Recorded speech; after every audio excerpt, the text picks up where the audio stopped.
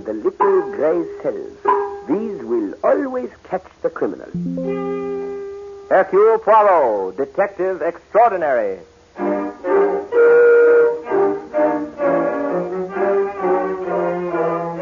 From the thrill-packed pages of Agatha Christie's unforgettable stories of corpses, clues, and crime, Mutual now brings you, complete with bowler hat and magnificent mustache, your favorite detective, Hercule Poirot, starring Harold Huber in The Trail Led to Death.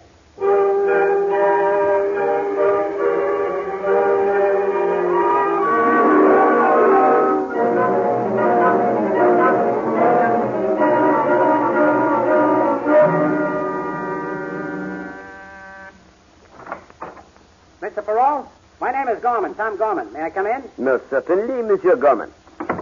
I'm in a funny spot, Mr. Perrault. I hate clients who start that way myself. But You are a detective, monsieur. Yeah, I'm what you might call a competitor of yours. Gorman Detective Agency. No job too small or too large. You've heard of me? I regret to say, monsieur, I have not. Well, then how did you know I was a detective? Oh, come, monsieur. The significant bulge under your shoulder. A shoulder holster for your gun, n'est-ce pas? And still, nothing furtive about your movements which would mark the criminal. Merely a certain slyness in your manner. Hey, you don't seem to think much of detectives. Being one myself, I am allowed to take liberties, eh? Well, it doesn't matter. I've heard of you, and that's why I'm here, to get a little help. Monsieur Gorman, I think you have made a mistake. My services are not for hire. No, don't get on your high horse. I know how you've been helping Stevens down at Homicide, and I have a proposition here that will interest you. Monsieur, I have found in my experience that propositions such as you speak of do not interest me. Now, wait a minute. I know that compared to you, I'm just a punk. I haven't got your brains and don't figure for a minute that I have. I'm used to dealing with mugs, and it's mugs I know how to handle. But, well, this thing is different. And all I ask is for you to listen to what I have to say. Then you can give me the brush off if you don't like it. That seems reasonable, monsieur. I've been hired to find a girl. Here's a picture. All I've got to go on is this picture, her name, Elizabeth Dorn, and the fact that she's a nurse. This picture seems to be quite a few years old, monsieur. You can say that again. That's just one of the things that makes it so tough. The people who want this gal located haven't seen her in 15 years, but they're sure anxious to find her now. $10,000 worth anxious. And that's why I came to you. Pardon. I do not understand. Look, this is big-time stuff. Ordinarily, I'd never get a look in on a case like this. But for some reason, I can't figure out these people came to me. I know when I'm licked. I tried every angle I could to find this dame.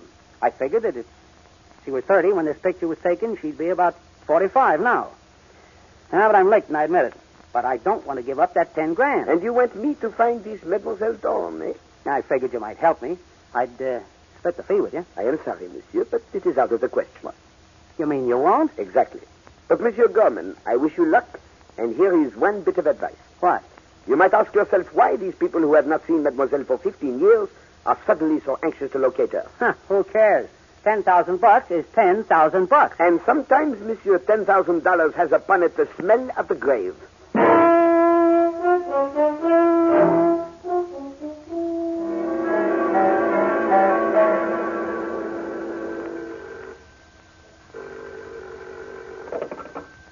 Hello? Hello. Dilly? Oh, Elizabeth. How are you, dear? Worried, Dilly, worried sick. Well, they haven't found you, have they? No, thank heaven, but I feel this is the year. Well, you've stayed away from them for over 10 years now. What makes you think they'll find you? Oh, I'm not worried about myself, Dilly. It's Jimmy. If they ever get their hands on him, Now, stop worrying. It won't do you, nor the boy, nor your work any good. Oh, Dilly, you're a wonderful person and a real comfort to me. I don't know what I'd have done without you. You'd have done very well. You always had courage and brains. But I'm beginning to get that feeling again, Dilly, about things closing in on me. Where's Jimmy? I sent him away to the country. Usual place? Yes. And, Dilly, if anything happens to me... Elizabeth, now listen stop to me, Dilly. imagining things. Listen to me. If anything happens to me, I want you to take care of Jimmy. You know I will. He'll be 21 in another month. And if anything should happen, I want you to tell him the whole story. I'll do better than that. I'll tell the police so that we can catch the thieving scoundrels. All right, Dilly. You're sure you don't want to tell the police now? I can't, because then I'd have to tell Jimmy, too. Well, all right, Elizabeth. You can count on me, dear. Oh, heaven bless you, Dilly. Goodbye.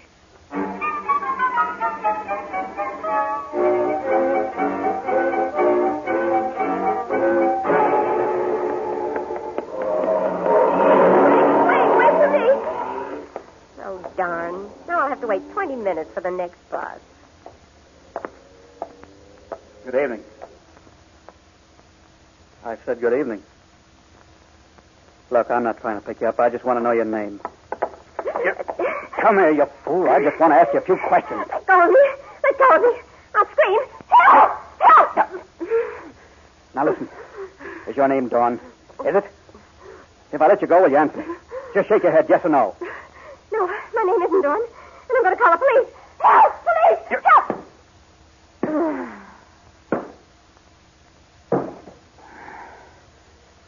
If you hadn't yelled, you poor fool, you might still be alive.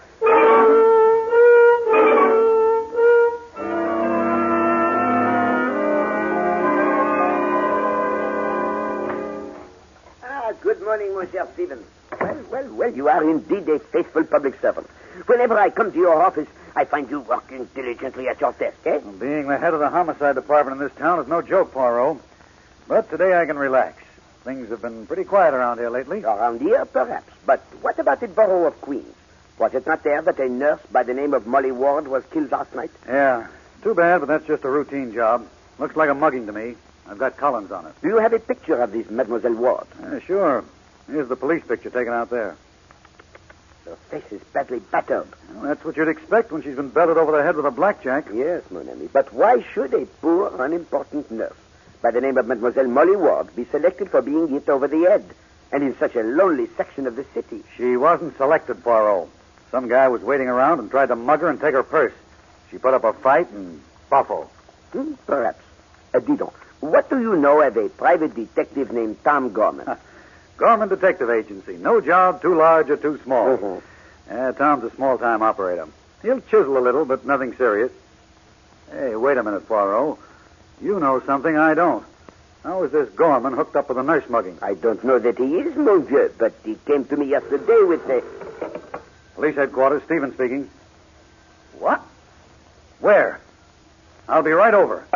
Come on, Poirot. Another nurse has just been knocked off. Right in General Hospital. Miss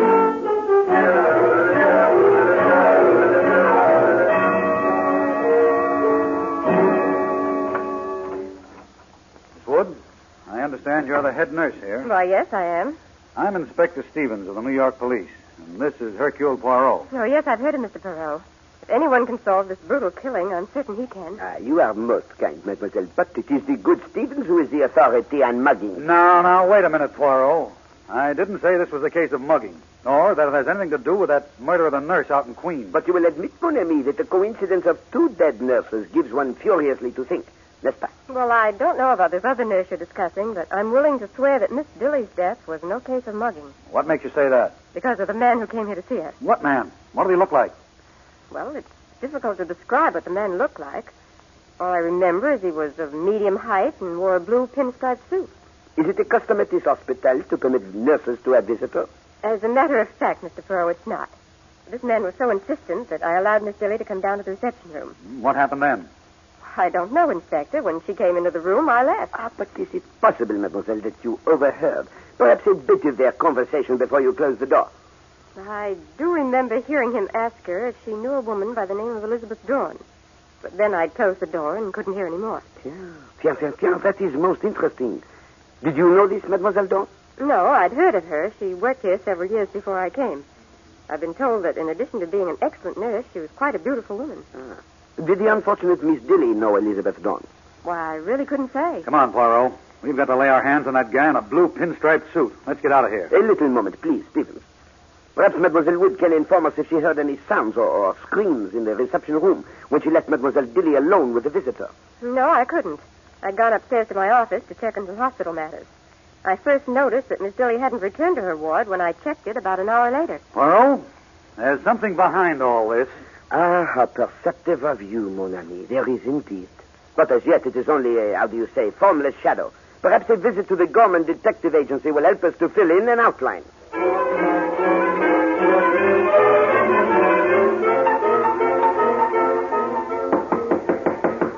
Hey, open up in there. This is the police. Okay.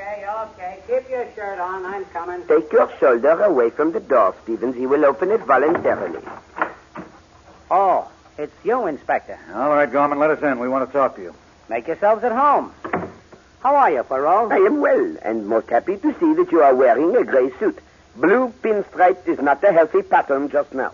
What's on your mind, Inspector? Murder, Gorman. Look, I'm a detective, but I don't go out and make my own crimes. If you're talking about that nurse, you're wasting your time. I know nothing about it. Who are you trying to kid, Gorman? 2 nurses have been killed. What? Both by the same method, and you stand there and try to tell me, as far as you're concerned, it's all brand new. 2 of them. Inspector Stevens has the proper score, Monsieur Gorman. We have just come from the hospital. A nurse by the name of Mademoiselle Dilly was killed there by a man who inquired for Elizabeth Dawn. Hey, Poirot, look at this. Hey, give me that. Oh, not so fast, Gorman. Yeah. What do you make of it, Poirot? Perhaps my colleague can explain to us why the name of Sheila Dilly appears on his calendar pad. I was going to try and see her tonight. You know, I'm trying to find this Dawn woman, and I got a tip that Dilly might know her whereabouts. That's a good one. Come on, Poirot. Let's take him down to headquarters. He'll talk there. Now, wait a minute, Stevens. I'm on the level. All I'm trying to do is find Elizabeth Dawn for my clients. One of the few clues I have is that she came from Montana, having spent several years there. This Dilly woman also hails from there. Then it is merely coincidence that her name appears on your calendar, Monsieur Gorman. Of course, Perrault. I'm getting $10,000 for finding this dame, but if I smelled murder anywhere in the deal, I'd drop it like a shot. I have not accused you of these murders, but you have some information, and you would be most wise to give it to me. Wow, Mr. Perrault. It seems that our interview yesterday is back for a return engagement. Only this time, you're a little more interested in what I have to say. I can only repeat what I said then, Monsieur Gorman. My services are not for hire, but I dislike murder. You and Stevens are barking up the wrong tree. What makes you think these 2 killings are connected with what I'm working on? Oh, come. Is it not apparent to you that other people are interested in the whereabouts of Mademoiselle Dawn? Also, it seems that these people have not your scruples about murder. Sorry, Mr. Perrault, but I can't go along with it that these other guys are connected with my client. But the little gray cells, Monsieur Gorman, they tell me you are making a bad mistake. Well, they don't talk to me, but the $10,000 does. Did your client tell you why he is seeking this Dawn woman? Yeah. He told me that she nursed a sister of his back to health in Montana, and he wants to reward her now. And you believe his story? Not a word of it. But I'm going on the theory that his money is not counterfeit. Now, look here, Gorman. I don't believe you're innocent about these 2 killings. I got a good mind to lock you up. I told you I know nothing about them. Last night I was up all night in a card game, and I can prove it. As for this Dilly rap, I don't have a blue pinstripe suit, and you can see that for yourself. Then you will not tell us the name of your client. Not a chance. I gave my word. I'll tell you what I'll do, Mr. Perrault. Give me 24 hours. If I find that my client hired those guys to knock off those 2 nurses, I'll turn them into you. Very well, Monsieur Gorman. You have made your own bargain. I hope it will be to your advantage.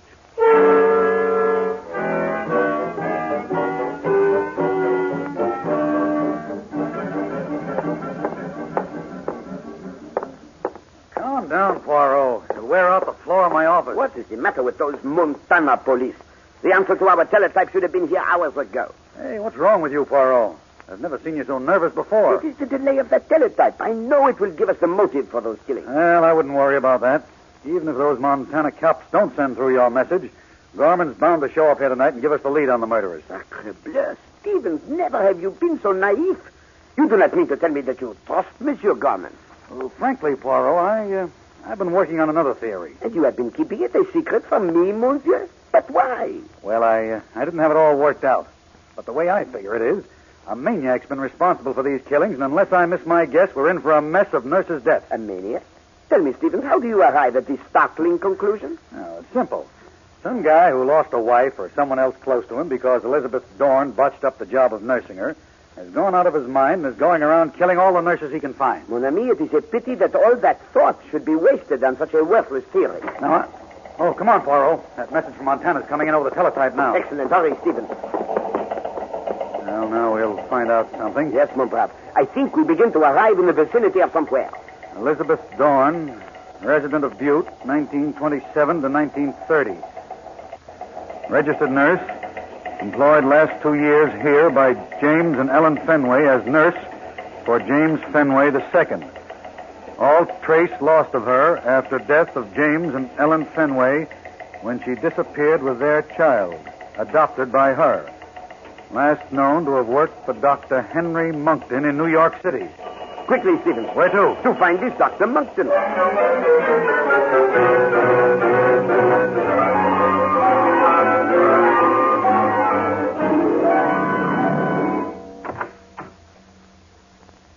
Yes, gentlemen, I I understand you're from the police. What can I do for you? Forgive this intrusion, Dr. Monkton, but we would like some information upon a nurse whom you employed some years ago.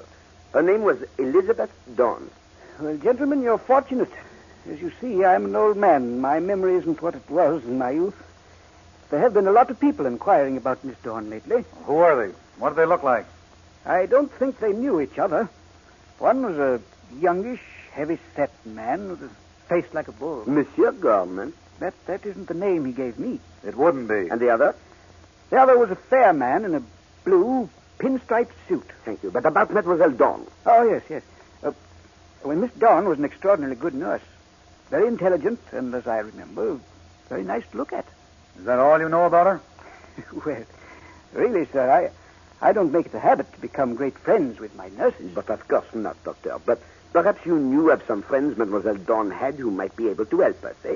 Believe us, Doctor. It is most important. Well, that's the same question that the others asked me, and I must have given them the wrong information. What makes you say that? Well, they came to me a few days ago, and I managed to recall with some difficulty that Miss Dawn did have one close friend, a Miss Dilly. Dilly? Why, that's... Exactly, Stevens. A most logical maniac, n'est-ce pas? Please go on, Doctor.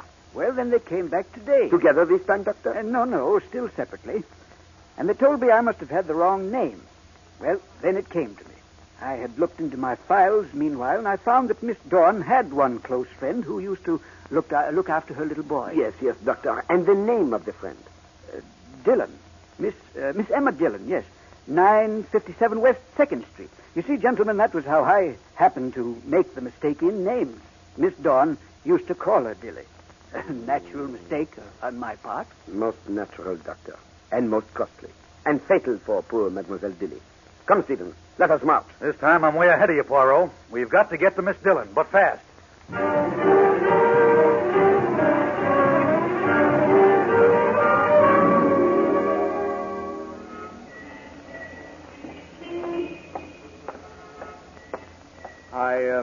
I beg your pardon.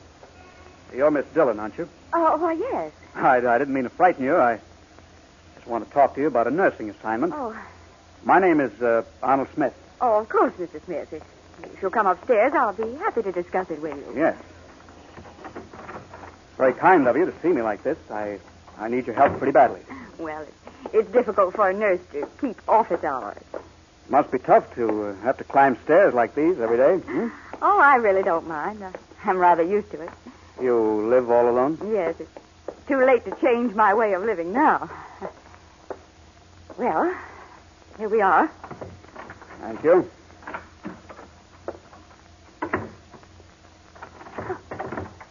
Why are you locking the door? Now, don't you be alarmed. But it's necessary that we aren't disturbed. Why? What could you possibly... I'm looking for certain information, Miss Dillon, about a friend of yours. An old friend. A Miss Elizabeth Dawn. I don't know anyone by that name. Oh. Well, now you see why I locked the door. It may be necessary for me to jolt your memory. Stay away from me. Now, you may as well know the truth. And tell it. Dr. Monkton told me you knew her. Now, come out with it. Out with it. Where is she? Oh. Put that picture down. No wonder we couldn't find Elizabeth Dawn. We were looking for a nurse, and all the time she was right under our noses. Well, I think I'll just take this along with me in case some other people come around looking for Elizabeth. Who would have thought that Elizabeth Dawn, who was a nurse, could have become Diana Rogers, the famous actress? What are you going to do? Oh. Goodbye, Miss Dillon.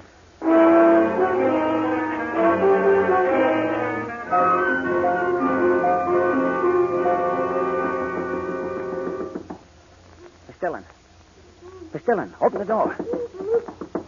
Miss Dillon, are you all right? It wasn't locked. Holy smoke. Help, stop it. Stay away from me. It's all right, Miss Dillon. I'm a detective. Tell me what happened. A man came. He found out that Elizabeth Dawn was Diana Rogers. He took all the pictures of her. Got to stop it. Dead. Diana Rogers. Miss Dillon, this is the police. Open the door. This is a fine mess. That door will hold till I get out the window. All right, stay where you are, Gorman. Okay, Inspector. Okay, you got me. Alas, mon ami, we were too late for the poor Miss Dillon. Yeah, but not too late to catch a murderer. Come along with us, Gorman.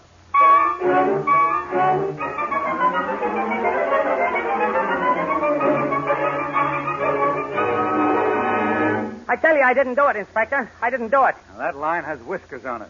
You're guilty, and don't try to deny it. Look, Mr. Perot, you know I didn't knock off that nurse. Don't pay any attention to him, Poirot. This case is all wrapped up. Pardon, mon ami, but is it not significant to you that Monsieur Gorman did not have the murder weapon on his person? What's that got to do with it? I rush into a room, find an old dame with her head bashed in, and a guy hustling out through a window. That's all the proof I need. There is another fact to be considered, Stevens. Monsieur Gorman is not psychologically capable of committing murder. Sorry, Poirot, but I don't agree with you. One little moment, monsieur, but I should like to ask Monsieur Gorman a question. Yeah, go ahead. Last night you said you would tell us the name of your client if you discovered him to be a murderer. If you are not guilty, then is it not obvious that your employer is? Keep going. There is not much further I can go unless you tell me his name. I've changed my mind. Why, He's a Welcher in the bargain, Poirot. Monsieur, you are making a grave mistake. You still refuse to tell us the name of your client. That's right. Then you must know where Mademoiselle Dawn is. You're crazy. Not at all, monsieur. You merely believe you will make better use of your information than we. But come, monsieur, a bargain, eh? If you will tell me where Mademoiselle Dawn is, I will tell you why your employer is so anxious to get in touch with her. How do you know that, Poirot? From spending some time with the newspaper files of Butte, Montana, printed 15 years ago. Okay, that's a deal. 15 years ago, James and Ellen Fenway died in a train accident. Their estate, which consisted of 4 of the largest silver mines in the West, was left to their only heir, James Fenway II. Yeah, I remember the kid from the teletype. James Fenway's will appointed as trustees the board of directors of the Archer Company of Montana. Hey, I think I'm beginning to get it. But the most important thing is that the child was not to receive his ownership of the mines until he reached his 21st birthday. Some birthday present. And from the teletype Inspector Stevens and I received, it is apparent that someone of influence on the Archer Company board is looking for Mademoiselle Dawn. Sure, I've got the whole picture. They don't want the kid to inherit the mines, so they're trying to find him and bump him off. Alas, that is the unhappy situation. Now, Monsieur Gorman, where is Mademoiselle Dawn? Okay, I'll pay off on my end of the deal. She's over in Jersey with the Fenway kid. Here, I'll write down the address for you. Do not take such needless pains. You are lying. I'm only trying to tell you where the darn dame is. All the facts show you are wrong. She is here in New York. Let him go, Poirot. We don't need him anymore. You cannot release him, mon ami. He would not be safe the moment he leaves here. Why, you dirty double-crosser. Monsieur, it is you who has given the cross double by lying to me. And you're also not clever enough to realize that to know the whereabouts of Mademoiselle Dawn is fatal. Okay, but what do we do next, Poirot? We go back to the Dillon apartment, Stevens, and use the little gray cells. It is there that we must find the clue leading to Mademoiselle Dawn.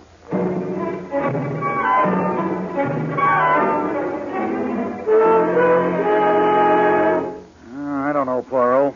We've been through this place with a fine-tooth comb and haven't found a thing. But we cannot allow ourselves to fail, mon père. Others found things here that helped them. We've ripped open drawers, turned up carpets, and all we've gotten out of the whole thing is a wrecked apartment. Wait, what have you there in your hand? Some old theater programs. Yeah, they belong in this trash basket. No, let me see them. Huh? They don't mean anything except that this Dillon dame liked the theater.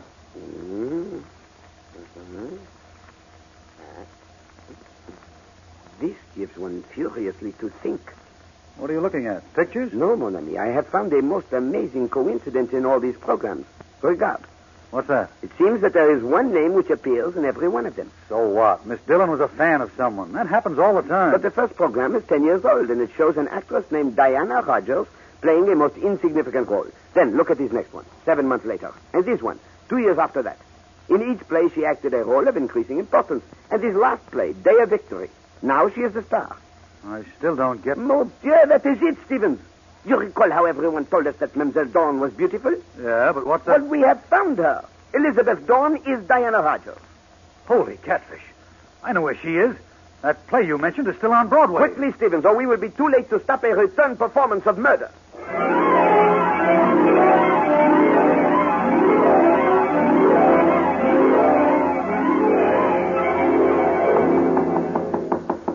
This is her dressing room, Mr. Chisholm.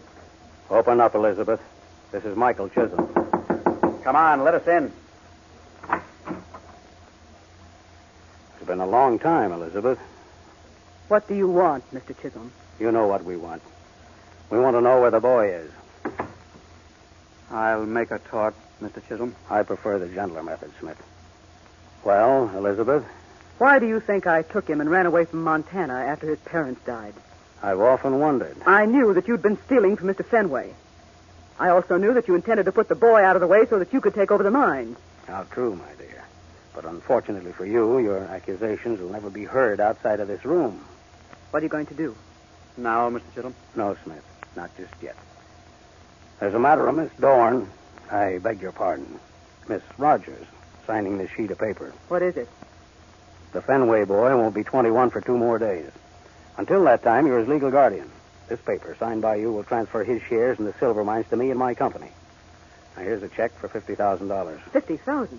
Why, it's worth $5 million. Let's not be mercenary. Now, unless you take this, I'll turn you over to Mr. Smith here. He's already killed 3 women. A few more won't really matter. I won't do it. Well, there are ways of making you do it. You're hurting me. All right, put up your hands. This would be most advisable, monsieur. And 1,000 thanks for the confession. Smith, you blundering idiot.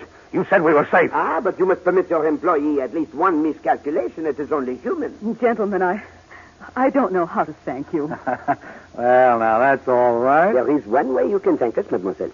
What is that? By allowing us to sit in your theater and watch you give your finest performance.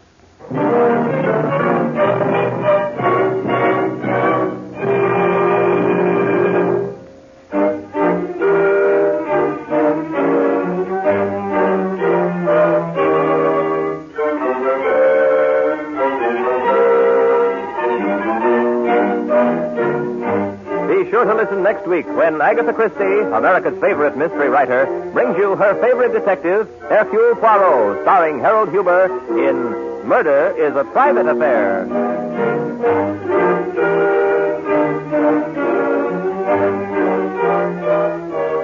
Music for Hercule Poirot is composed and conducted by Sylvan Levin.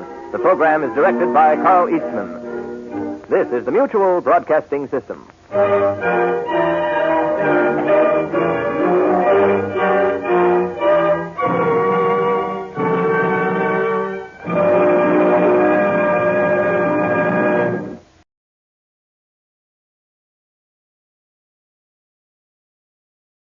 The CBS Radio Mystery Theater presents...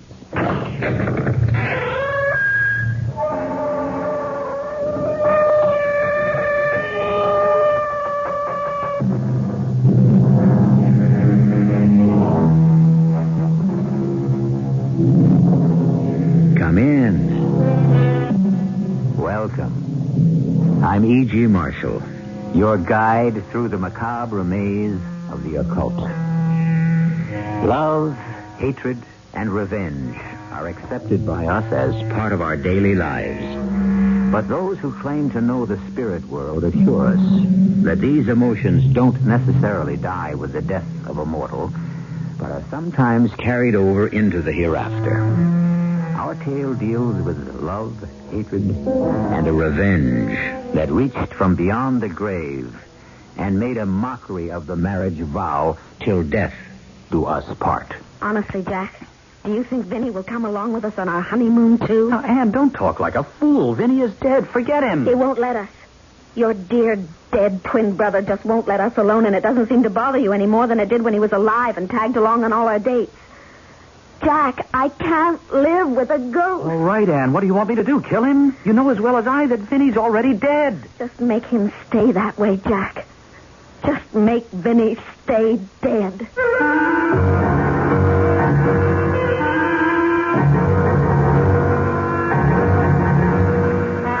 Our mystery drama, An Identical Murder, was written especially for the Mystery Theater by Murray Burnett and stars William Redfield and Elliot Reed. I'll be back shortly with Act One.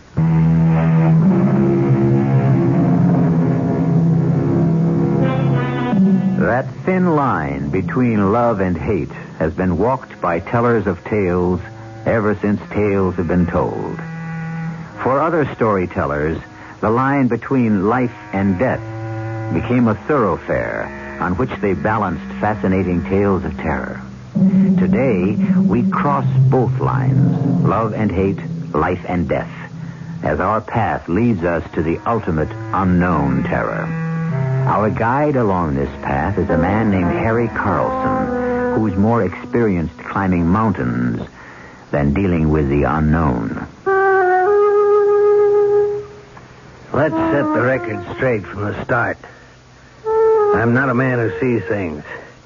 I'm a guy with both feet on the ground, my head on straight. Darn well better be, because my hobby is mountain climbing. And the icy face of a mountain is no place for a guy with jumpy nerves. The funny thing about what I have to tell you is that this whole bizarre adventure started with a climb. A climb I made with the Benton twins. I remember the three of us sitting in the warm tap room of the Regenhof talking about the climb. Harry, the map shows we shouldn't have too much trouble after we reach this point, about halfway up the north face. Right, Vinny.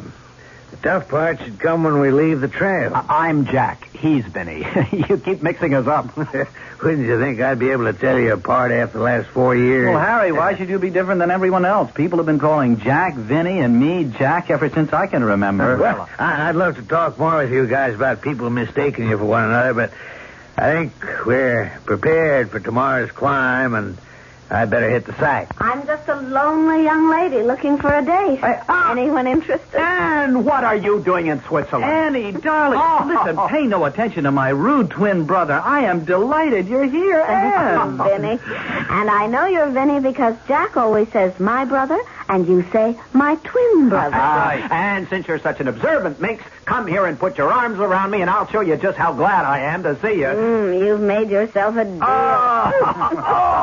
Hey, my ribs, Jack. Leave me my ribs. I'll need them for the slopes tomorrow. Oh, what's this about slopes? I don't know how you got here, but now that you're here, there'll be no skiing. You're climbing with us tomorrow. Please don't take this personally, but I have no head for heights. I'm all right on skis, but climbing is out. If everyone knew their own limitations, there'd be a lot fewer accidents. Well, good night. We'll meet here tomorrow bright and early. Yeah, that seems like a good idea for all of us. Now, what do you say, Jack?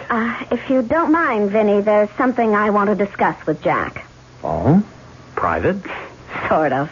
Well, now, Anne, you ought to know by now that Jack and I have no secrets from each other. He'll only tell me anyway. Perhaps, Vinny, that's exactly what I want. Oh, it's beautiful up here, Jack. Just beautiful. And so are you. Jack, please stop kissing me or I want to elope tonight. Oh, what's wrong with that?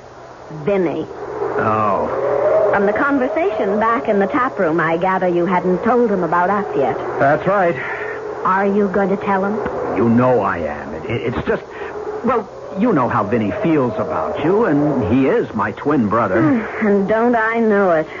What's that supposed to mean? That I love you, not Vinny.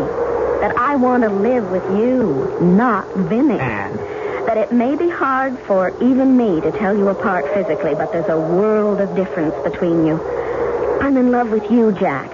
And Vinny had better be told, and soon. So that's why you've come. You traveled 4,000 miles to pick a fight. Oh, not really. My boss sent me to Paris to check on some designs, and I was so close I wanted to see you. And I was right. You still hadn't told Vinny about us. And it isn't easy. Vinny loves you, too. But it's you I'm marrying. You really don't understand how close Vinny and I are. It's something, well, being twins, I can't explain it. That's been the story of our entire courtship. Wherever we went, there went Vinny also. Sometimes I felt as if I was getting engaged to two men. You never told me you felt this way. I've been thinking this way for a long time, and I'm desperate. An ultimatum? No. I'm too much in love with you, Jack, to give you ultimatums. All I want to know is, am I engaged to two men? If I am, tell me, and I'll see whether I want to be. But tell me, or tell him. Vinny, I have something to tell you. Oh. It's about Anne, isn't it? I should have guessed you'd know. Mm-hmm. We've always been able to read each other's thoughts. So, aren't you going to congratulate me? Well, you've just lost me. I knew it was about Anne, but where did the, congratulations come in? Anne and I are going to be married. You dirty double-crossed! Vinny, what do you do? Behind my back. Vinny, stop it. I'm going to kill you. I'm going to kill you. I will kill you. Okay. I'll kill you. Okay, I'm not going to stand here and let you beat me up. You dirty. Now are you going to listen to me? Or do I have to pound your head against the floor? Okay, Jack. Okay, Jack, let me up. I'm sorry. I'm sorry I blew my top. Vinny, what happened to you? I honestly don't know, Jack. For a minute, I really wanted to kill you. You almost did. Now calm down and let's talk about my marriage. No, the only talking I'm going to do is to tell you how sorry I am. I'll make it up to you, Jack. And I'll prove it with my wedding gift.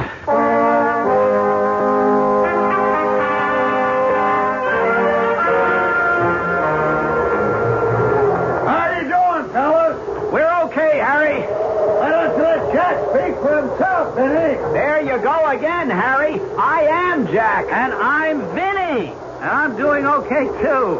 How far are we from the summit?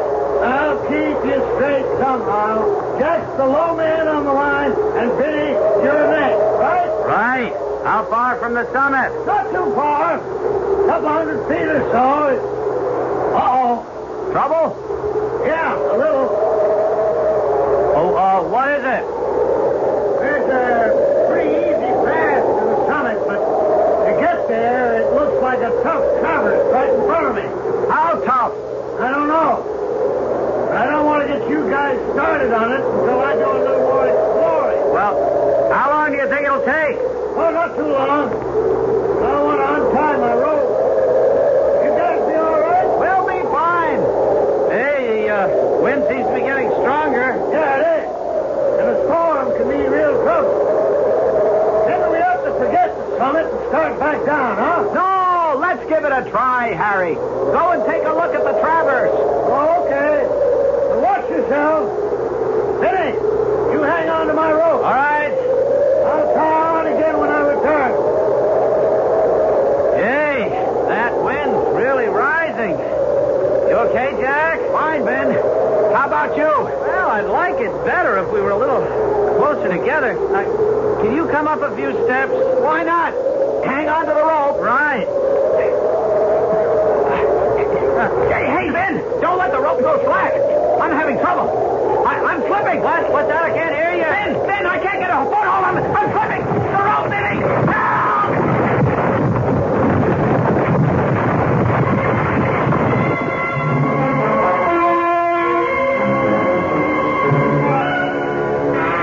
I was almost across the traverse when I heard the scream, then the slide. My stomach told me what had happened. I looked, and I saw the one man clinging desperately to the face of the mountain, the empty rope dangling from his waist. Hang on! I'm coming to get you! Hang on! I couldn't help it. I tried, but he was gone before I could get the rope around me to hold him. Don't think about it, Vinny. Just hang on till I reach you. I'm not Vinny. I'm Jack. What? Wasn't Jack below you? I could have sworn that Vinny was where you... Vinny's gone. Dead. And I'll be following him unless you get to me. You can call me anything you want, but whatever you call me, the fact remains that I'm Jack. And Vinny's at the bottom of the mountain. I dreaded going back to the Reingehof. I didn't know which I feared most. Losing a man from my team, or having to tell Ann Slater that Vinny had plunged to his death. Fortunately, Jack spared me the latter ordeal. But I was put in the middle of a strange and painful scene. The fault was mine, Ann. All mine. Vinny called to me and I pulled on the rope, but it slipped, and then he was gone. I'll never forgive myself. Never. That's the wrong way to think. I haven't heard Ann say it's wrong. In fact, I haven't heard Ann say anything since we came back. I don't know what to say. I'm too shocked. Well, that's understandable. Maybe we ought to get a doctor. Oh, no, thanks, Vinny. What am I saying? I called you Vinny. Oh, of course. Vinny is on your mind, and... Oh, no, Jack, don't. Don't hold me. I just want to be alone. Oh. I'm sorry. I'll see you in the morning. It looks as though it's going to be a difficult situation for you, Jack. She'll get over it. She has to. Because she's a girl I love. And I'm going to marry.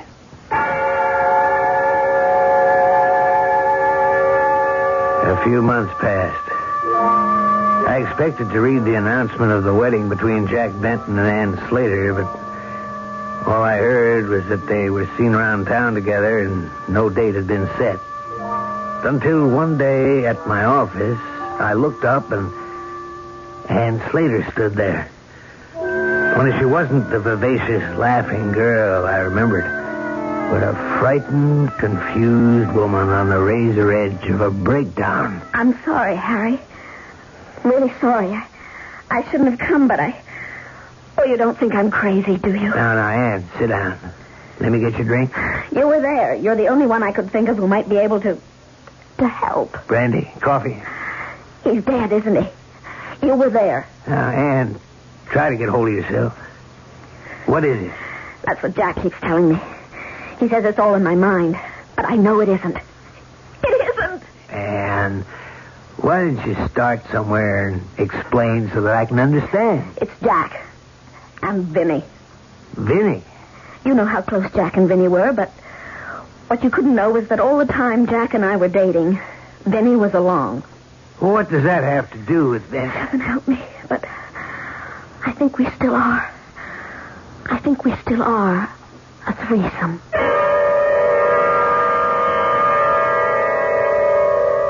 According to medical science, identical twins have the same heartbeat, the same skin, hair tones, and if you took a voice print, you would find that although the voice might vary in pitch and timbre, they would follow a somewhat similar pattern.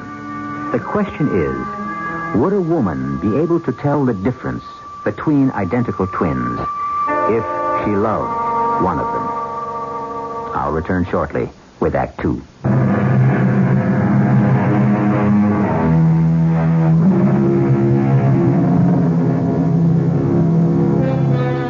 Two's company and three's a crowd. But I'm puzzled about which kind of a third party on a date is more disturbing. A dull and insensitive bore who refuses to take any hints about leaving, or an unseen but definitely felt presence. In other words, a ghost. Ann Slater is trying to explain how she feels about this ghostly third party as we continue with our strange tale. I feel so disloyal. You must remember I'm the one who's supposed to help Jack forget about his brother's unfortunate accident. And it seems I just keep reminding him of it instead. Man, you still haven't made it clear to me just why. Wherever we go, Vinny's with us. Well, it's not possible. Vinny's dead. I know that, but just listen. Last night, we went to the pump room for dinner. Good evening, monsieur, madame. I have your table over here. As you see, monsieur, it's set for 4, but I'll have the busboy remove 2 place settings, and you will have more room. Oh, thank you, Captain. I appreciate that. And, monsieur, may I recommend our special salad? They're all on the table up front. You may serve yourself. Thank you. Merci. And then the strangest thing happened. Jack and I sat at the table, and you must believe me, we saw the busboy clear away the other 2 place settings. We went to the salad table. And when we came back, there was a 3rd setting. Well, that's easily accounted for. Maybe another busboy started to set up the table for 4. Yes? Then tell me how you account for the fact that the 3rd place had a salad plate heaped with Caesar salad. Caesar salad? I remember, that's Vinny's favorite. Well, maybe Jack... We were together at the salad table every minute, and we came back together. What did Jack say? What he always says when this happens. Forget it. Then he isn't as concerned about this as you are. That's another thing that's bothering me. He's concerned. I know he's concerned, but he won't admit it. Do you think he's trying to act as if everything were normal so as not to upset me? Well, now, don't you think that's a strong possibility? But there are other possibilities. I don't know what you mean. I hope you will when I tell you what happened a week ago at an amusement park. Oh, look, Jack. Cotton candy. I haven't had cotton candy in years. Well, then you'll have a big, giant portion. Uh-oh, no. It's too fattening. Just a small one will be fine. No, you'll see. Here you are, darling. Oh, thank you, Jack. Oh, I wish I could make your eyes sparkle and your lips smile that way when I'm not bringing you cotton candy. Delicious. But sticky. And? Did you hear what I said? And? I'm sorry. Oh, what's wrong? Why can't I make you happy the way I used to? It's my fault. I'm all mixed up. About us? About us and Vinny. And... Look, Vinny's dead. We just have to forget him. He won't let us. He just won't, and you don't seem to understand. Sometimes I think your voice sounds just like Vinny's. That maybe I've mistaken you for... Oh, forgive me, Jack. I just don't know what I'm saying. It's all right. Now, look, I've known a lot of girls. You know that. But you're the one I want to marry, not just for your looks, but for your wonderful sweetness and sensitivity. I know how you must have felt about Vinny always tagging along. It was only natural that when you heard he died, at first you... Well, I suppose you were glad. No. Be honest with yourself. Only at first. You were glad that he was out of the way. And because you're feeling guilty about it, you're letting that feeling lead you into imagining all sorts of ridiculous things. You think that could be the explanation? Oh, darling, I'm sure of it. Now, look, let's just forget all about Vinny and enjoy ourselves. Which do you want to try? The slide or the shoot? Your choice, Jack. You wait right here. I'll get the ticket. But, Jack, I want to... Jack, come back a minute. No! I won't listen! I heard Sweet Sue, just as if Jack were right beside me. But how could that be if he was off buying tickets? I heard it! All right, Anne. All right. Now, you thought you heard it. Oh, no one believes me. I'm not sure what it is you want me to believe, Anne. You were also there when it happened, on the mountain. You would know definitely which one of them fell. Well, I heard the shouts, but I didn't actually see. There's one way we could be sure. One way there'd be no doubt at all. How? Fingerprints. If the body could be recovered. No chance. Not at least until the spring thaws. But, Anne, that still wouldn't explain the strange happenings. Maybe not. But can't you see that I'm terrified I'm marrying the wrong man? If I knew which one had died on the mountain, at least I'd be sure about the man I'm supposed to marry.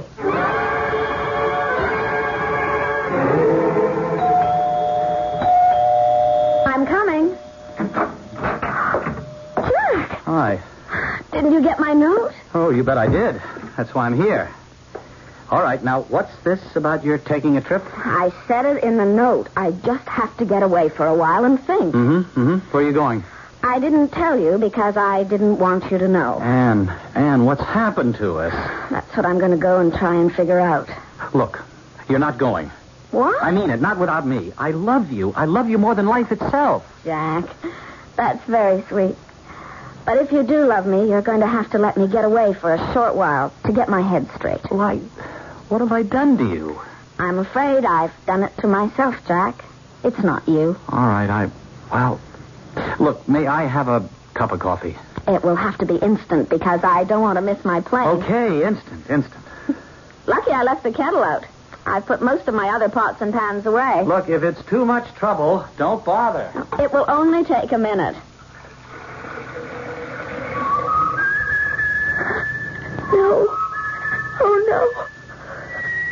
Please, God, no.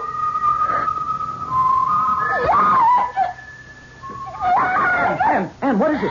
What's the matter? You've been sitting in that chair all the time, haven't you? Yes, of course. I mean, you didn't come into the kitchen, did you? Well, darling, I told you I've been here. Now, Anne, what is it? What happened? Nothing. I just got frightened. Oh, darling, come on, tell me. I thought I heard you whistling Sweet Sue. You thought Sweet... Well, why should that get you so upset? As a matter of fact, I was. No, But I heard it close up in the kitchen with me. Oh, you see, I'm worried about your being alone. The kettle. I'll get your coffee. All right. Look, at least let me drive you to the airport, will you? Please forgive me, but I have to finish packing. Here's your coffee. All right.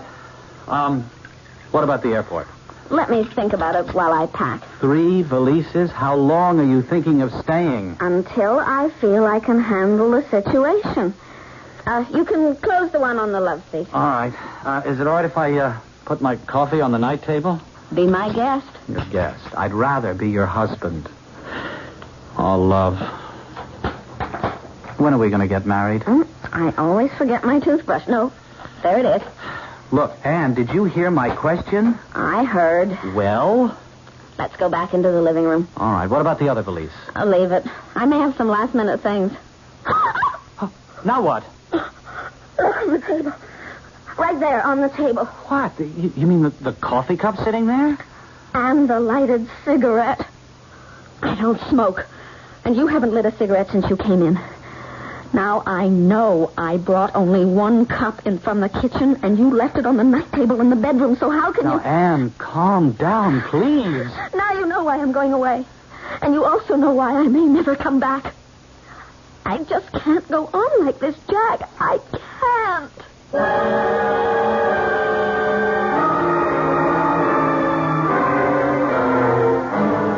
Harry, you know where she went, and you're going to tell me.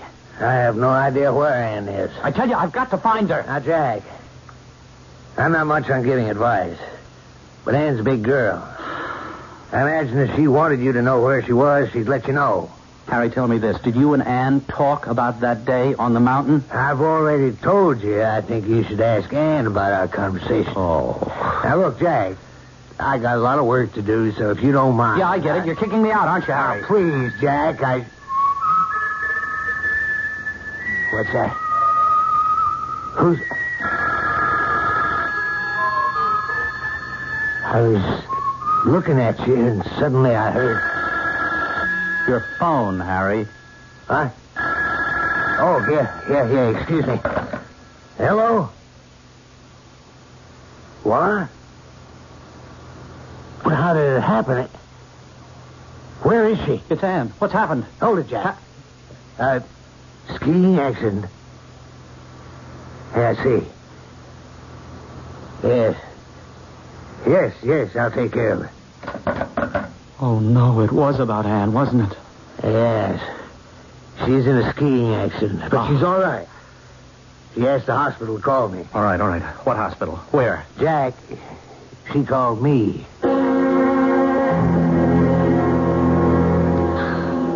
Harry, it was sweet of you to come. They tell me I should be out in a few days. Well, what happened?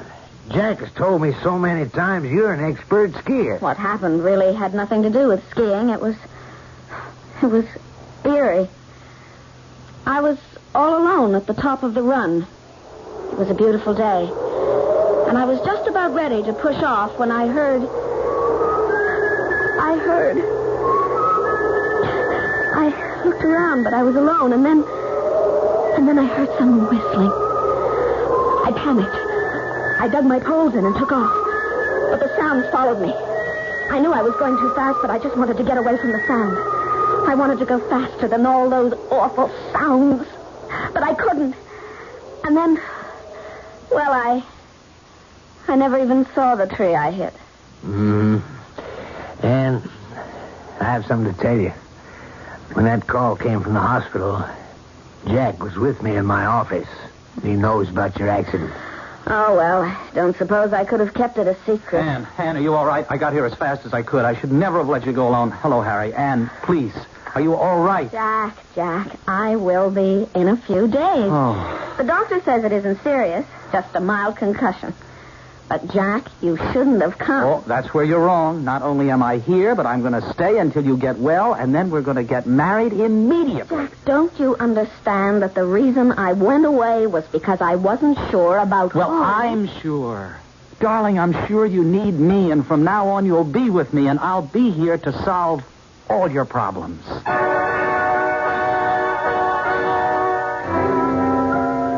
Having the man you love by your side in times of trouble can be a great comfort. But it also can be greatly disturbing if you're not sure whether the man by your side isn't the wrong man, the wrong twin, and perhaps even a murderer. We'll be back shortly with a resolution of our Anne's dilemma.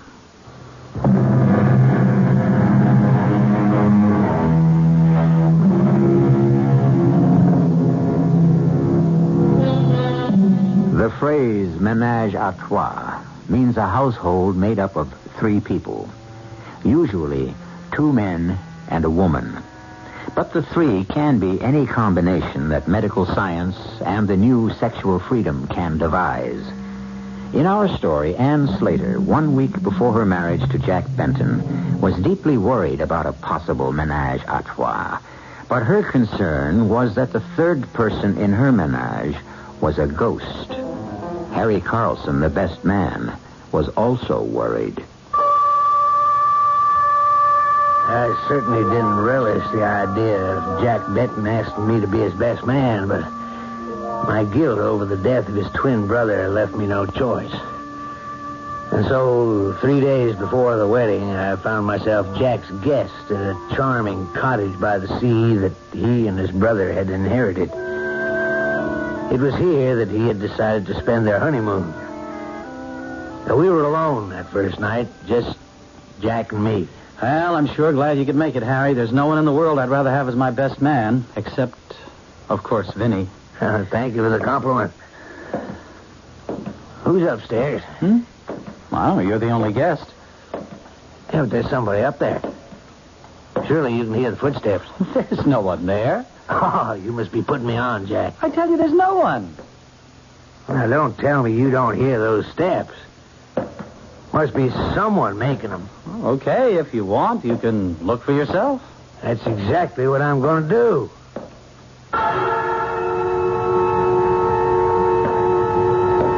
Hello? Who's there? Let's not play games. I'm Harry Carlson. Is there someone in the bedroom? Hello? Hello?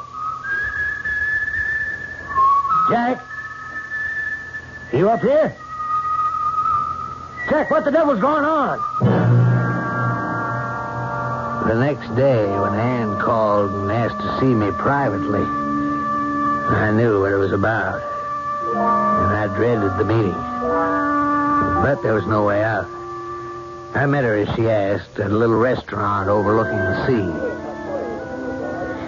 We can't look at the ocean, but this table's far enough away from everyone so that we'll have some privacy. How are you, Anne?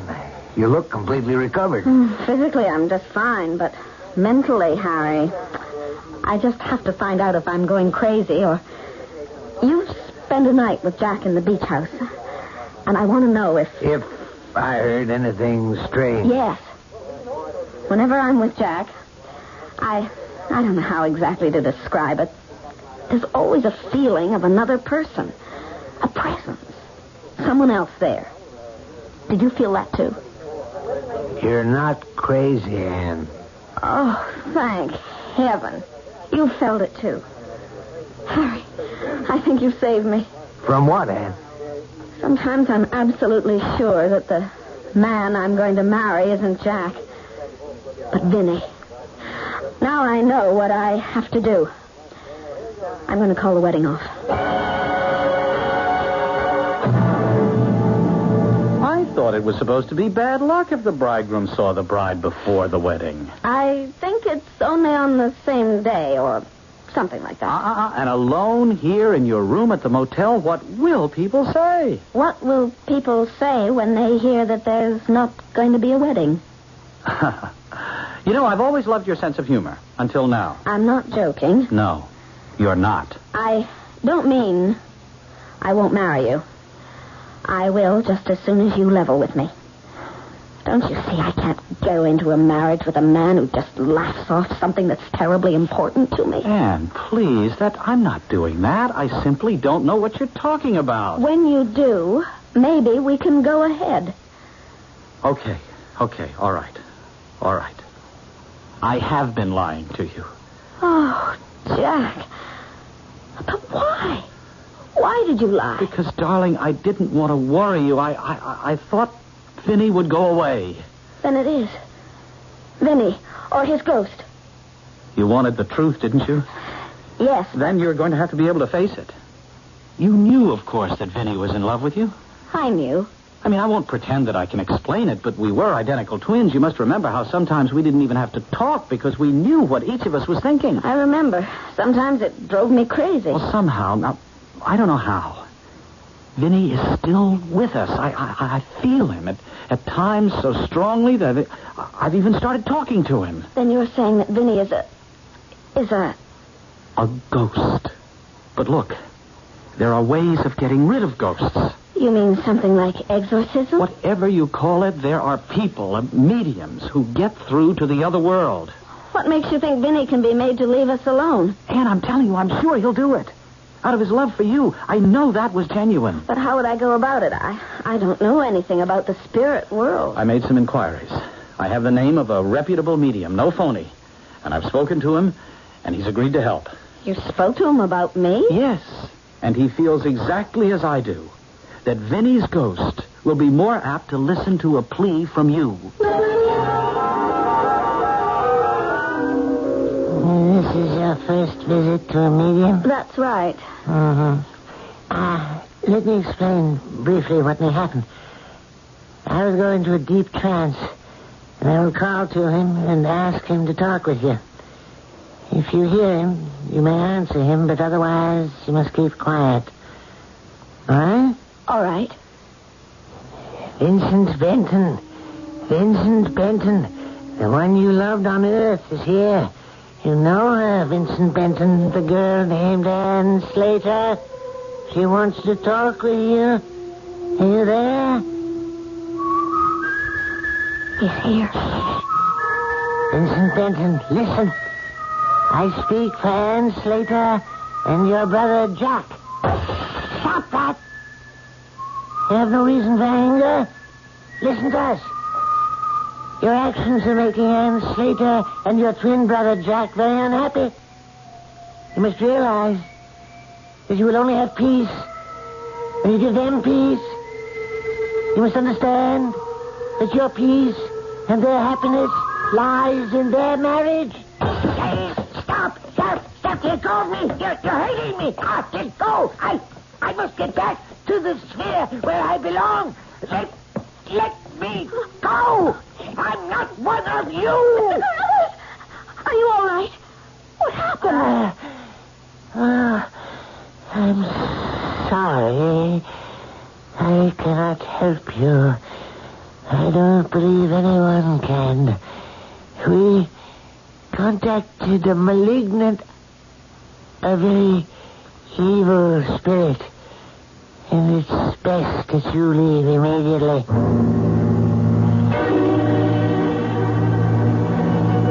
And the wedding took place just as planned. As I followed Jack and Anne up the aisle, I felt the hair on the back of my neck stand up. I looked around. Everything seemed perfectly normal until Jack took Anne's hand. Oh, your hand's like ice, Jack. Harry, do you have the ring? I handed Jack the ring. And suddenly my blood ran cold. Because very faintly, I heard it. I knew that Anne had heard it too, because I saw her lips tighten. But her hand was steady as the ring went on her finger. And then it was over. And they were man and wife.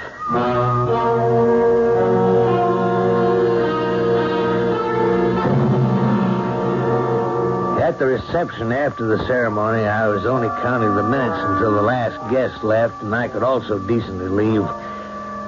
Nothing more had happened, but I still desperately wanted to get away. After what seemed an interminable length of time, only Anne, Jack, and I were left. I took Anne aside to offer my good wishes. Thank you, Harry. Thank you. I owe you a lot. Oh, you don't owe me a thing. It's just... you sure everything's going to be all right? You heard the whistling at the ceremony, too. Don't worry. Jack and I have made up our minds. We'll be fine. Yes. Yes, I'm sure you will be. I'll just go back to the cottage, pack my bag, and clear out. This is going to sound silly, but Jack and I decided we wanted to be in the cottage alone for the next few hours. Of course, I understand. What time should I drop by? Well, half an hour or so. Jack and I are walking back along the beach. I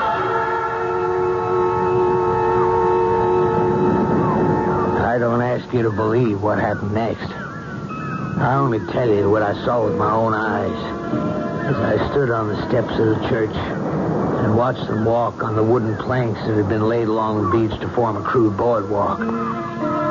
Their backs were to me, and Jack's arm was around Anne's waist, when suddenly, I'll swear, there were two arms around her waist, and one of them was encased in ice.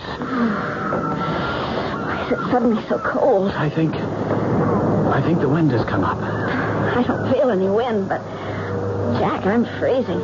Let's walk faster. Darling, I can't. Look, you run on ahead and light a fire, will you? I'll be along in a minute. Don't be long. I won't. Jack, please let me go. I really tried. I tried to throw you the rope.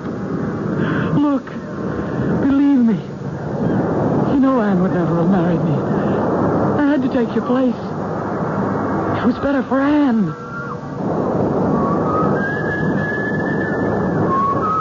Oh, please, Jack. Let me live. Please. Go back to being dead.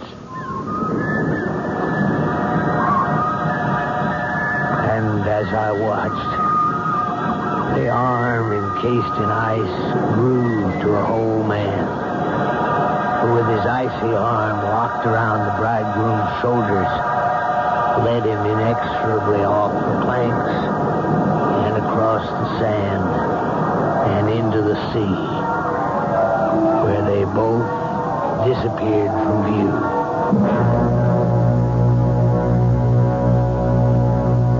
As Harry Carlson told us, you don't have to believe it. But I have to report that the bridegroom's body was washed ashore on the following day.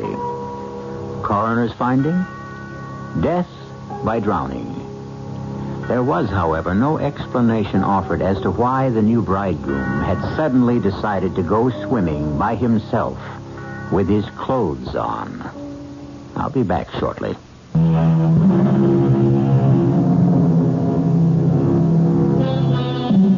Castor and Pollux, the heavenly twins fixed and immutable in the sky, made a bargain with Zeus. When one died before the other, they were to be together always. Only they were to spend 6 months in heaven and 6 months in hell. I like to think that the Benton twins made the same deal to be together. But what troubles me is which twin belonged in heaven and which in hell. Our cast included Elliot Reed, William Redfield, Roberta Maxwell, and Robert Dryden. The entire production was under the direction of Hyman Brown. And now, a preview of our next tale. It was a long wait. The pendulum swings in its gentle arc. I can feel her presence coming closer, closer. Feel myself floating back into that special world of peace and beauty. Her back is turned to me as I call, and she turns. But it is no longer Wanda's face I see. It's the face of the slovenly, mocking little witch I have taken into my house. Bad enough she invades my waking life. I will not let her spoil what few dreams I have left.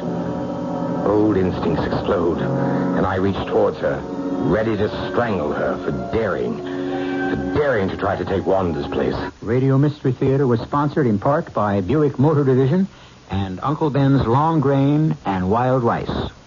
This is E.G. Marshall inviting you to return to our Mystery Theater for another adventure in the macabre. Until next time, pleasant dreams.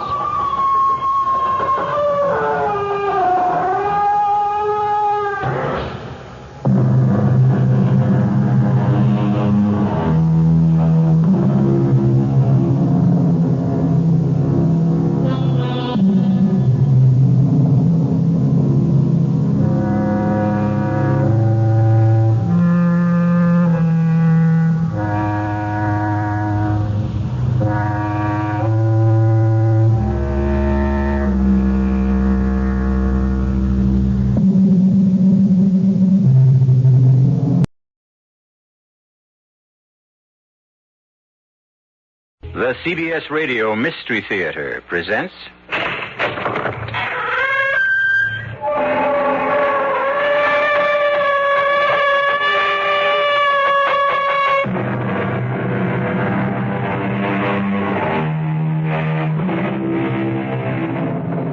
Come in. Welcome. I'm E.G. Marshall. Welcome to the realm of your imagination. And that of the greatest horror story writer the world has known, Edgar Allan Poe. Yes, I said the greatest horror story writer because although others may have written stories equally macabre and terror-ridden, no one has written as many. Moreover, when it comes to sheer mystery, puzzlement, Poe is unsurpassed. As witness. But, Monsieur Dupin, the door was locked from the inside. The windows were locked from the inside. The murder scene, the L'Espanaye apartment, is on the 4th floor. The murderer could not have escaped. And yet he did, my friend. But how? Oh, come, Pierre, you know as well as I do how. I know. You do. Your trouble is, you don't know you know. Riddles, Monsieur Dupin. You speak in riddles. Not at all, my friend. You create riddles where riddles do not exist.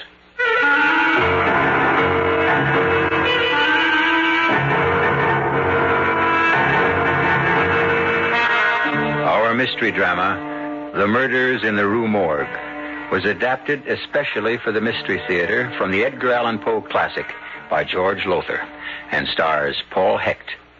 It is sponsored in part by Anheuser-Busch Incorporated, Brewers of Budweiser, and Buick Motor Division. I'll be back shortly with Act One.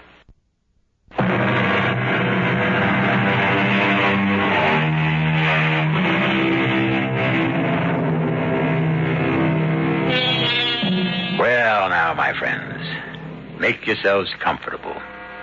Turn down the lights and listen to one of the most horrifying and mystifying of stories, Edgar Allan Poe's The Murders in the Rue Morgue.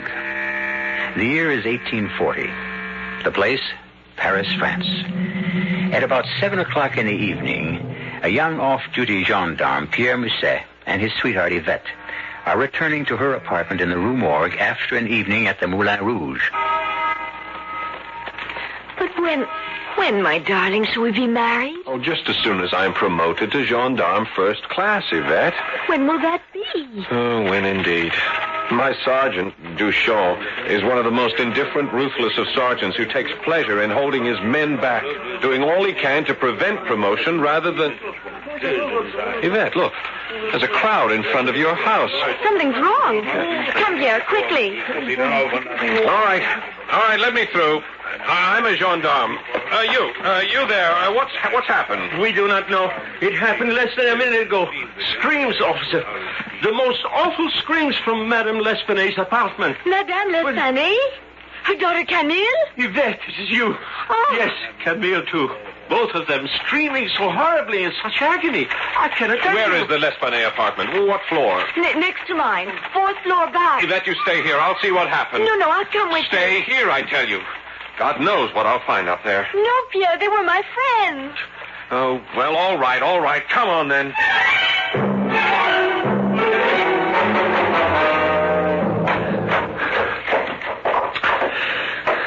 Is this the apartment? Yes. All is quiet. Too quiet. The door is locked. Break it in. All right. So, now let's have a look. Pierre. Oh, my God. Yvette. No. I won't faint. I'll be all right. But, oh, heaven help us. What has happened here? Look, the woman on the floor. Her throat cut. Is that Madame L'Espanaye? Yes. But her daughter, Camille, where is she? The bathroom door. It's closed. Perhaps... I'll go and see. No, it's empty. The kitchen, then. It's the only other room. No, there's no one in the kitchen. But where can she be? The door was bolted on the inside. The windows. They're closed. Yes, but... this one's locked. Look, it's nailed shut. You see the nail? The window next to it is nailed shut, too.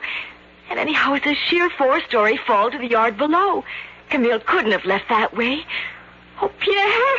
Pierre! Be calm, Yvette. We must both be calm. In the face of this? Oh, poor Madame. Her throat cut. Look here. This is strange. A bag of gold pieces. Napoleon strewed all over the floor. Oh, perhaps the murderer heard us coming and hurried to make his escape before... What escape? How could he escape? The door is bolted on the inside.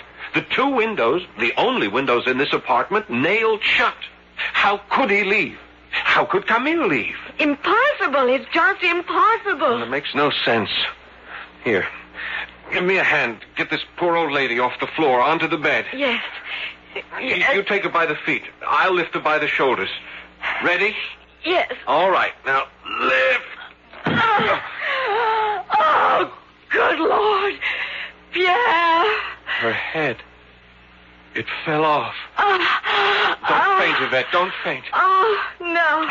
Look, I must get a message to headquarters at once. You take it while I remain here and... Wait. What, Pierre? The fireplace. See there? A lot of soot has been dislodged. Fallen down from inside the chimney. What would that mean? There's only one way to find out, and that is to get down on my hands and knees and look up into the chimney. What is it? I am looking into a woman's face. A dead woman's face. Her face? It must be Camille. She's been stuffed up the chimney, head down. Pierre? What? I'm sorry. I can't help it. I'm going to faint.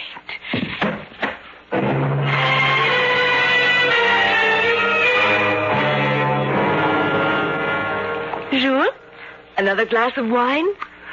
I'll tell you, Yvette, after what happened next door to you last night, I could use another bottle of wine. You sailors, all alike. You can never get enough of wine. Oh, love, come here to me. Jules, not now. I'm engaged. Yeah, to a gendarme. And 2nd class yet. He'll be a gendarme 1st class someday. Yes, and a sergeant someday, too. Sure, let me go. I must answer the door. Pierre, darling, I wasn't expecting you. Yes, so I see. Oh, don't get any ideas, Pierre. This is Jules Dubourg. He's a sailor on sick leave. Jules, this is Pierre Musset, my fiancé. Hello. How long have you two known each other without my knowing? A few days. Jules only came to live here a few days ago. Live here? He has 2 rooms in the basement, and he is quite sick. Something I picked up on my last voyage in Borneo. Borneo, eh? Jules has been all around the world, and more than once. Thank you for the wine, Yvette. It has warmed my stomach. Goodbye for now. Goodbye. I hope that is all you warmed? His stomach? Pierre, what a thing to say. We have no cause to be jealous. I'd better not have. I have enough troubles as it is. Tell me, my darling, what happened when you talked to Sergeant Duchamp? Exactly what I expected would happen. I said, Sergeant Duchamp, I would like to be assigned to this case, to the murders that happened in the Rue Morgue. And what did he say? He said, You solve a mystery like that one? You leave such things to your betters in the Detective Bureau. Of course you stood up to him. Oh, yes, I'm not afraid of him. Not like the others. I argued with him. I explained that I am in love with the most beautiful girl in the world, and that I cannot wait to make her my wife.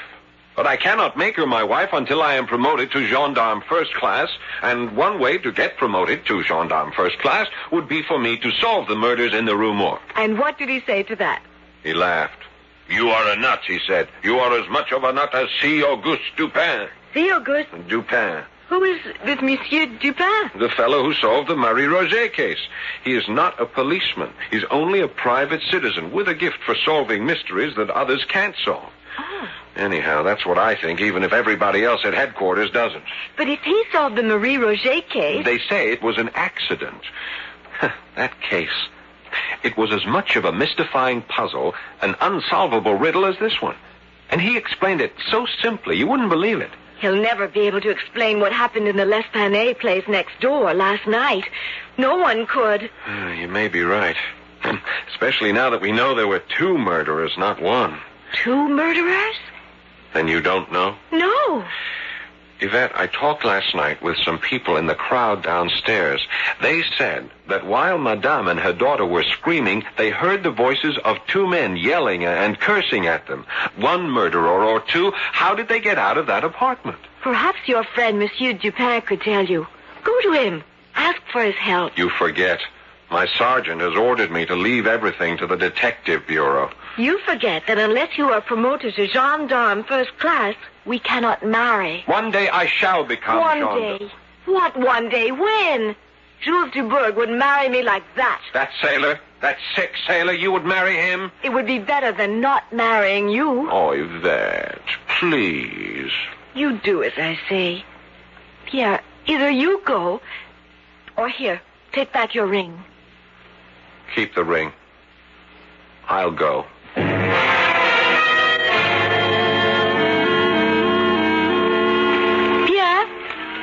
Pierre? Yvette! What are you doing here in Montmartre? I had to see you. This couldn't wait. Pierre, I found this shoved under the door of my apartment. Huh. Looks like a note. It is a note. Read it. Be warned. Tell your boyfriend to forget about the Rue Morgue murders, or you will die the way Madame L'Espanaye did. Yvette. I thought you had better see this and take it to Monsieur Dupin at once. He will know what to do. Yes. Yes, he would. Then take it to him as soon as you are off duty. And Pierre? Yes? You did go to see Monsieur Dupin, didn't you? Well, no. Yeah. I couldn't bring myself to do it. I didn't have the nerve. But now that your life is threatened, I'll go to see him and ask his help. I promise you, Yvette. I promise.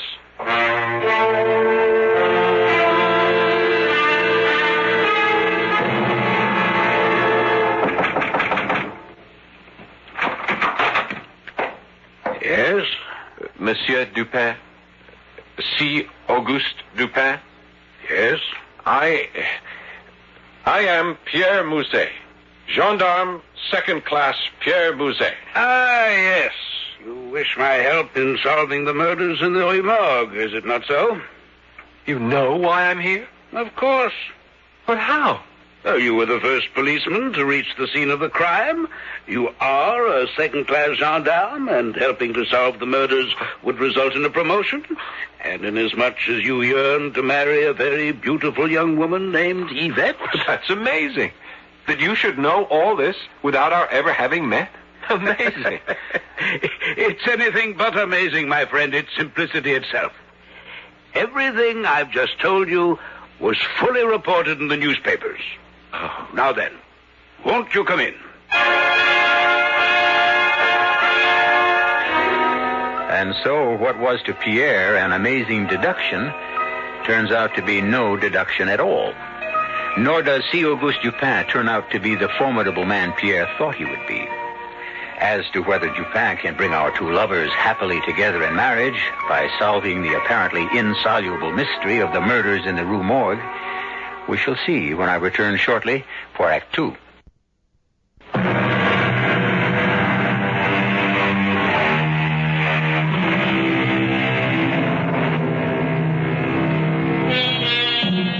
Well, then, Gendarme 2nd Class Pierre Musset has sought the help of C. Auguste Dupin in solving the murders in the Rue Morgue. Murders so baffling that any chance of solving the mystery seems impossible. Still in all, as you know, Dupin solved a mystery equally as puzzling, that of Marie Roget. So let's join Pierre now as he sits across from Monsieur Dupin in the latter's modest apartment. My dear fellow, I've little, if any, interest in solving crimes. I wish only to be left alone to read my books and pursue 1 or 2 hobbies. And after all, crime is the business of the police. I know. Well, thank you for seeing me, at least. I'm sorry to have taken your time. Good day, Monsieur Dupin. Good day. No. Wait. Monsieur? I'm a fool, but I'm also French. I have no interest at all in solving crimes, but, let me face it, I cannot remain untouched by the plight of young lovers. Then you will help me to... If you solve this mystery, or more precisely, if I solve it for you and let you take the credit, then assuredly you'll be raised to gendarme first class and able to marry your beloved Yvette. Now, can you gain access to the L'Espagne apartment? Of course. Well, in that case, my dear fellow, let us go at once to the Rue Morgue.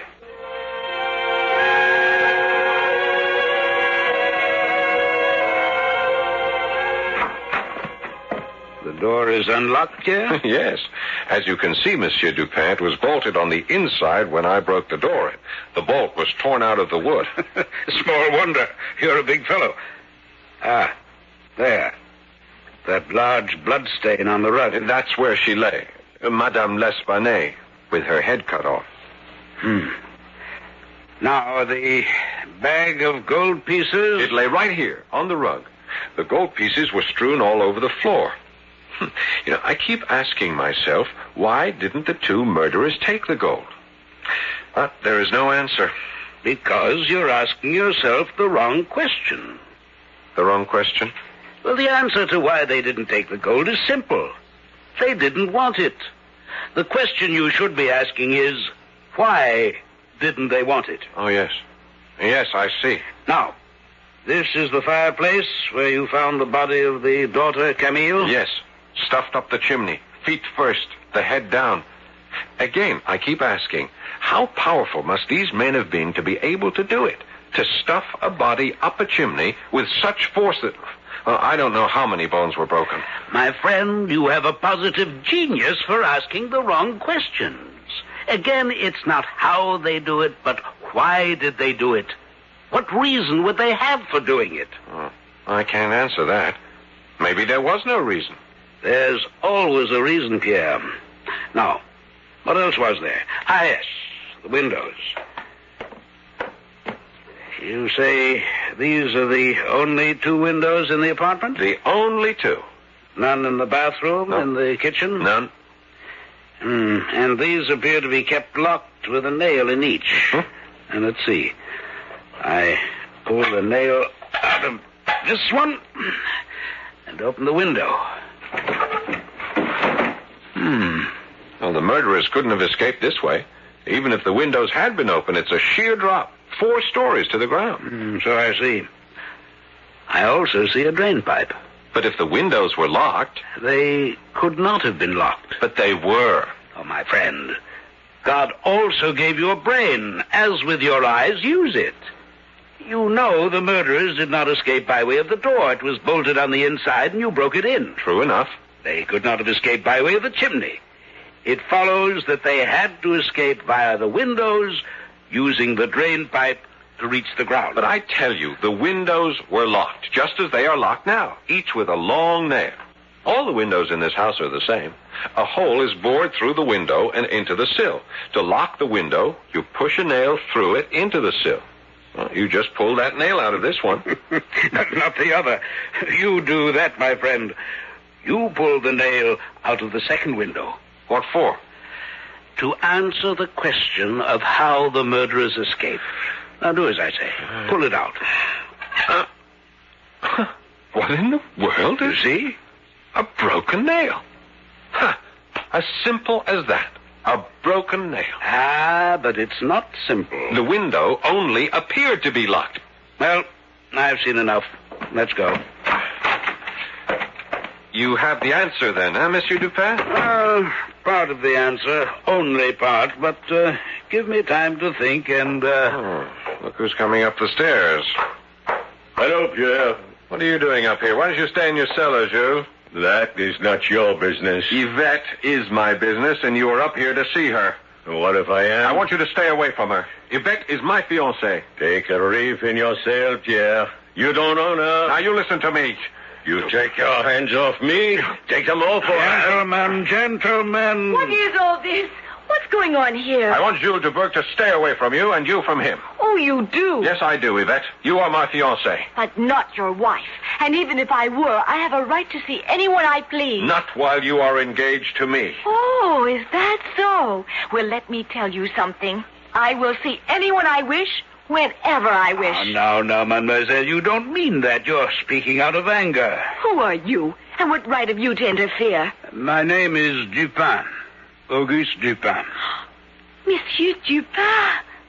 Pierre, you went to him. He did indeed, mademoiselle, and believe me, your fiancé is not only a man of determination, but brilliance, mademoiselle.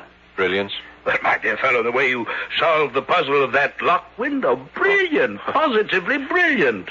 You'll be in the detective bureau before you know it. Oh, Pierre, that's wonderful. Wonderful. Jules, I think it would be better if you do not come to see me anymore. But, Yvette... Please, Jules, no more. Have it your way. There are other ports of call. Oh, so there, Monsieur. Monsieur Dupin, can I offer you a glass of wine? Thank you, but another time. You could tell me what perfume that is you're wearing? Nuit de Passion. Passionate night. It's well named, mademoiselle. A pleasure meeting you, mademoiselle. Pierre, if you would see me down to the street. Oh, of course. But come back, Pierre. If you were off duty, that is. I am off duty, Yvette, and I shall be back. This fellow, Pierre, this Jules Dubourg, he's a sailor, isn't he? Yes. What's he doing here? Why isn't he at sea? I don't know. He's ill. Some sort of rare tropical disease he picked up in Borneo. In Borneo? Interesting. What's so interesting about it? You know, my friend, I told your fiancé you were brilliant enough to be a detective. Oh, I appreciate that, Monsieur Dupin. You did me such a favor, building me up in her eyes. Oh, but it's true, you know. You could be a detective. You've only to learn how to use your head and all your senses. My senses? All 5 of them. You see, everyone's senses, taste, smell, sight, sound, touch, all these tell things. But few people listen. For example, I noticed the scent of your fiancé's perfume. Have you? Well, I've always known she smelled exciting. But beyond that, you did not go. Now, you ask me why the fact that our sailor man, Jules Dubourg, contracted the disease in Borneo is interesting to me. Yes, I do. But you've no need to ask. It's as I said before. You know, but you don't know you know. Very well, then. I'll give you a lesson. Your first lesson in how to be a detective. Now, first, look. Then, see what you look at. Then, put 2 and 2 together and make sure they add up to 4. Now, for instance, put Jules Dubourg together with drain pipes and see where it leads you. Jules and drain pipes? I don't understand. You will. You will if only you think, my friend. Think.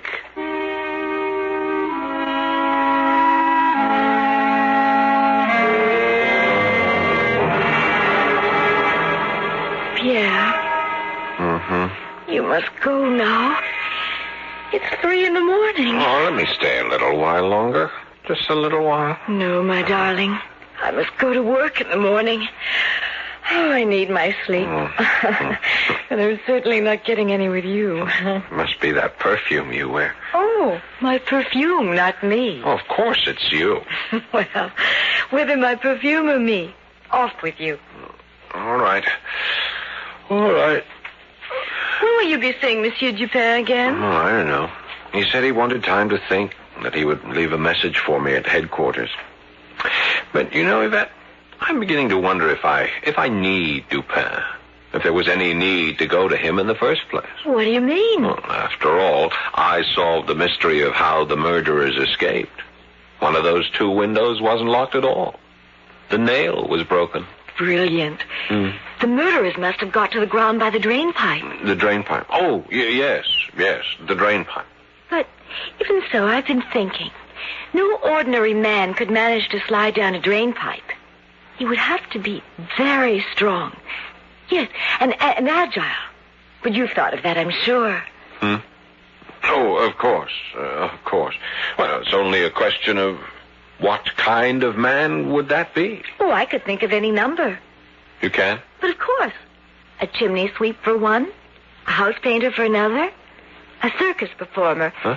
You know, an aerial artiste, a sailor like Jules de Bourgh, say. They're used to climbing things. Yes, that is a possibility. Jules de Bourgh, a definite possibility. Now, you let jealousy blind you. Jules is a sick man, for one thing, and doesn't have the strength, anywhere near the strength, to do what was done in that apartment.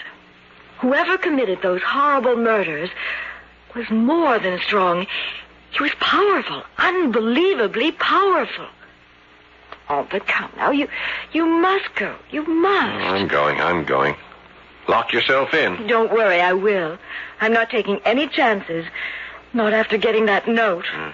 Yvette, you have nothing to fear. Dupin and I are working on this case, and trust us to solve it in short order. I do trust you, my darling. Oh, I do. Good night, my sweet. Good night. Good night. Good night, my lovely wife-to-be. Good night. Bolt the door. I was about to. There. It's bolted. Good night, Pierre. Yvette! Oh, my God! Yvette! It's bolted on the inside. Oh, Pierre! Help me! Oh! Yvette! Help me!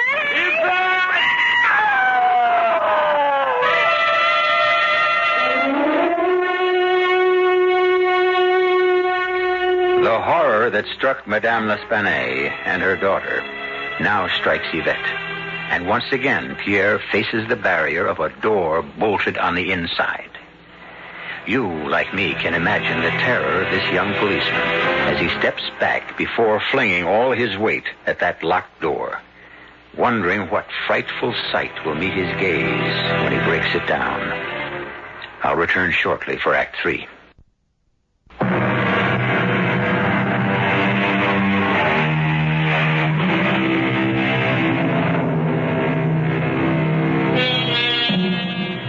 What frightful monster haunts the Rue Morgue?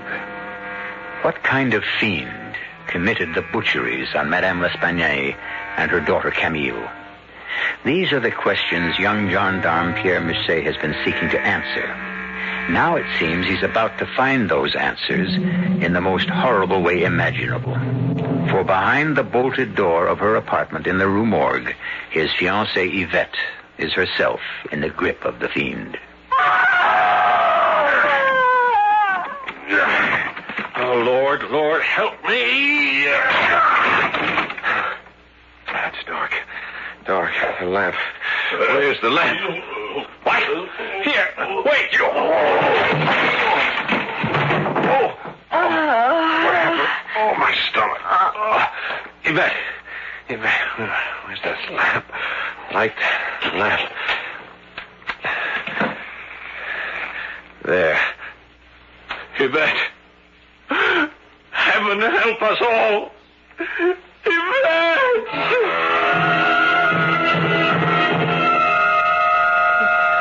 My friend, compose yourself. Monsieur Dupin. There now, softly. Now, tell me all about it. Well, as I said, I broke the door in. It was dark, but I could make out a shape. It was a huge, a monstrous man against the moonlit window. I saw him only for a second because he flung himself at me with such speed, with such amazing speed. He took me off balance. He struck me. It was a powerful blow in the stomach. Oh, heaven, I'm not yet recovered from it. Some wine, perhaps? No, thanks. Let me go on. Now, as I went down, I grabbed at him, and Here, look, I must have grabbed him by the hair on his head because I pulled these hairs out. Black. Coarse. Then I think I don't know, I lit a lamp. Yes, and I saw Yvette. Oh, my poor Yvette. Blood streaming down her cheek. Bruises already beginning to blacken her face. You took her to the hospital, Yes. you said? Yes, I did. What is her condition? Well, it's not fatal, thank God. Not even very serious. Badly bruised, cut over her right eye, but she's going to be all right. The monster failed to make good his threat to kill her. We may indeed thank God for that. Yes. Well, at least we know more than we did before, Monsieur Dupin. We know that the murderer is a big man, a huge man of unbelievable strength, and that he has black hair. We know a great deal more than that, Pierre. We do? Well, I do, and so do you. Only, as I've said before, you don't know you know. Oh, Monsieur, I do not have your brilliant brain. Well, it doesn't matter. All that matters is that you can solve this awful mystery, that you can save Yvette. The murderer failed this time, but he'll try again. Well, it's my hope that he will, yes. Your hope? Surely you, as much as I, want to save Yvette's life. Well, of a certainty, my friend. But I'm afraid I can save it only by risking it.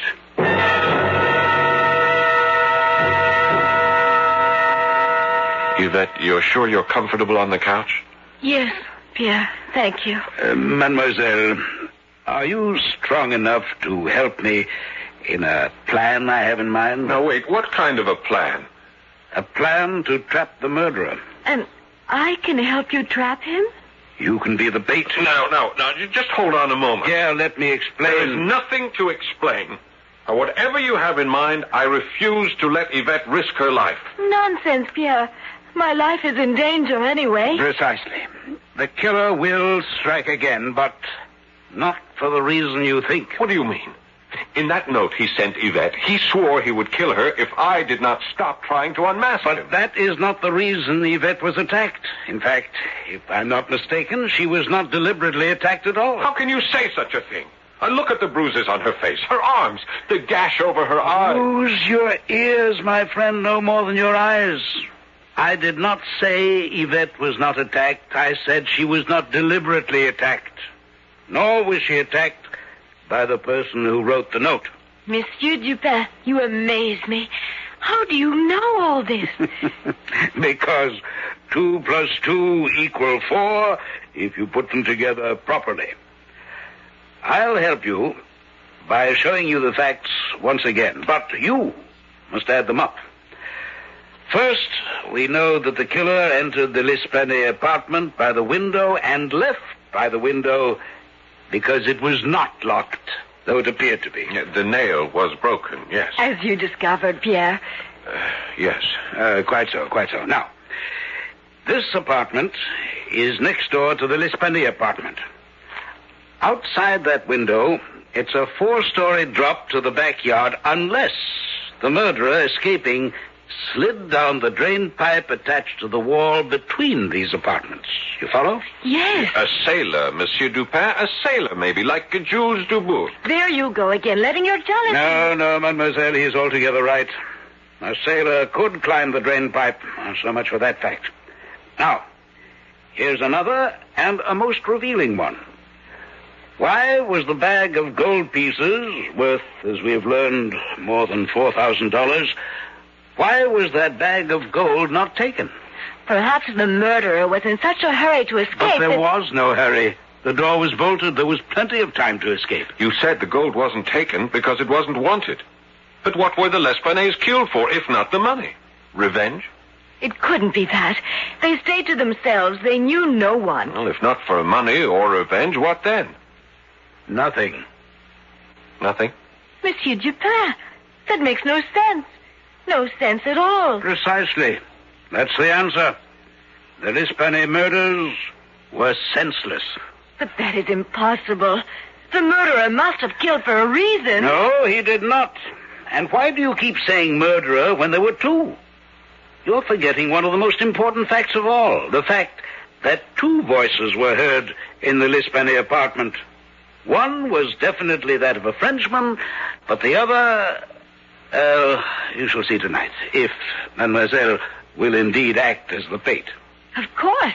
What do you want me to do? Do not lock your windows, and do not bolt your doors. That is all. That is enough. Now be calm, my friend. Your fiancée will not be alone. We shall be with her, both of us armed with pistols. Oh, and one thing more, mademoiselle. Monsieur? That perfume of yours, Passionate Night. And be sure to use it. Use a lot of it. If you say so, yes. Why? The murderer, I think, finds it enticing. If it comes to that, so do I.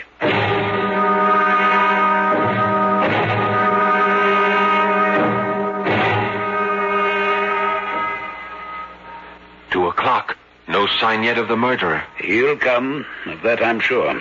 Especially since Mademoiselle did indeed use a sufficiency of Passionate Night perfume. It makes waiting a pleasure, mademoiselle. Thank you, Monsieur Dupin. It won't make you that death a pleasure. She will not be harmed, I promise you. I have a pistol, and so have you. I'll be sure to use it when I give the word. And, Pierre. Yes? Shoot to kill. Depend on it. I shall certainly... Listen. Come back. Come back, I tell you. Let me get to the window. Yes, it's coming. It's climbing the drain pipe. One climbing the pipe behind it, trying to reach it, trying to stop it. You keep saying it. What do you mean, it? You'll see in a moment. Get back, well back. You, mademoiselle, you stay there. Pierre? Yes? The instant it appears in the window, I'll give the order to shoot. Remember, shoot to kill. Don't worry about that. Now, shoot! It's still alive. Shoot again. Light the lamps while I get to the window and... Dubourg! Jules Dubourg, come up. Don't try to escape. Dubourg, I was right. It is Jules Dubourg. Who else, my friend? He's the only sailor living in this arrondissement. Come in, Dubourg, come in. Please, it was not my fault. It was not my fault. I'm well aware of that. You've nothing to fear, although you thought you had. On the floor. My God, what is it? It's the Russian, the German, the Italian, the foreign voice that was no language at all. I'm not as familiar as I might be with the ape family, Dubourg. What is it? A gorilla? A baboon? What? An orangutan. Oh, what? An orangutan. A large ape found in the jungles of Borneo. And this is the monster that killed Madame L'Espanaye and her daughter? Yes. And heaven help me. I am responsible. There was nothing I could do, monsieur. Nothing. Well, you could have notified the police. You should have. They would have handled matters for you with dispatch. But you didn't do that because you still hoped to sell the ape, didn't you? Can you blame me? I'm a poor man and sick. I need money. I brought the orangutan back from Borneo in the hope of selling it. I paid to have the ship's carpenter build a special box with air holes to hold it. Paid money I could ill afford. And God help me, when I engaged those rooms in the cellar, I should have kept it in the box. But I felt sorry for it. It looked so human. It was so human that I let it out and kept it in one of the rooms. How did this beast come to kill Madame L'Espanaye and her daughter? It escaped from the room I kept it in. I wasn't there when it happened. I discovered it when I came home that night. I opened the door, and I could not believe it. The ape was seated in front of a mirror, shaving himself with my straight razor. Shaving himself? Well, trying to. They are great imitators, you know. I went to take the razor from him. I was not afraid of him. He was really harmless. But he ran from me, out through the door, and into the backyard. You chased him? Of course. I was afraid he might cut himself with the razor. Well, his eye caught the window of the L'Espanaye apartment because the light was on. Up the drain pipe he went, and I after him. He tore the window open and went in, and the screaming began. You wrote that note to Yvette, didn't you? That note that threatened her life? Yes, but only to frighten you of the case. I was afraid if you found out what had happened, I would be sent to the guillotine. I believe you. But why did you let the ape attack Yvette? I didn't. I couldn't control it. And it was drawn to her by that perfume she wears. My perfume? That time when we were kissing and holding each other close, the ape smelled her perfume on me. What? I brought the scent of your perfume back to my cellar rooms. It was on my clothes. The ape couldn't get enough of smelling my jacket. He liked the perfume, enjoyed it. And so, when he escaped last night and tonight, he followed the scent here. But he didn't mean to harm you any more than he meant to harm the Espanays. It was your screams and theirs that frightened him and made him do the horrible things he did. Jules Dubourg, I hereby place you under arrest as the party responsible for the murders in the Rue Morgue. We will go at once to headquarters. Come along. Oh, and, Yvette. Yes, Chérie? After Dubourg has been booked, I shall return, and we will discuss the kissing and the holding each other close that left such a strong smell of passionate night on his jacket. All right, you Dubourg. Get along. He is very angry with you, your fiancé. He will cool off. You will have, no doubt, a satisfactory explanation for him? No. But there are other ways, Monsieur Dupin. There are other ways. There are indeed, mademoiselle. There are indeed.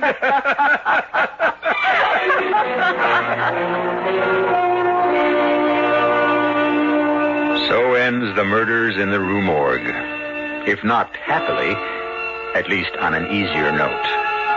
I may tell you that Yvette did cool Pierre's anger, and that they wound up eventually with 9 children. Very handsome and healthy children who became the pride and joy of Sergeant Pierre Musset. I'll be back shortly.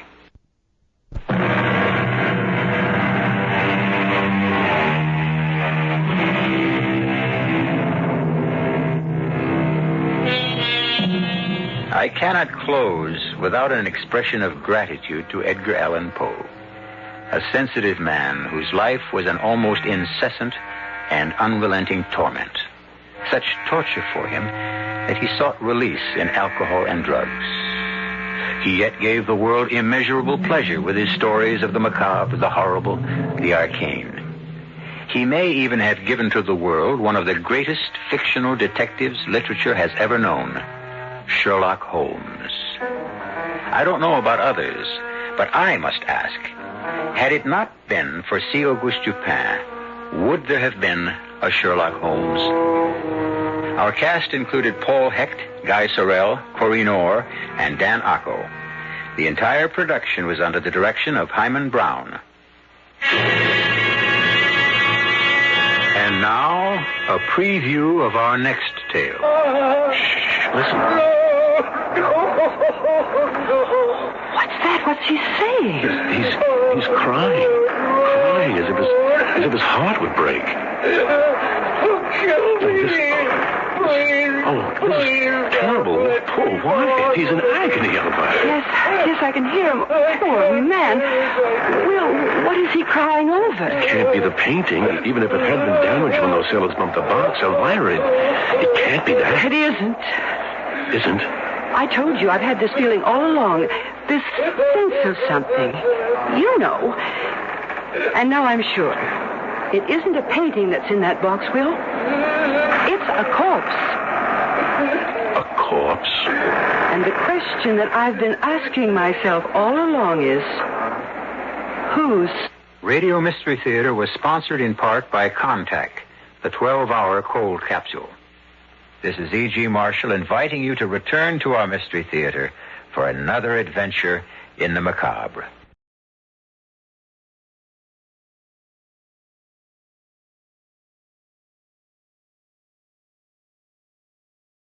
Represents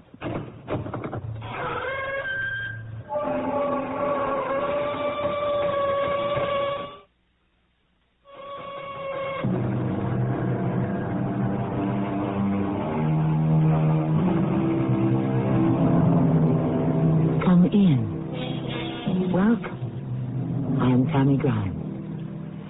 Mystery fans have often speculated on how the world's greatest detective, Sherlock Holmes, would have fared against 20th century criminals.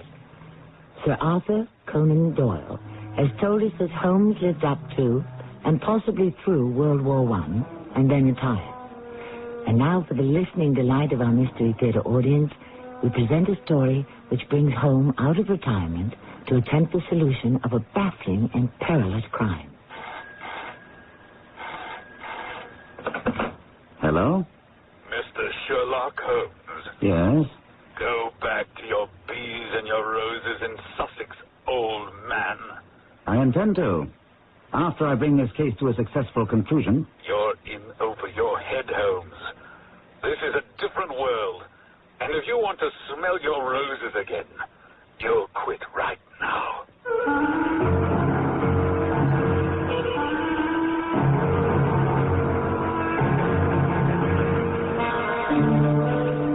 Our mystery drama, The Naval Treaty, was written especially for the Mystery Theater by Murray Burnett and stars Gordon Gould.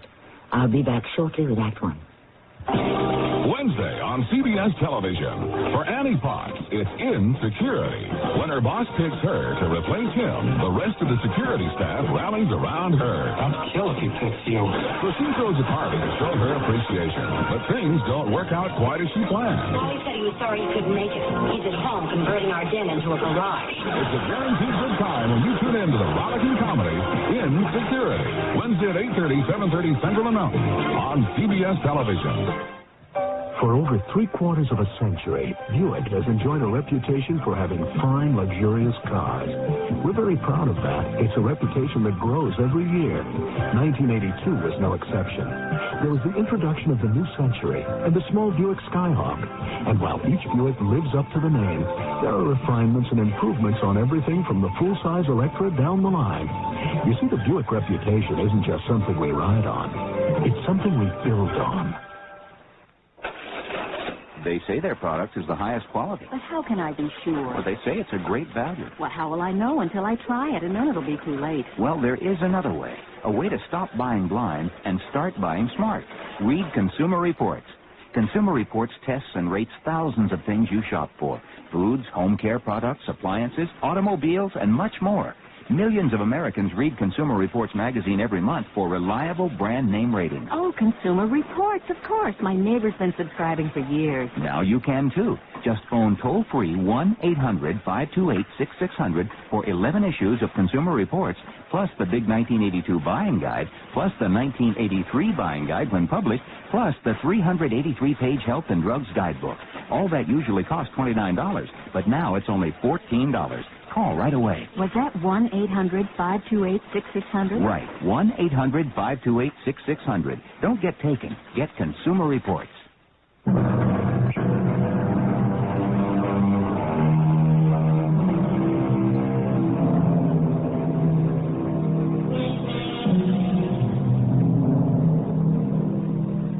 Retirement is a much discussed topic today. At what age should a person retire? Opinions vary, but facts don't lie. Winston Churchill was in his 70s when he led England through World War II. Thomas Edison was advisor and consultant to the United States Navy during World War I when he was 75 years old. And Casey Stengel led the New York Yankees to 4 straight World Series triumphs when he was in his 70s. It seems that the answer to the question depends on the individual, and Dr. Watson would agree with me. Holmes! Watson, my dear old friend. It's a delight to see you after so many years. Come in, come in. Oh, thank you. Did you enjoy your nap on the train? Holmes, how in the world did you know I napped? Simplicity itself, my dear chap. Tell me, was the cushion you used as a headrest comfortable? No, Holmes, this is too much. You must have spoken to someone who traveled with me. Watson, we've been separated far too long. Now, you're a man who is always meticulously groomed. Yet I perceive that the hair on the right side of your head is disarranged and indented. There are also a few red threads which are certainly not your hair. Now, since I know you came down on the Brighton Belle first class, you leaned your head against the window. Probably finding that uncomfortable, You took one of the red velvet cushions and used that as a headrest. Right? Amazing. Elementary, Watson. Mr. Holmes, I'm very glad to see that you're the old Holmes, as brilliant and as alert as ever. You expected to find a doddering old man? Come now, Watson. All you had to do was look in the mirror. You're hale and hearty enough. Now, why the haste? You remember Sanford Phelps? Your old schoolmate, Sandy? Of course. Is he in some kind of trouble? No, not he. But his son is in a frightful mess. His whole career at the Foreign Office is going down the drain. Sandy is desperate. Scotland Yard and even MI5 are completely baffled. Sandy asked me to see you and ask you to give him a hand. I'm enjoying my retirement, Watson. But if you'd like me to undertake this task, I'm your man.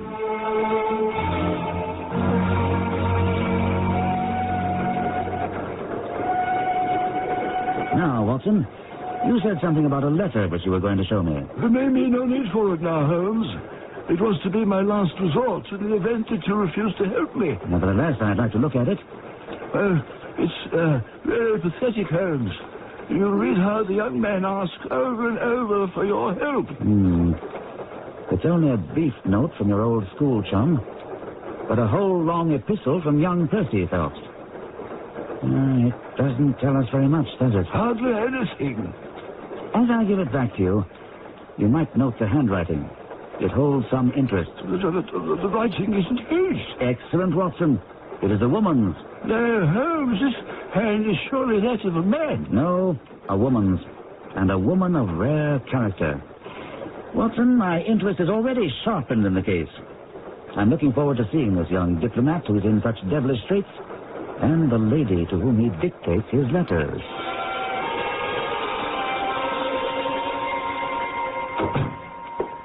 Mr. Holmes and Mr. Watson, I'm so glad you've come. Percy has been asking for you all morning. The poor chap clings to any straw. His father and mother asked me to see you, for the mere mention of the subject is very painful to them. We've had no details yet, but I see that you yourself are not a member of the family. What? Oh. Yes, you saw the J.H. monogram on my shirt. Of course. For a moment, I thought you'd done something extremely clever. Joseph Harrison is my name.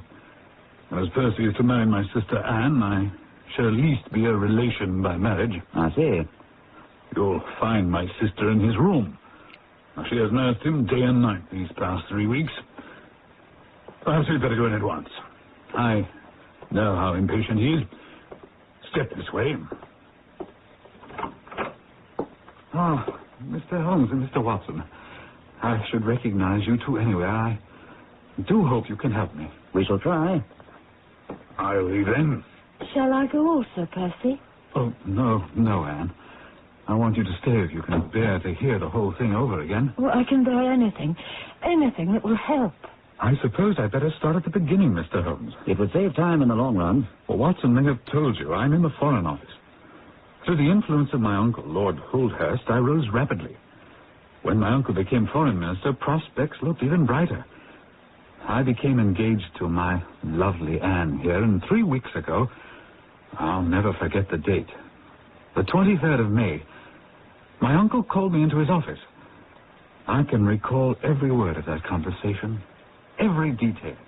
Percy, my boy, you've handled every matter I've entrusted to you with the utmost discretion, but this is by far the most important matter you've yet to deal with. This is an agreement between our country, and you will see the name of the other country when you copy the document. The agreement would never leave my office if it weren't absolutely necessary to be copied. I regret to say that some rumors have already leaked to the press. You have a safe in your office? Oh, yes, sir. Then take the agreement and lock it up inside there. You may have to work late tonight. I want no one in the office while you're doing the copying. Understood? I do. I cannot risk anyone catching a glimpse of it. I understand. Now, when you have finished copying, replace both the original and the copy in the safe and hand them both over to me personally tomorrow morning. Yes, sir. Then you may lock them in your safe now. I shan't rest easy until the original and your copy are back in my possession. So, Mr. Holmes, I took the document. I did exactly as my uncle instructed. When the others had all gone, I took the document from the safe and began work. Without going into details, I saw at once that it was of such importance that at least 3 of the large powers would have paid fortunes to get their hands on it. I worked as quickly as I could, but it contained 26 separate articles, and by 9 o'clock I was feeling tired. A cup of coffee would help, so I rang the bell for the night watchman, who has a little room at the foot of the stairs and makes coffee for any of us who work overtime. Is that the only bell in your office? Well, no, there are a number of them to different offices, but I rang the night watchman's bell. To my surprise, it was a woman who came to my office. You rang, sir. Oh, well, where's the night watchman? He's not too well, sir. Sir climbed the stairs for him. And who are you? Well, I'm his wife, sir, and I'm also one of the cleaning women. Is there anything you want? Well, yes, I'd like some coffee, please. Well, I'll see to it that my Sam gets it for you, sir. And that was the last I saw of her, Mr. Holmes, until much later. You had never seen this woman before? Oh, never. Interesting. Proceed. What happened with the coffee? Nothing. I continued to work until, feeling more tired than ever, I decided to go down myself and see what was keeping the night watchman. So I descended the stairs, passing the landing where another set of stairs runs at right angles to the main curving staircase. Leading to where? A side door opening on Charles Street. Ah? This door is kept locked, and only a few of us have a key. You have one? Yes, but I rarely use it. Oh, Mr. Holmes, if only I hadn't gone down for that stupid coffee. I should have stayed in my office. I should have stayed and finished. I should have stayed, or I should have taken more care. Go on. You were on the stairs on your way to the office of the night watchman. Wake up, man. Wake up. The coffee's boiling over. No. What? Oh, Mr. Phelps, sir, I'm sorry. I was boiling the kettle and I must have dozed off. Dozed? You were dead to the world. If you are here, sir, then who's ringing the bell? The bell? What bell is it? The bell in the room you were working in. Your room, sir. Mr. Holmes, a cold hand seemed to close around my heart. I ran like a madman up the stairs, the watchman following me. Well, there was no one in the corridor. No one in the room. Everything was exactly as I left it, except that only the copy I was writing remained. The original trade agreement had vanished. A most intriguing problem. What did you do then? Well, I think I literally went berserk. I was convinced, because such a short time had elapsed, that energetic action on my part would recover the document. I raced downstairs and out the side door to Charles Street. I knew the thief must have used the side stairs, else I surely would have seen him. You said that door was always kept locked. Well, it was open. I presume you told that to Scotland Yard? Oh, I don't know. I think so. I must have. And what did they make of it? Nothing. Go on. It was a warm spring rain falling, and Charles Street was deserted.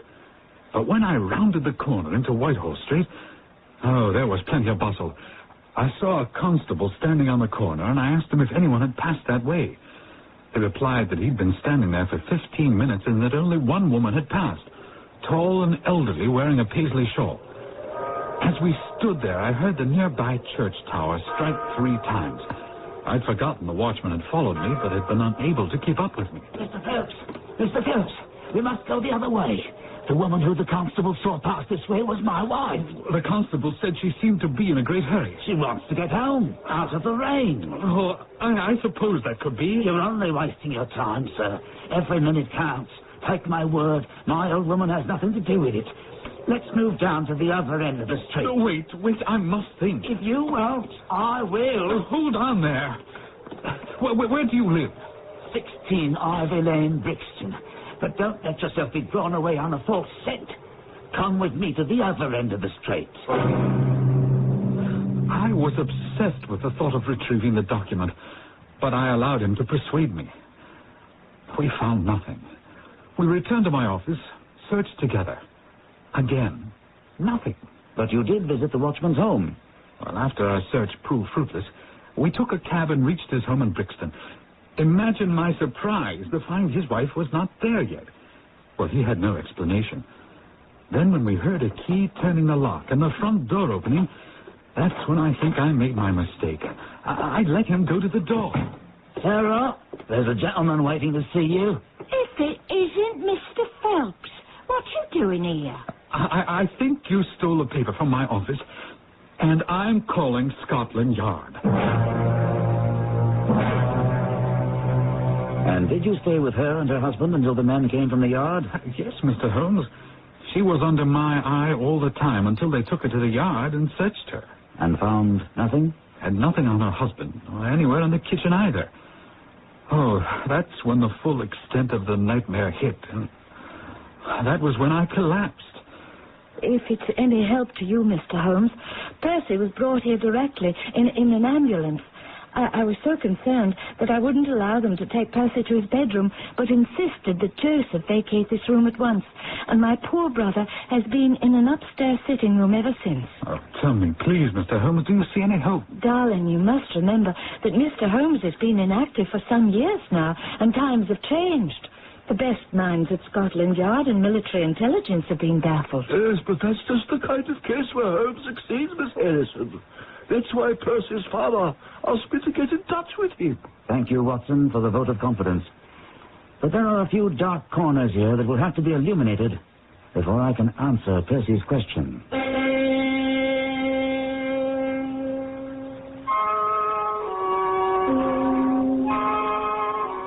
Do you believe that time has passed our old hero by? That the powers of Sherlock Holmes, the pure deductive reasoning, the microscope, and the encyclopedic knowledge are no match for the more modern criminals? Whichever side you choose, and I caution you, it's not a sure thing. You'll find the answers coming up shortly in Act 2. Right now, independently owned True Value hardware stores are celebrating American independence by offering special values on True Test paints during True Test Anniversary Paint Days. Hi, Pat Summerall to say, until July 11th, Weatherall latex flat house paint in 26 colors, black and white, is just $11.98 a gallon, with custom colors slightly higher. And give siding, shutters, and trim all-season protection with new Weatherall satin or gloss finish, both value-priced, exclusively at participating True Value hardware stores and home centers. Hotel coupon and discount offers are confusing and limited. That's why the world's largest lodging chain invites you to call Best Western before you call anyone else. Chances are you'll find the Best Western just where you need it most at a price you'll want to pay. No strings attached.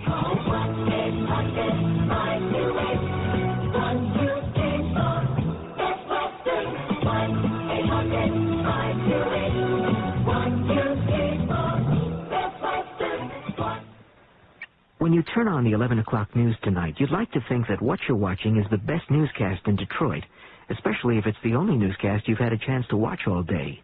You want reporters who'll give you the best possible coverage of news, weather, and sports, reports that are up-to-date, exacting, uncompromising. News 4 Tonight at 11 gives you just that, but not only just that. It gives you special features and reports that gives it an edge over other newscasts, information that could translate into an added edge for you, a consumer tip that might alter your shopping list, a warning about that latest Hollywood blockbuster destined to bomb at the box office.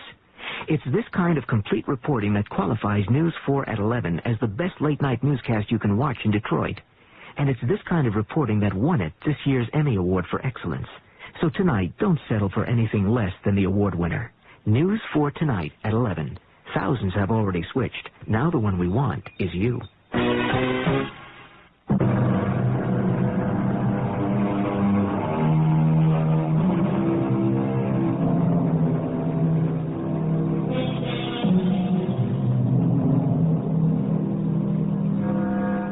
It's exciting to have our old friends Sherlock Holmes and Dr. Watson with us once again. With Holmes faced with solving a puzzle that appears to be insoluble. Does Holmes retain his old skills? Certainly Watson believes he's as keen as ever. But there are doubters. Time takes its toll of all of us. Let us rejoin Holmes and Watson as they stroll back to Percy Phelps' sick room in the lovely Phelps house. You do have some ideas, Holmes. You see some way to clear Percy Phelps. I'd say, Watson, that at the moment we're equidistant between failure and success. But let's go in now and see if a little refreshment has strengthened Percy Phelps. Well, Miss Harrison, I must say the patient's color is much better. Beef tea works wonders. And so does Sherlock Holmes. There is one question of utmost importance that remains to be answered. Did you tell anyone that you had this special task to perform? Oh, no one. And I'm sure the yard went into the night watchman's background. Oh, yes. He's an old soldier. I believe he was in the Coldstream Guards. Mr. Phelps, I've been noticing your roses are lovely. The moss rose in particular. We know that roses are your speciality, Mr. Holmes, but Percy was hoping for something on the mystery, which will ruin him. Do you see any clue? You furnished me with several, but of course I must test them before I can evaluate them. You suspect someone? I suspect myself. What? Of coming to conclusions too rapidly. Then go to London and test your conclusion. Excellent advice. Watson, come along. And Miss Harrison, I see what excellent nursing care you've given Mr. Phelps. May I urge that you continue it? I need no urging, Mr. Holmes. Since I'm not offering you hope, I thought at least I'd give you advice.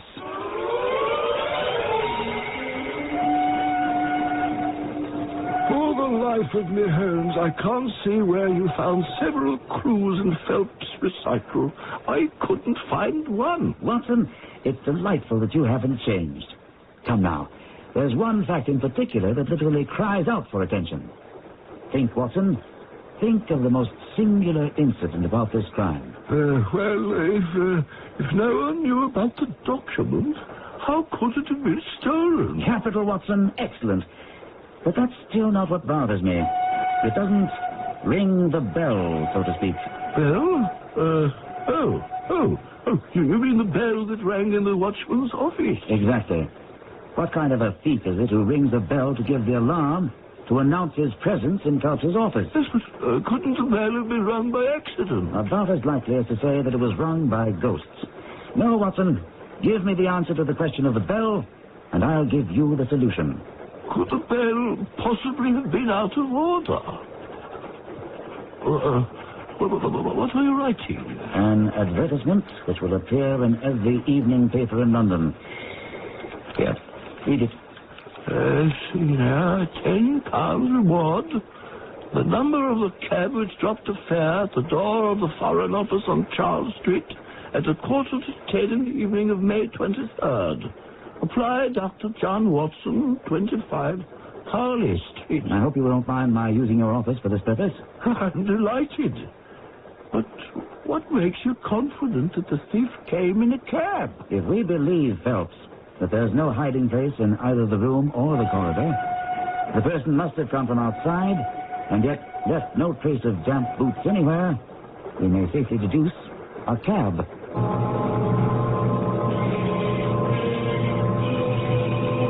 We'd barely arrived at my quarters above my office on Harley Street and settled ourselves when the telephone jangled. Hello? May I speak with Mr. Sherlock Holmes, if you please? It's for you, Holmes. Holmes here. I have a piece of advice for you, old man. Oh? Go back to your bees and roses in Sussex and forget about this investigation. You are out of place here with your old-fashioned craziness with the microscope and that silly hat. Perhaps you'd care to refer me to a good haberdasher. This is no joking matter. A few bee stings may give you a moment of pain. But if you persist in this nonsense, you may very well receive a permanent injury. You take my meaning. I'm listening. You have been warned. What was that all about? A warning, Watson. And an error. because the warning could only have come from someone who knows I'm on the case. Could you recognize the voice? Aside from the fact that it was obviously disguised, no. Surely you could tell whether it was a man or a woman. Watson, we have a large and curious cast of characters in this little puzzle. Since the caller was obviously attempting to alter the voice quality, it could be a man or a woman trying to convince me of the wrong sex. Holmes, using your methods, we can eliminate some people as above suspicion. Why don't you try it, Watson? Of course, Anne Harrison and her brother cannot have had anything to do with it, eh? For argument's sake, let's say that she and her brother are accomplices. And don't forget, her brother was in London on the night of the theft. Now she exhibits this overpowering display of affection to make sure that Percy doesn't say or do or remember anything that could be damaging to their plans. But I've made some inquiries. The Harrison family isn't too well off, so the motive could be money. Very well. My next name is Lord Holdhurst. The most difficult crime to track is the one which is purposeless. But this is no purposeless crime. We know that there are at least 2 foreign powers whose governments would pay a considerable sum to see that trade agreement, and Lord Holdhurst might profit by it. Inconceivable, Holmes. Do you find it inconceivable that a statesman might find himself in a position where he would not be sorry to have such a document accidentally destroyed? But not a statesman with the honourable record of Lord Holdhurst. We cannot afford to disregard any possibility. We shall see the noble lord today and find out if he can tell us anything. It is very kind of you to receive us, Lord Holdhurst. Your reputation is very well known, Mr. Holmes, and I wouldn't offend your intelligence to pretend to be ignorant of the object of your visit. Then you also know that I'm acting on behalf of Mr. Percy Phelps, my unfortunate nephew. Despite the fact that my kinship makes it the more impossible to screen him in any way, I have made diligent inquiries. May I ask as to what or whom? Certainly. The night watchman's background has been exhaustively looked into. We find that he left the service with a good character. His wife is a different matter. Did she explain why she answered the bell when your nephew rang for his coffee? She said her husband was tired. And her haste to get away that night? She was later than usual. Wanted to get home. And how was it that her husband and your nephew arrived at her home before her, although they left some 20 minutes after? Well, the difference between a bus and a cab. Have you done anything else? Everyone in this office has been shadowed night and day since the theft, and nothing untoward has been discovered. In effect, then, you're saying that you see no alternative but your nephew. I'd rather not comment on that. Isn't that your territory? But suppose the document were found. At this point, that seems most unlikely. But if the document were found, it would make a great difference. Now, Mr. Holmes, unless you have some further... Just a few minutes more, Your Lordship. Did you ever mention to anyone that you were having the document copied? Never. You're certain of that? Absolutely. Then it follows that since neither you nor your nephew ever mentioned the matter, the thief's presence in the room was purely accidental. He saw his chance, and he took it. Once again, that is your province, Mr. Holmes, not mine. Have you looked into the matter of the bell ringing at all? I wouldn't know what to make of it. Seems very strange, indeed. One more point, if you please. I understand that you feared very grave results might follow if the details of this document became known. Very grave, indeed. Have any such events occurred? Not yet. Since nearly 3 weeks have elapsed, would it be fair to assume that the document has not reached them? We can hardly assume that the thief took the document in order to frame and hang it. But then why has he not sold it? Do you have any explanation for that? None. Unless you suppose that the culprit had suddenly been taken ill. With a nervous breakdown, perhaps? I didn't say that. Now, really, Mr. Holmes, I have pressing matters waiting. I wish you every success in your investigation, no matter who the criminal may be. Well, Holmes, isn't Lord Holdhurst a fine fellow? Oh, yes. But he has to struggle to keep up his position. He's far from rich. Why don't you say that? Didn't you notice that his boots had been resoled? No. But, surely, Holmes, it's unthinkable. Watson, I have a line of inquiry I must pursue on my own. But I'd appreciate it if you would meet me tomorrow on the same train we took to Woking yesterday. Because, unless I'm badly mistaken, that is where the next action will occur.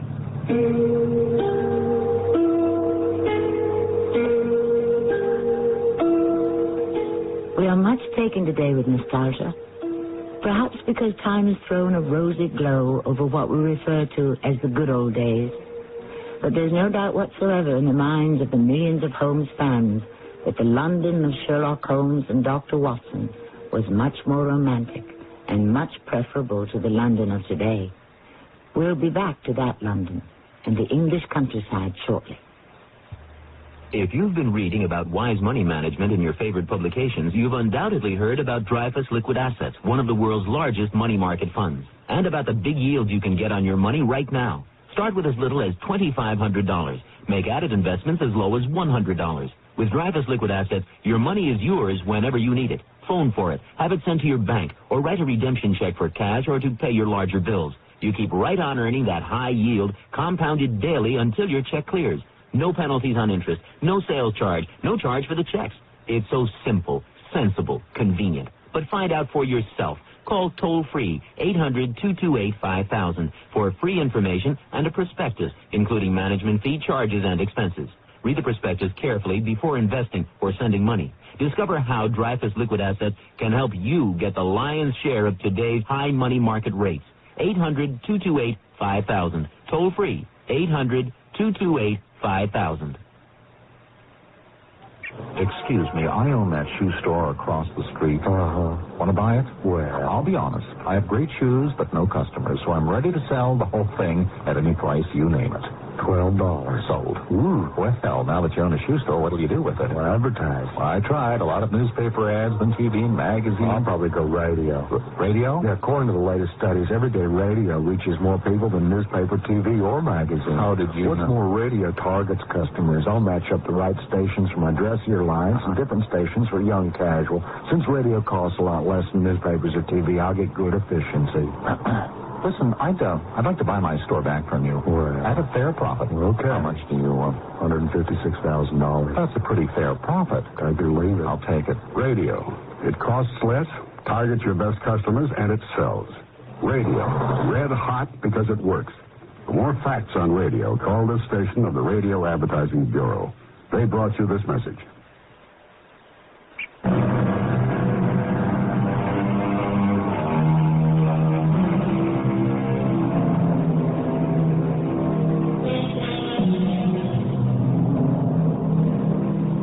One line of a famous poem reads, "Oh, to be in England, now that spring is here." I'd like to paraphrase that to read, "Oh, to be in England, whenever Holmes is there." Stay with me and you can be transported to England and be with Sherlock Holmes and Dr. Watson as Holmes comes out of his retirement to match wits with a criminal whose crime threatens to destroy his promising career. Holmes, why are we traveling to Woking again? Because, Watson, if my deductions are correct, that is where the next happening must occur. Young Percy has gotten himself into some very deep waters, and it may be difficult to get him safely ashore. You think that somehow Percy has gotten himself involved with international spies? International spies do not announce their presence by ringing a bell just moments before they get their hands on a document. Is it possible that young Percy was the target of some plot by a jealous colleague? I do not think it likely. How do you explain what happened? From all the facts that I've been able to gather, I think that Percy Phelps was a young man in the wrong place at the right time. When we arrived at Woking, it was a glorious afternoon. Holmes suggested we walk to the Phelps residence. Accordingly, we set out along a winding path which led to the grounds. What do you think is going to happen here at Woking? I haven't the slightest idea, Watson. What makes you think something will? If nothing happens, I would have to rethink my deductions and entertain serious doubts about my ability to help Percy Phelps. No, Flat on the ground. Watson, crawl for the shelter of that large tree over there. I see it. As quickly as you can. Is this the event you were expecting, Holmes? Frankly, no. But I do take comfort from one thing. What's that? The fact that our adversary is a poor shot.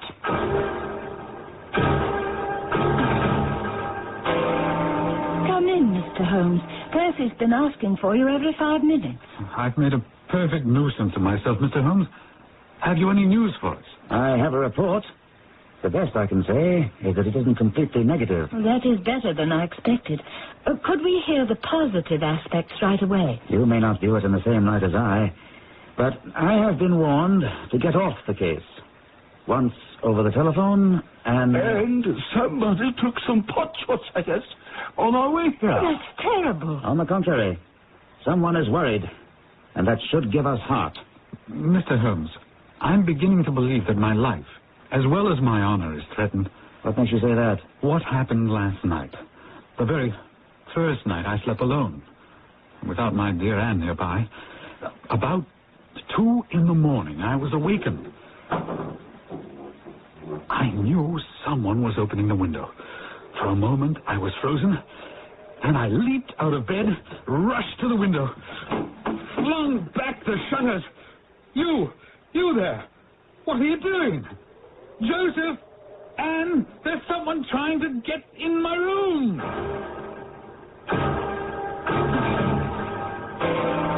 And that's about all there was to it. Except that in the moonlight, I distinctly saw the flash of the blade of a knife. What about the intruder? Any description? Oh, it was a man, I think.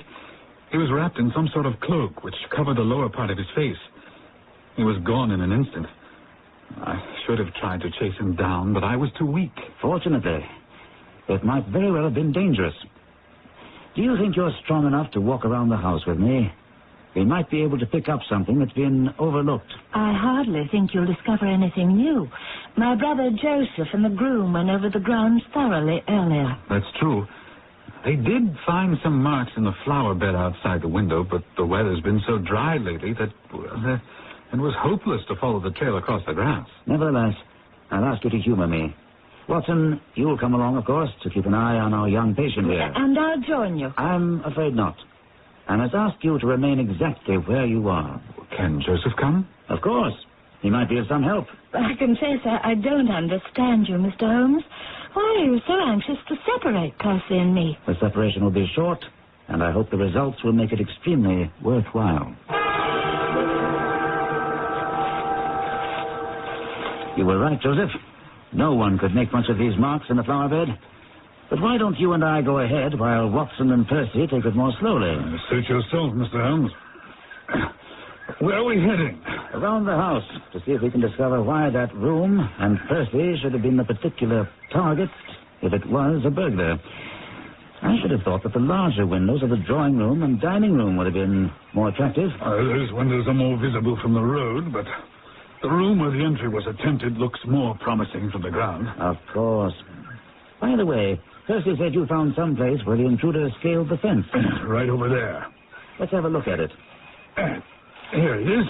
Right here. Well, you can see where a fragment of wood is hanging down. Do you think this was done last night? Doesn't it look rather old for that? Possibly so. And there are no marks on either side of anyone jumping down. I don't think there's anything to be gained here. Why don't you rejoin your brother-in-law and Dr. Watson while I go back to the bedroom and talk the matter over? With my sister? I believe she's the only person there. What do you want with Anne? Miss Harrison, what I have to say is of the utmost importance. Well, you discovered something after all. You must stay here in this room all day. Why? What do you... Trust me, it's vital. You mustn't move from this room.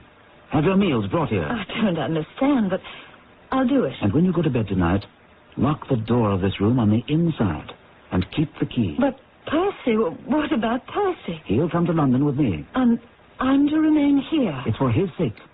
You can help him. Your promise. Do I have it? Well, yes, but Good. Now let me break the news to Percy. I see that he and the others are approaching. Well, Mr. Holmes, I quite enjoyed the walk in the sunshine. What do you propose now? It would be a very great help to me if you would come up to London with us. Oh, immediately? As soon as you conveniently can. Say, in an hour? Well, I feel strong enough if you feel I can really be of help. The greatest possible. Perhaps you'd like me to stay in London tonight. I was just going to propose it. I think I see what's behind your plan, Mr. Holmes. You do? Yes. If my friend of last night should make another visit, he'll find the bird has flown. Perhaps you'd like Joseph to come to look after me. Not necessary. My friend Dr. Watson is a medical man, and he'll look after you.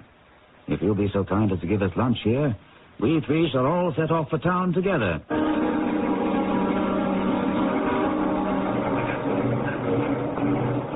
Well, Watson and Mr. Phelps, I shall see you to your compartment and wish you a good journey. See here, Holmes, you said that you were going to accompany us to London. There are one or two small points which I need to clear up. Your absence, Mr. Phelps, will in some ways rather assist me. What about our investigation in London? We can do that tomorrow.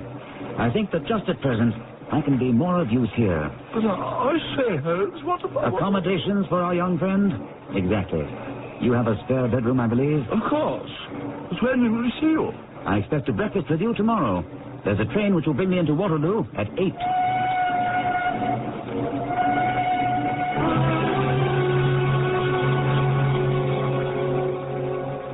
I should apologize, Doctor. I'm afraid I kept you up rather late last night. Nonsense, young man. I just felt that you should have had more sleep. I didn't sleep a wink. And where is Holmes? It's not much past 8. He'll be here. You have implicit faith in Holmes. I've seen him do remarkable things. Do you think he expects success? You can ask him yourself. If you will come to the window, you'll see he's getting out of the cab now. What's the matter with his hand? Why is it bandaged like that? I haven't the slightest idea. Well, he looks like a beaten man. And I had hoped for so much upon his return. Good morning, gentlemen. Holmes, you're not wounded. It's only a scratch through my own clumsiness. This case of yours, Mr. Phelps, it's been a remarkable experience. That bandage, Holmes, tells of adventures. What's happened? After breakfast, Watson. Remember, I've breathed 30 miles of Surrey air this morning, and I'm ravenous. I see you've done well with the sideboard. What's under here? Ham and eggs. Good. Mr. Phelps, please join me and help yourself. Will you have curried fowl or eggs? Oh, nothing, thank you. I cannot eat. Well, then, I suppose you'd have no objection to raising the lid and helping me. Not at all. I don't believe my eyes. It can't be. I cannot be. Catch him, Watson. And I think after we get him in a chair, a little brandy. Oh, is it? It really is the trade agreement. It is. I owe you an apology for bringing you the news in this fashion. But Watson here will tell you I never could resist a touch of the dramatic. Apologize? Oh, Mr. Holmes, you've saved my career, my whole life. Oh, I owe everything to you. There's no need for an apology. But I'm dying of curiosity. How did you get it? Where was it? I've already confessed my fondness for the dramatic, so allow me to reconstruct my activities of last night. It was exactly 9 o'clock when I climbed the fence and jumped into the grounds. I placed myself carefully behind a rhododendron bush. The night was fine, but it was still a long, weary vigil. A little after 2, the peaceful country sounds were broken by the sound of a boat being thrown back. And a moment later, a door creaked open, and Mr. Joseph Harrison stepped out into the moonlight. Joseph? My brother-in-law? Joseph, you're about to be brother-in-law, and also a merciless scoundrel who took advantage of you and your hospitality and very nearly ruined you. But why? What had he to gain? Money. A great deal of money, which my inquiries show he badly needed. Joseph was a gambler. Oh, never anything large, Mr. Holmes. That's what he told you and Anne. But he was and is so deeply in debt that he faced criminal charges. He was desperate. I still find it hard to believe that Joseph is a villain and a thief. Holmes, you haven't finished. Why is your hand bandaged? He must have sustained that injury when he accosted Joseph on the lawn. Not quite, Mr. Phelps. I wanted him to lead me to where he'd hidden the document. And once again, you have to put up with my theatrics. I stole to the window and peered in. He was lifting up some baseboards. As soon as I saw the document in his hand, I slipped through the open door and said, "I'll take that, Mr. Harrison." You meddling fool, I warned you to stay out of this. Now you'll pay for it. Drop the knife. Drop it, or I'll break your arm. Now, Mr. Harrison, if you're as clever as you are vicious, you won't make me use this revolver. The document, please. Thank you. What are you going to do with me? Nothing. Now that I have the document, you're free to go. But I doubt that Scotland Yard will let you off so easily. You let him go? I wired full particulars to the Yard this morning. I expect they'll find Harrison has fled, and rather suspect that you, Mr. Phelps, and Lord Holdhurst would be just as happy if this matter never came to court. Oh, the newspapers would have a Roman holiday. Exactly. But Holmes, what made you suspect Joseph in the first place? The science of deduction and the bell, Watson. The answer to what kind of a thief rings a bell is no thief. If not a thief, then who? A friend who'd come to visit and decided to steal. In short, Joseph Harrison was in London.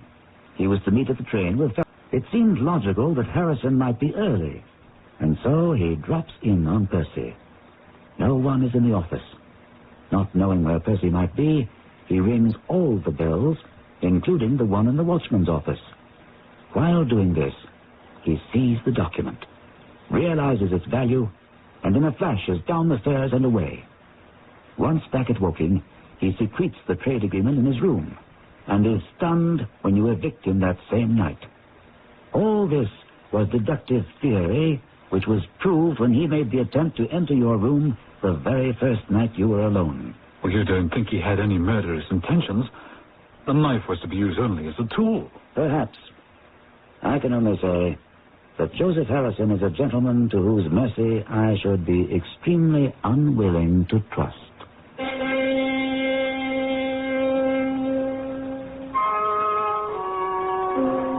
And so, once again, the greatest detective of them all, Sherlock Holmes, comes out of retirement to solve a case that baffles Scotland Yard and MI5 and proves that it's not necessary to teach an old dog new tricks. The old ones are more than good enough. I'll be back shortly to discuss the question of the actual age of Sherlock Holmes. When you get itchy red skin, get Corday, when you get it. Darn bug. Get Corday, when you get it. Oh, touch of poison ivy. Get Corday. Corday gently works with your body's natural defenses. It's all you need for the relief of dermatitis and other minor itches and rashes. When you get it, it's the eczema. Get Corday. Read and follow label directions. Hi, this is Bob Newhart. Your public library has asked me to give you the answers to a few of the questions that are most frequently asked. 1847, Jane Austen. The Philadelphia Phillies, pork bellies, King Kong, not in Texas. Now that you have the answers, please don't call us with those questions anymore. But if you have other questions, If you have any questions at all, you can call. give them a jingle. I'm the library. A public service message of the American Library Association. Dinner's done, the day is ended. Peacefully quiet, happy ended. Now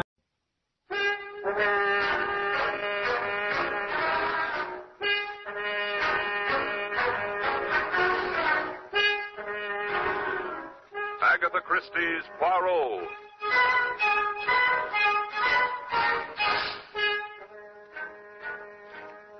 From the thrill-packed pages of Agatha Christie's unforgettable stories of corpses, clues, and crime, Mutual now brings you, complete with bowler hat and brave mustache, your favorite detective, Hercule Poirot, starring Harold Huber in The Case of the Careless Victim.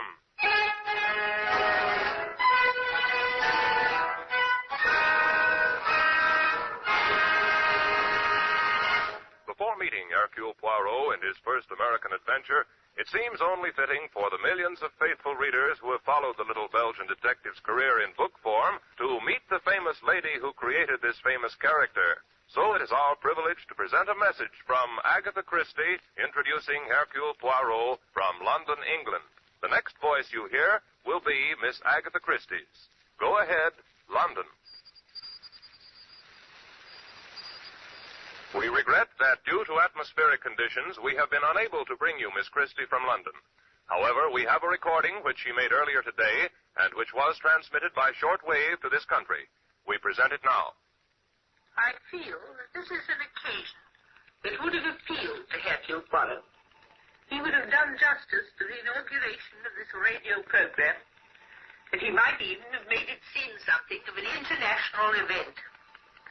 However, as he is heavily engaged on an investigation, about which you will hear in due course, I must, as one of his oldest friends, deputize for him.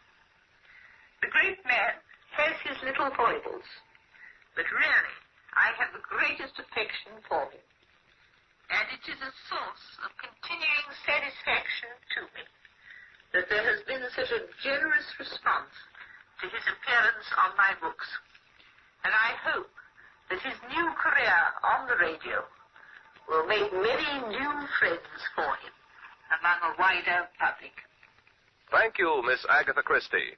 And now, Mutual presents Hercule Poirot in his first American adventure, The Case of the Careless Victim.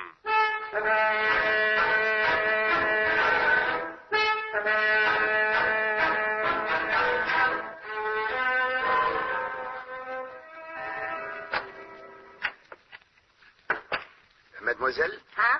This is the Cozy Home Apartment Renting Agency. Well, we got something to rent, yeah. I had the desire to rent an apartment. Who hasn't? Please, mademoiselle, do not jest. Alors, I have with me a brief dossier of my requirements. Please to read it. Well, all right. Gentleman desires a bright sunshining apartment of a reasonable quietness near the heart of the city. Should be furnished with the utmost charm, French, provincial, if possible. Price is of no consequence as long as it is very reasonable. Please communicate with me at the Hotel Windsor, Hercules, P-O-I-R-O-T. Poirot. No, mademoiselle. The name is Poirot. Hercule Poirot. Well, I wish you luck, Mr. Poirot. Well, finding an apartment, mademoiselle, is not a matter of luck. It is a matter of employing the little gray cells. If you can find an apartment for me, please do me the kindness to inform me. Sure, if you'll do something for me. And what is that? If you can find an apartment for me, please do me the kindness to inform me.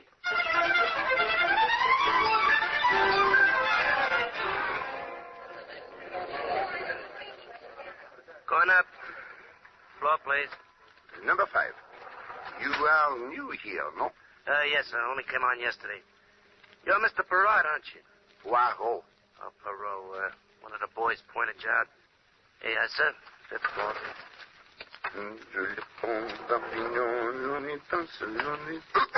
Oh, 1,000 apologies, madame. Not at all. It was entirely my fault. Madame appears troubled. Perhaps I may be of some slight assistance. No, Well, if you're sure you don't mind. But of course not. You see, it's my door. It won't open. And where is this alternate door? It's right down the corridor, room 515. If I may have the key. But that's just it. The door isn't locked. I left it open only 10 minutes ago. Indeed. Madame is very trusting, eh? It is. You see, it's stuck. It won't budge. It is not precisely stuck, madame. It gives a trifle. This door is barricaded. Oh, my goodness. Voila, she moves, eh? Oh, thanks a million.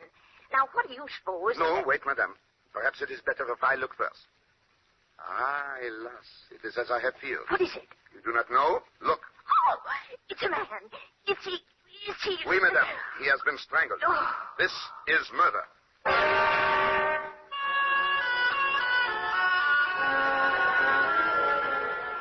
Zut alors, I must compliment you, madame. Your color, it is excellent, and you did not even commence to faint.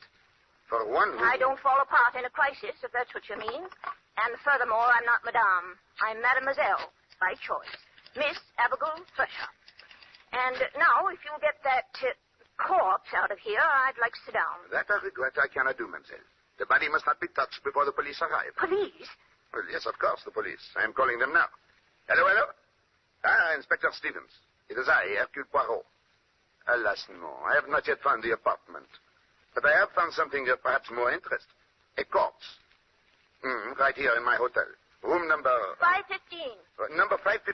Mademoiselle, what are you doing with the body? Nothing. I was just trying to see his face. You will have that opportunity later. Pardon, Inspector. We are room 515. Bien. We shall expect you immediately. Eh bien, Miss Thresher, now that you have observed the face of this unfortunate one, perhaps you will be good enough to tell me who he is? I certainly will not. I'll wait for the police and let them ask the questions. As you desire, mademoiselle. I merely wish to point out one thing. It is you the police will question first. Me? But of course, you are the most likely suspect, no? All right. What do you want to know? First, what are you doing here in this hotel? Why, I've lived here for 10 solid years, ever since I left West Costigo, Maine. And what do you do? What is your occupation? Why, I don't have any occupation. I've got a little income, and I like it here in New York, and last few years I've been doing war work, Red Cross, and things like that. You seem a trifle vague, mademoiselle. Now, about this man. Who is he? I don't know. I never saw him before in my life. Mademoiselle, I advise you to consider your answers with care. Do not forget, a man lies dead in this room. I can't help that. I don't know who he is or how he got here. I told you I was out of the room for 10 minutes. That may be, Miss Thresher, but it does not help you. This man has been dead for at least 1 hour. How do you know? If you will touch the body, you will observe it is already beginning to cool. Therefore, mademoiselle, if you left this room only 10 minutes ago, your situation is indeed grave. For this man was already dead. Oh, but I couldn't have done it. So? And why not? Because his body was lying right across the doorway. You know perfectly well I couldn't get out through this doorway and still leave a body wedged against it. Belgian surety, indeed. Very good, mademoiselle. But you could have murdered him in here, make your departure by way of this fire escape through the room overhead, and come down inside the building to this corridor where you so innocently made my acquaintance. You see, there is evidence that the fire escape has but recently been used. Now it is not so amusing, eh? I don't care. I had nothing to do with this. I know you detectives. You're out to get a suspect, and just because a man was murdered in my room, Gently, mademoiselle. All is not lost. Fortunately, you deal with Hercule Poirot, who goes one step beyond the obvious. You see, this poor man was not murdered in your room. He was killed in the room overhead. But why? Why kill him upstairs and leave him on my doorstep? That, mademoiselle, we shall discover in due course.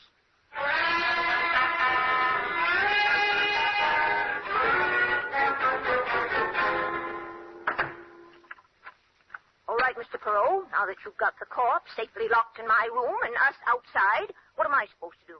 Sleep in the fire escape? I do not think that will be necessary, mademoiselle. You are coming with me to the lobby where we shall wait for my friend, Inspector Stevens. He will see that you are comfortably sheltered for the night. Oh.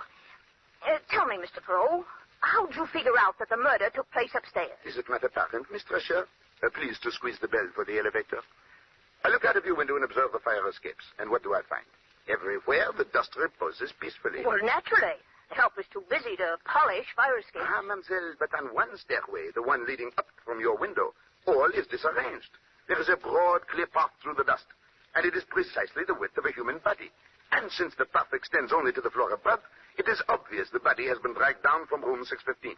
Also, on the garments of the dead man, on the trousers, the left elbow, and across the shoulders, there are unmistakable traces of rust.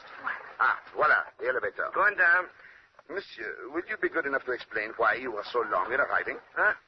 Oh, it's this old car. Every once in a while it goes on a fritz. Comment? On the fritz? Out of order. Yeah, it got stuck on the ninth. You have been on the ninth floor all this time? Yeah, that's right. That is difficult to believe. Why? Because the indicator has been pointing to the basement. Ah, that indicator. As soon as anything goes wrong, it flops. I am not so sure that is true of the indicator. But unquestionably, monsieur, it is true of the too clever murder. As soon as anything goes wrong, it flops.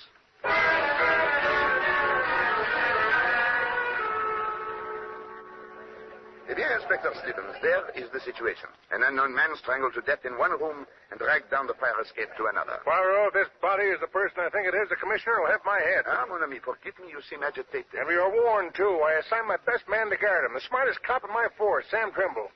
Good Lord, Poirot, there'll be an international scandal. Gently, mon ami, you go too fast, even for Hercule Poirot. Oh. Who is this magnificent figure of international importance? Parrish, Jonathan Parrish. Parrish? Ah, oui, the name rings a bell. He is the big currency expert, eh? That's right. He's on his way to Europe to set up the new paper currency for the liberated countries. Checked in at the Windsor today. Was supposed to pick up some papers, dyes, and inks, and then hop a bomber tonight. The fifth floor, please. An enormous undertaking, and one of great importance. And I was responsible for his safety. He's supposed to be an eccentric sort of guy. No photographs, no publicity. Trimble was the only man on the force who knew him at all, and Trimble failed. Do you see what this means, Poirot? I see only this, my friend. We have arrived at the first step in the solution of this distressing murder. For now, we know the motive. This way, Inspector. This is the room. Mademoiselle Thresher, your key. Here you are. I'll never live this down. Oh, you exaggerate, mon ami. Even the best of men sometimes fail. Regard, Inspector. Here is your corpse. They certainly did a job. Thunderation. You are shocked, monsieur? Poirot, do you realize what's happened? But of course, Inspector. It is not Jonathan Parrish who has been murdered, but your own faithful policeman, Sam Trimble. Poirot, that's not very funny. You knew it all the time. Pardon, mon ami, I knew nothing of the sort. But you distinctly told me. No, Inspector, you told me. To me, the dead man was an unknown corpse. It could be anyone. But when you speak of two men, one a wealthy financier of international importance, the other a police officer, by employing the little gray cells, it is not difficult to conclude that the corpse with the large, high, comfortable shoes and the plain suit is the policeman. Oh, of course. I'm sorry. Monsieur, there is no time now for the profuse apologies. Yeah, you're right. I've got to get to Parrish at once. The poor guy doesn't even know his bodyguard's gone. Hello. Operator, what room is Jonathan Parrish in? Huh? 615. Hold on. Poirot, that's the room directly over this one where Trimble was killed. Precisely. Operator, let me talk to Mr. Parrish. I think you will find the gentleman does not answer. Why not? Oh, obviously, he would not witness a murder without reporting it. On the other hand, he too may... Good Lord, Poirot, do you think he's dead too? Well, we know he received a warning from Hillary Kent. I do not follow you, mon ami. Huh? Oh, I don't blame it. Hillary Kent is a criminal egomaniac. Ah, one who commits crime chiefly for the pleasure of baffling the police, eh? Exactly. Well, this Hillary Kent, or somebody who calls himself Hillary Kent, is one of those guys. He pulled off a few clever jobs and got away with them. We don't know anything about him, but whoever he is, he's got to get his thrill out of every job. So he makes it a rule to warn his victim. Ah, oui. I know well the type. And Monsieur Parrish, I take it, has received such a warning. Right. Now you see why I assigned my best man. Yeah, but now we must hasten upstairs to Monsieur Parrish's room. Already it may be too late. Yeah, I'll go too. I don't want to stay here with this body. You'll stay right here, Miss Thresher, until I give you permission. If you do not mind, myself, I am not averse to Miss Thresher's company. I find her very intriguing.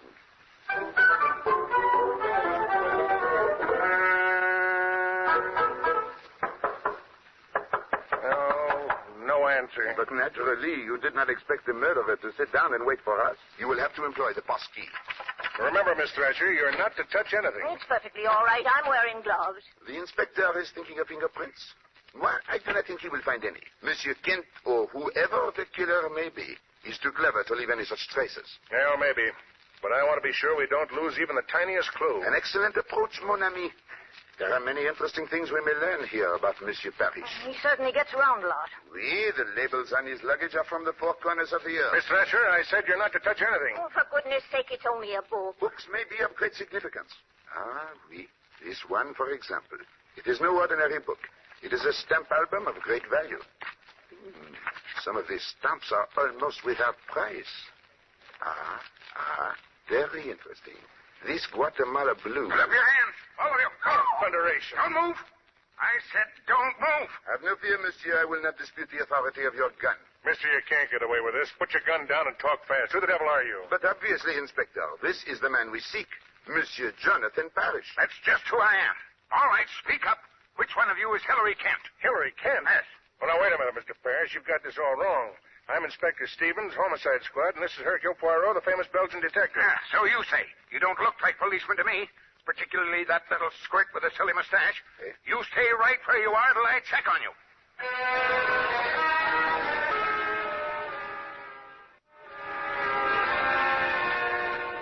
Eh bien, Monsieur Parrish, now that you are satisfied as to our identity... Well, I've heard of you, of course.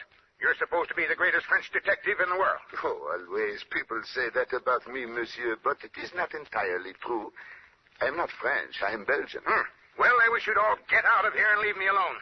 I'm expecting my daughter, and I don't want her running into a room full of policemen. But, monsieur, you are in great danger. You must be protected every moment. You offering me police protection? Not worth a hoot. I beg your pardon. That's what I said, not worth a hoot. I have protection. Some detective they assigned to me. Where is he? He is dead. What? He was murdered in this very room while protecting you. Therefore, if you do not object too violently, I shall undertake to protect you until you step aboard your airplane. All right, stay. I don't know how long it'll be. I'm just waiting for one little parcel to be delivered. Then I'm off. Monsieur is taking with him much equipment? Yes, quite a load. I've already sent most of it off to the airport. Ah, bon. That is good. Miss, don't eat that chocolate. It may be poison. Oh, nonsense. This candy isn't poisoned. I wouldn't be too sure. That box of candy supposedly came from my daughter, Laura. It was delivered a little while ago. But you suspect she did not send it? Well, she's supposed to come here in person. Should be here now, in fact.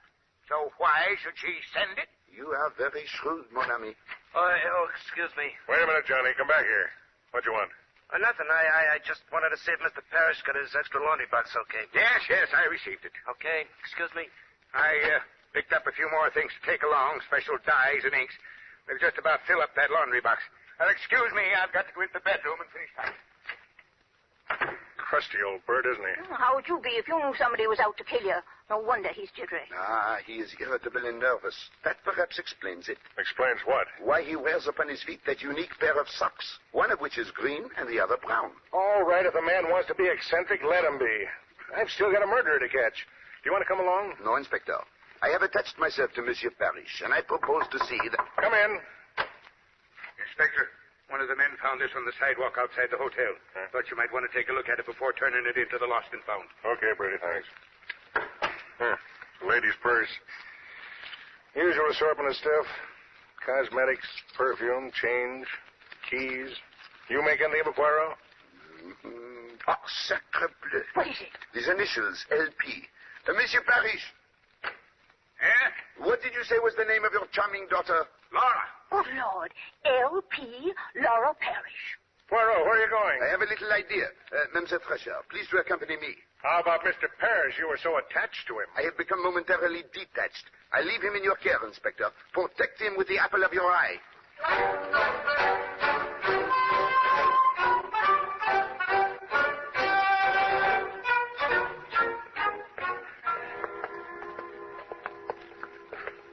Come, it will not be the first time you have left the elevator unattended, Monsieur Johnny. Come along. Mr. Perrault, you're wasting your time in this basement, believe me. Nevertheless, it interests me. Please to light the way. There's nothing here, just a lot of ash cans. One moment. What is behind this door? Well, that's the laundry bin. We keep the solid linen in there. You won't find anything in there. We shall take one brief glance, eh? There, you see? Nothing but a pile of dirty sheets and pillowcases. Good gracious, what a laundry bill they must have. Eh bien, let us proceed to... One moment. What is it? Sacre bleu, ear protruding from under these sheets. Holy cow. A foot, a small foot. This is what I feel. Look! Ah, it moves. Then we are not too late. Quickly, monsieur, help me to uncover her.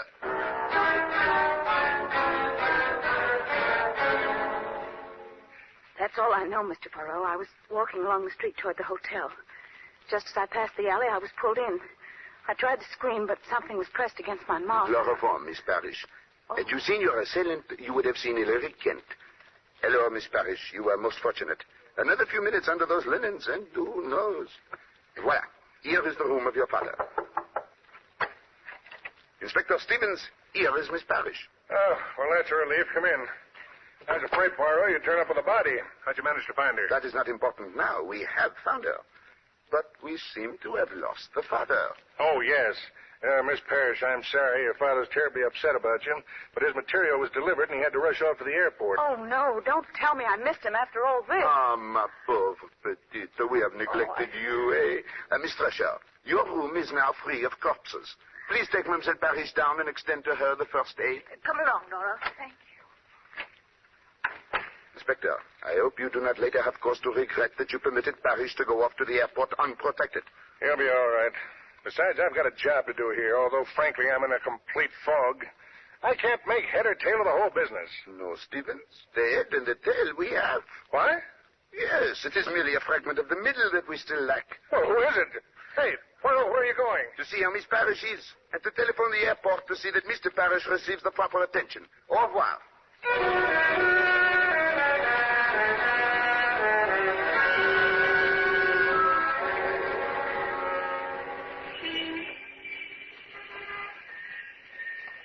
Mr. Perot, where are you taking me now? I'd like to have some... Mr. Perot. Hello? Someone calls? It's Johnny in that parked car. Mr. Perot, I got a message for you from Inspector Stevens. He rushed off a minute ago. From Stevens? What is it? What is the message? He says he just got word that Mr. Parrish has been seriously hurt in an automobile accident on North Salem Road. This is too much. You ought to get there as fast as you can. Here's the address. 52 North Salem Road. Monsieur, your duties for the day are over. Yeah. And this is your vehicle? Yeah, why? There is no time to seek a taxi, so I will impose on your kindness. Miss Thresher, quickly, please. Okay. North Salem Road, right? No, to the airport. What? But Mr. Parrish isn't at the airport. He's injured on North Salem Road. No, mademoiselle. That is what I was intended to believe. Do you not think so, Johnny? He is not there, I assure you. How do you know? Well, North Salem Road is not on the way to the airport. It is in the opposite direction. This is merely a trick to keep us from the flying field. We must hurry there before it is too late.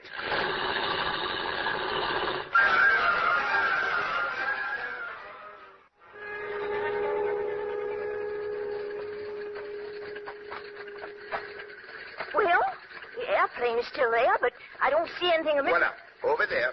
Parrish, as large as life. Yep, it's him, all right. Come along, please. Both of you. Monsieur Parrish. Monsieur Poirot. My daughter. Is she? She is at the hotel, Monsieur rescued. She has had a small misadventure, but she is entirely safe. Oh, thank heaven. You are relieved, eh? Am I? I don't think I'd have gotten on that plane if you hadn't found her. Fortunately, I didn't have to. They've been delayed a little. Poirot. Inspector Stevens, I knew you would not walk into the trap. Yeah, but as usual, you beat me to it. I was halfway out to North Salem Road before I realized what was cooking. Eh bien, here is Mr. Parrish safe and sound, eh? I suggest the bomber be inspected with great care. There may be sabotage. Good idea. Also, have all the doors of this building guarded. Mr. Perot, do I have to hang around here? But of course, Johnny. We may require you for our return trip. Oh, Monsieur Parrish, here is your pilot who approaches. Oh, we're ready now, Mr. Parrish. Yes, thank you. Oh, Captain, here comes my luggage. Will you see that it gets aboard? All right, sir. And be especially careful of that wooden crate. Well, goodbye, Inspector.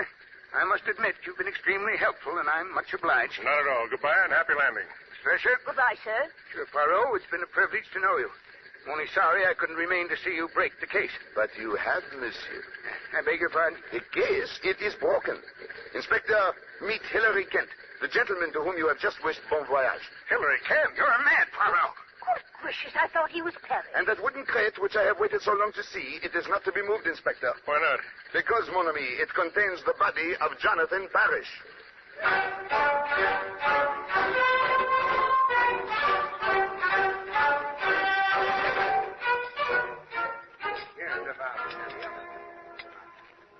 A charming restaurant this, n'est-ce pas? The planes circling about give one the feeling of flying, eh? Oh, the feeling I've got is that flying gives you. Keep me from it. Oh, that is natural. I, too, do not like murder, Miss Thresher. Inspector Stevens. Everything is taken care of? Yeah, they're taking Kent away now. Then perhaps you will join us in a little supper. No, thanks, Poirot. I've got to get back. I just dropped over to ask you a few questions. For example? Well, when did you first suspect that Kent was impersonating Parrish? Almost from the start. When we enter the room of Monsieur Parrish, what do we find? An amazing paradox.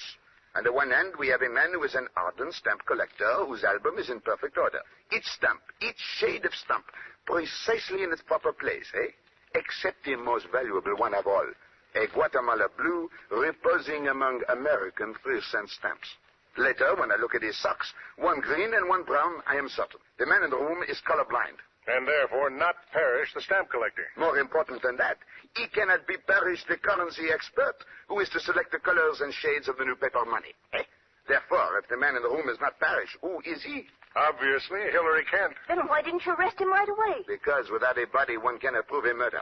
And I felt sure Monsieur Kent would lead me to the body. Then you weren't guarding him, you were watching him. Precisely. Well, you weren't so smart. When you let him out of your sight, he might have gotten away in the plane. Not at all. When I called the airport, it was to make sure that the plane would not leave until I gave the word. You know everything, don't you? Some things are obvious, mademoiselle. We can suppose Hilary Kent discovers the nature of the mission Monsieur Parrish is engaged in. What a magnificent opportunity for a swindle, eh? Perhaps the greatest in history. To remove Jonathan Parrish, fly to Europe as Parrish, deliver the papers, the formulas, the dies to the proper authorities, and then, at the moment juste, counterfeit the new currency and reap a huge fortune. Jumping codfish. The man must be mad. Perhaps, mademoiselle, but he is also a genius, eh? He learns that Parrish is at the Hotel Windsor in room 615. He knocks on the door. Parrish admits him and is at once strangled to death, eh? But the body, that must be disposed of, where no one will find it. There is but one thing to do. Take the body to Europe in the very packing case which stands in the room. Then you just guessed where the body was. No, Inspector. There was proof in the room. You remember the second laundry box which Hillary Kent asked for? This is for some special inks, he says to us, which I have only now purchased. Obviously, this is a lie. On such a mission, one does not purchase supplies at the last minute, eh? Hence, I know that these inks and dyes have been removed from some other box or crate to make room for the body. Gracious, it's as plain as the nose on my face. What about Laura Parrish? Oh, I've got that figured out. She calls up and says to Kent, Pop, I'm coming over. Of course, he can't allow that or the jig's up, so he gets down to the alley and eliminates her. Right, Poirot? Exactly. As for poor Tremble, he has been with Parrish. He knows him. When he knocks on the door and Kent appears, he demands to see Parrish. Kent kills him, and since the packing case is already occupied, drags him down to Miss Thresher's room. That was his big mistake. He should never have started up with me. Excuse me for a minute. I think that's the morgue wagon pulling in. Mademoiselle, may I ask you a question of a personal nature? Fire away. Mademoiselle Abby, you are not now engaged in a business enterprise. No. Are you fluent with the shorthand and the typewriter? Why, yes. Bon. Mademoiselle, I find you both intelligent and amusing. A rare combination in a woman. Moreover, I am in great need of a secretary with your superb qualifications. Why, Mr. Poirot. True, you do not yet employ the little gray cells to the best advantage. Nevertheless, if you are interested... Oh, Mr. Poirot, for 10 years I've been devouring detective stories, and you ask me if I'm interested. Chief, you've got a secretary. Well, Poirot, they're taking Kent away now. I guess that winds up the case. Not quite, Inspector. Tell me, where does Monsieur Kent reside? We found a lease on him for an apartment in Gramercy Park. That is a good neighborhood? Oh, swell. It's right in the heart of the city. But why do you ask? I do not think Monsieur Kent will need an apartment for some time. But I do. You see, my friends, it is as I have said. To find an apartment in New York City is the essence of simplicity. One has only to solve 2 murders.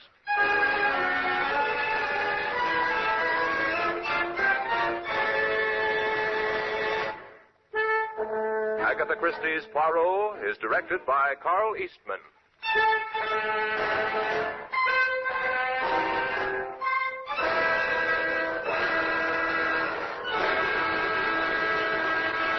This is Mutual. Lux presents Hollywood.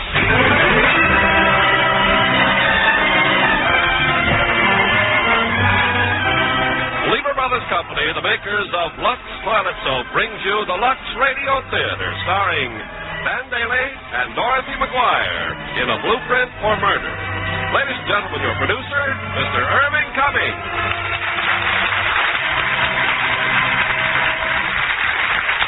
Greetings from Hollywood, ladies and gentlemen. Tonight's play, A Blueprint for Murder, is a spine-tingling mystery, the thrilling drama of a romance which was overshadowed by the suspicion of murder. It's the quandary of a young man who suspects that the lovely young widow of his brother may be a diabolical poisoner. And as our stars, we have popular Dan Daly and Dorothy McGuire, creating 2 unusual roles in this suspenseful motion picture from 20th Century Fox. But for a moment, let's listen to Ken Carpenter. They say it's springtime that'll turn a young man's fancy to thoughts of you-know-what. But I know that a really feminine-looking gal can turn a man's fancy and his head any time of the year. And there's nothing more feminine than sheer, lovely nylon stockings. And, of course, no care but Lux Flakes care for them. 96% of stocking manufacturers recommend Lux Flakes. It pays you to follow their advice, because Lux Flakes Care can actually double the wear you get from every pair. So always give your nylons gentle Lux Flakes Care. And when you're picking up Lux Flakes at the market, be sure to get the new Lux, too, Lux Liquid Detergent. It's made just for the dishes job. Even though the carpenters have been using Lux Liquid for months now, I still can't get over how quickly it floats grease off plates and glasses. And so little will do so much. Just a teaspoonful does a dishpan full. While it's rough on grease, Lux Liquid is gentle on your hands. Every bit as mild as you'd expect a Lux product to be. The can it comes in is special, too. It has a wonderful new dripless spout that makes it almost impossible for anyone, including me, to mess up the sides of the can.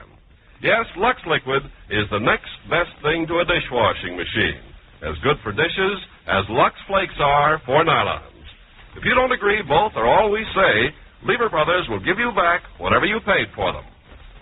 Now, Act One of A Blueprint for Murder, starring Dan Daly as Cam and Dorothy McGuire as Lynn Cameron.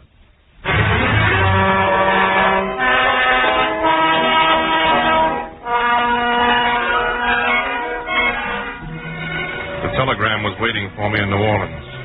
A telegram from Lynn. I took the next plane back and rushed to the hospital.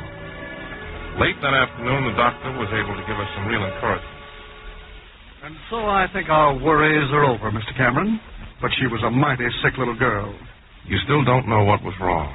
Not for sure. The tetany test was negative. Tetany? Those muscular spasms she was having, they're quite characteristic. Well, I'm sure she'll have quite a comfortable night. I understand you're the child's uncle, is that right? Yes, her father's dead, and my brother. I'm very attached to both children and their stepmother. Well, Mrs. Cameron's had quite an ordeal. Why not take her home? We'll have a special nurse on duty, and if anything at all comes up... I'll try and get her to leave now.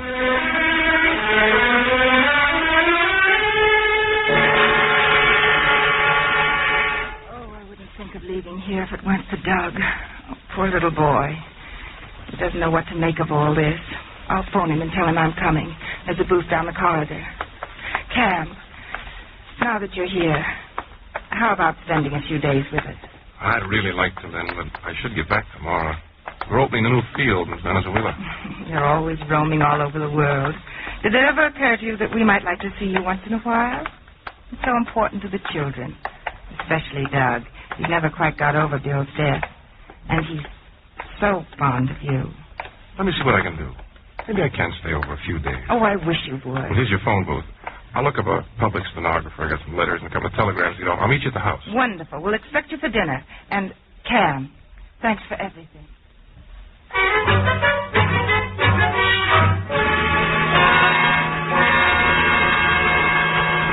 Gosh, Lynn, do I have to go to bed? Can't we play just one more game? It's way past your bedtime, Doug, and tomorrow's school. But Uncle Cam's only going to be here for a few days. And we're going to have fun for those few days, too. How about the ice show tomorrow? Oh, boy. Gee, I wish Polly could go, too. It was awful last night, Uncle Cam.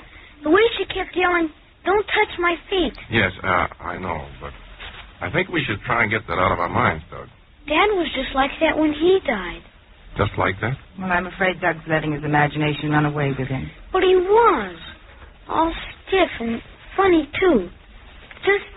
Just the same as Polly. Is that right? Well, there was some similarity, I suppose. But the doctors all agreed that Bill had virus encephalitis. Anyway, there must be a lot of things with the same symptoms. Yes, I suppose so. Have you told Uncle Cam about your baseball team, Doug? Boy, have we got a team. I knocked 2 home runs last week. If we were up in Boston, Slugger, we could see the Red Sox play. Say, how about letting Doug spend the summer with me? Oh, please, Lynn, please. Well, why not? Sounds wonderful. Oh, boy. Now, let's see. I've still got the sailboat out in the Cape. I ought to take care of the weekends, and during the week... Lynn took us up to Lake George last summer, and I learned a lot about boats, Uncle Cam. Seems to me Lynn's been mighty good to you. She sure has. Well, good night, Uncle Cam. Good night, Doug. Good night, Lynn. Sleep well, dear. And just call if there's anything you want. I will. See you in the morning, Uncle Cam. You've been wonderful. The way you're bringing up those kids. They're nice kids. It hasn't been hard. When their mother died, I thought no one would ever be able to take her place. They really love you, Lynn. I don't see how they can help it. I always thought Bill was a lucky man, and now I'm beginning to realize just how... Oh, excuse me. Hello? Yes. Yes, we'll be right there. Cam, that was Dr. Stevenson at the hospital. Polly? He told us to come right over. She's had a relapse.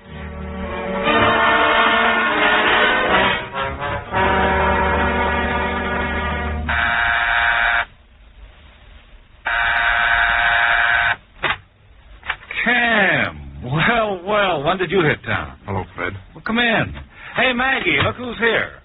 Oh, this is wonderful. We haven't seen you in ages. Had your breakfast? Fred, I've got bad news. I wouldn't be here at this hour except it's Polly, Fred. Polly's dead. Dead? Cam? Full of all the wonderful surprises. Take it easy, honey. Some terrible news. Little Polly Cameron. She's dead. She's what? I just can't believe it. Accident? No. She took sick. When, Cam? When? Early this morning at the hospital. Oh, what a tragedy. And Lynn and poor little Doug, how's he taking it? Well, they're both under sedatives. Your breakfast, please go ahead. You'll have some coffee anyway. I'll get another cup. I've no right to barge in like this, and I should have phoned you first. That's a fine way to talk to an old friend. Fred, you're still handling the estate, aren't you? Yes, of course. Cam, what was wrong with Polly? Well, the doctors seem rather uncertain. He doesn't know? Sometimes it's hard to tell, I suppose, but there's one thing about it that bothers me. Well? Apparently, Polly had the same sort of convulsions that Bill had before he died. Cam, are you sure of that? I'm not sure of anything. I only know that Polly kept screaming, "Don't touch my feet." That's very curious. I don't see anything curious about it at all. It's just that I'm afraid there might be something hereditary in all this, and that could hit Doug, too. Cam, you weren't here when Bill died, were you? No. Well, what did the doctors tell you he died from? Virus encephalitis. Sort of a sleeping sickness. Yet in Polly's case, they don't know? Somehow back in my mind, that "don't touch my feet" rings a bell. Maggie, please. She still writes for those pulp magazines. You know what an imagination she has. This has nothing to do with imagination. This was research I did at a medical library a couple of years ago. I had an idea for a story, and That's what I thought, a story.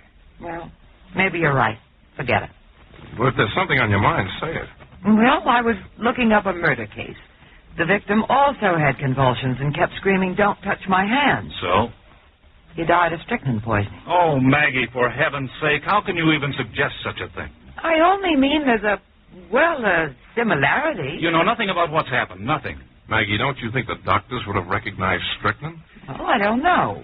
They didn't in the case I looked up, and they apparently don't know what killed Polly. Let's see what the encyclopedia says about convulsions. Why do you always have to dramatize everything? You're really going off the deep end, Maggie.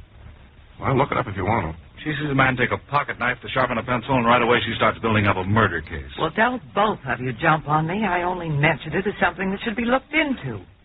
Anyway, here it is in the encyclopedia. Let me see it. Well, they list 8 causes. Tetanus.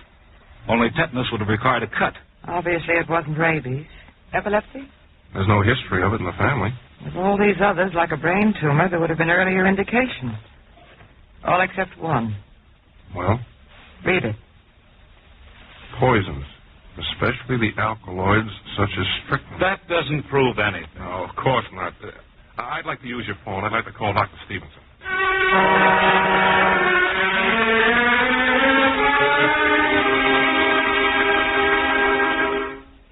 And so we thought of the possibility of strychnine, Doctor. You're serious about this, Mrs. Sargent? I don't mean to be rude, Doctor, but you do admit you don't know what that child died from. Is this your idea, too, Mr. Cameron? I haven't any ideas, Doctor, but you told me it wasn't tetany, and yet that's what you put on the death certificate. Because that's what we were treating the patient for. She responded to the calcium, so we continued it. As a matter of fact, I suggested an autopsy. Oh? Lynn couldn't stand the idea. I agreed, and nothing could be gained by it. Mrs. Sargent, just how do you think the child got the poison? I don't know, of course, but I don't see how it could have been accidental. I hope you realize what you're saying. Meanwhile, Mr. Cameron, I'm afraid I don't want any part of all this. I'm sorry I ever mentioned it. Come on, Cam, let's go. Thank you for seeing us. You're quite welcome, Mr. Cameron. Who could have done it, Maggie? Who? Oh, several people. For instance? For instance, Lynn. Good day, Dr. Stevenson. Maggie, what's got into you making a crazy crack like that about Lynn? Now, doggone it, I'm getting mad. I only said it was possible she could have done it, and it is. You've got her all wrong. She certainly made Bill a good wife. He was very happy with her. Do you plan to stay on? Till the end of the week. For 3 or 4 days, huh? Can I drive you anywhere? No, thanks. Think it over, Cam. It sounds ridiculous, I know. But is it? Say hello to Fred. I'll see you both in a day or two.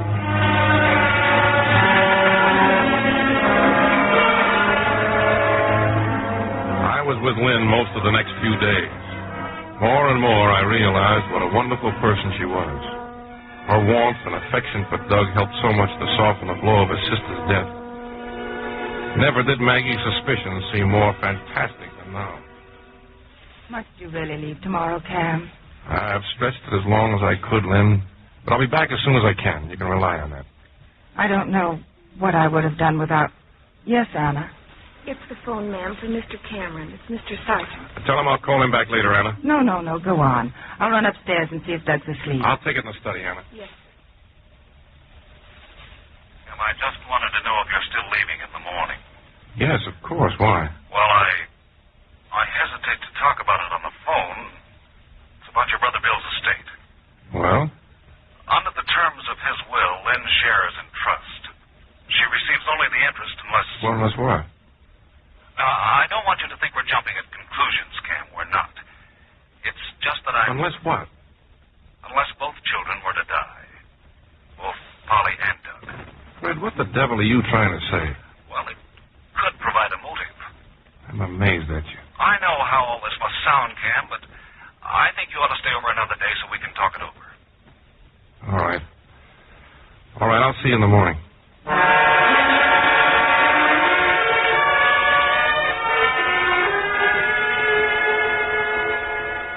Cam? Anything wrong? Wrong? Oh, no. Fred just called to say goodbye. Oh, I hate that word. I told him he was being premature, and I've decided to stay a day or two longer. That is, if it's all right with you. You know it is. Was Doug all right? Oh, yes, thank goodness. I'm worried about him. He doesn't look at all well. It's been the same for him as for the rest of us. Such a terrible shock. No, but Doug hasn't been looking well for weeks. I'm thinking of taking him out of school, Cam, maybe a trip to Europe. Why? Well, he needs a change. Everything here only reminds him of his father and Polly. And it would be good for me, too. How long would you be away? Oh, I don't know, maybe a year or so. That long? Might be very good for him. Visiting all the little out-of-the-way places and just taking it easy. I'm not worried about his schoolwork. He's such a bright boy. We could take some sort of study schedule with us, and that way it would be...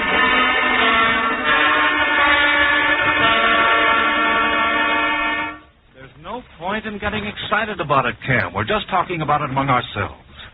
But I can't close my eyes to the fact that Lynn did have a motive. I don't care how it adds up. You'll never convince me that Lynn is capable of murder.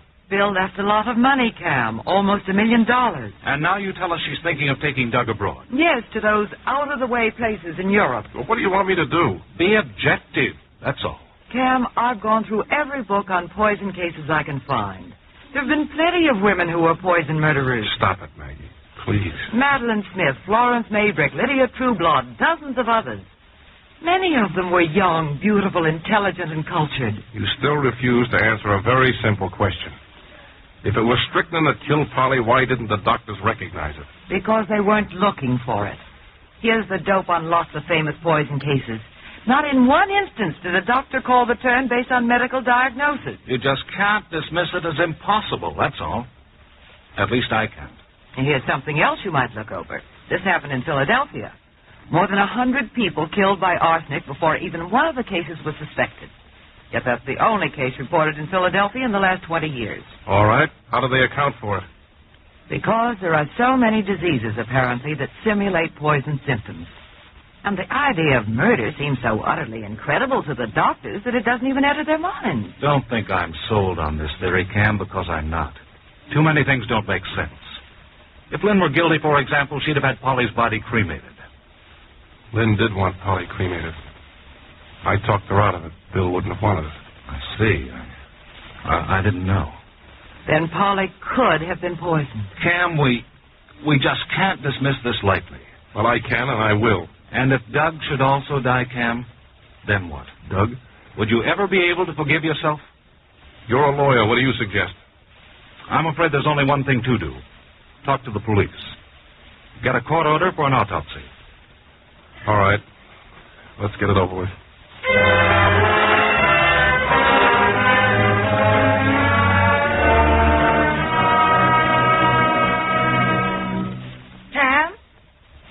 coming in? Dinner's ready. Oh. What's the matter with you? You've been staring out of that window for half an hour. Ever since you got that phone call. Where's Doug?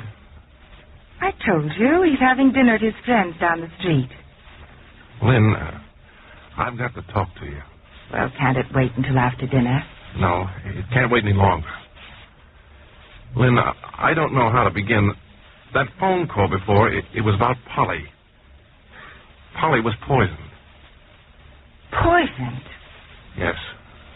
Oh. Why, it just couldn't be. Cam, there must be some mistake. I'm afraid not. But how? How could it have happened? The police think it was intentional. Police? Yes, it was their medical examiner who performed the autopsy. They want you and the servants down for questioning tomorrow morning. Oh, but this is impossible. It doesn't make any sense. The police, what gave them the idea of performing an autopsy? Lynn, you know Dr. Stevenson wasn't certain what caused Polly's death. No. Well, there was a reason for thinking it could have been strychnine. The symptoms are almost identical. And you knew about this, and you didn't even mention it to me. I didn't think they'd find anything wrong.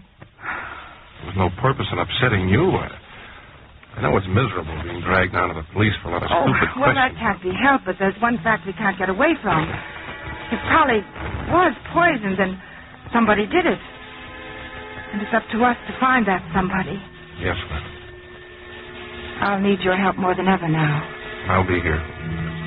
Thank you.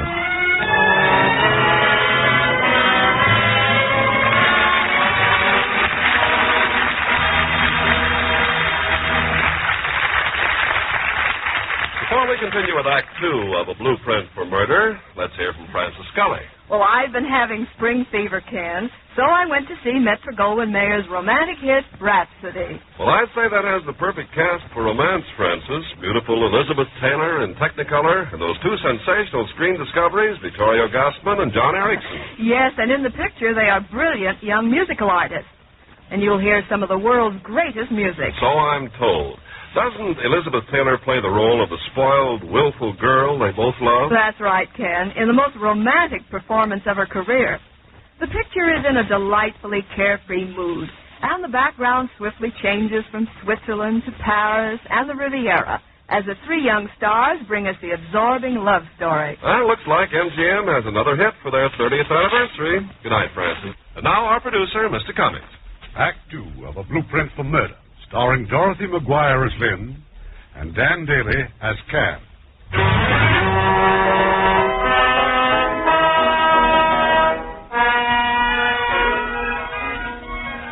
Lynn was questioned the following morning at police headquarters.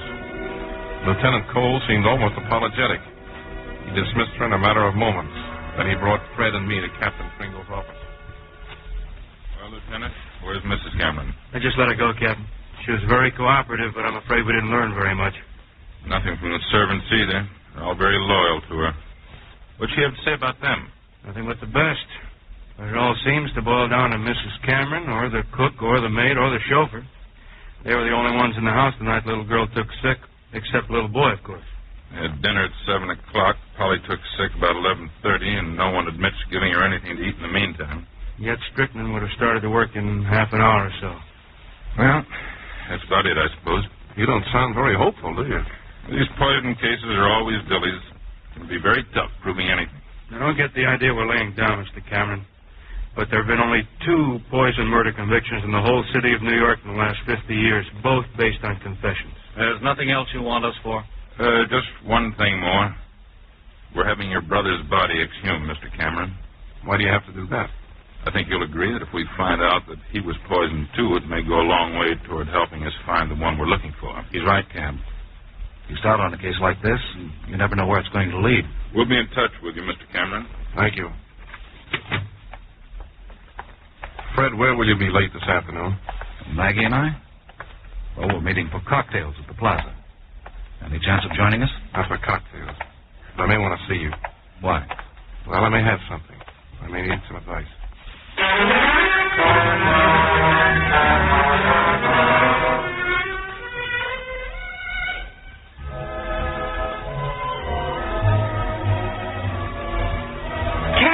Cam, over here. Hello, Maggie. Well, I've just come from the library. Oh, no, not you, too. I went through all those books on toxicology. Lynn couldn't have done it, only now I can prove it. How? You die of strychnine during a convulsion. You die of suffocation. Well, what does that mean? It means that somebody gave Polly a second dose in the hospital. In the hospital? She was getting better. How could convulsions start all over again nearly 20 hours later? I never thought of that. No, and neither did the police or anyone else. Besides, I called the medical examiner, and he had to agree. Well, of course, in all the strychnine cases we looked up, they either died in a few hours or they got well. And it proves that Lynn is absolutely innocent. But how could the hospital have given Polly strychnine? By mistake? That's what I've got to find out. I'm seeing Dr. Stevenson again in the morning.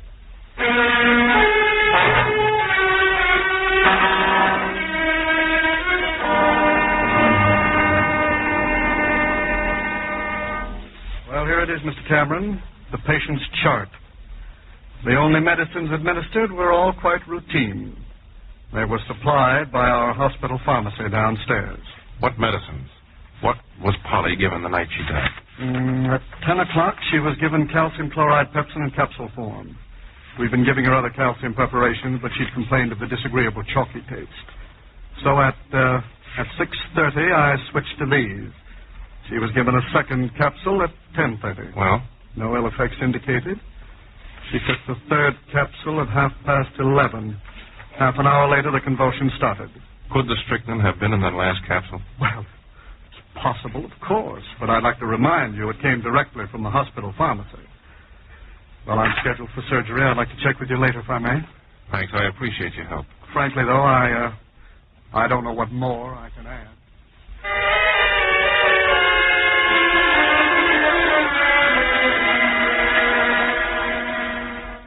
Mr. Cameron, you wanted to see me? I'm Miss Brownell. The supervisor said you're the nurse who was on duty here the night my niece died. Oh, yes, and I can't tell you how Do sorry. you recall Dr. Stevenson asking you to have a prescription filled about 6:30? Well, yes, vaguely. May I ask where you took the prescription? Well, the hospital pharmacy downstairs. They never saw that prescription. The pharmacy downstairs was closed. They close at 6 o'clock every night. They just told me so. Oh, of course, I remember now. I was just about to send it out when Mrs. Cameron offered to get it filled. Mrs. Cameron? Well, yes, the child's mother. I remember it very clearly now. Oh, is that all, sir? Yes, thanks.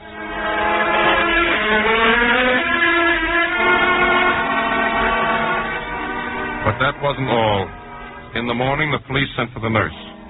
She reported to Captain Pringle's office. Now, tell us, Miss Brownell, how did you happen to ask Mrs. Cameron to get the medicine? Well, I didn't ask her. The hospital pharmacy was closed, and she offered to get the prescription filled herself. Who delivered it to the hospital? Well, she brought it back. What time was that? Oh, I imagine about 7:30. The capsules were in a bottle? Yes. The bottle was sealed? No. No, it was just an ordinary bottle cap.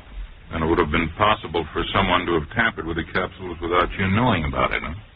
Well, yes, I suppose so. That'll be all, Miss Brownell. Thank you very much for coming here. Not at all. Goodbye. Who's next? Miss Cameron's chauffeur, a fellow named Wheeler. Okay, bring him in. Now then, Wheeler, you say Mrs. Cameron left the hospital just after 6:30 and you drove her to that drugstore. Yes, sir. What time did you return to the hospital? Oh, about 7:30. A little earlier, maybe. How long did it take to get it filled? 10 minutes, maybe. Then you should have been back at the hospital long before 7:30. Well, on our way back, Mrs. Cameron stopped off at her apartment. Oh? Why? She didn't say. How long was she there? Not very long. A few minutes. You remember if she had the bottle with her when she went up to her apartment? Well, she must have. She put it in her purse. You're positive? Yes, sir. That's all, Willie. You can leave now. Thanks. Yes. Well, you've seen the nurse, the chauffeur, the cook, and the maid. Only where are we? Who's waiting in your office? Mrs. Cameron, brother-in-law, that lawyer, sergeant, and sergeant's wife. Okay, we'll talk to Mrs. Cameron. We'd better have a stenographer in here. That sounds encouraging. I can dream, can't I? Please sit down, Mrs. Cameron. Oh, you don't mind if the stenographer takes some notes? No, not at all, Lieutenant. I want to cooperate fully. Well, first of all, Mrs. Cameron, the nurse at the hospital tells us you offered to get that prescription filled. That's right, I did. But instead of returning to the hospital, you went home. Yes, Why'd you go there, Mrs. Cameron? to pick up some things for Polly. What things? Comb, brush, toothpaste, things like that. The night before, there wasn't time to think of anything except getting the child to the hospital. Yes, of course. How long would you say you remained in your apartment? Only a few minutes. Did you open the bottle containing the capsules? No, why should I? Then you had the chauffeur drive you back to the hospital where you handed the medicine to the nurse. Is that right? Exactly. You admit handing the medicine to the nurse. Admit, that's a strange word. You realize, Mrs. Cameron, that the fatal dose was definitely administered at the hospital. That's been proved. So I understand. Well, our next step is to find out who was responsible. You and Mr. Cameron were the only visitors? That's right. You and the hospital attendants were always present while Mr. Cameron was there. I know. So that rules him out. And there was always someone present while I was there. Nevertheless, the poison was somehow slipped into the calcium capsule, and all the medicine came directly from the hospital pharmacy except the bottle you gave the nurse. Now, this bottle was in your possession when you stopped off at your apartment. This gave you the opportunity to put the poison into the capsules. What's more, Mrs. Cameron, you're the one person with a motive. I'm sure you must realize what you're saying. Yes, I do.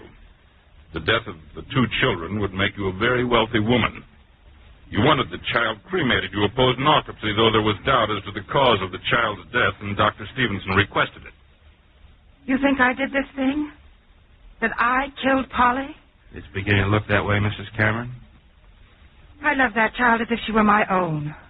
I couldn't have done it. I couldn't. Well, that'll be all for now, Mrs. Cameron. If you'll just wait in the other room, please. I'd like to speak with my brother-in-law. That's where you'll find him. I'd like to speak with him alone. Very well, Mrs. Cameron. Just come with me.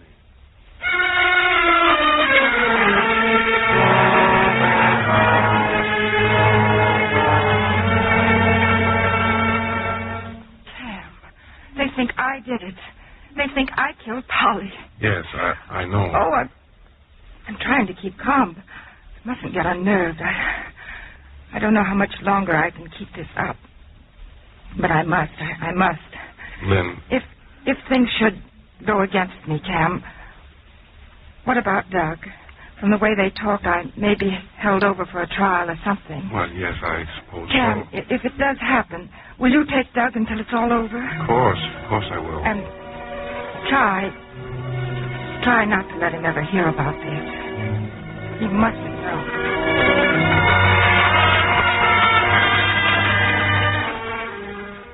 But that day when I left police headquarters, I left with Lynn. They'd released her again, and for 3 more days, nothing happened. Nothing, at least, that we knew about. But they were very full days for the police. Checked and double-checked everything, Mr. Henderson. That's why Cole and I have come to you. We're ready to turn the case over to the district attorney's office. You know how I feel about all this. I need a lot more answers than I've got now. Maybe we can give them to you. All right. What about the other pills in that bottle? There were a dozen capsules altogether. The child was given 3. She had no reaction from the first 2. Third was it, strychnine. I'm talking about the other 9. Negative? Exactly. You've drawn nothing but blanks. Where would she have got the poison? In a drugstore? Not if she's half as smart as you think she is. What about the apartment?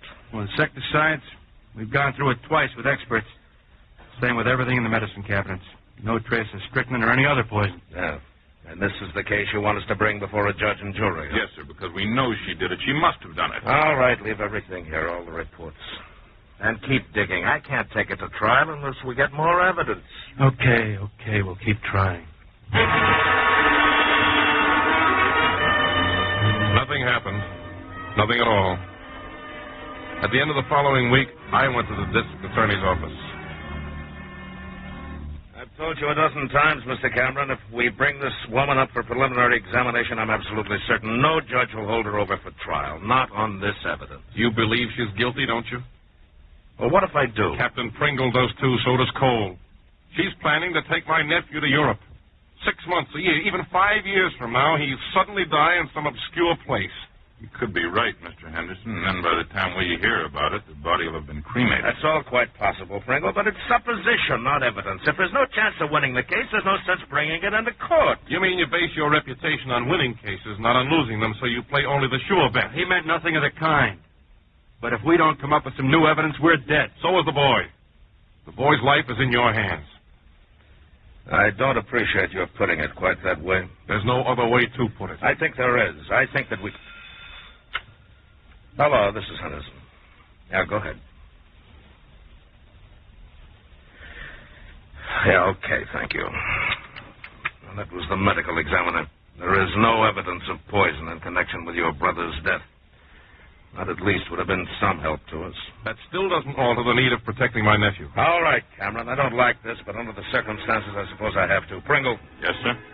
Get out a warrant for the arrest of Mrs. Lynn Cameron.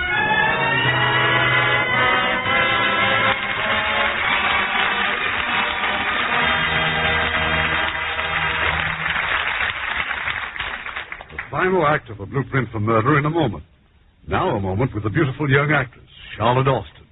An extraordinary one, too. She made her debut at the advanced age of 2 weeks. Well, it wasn't even a walk-on part, Mr. Cummings. As a matter of fact, I don't even think I was walking at 2 weeks. Being the trooper you are, though, I suppose you want to tell me about a new picture of yours. Not mine, I'm sorry to say. 20th Century Fox, CinemaScope, Technicolor, the works, but no show with Austin. You must mean Prince Valiant. A tremendous production, I hear, with a tremendous cast. James Mason, Janet Leigh, Robert Wagner, and Deborah Paget. Isn't it Hollywood's premiere on April 2nd? Uh-huh, and the New York premiere will be April 6th. Well, I guess just about everyone has read the wonderful adventure strip it's based on, grown-ups and children alike. 20th Century Fox went all out making the picture, too. Director Henry Hathaway traveled 10,000 miles through Great Britain to find authentic locations. Well, stories about King Arthur's times will always be popular with every age group, Charlotte. So will pretty girls with pretty complexions, pretty Lux complexions like yours. Well, thank you. Janet Leigh and Deborah Paget will make you and Lux Toilet so proud of them in Prince Valiant. They're like me, you know. They wouldn't be without Lux. 9 out of 10 stars depend on mild, gentle Lux toilet soap to care for their valuable complexions. Lever Brothers will return your money if you don't think Lux is every bit as wonderful as we say it is. We pause now for station identification. This is the CBS Radio Network.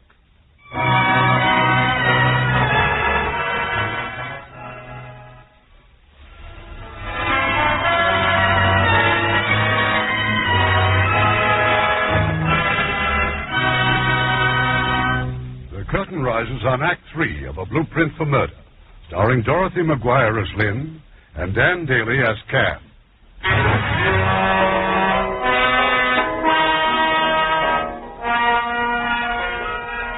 Lynn agreed it would be better for Doug if he stayed with me until it was over.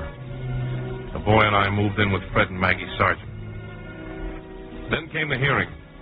We got exactly nowhere. All the judge did was echo what the district attorney had been saying right along.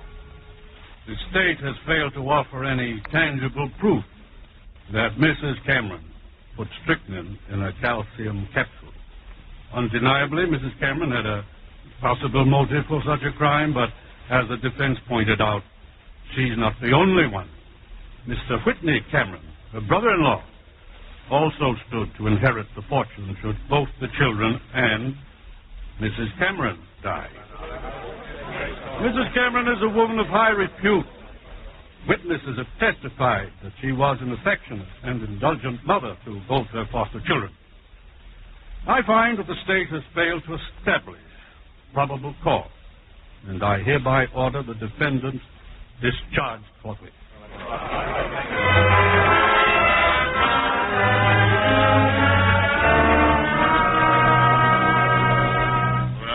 That's that, Mr. Cameron. We're licked, unless we can find new evidence. You spoke to her a few minutes ago, just before she left the courtroom. What'd she say? She asked about Doug. He's been with you all week, hasn't he? Yes, at Fred Sargent's house. The boy know about what's been going on? No, I told him she was called out of town, Chicago. I asked her just now if I could keep the boy until tomorrow. She agreed. I said I'd bring him home in the morning. She's pretty sore at you, huh? No, that's just it. She doesn't realize I've had any part of all this. She thinks it's been entirely a police matter. It's a tough break for all of us. I can't leave that boy in her hands. I've got to get him away, and I've only got until tomorrow. Well, just don't you do anything foolish, Mr. Cameron. Don't you do anything you'll be sorry for.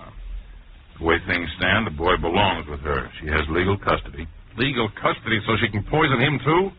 You all know she's guilty. What do you do about it? You throw up your hands and offer your sympathy. Now, look, you're all upset. That's perfectly understandable. But why don't you just losing my mind, that's all? Now, you stop by tomorrow. You do that, Mr. Cameron. You bring your lawyer friend. Maybe we can figure something out. All that night I tried to think of something. Fred and Maggie, too. Some legal way of getting Doug away from her. It was no use. There just wasn't time. The next morning, I brought Doug back to Lincoln. I'm sorry I've kept you waiting, Cam. I took Doug upstairs to show him some presents I brought for him.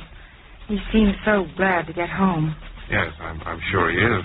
He was telling me all about the plans you two have been making, about spending the summer together. Yes, I'm looking forward to that as much as he is. This isn't easy to tell you, Cam, but I'm afraid we'll have to postpone it. Remember I told you I was planning a trip to Europe?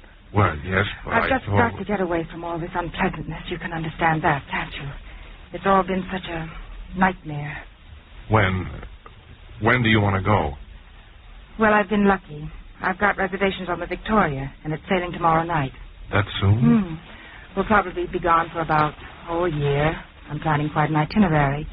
We'll spend 2 or 3 weeks in England, and then France, Switzerland, and then if Doug wants to. I left the house a few moments later. There was only one thing left to do. I went first to the steamship office, and then to one of those little stores that sells garden supplies. Well, if you're looking for something to kill ants, I think this ought to take care of them. What is this stuff, a liquid or a paste? It's a liquid. They put honey in it to attract the ants, and then, of course, the arsenic does the rest. But if you got any children, you better be careful where you put it. Yes, I will. You know, it's a funny thing. We got lots of insecticides today that don't hurt humans. But people keep on asking for these old standbys. You certainly seem to carry a variety. What are these things? These white pills? Innocent looking, aren't they? They look like aspirin. Aspirin? Not quite, mister. Every one of these pills is stamped with a W. There, you see? That identifies them. But what are they? Strongest stuff we ever carry. Rodenticide. Kills rats and gophers. Put out by a Midwestern concern. Arsenic? Strychnine. Enough to kill a horse. Well, good luck with the ants, mister. Come back again. When the Victoria sailed the following night, I was aboard. Doug was delighted to see me, then seemed rather pleased herself after the first shock of surprise. Later, when Doug went to bed, she met me in the cocktail lounge. I think this is wonderful, Cam. But now, really, this isn't just a sudden impulse to take a boat ride. Doug believing? He didn't doubt me for a moment. I'm older and wiser. Well, it's really quite simple. My firm had me down for a trip to France. I thought you said Venezuela. I felt that now was as good a time as any to make it. All right. And now the real reason. Well, standing by while you went through all this horrible ordeal was as miserable for me as it was for you. I wanted you to know that. You're making this trip just to tell me that? It isn't one of those things you can say in one night while someone's packing trunks. Not if you want to sound convincing. Oh, I see. Still don't believe me, huh? You're a hard woman. And when did you decide to come along? When you first told me you were going to Europe. Why then? Because that was the moment when I realized how much I'd miss you. I wish I could believe that. No, I take it back. I want to believe you can. And I do. I do.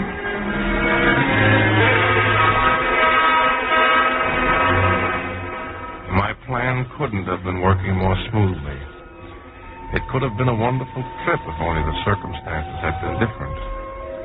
There were moments when I was horrified by the enormity of what I was going to do.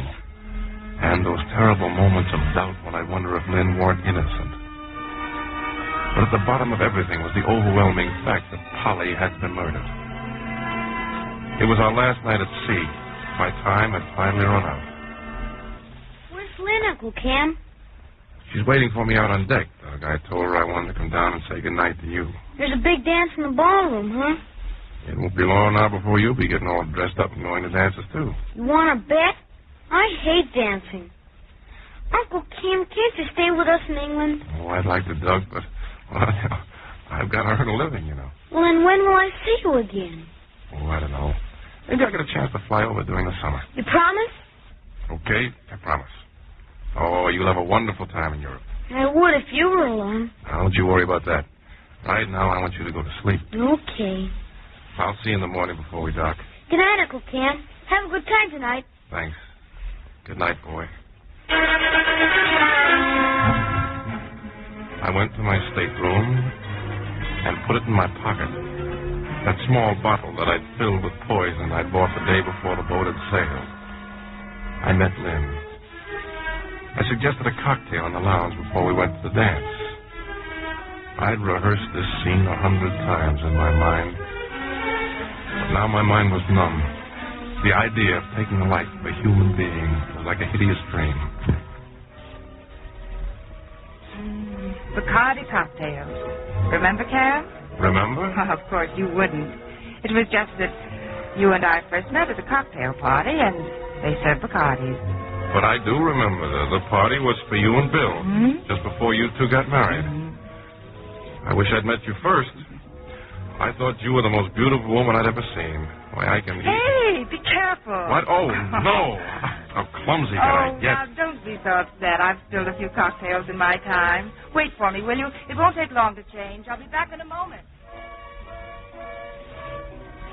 The waiter brought another drink and went back to the bar. I put my hand on the little bottle in my pocket. It would be so easy, so simple. But my hand wouldn't move. It was as if it belonged to someone else. I'd have to find another opportunity later tonight. But suppose I was wrong. But Fred agreed. And Maggie, the DA, the police, all of them agreed. Only Lynn could have done it. If I could just be certain. Lynn was back now. We drank our cocktails and went to the dance. It went on and on as if it would never end. And then suddenly... Oh, no. No, what? Oh, can't you hear? Old Lang Syne, silly. Means the end of the dance. The end of the voyage. And it's been wonderful. Feel like walking? How about a turn or two around the deck? I'd love to. I'd better have a wrap, though, hadn't I? Yes, you'd better. Give me a key. I'll get your coat. I knew then that I just couldn't go through with it. Out on deck, I took the bottle from my pocket and dropped it into the water.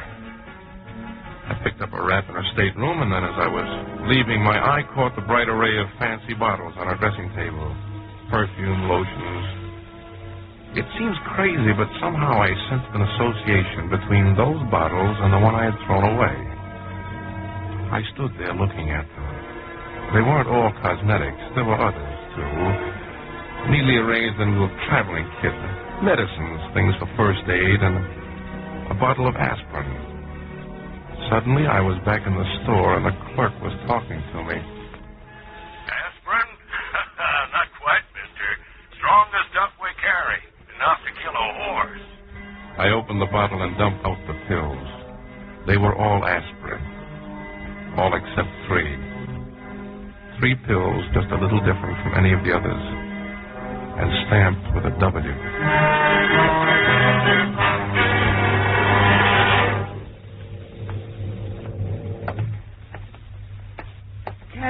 Don't you think it's time to call it a night? This is the last night we'll be alone for a long time. How about a good night drink? Fine, I'd like that. Your stateroom's closer than mine. Let's go in. I'll order something from the bar. You're not drinking. What's the matter, Cam? Nothing really. Just the unhappy thought that it's all over. Oh, the trip. I'm sorry it's over, too. But now tell me something, and I want the truth. Why did you really take this boat? You know why? I know the reason you gave me. It's all very flattering. It's a little difficult to believe. Why? Oh, I don't know. Of course you are the sort of man who might do crazy, impulsive things. Like going to Europe so I could be with you for 5 days? Yes. Cam. Your hand's shaking. What is it? It's nothing. Nothing's wrong. You know something? This drink tastes funny. It's bitter. Really? Let me see. Mine seems all right. It's just my imagination, I suppose. No. No, not your imagination, Lynn. A few minutes ago, when I was in here getting your wrap, I found a bottle of aspirin over there. Oh? 3 of the tablets in the bottle were different from the others. They had a W on them, Lynn. That's the trademark of a tablet containing strychnine. Cam, for heaven's sakes. Why were those pills different from the others? Because they were another brand. But I refuse to go through all that again. Yet they were in the same bottle. Well, why not? I've been taking another kind of aspirin. I had a few left over, so I put them in a new bottle to save space. Is that so unusual? Lynn, the W is the trademark of a poison. Ah, so that's the real reason you came on this trip. You were behind all those ridiculous accusations from the start. You still say they were just aspirin? Of course they are. That's good. I'm relieved. I'm very relieved. Why? Because that's why your drink tastes a little peculiar. I put one of those pills in your cocktail, and you've just taken it. I don't think we have anything more to discuss. Ever. Get out, Cam. Just a moment, please. Who are you? My name's Connolly, Mrs. Cameron. I'm ship's detective. Mr. Cameron sent for me as a witness. You've been listening to it. Yeah. As a witness. So that's what you've been expecting. An hysterical admission that the pill contains strychnine. You never give up, do you, Cam? Well, I'm sorry to disappoint you. The tablet was harmless. Mr. Cameron, seems you've made a very unfortunate mistake. If you'll excuse me, I'd like to leave. This sort of thing's getting to be a habit with him, Mr. Conley. Connolly, wait a minute. Look at your watch, Lynn. It's been almost 5 minutes since you took that drink. Right now, your life can be saved. Even another 5 minutes, but beyond that, you'll die. You know all about strychnine, don't you? Lynn, please. If it was strychnine, let me call a doctor before it's too late. But on the other hand, if the tablet was nothing more than aspirin, there wouldn't be much point in calling a doctor now, would there?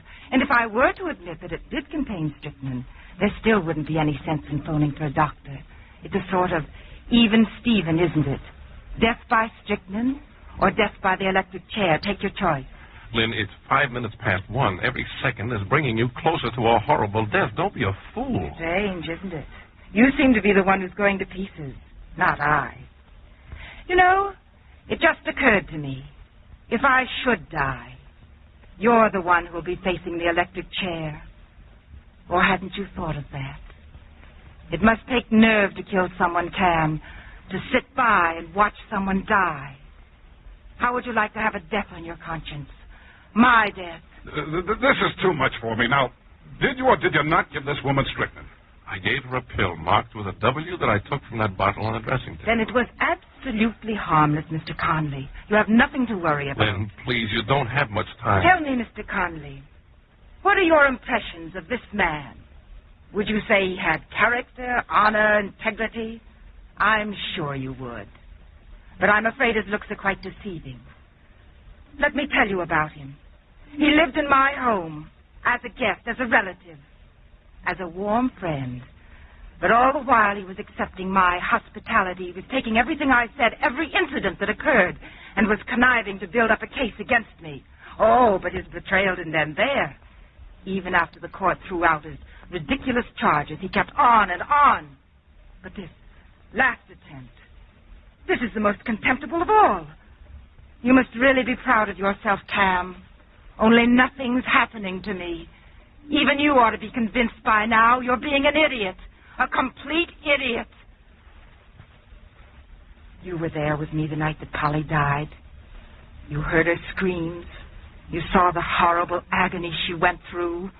Do you think that anyone who'd seen that would take the same chance of dying in that same horrible way? Do you? Well, I've been an even bigger fool than you. You took me in completely. I was even falling in love with you. All right now. Get out. Get out or I'll call the purser. I assure you that Mr. Cameron will leave at once. This is the most outrageous thing I've ever witnessed. You realize, Cameron, I'll have to make a full report of all this. Go ahead. Make your report.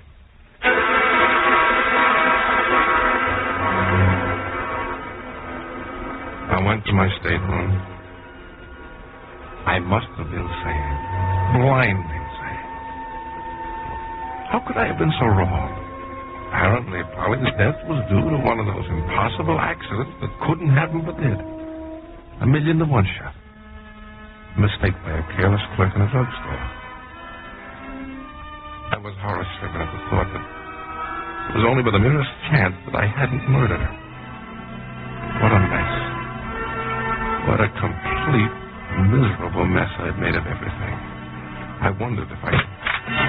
Cameron, come along. Hurry. You're wanted in the surgeon's office right away.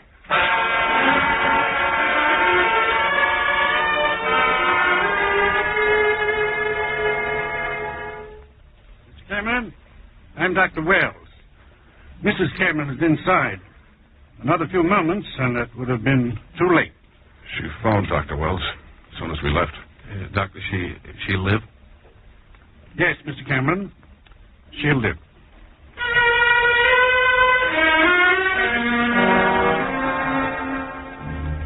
Lynn Cameron was convicted of murder in the first degree. Her sentence, life imprisonment. And so to the names of Madeline Smith, Florence Maybrick, and Lydia Trueblood, and all those other young, beautiful, but evil poison murderers was added that of Lynn Cameron. Something to remember? Perhaps. Doug and I, we're trying to forget.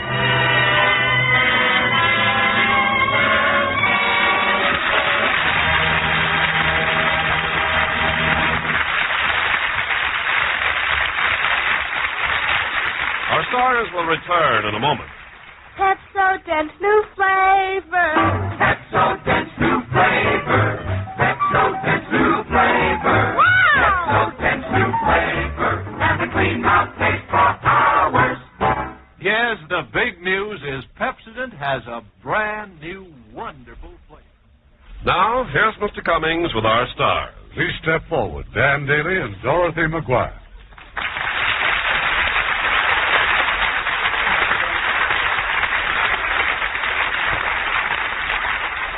Well, I must say you both really stepped out of character tonight to play two unusual roles. There's nothing an actress likes better than to play a part entirely different from her last one. And what was your last one, Dorothy? The part of a secretary in 3 Coins in the Fountain for 20th Century Fox. It's in color and CinemaScope. And Clifton Webb, Gene Peters, and I went to Italy to make it. I wonder I'm not getting anywhere in this business. All the pictures of me are made in Europe. I saw Night People, which stars Gregory Peck and Broderick Crawford. One of the most exciting thrillers I ever saw. And that was filmed in Berlin. Now, why don't I get those parts? I wasn't even considered for an Academy Award this year. What a terrible oversight. Why was that, Dad? Can't imagine, unless it's because I didn't make any pictures.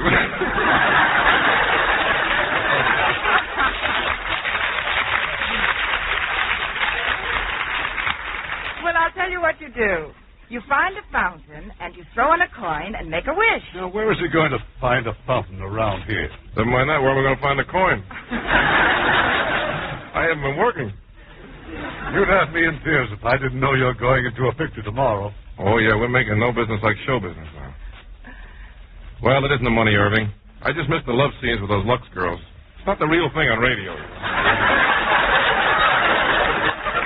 Well, I can tell you that Lux is the real thing when it comes to complexion care. Lux soap is the favorite of our loveliest stars. Including Dorothy McGuire? I wouldn't be without it, Irving. Now I hear you have a delightful show for next week. We certainly think so. It's a charming romance and one of Paramount Pictures' most delightful screen comedies. Welcome, Stranger. And we have a fascinating trio of stars. First, a brand new personality, Pat Crowley. Then, one of the most lovable character actors in Hollywood, Barry Fitzgerald. And one of the screen's most handsome comedians, Cary Grant. It's Should be just great, Irving.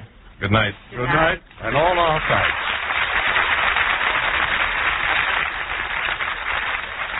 Now here's Art Linkletter with a word for the busy housewife. When you're at the store pushing that metal cart around, have you ever noticed how many detergents there are? My gosh, you get dizzy just looking at them. So what's the poor girl to do? Try all of them? Some people do. And generally speaking, they find that a good detergent gets things clean looking and... Well, then it doesn't make any difference which one you buy. Just close your eyes. Wait just a minute there. Open your eyes when you buy that detergent. But when you're trying to find out if your wash is really clean, don't rely on looks alone, because your nose can tell you what your eyes can't see. Oh, you mean that things aren't really clean unless they smell clean. That's right. If things don't smell clean, they aren't as clean as they should be. And like I said, all good detergents will give you a wash that's clean looking, but Surf, all-purpose Surf, will do more. Surf gets things so clean they smell clean, too. So clean they smell like sunshine, and that means they're clean clear through. One wash day with Surf will prove that to you, and you won't go reaching blindly for just any detergent down at the store.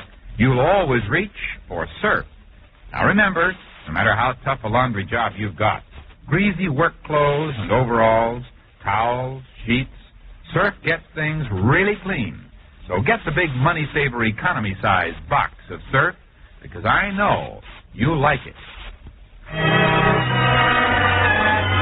Lever Brothers Company, makers of Lux Toilet Soap and Lux Liquid Detergent, invite you to be with us again next Monday evening when the Lux Radio Theater presents Welcome Stranger, starring Cary Grant, Barry Fitzgerald, and Pat Crowley. This is Irving Cummings saying good night to you from Hollywood.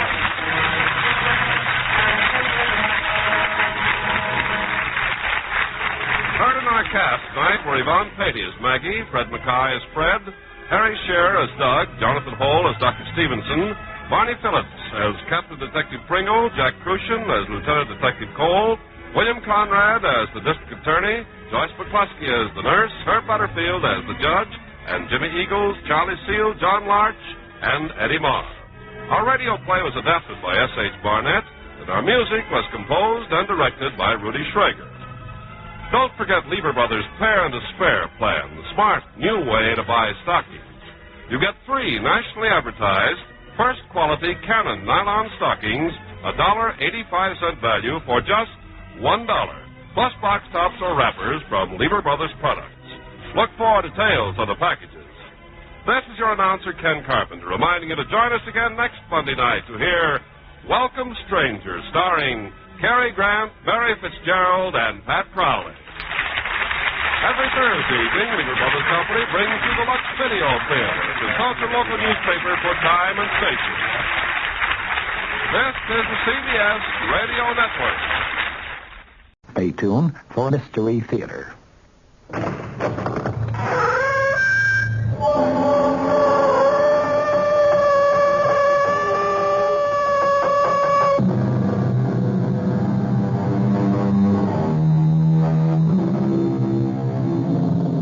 Come in. Welcome. I'm E.G. Marshall. We have another story designed to hit you right between the ears. Murder, of course, is a common, everyday subject of the mystery story. But we promise you that this one murder has an entirely new kind of definition. You've heard the expression, being of two minds. Well, Joe Vincent, our hero, or should I say our victim, is very definitely a man who could be described that way. The only trouble is, one of those minds seems to be bent on homicide. Our mystery drama, My Own Murderer, was written especially for the Mystery Theater by Henry Slesser and stars Mandel Kramer. It is sponsored in part by Anheuser-Busch Incorporated, Brewers of Budweiser, and Buick Motor Division. I'll be back shortly with Act One.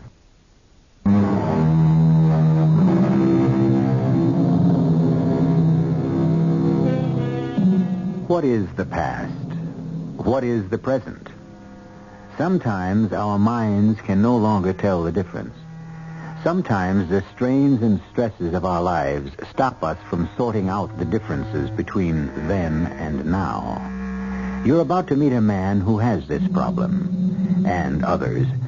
But in order to meet him, we have to take you away from what we hope are your comfortable surroundings and bring you to the mean streets of Skid Row, to the shabbiest part of a large metropolitan city, because that's where you'll find Mr. Joseph Vincent.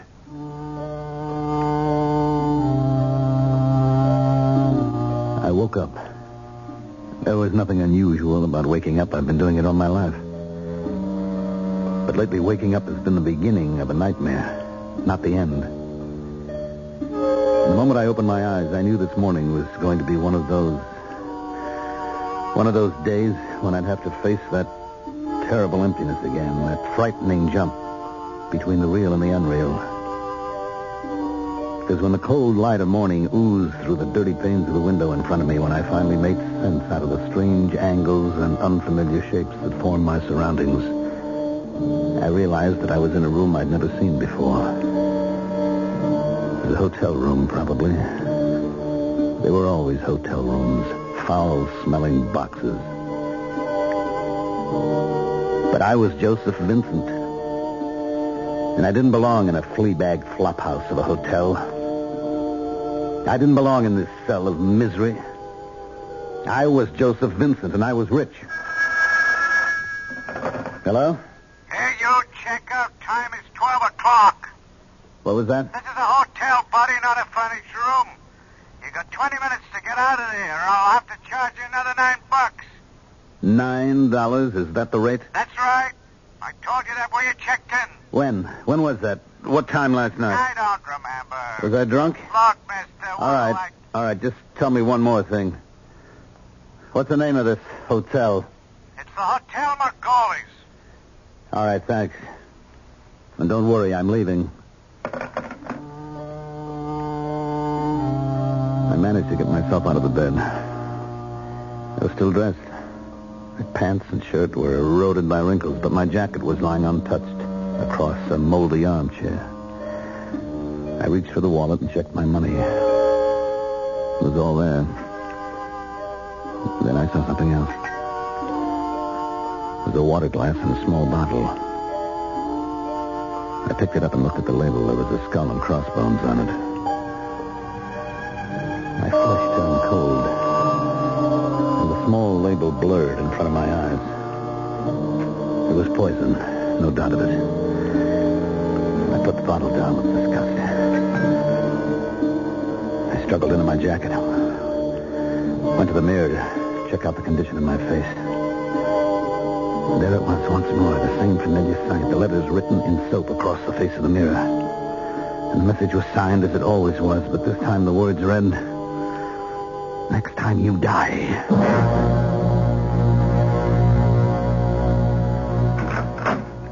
Come in, Mr. Vincent. Thank you, Doctor. Please sit down. Thank you. Why don't we begin with the obvious? Tell me how you got my name. Well, you may not be flattered, Doctor, but I found it in a directory, a medical directory in the library. Well, at least you know something about my credentials. So, why not tell me about yourself? Well, you know my name, Joseph Vincent. I'm in Wall Street. Or I was. I've been sort of retired for a while. Mm-hmm. How old are you, Mr. Vincent? 56. It's young for retirement. Was it voluntary, reasons of health? Yes, it was voluntary. I made quite a bit of money in the market. I didn't see any real reason to keep to a 9-to-5 schedule, especially after my wife died. When was that? It was about a year ago. It was an automobile accident. I was in the same crash, but I came out with just a concussion. Eleanor was killed outright. Was she driving? No, I was. Anyway, that was when I decided to quit. The work didn't seem so interesting to me anymore, and then there was this other thing. What other thing? This thing that had started to happen to me. What was that exactly? Dr. Abrams, someone is trying to kill me. Are you really certain of that, Mr. Vincent? Yes, there have been 3 attempts. The last one took place 2 days ago. That's when I decided it was time for me to see somebody. A psychiatrist and not the police? Yes. May I ask why?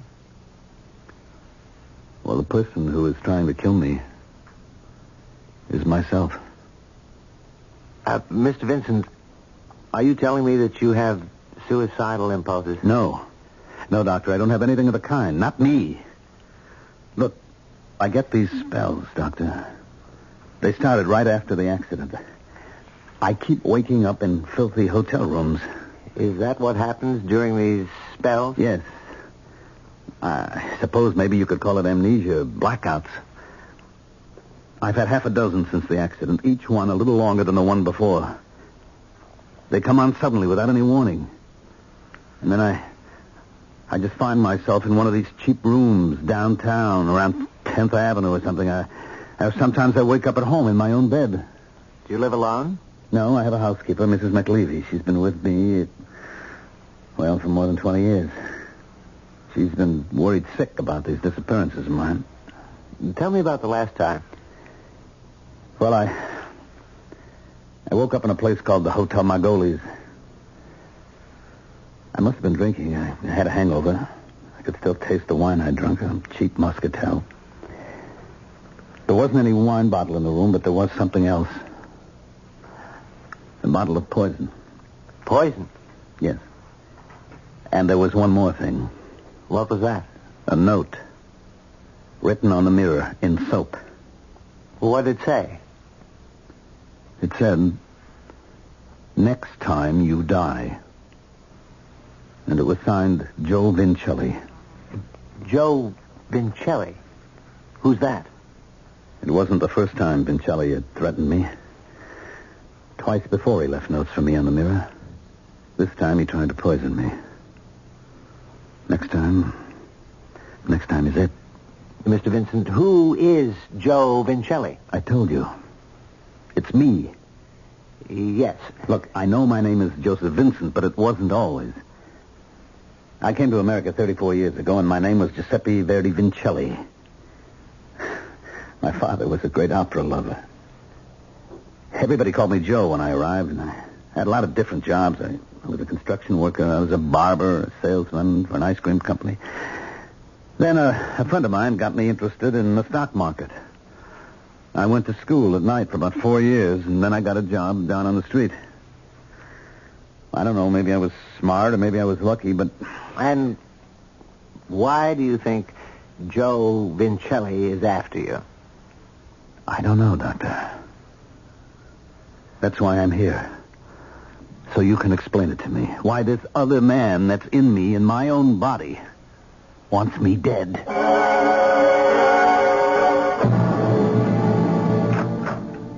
Dr. Abrams? Yes, Penny?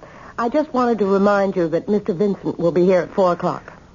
Oh, yes, I remember all too well. You don't sound very happy about it. I'm not sure that this case belongs to my office. You've dealt with suicidal types before. Yes, I've dealt with them, and it's not difficult to find a suicide motive in Vincent's case. Guilt over the death of his wife. Because of the auto accident? An auto that Vincent was driving. Subconsciously, he blames himself for her death and is seeking punishment. The only punishment that fits the crime. So he's resurrected the cruder, more violent personality of Joe Vincelli to do the job for him. And I'm afraid he might succeed. How awful. This other personality knows that Vincent is trying to defend himself, so he's all the more cunning, all the more difficult to reach. Maybe you need an exorcist, Doctor. Maybe I need a detective. What?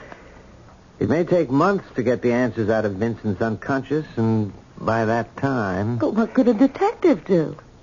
He could follow the man, find out where he goes during these blackouts, what he does. Do you think that would help? If I knew the answers to those questions, I might be able to save his life. Dr. Abrams, don't you remember what my husband Pete does for a living? Your husband? He's a cop.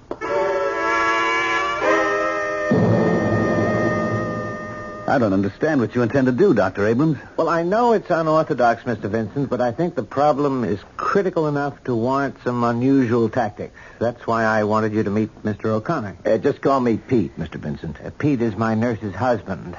At the moment, he's on leave from the police force. I've got a minor disability. A junkie stabbed me in the side last month. But don't worry. I can get around just fine. Well, what do you intend to do? Arrest Joe Vincelli? You're not too far wrong. What we need to do, Mr. Vincent, is find out exactly where your friend Joe Vincelli takes you when you have these spells of amnesia. Now, I could continue to probe your unconscious for that answer, and I will, but at the same time, I'd like to try a direct approach to the problem. Yeah. I see that it does make sense. I've often thought I needed to be watched. If we can catch you in the personality of Joe Vincelli, Mr. Vincent, maybe we can make Joe listen to reason and leave you alone. But the least we can do is stop him from killing you.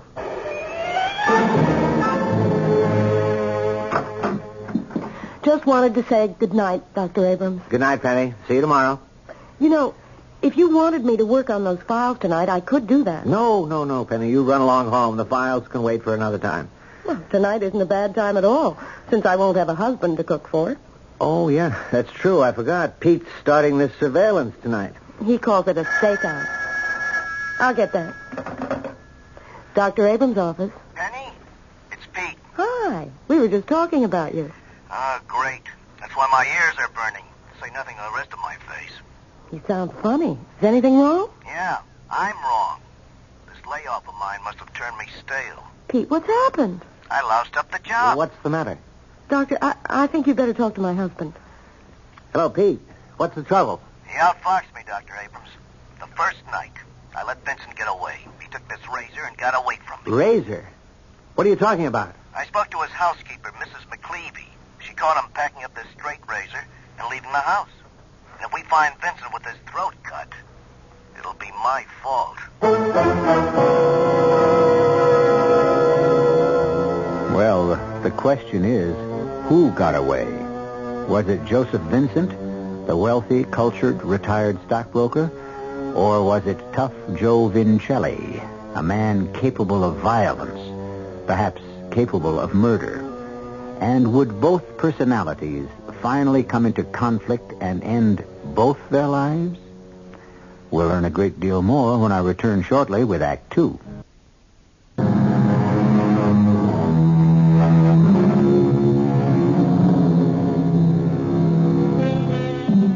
Joseph Vincent has disappeared, and in the offices of Dr. William Abrams, a gloomy trio has gathered to determine their next step. None of them certain that Joseph Vincent hasn't already known the vengeance of his alter ego, Joe Vincelli. I don't know how I could have been so stupid. The boys in the station house hear about this. They won't let me back. Stop blaming yourself, Pete. No, it's my fault, really. I should have warned you that something like this could happen. Yeah, but the very first night of my stakeout. Now, that's something I never figured. It's something that Joseph Vincent's alter ego figured, however. Pete, how did it happen exactly? Well, I was sitting outside in my car, and I saw Mr. Vincent leaving his house. So I started the engine. Well, that's when he waved to me and came over. Well, what'd he say? He just said he was walking around the corner to the newspaper store. Did he look the same? Sound the same? Exactly. I couldn't see anything wrong with the guy at all. He fooled me, Penny. He wasn't Joseph Vincent at all. It was this other guy, Joe Vincelli. Well, what did you do when he didn't return? I went looking for him, of course, but he was nowhere in sight. So I figured he hopped a bus or a taxi. His car was still out in front. That's right. Well, anyway, that's when I decided to go into the house and talk to Mrs. McCleavy.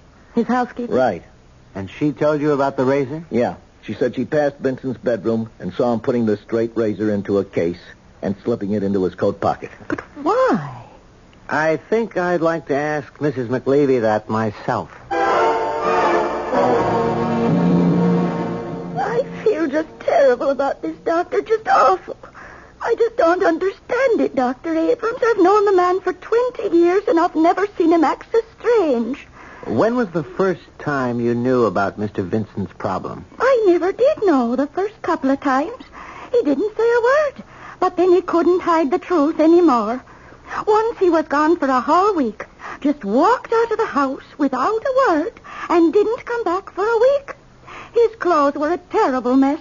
They were in such bad shape, he told me to throw them away. And did you? Yes. Did you notice anything unusual about the clothes? I mean, any strange markings, perhaps something in the pockets? Well, there was one thing. What was it? Well, I'm a little bit ashamed to say. No, please, Mrs. McLeavy, it might be important. Well, it was a calendar. One of those. Those? Oh, you know, with one of those women on it without a stitch. Oh, yes, I see. Do you still have it? No, I threw it away, along with his dirty clothes. But do you have the clothes he wore the last time he disappeared? Oh, yeah, I got them all ready for you. Just back from the dry cleaners. The dry cleaners? Of course. I sent them out just as soon as he came back. Oh, Mrs. McLeavy, we wanted those clothes just the way they were. Well, I can't imagine why you'd want dirty clothes, Doctor. Oh, well, never mind. I'll take them just the way they are. I'll get them for you. Oh, Mrs. McLeavy. Yeah? One more thing. Did Mr. Vincent always use a straight razor? Why, no, he never did. What? He used an electric razor all the time.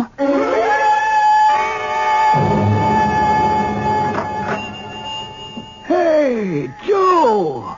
For the love of Pete, if it ain't Joe Vincelli. Hello, Mike. How are you? Where you been for the last couple of weeks? I give up on you already. Well, I've been around. Around, huh? Tell me the truth. You were hitting the bottle again, huh? Oh, I don't know, Mike. Maybe a little. You're sure a funny guy, Joe. 5 times you come to work for me, and 5 times you walk out without a goodbye. If I didn't like you so much, I'd throw you out on your ear, eh? You're a good barber, Joe. You give people their money's worth. Thanks, Mike. I appreciate that. A man like you, a real artist with the shears and the razor. Joe, listen to me. Why don't you try and cut it out, huh? The vino, I mean. Yeah, I guess I should, Mike. That stuff don't do no good. You ought to be working steady, saving money. No, for your old age. Sure, I know, Mike. What's the matter, Joe? You don't look so good. Oh, well, it's my head. My head, it hurts. You see, that's what the vino gets. No, I haven't had a drink. It's just that my head hurts sometimes. Mike, you will take me back, won't you? Can I work for you again? But for how long, Joe? 2 days, a week? With you, I'm never sure. But I need the work, Mike. I don't know what I'd do with myself if I didn't work. Okay, Joe, okay.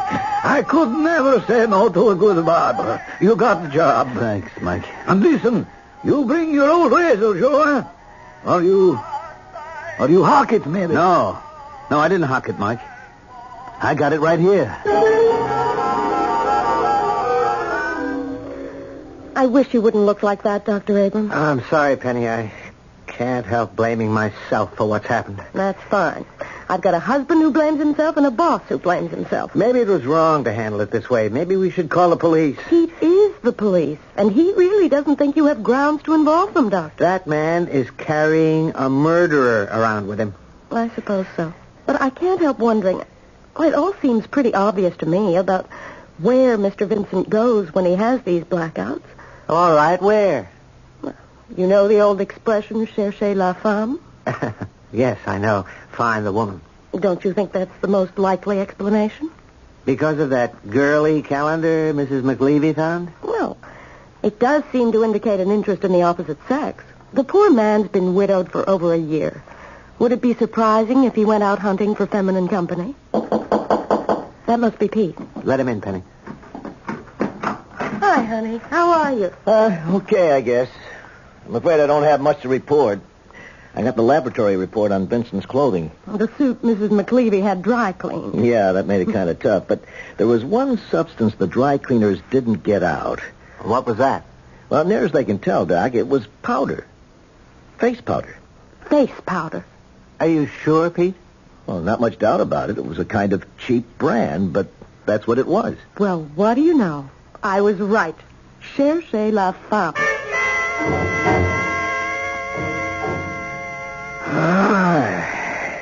Nobody gives us a shaver like you, Joe.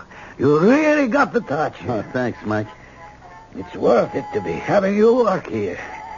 Just so you can give me a shave. Hey, Joe, you old son of a gun, so you're back. Oh, hi, Phil. How are you, Joe? Where you been lately? I missed you, old buddy. Oh, I've been away. Last time I saw you, you were hitting that vino pretty hard. Oh, you're a bad boy, Joe. You know that gin and vino don't mix. That's right. Hey, we played gin rummy together, didn't we? Hey, how you like that? Doesn't even remember. Took $50 off me and he can't remember a thing. Hey, good for you, Joe. Teach you these young punks a lesson. Well, how about when your great shaves, Joe? Oh, no, I'm sorry. I'm not working anymore today. You mean you're quitting so soon? Yeah, Joe has got the headache. Oh, that's too bad, Joe. Hey, listen, if you feel like relaxing, how about coming over to my place? My girl Anita is there. She'll fix us a little pasta or something, and maybe we could play a friendly game of gin. Well, I don't know. Hey, Joe, no. Maybe you better go home and lie down for a while. Home? Well, yeah, you got some place to stay, don't you? Hey, come on, Joe. Give me a break. Let me try to win back some of that bread. All right, Phil. I'll give you a chance. Just let me get my coat. Hey, great. I'll wait for you outside. Hey, listen, Joe. You really think it's a good idea? Oh, sure. Why not? Oh, you don't know that guy. What are you doing playing cards with a guy you don't even know? I've got to do something, Mike. I can't just eat and sleep. A guy's got to do something. Well, I just hope you know what you're doing.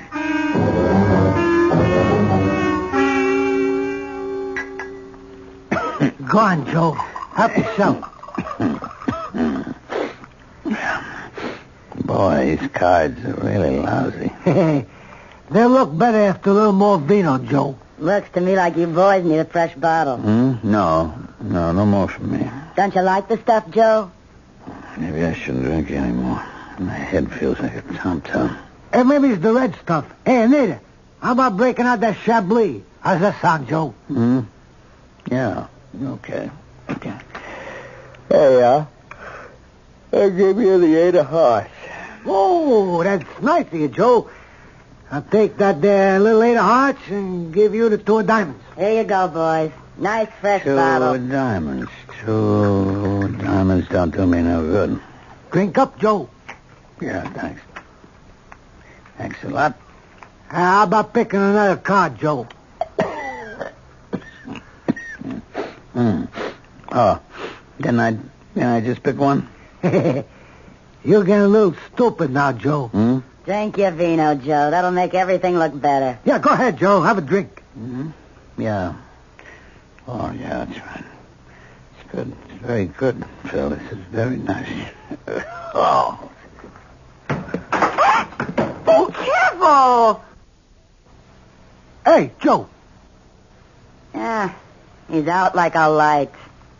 Dead to the world. Hey, come on. Give me a hand with him. What are you going to do, Phil? You know what I'm going to do, baby. I'm going to make sure that Mr. Vincelli is really dead to the world.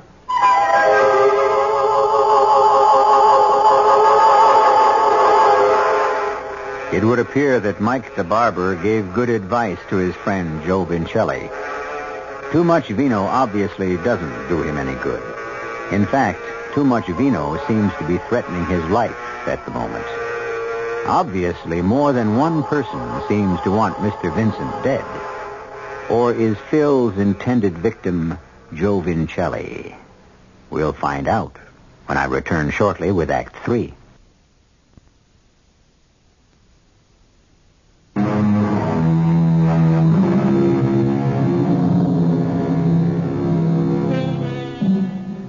Joseph Vincent has disappeared, and a man who used to call himself Joe Vincelli has taken over his body, returning to the trade he knew as a young man. But Joe Vincelli has encountered another young man who doesn't seem to like barbers and is about to do something about it. At the same time, in the office of a psychiatrist named Dr. Abrams, a worried trio ponders the problem. I can tell you one thing. Vincent didn't take a taxi when he walked around that corner. I checked it out with the Hack Bureau. No cabbie in the vicinity picked up a guy that fits his description that night. Therefore, he either walked to where he was going or he took a bus. Let's face it, we're at a dead end. Don't use that word. You really think the guy's a menace to his own life, Doctor, huh? Well, he hasn't been my patient long enough for me to answer that, but based on his past history, I'd say the chances are pretty good. I'll get it. Dr. Abrams' office. Who? Yes, he's here. Pete, this call is for you. Oh. A man named Halsey. Oh, yeah, it's Sam Halsey from the lab. Hello, Sam? Yeah. Uh-huh. How many did you say? Well, that's peculiar, huh? Yeah, sure. Well, thanks a lot, Sam. I really appreciate this. So long. What was that all about? Well, the laboratory isn't still working on those clothes of Vincent, are they? No, not the suit that was dry cleaned, but I found another suit in Vincent's closet. I kind of, borrowed it to see if we would turn up the same kind of face powder. Did you? No, but Sam says they found something else. They found hairs on the suit. Small particles of hair. Mm-hmm. Blonde or brunette? Well, that's the crazy part. They found both. And some redhead, too. Wow. Did you say he wasn't a Romeo? Now, wait a minute. If they were small particles, Of course, I just remembered what Vincent told me about his early life in this country. What did he say? He had several jobs here before he got into the stock market, and one of them was barber. Barber? Hey, that would explain it all right. The small bits of hair. And that calendar he brought home that time. Where's a better place to pick up a girly calendar than a barber shop? And that face powder on his clothes. Well, that's it. He goes to a barber shop. I'd say he probably works there. And that would explain why he packed that straight razor of his. It's probably the same razor he used when he started shaving guys in America. But why in the world does he want to work in a barber shop? He's a rich man. But he's not a rich man when Joe Vincelli takes over his body. He's the poor immigrant all over again doing the same work he did then. So all we've got to do is find out which barber shop he works in. He's sure to be working under his old name, Vincelli. But there must be 1,000 barber shops in this city. We can't call all the barbers. Well, if we're lucky, we won't have to call them all. We'll find the one where Mr. Vincelli is working.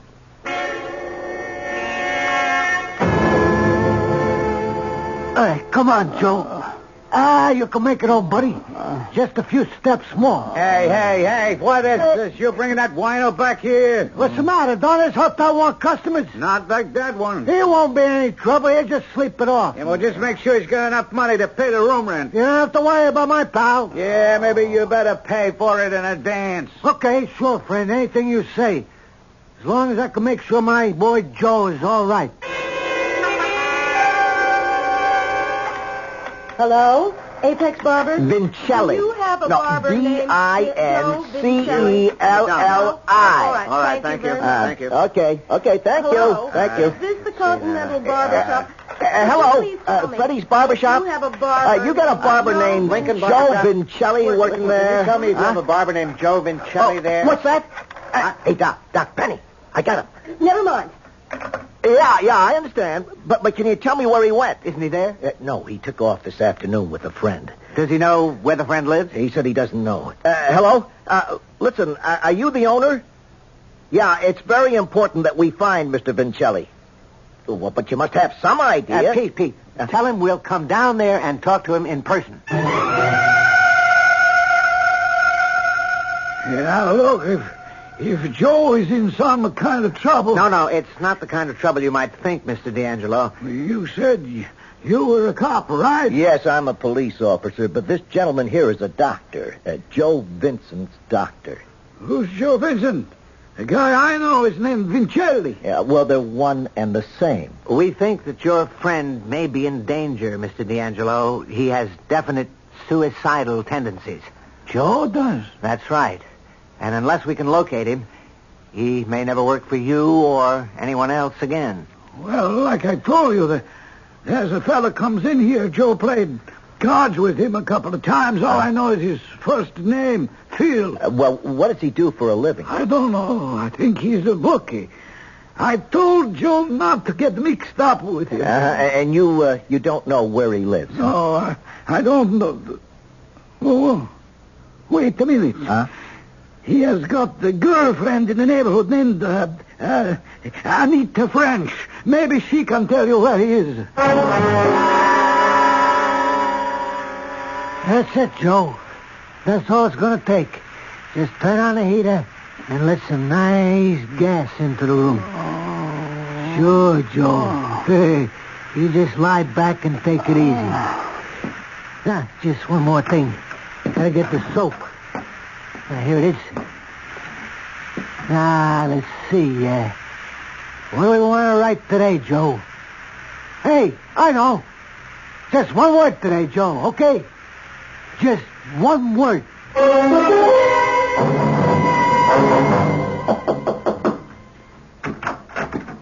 Yeah? What do you want? Miss French? That's right. Police, Miss French. Police, what did I do? Oh, nothing, miss. We just want to ask you a few questions. Well, maybe we come in? Yeah, I guess so. Well, it looks like there's been a card game here, huh? Is that why you're here, on a gambling bust? Well, forget it. It was just a friendly game. No, that's not why we're here. We came to ask you about a friend of yours named Phil. And his friend, Joe Vincelli. Was Mr. Vincelli here today, miss? Yeah, he was. So what? Where's Mr. Vincelli now? How should I know? The game broke up and they left. Miss French, this may be hard to explain, but this man you know as Joe Vincelli isn't Joe Vincelli. He has another personality, another identity. I don't know what you're talking about. Well, it's not important that you understand. What is important is that Joe Vincelli is in danger of taking his own life. What? We've got to find this guy before he hurts himself. Now, can you understand that much? Hey, Pete, wait a minute. Look at this. Well, what is it, Doc? A matchbook. The Hotel Margolies. Hey, that's right across the street. That's where Vincent went the last time. Maybe he's gone back again.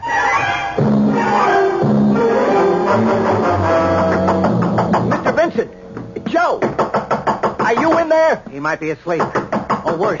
Come on, you. Open the door. All right, I'm ready. All right. Oh, good Lord, it's gas. Turn that heater off. The window open. Hey, Doc. Look at that mirror. Yeah, he's written all over it with soap. Hey, is he dead? No, he's still alive. All right, get him out in the hall, quick. Give me a hand. Okay. Come on. Yeah, you sure he's breathing? Yeah, he's okay. Mr. Vincelli. I'd sure like to know what's going on. Shut up. Come on. Dr. Abrams. Is that you? Yeah. Yes, it's Dr. Abrams. Oh. Do you know who you are? Yes, I'm Joseph Vincent. Wow. That's something, anyway. Hey, Doc. Do you see what it says on the mirror? Yes. Just one word. Death. Yeah. And it's signed Joe Vincelli. What? What happened? Did I do it again? Did I try to kill myself again? It looks that way, Mr. Vincent. Only this time you almost succeeded. Hey, wait a minute. What is it, Pete? Mr. Vincent, let me see your hands. My hands? Look at them. They're filthy. Well, so what? Well, it means he hasn't washed them. No. I guess I didn't. There's no soap smell on them either. Not a trace. What are you getting at, Pete? The note on the mirror was written with a cake of soap, but there's no trace of soap on Mr. Vincent's hands. He didn't write on that mirror, Doc. We were wrong about Joe Vincelli. No, Pete. I'm sure there's a Vincelli personality. But maybe Vincelli isn't a killer. Maybe the killer's got an identity all his own.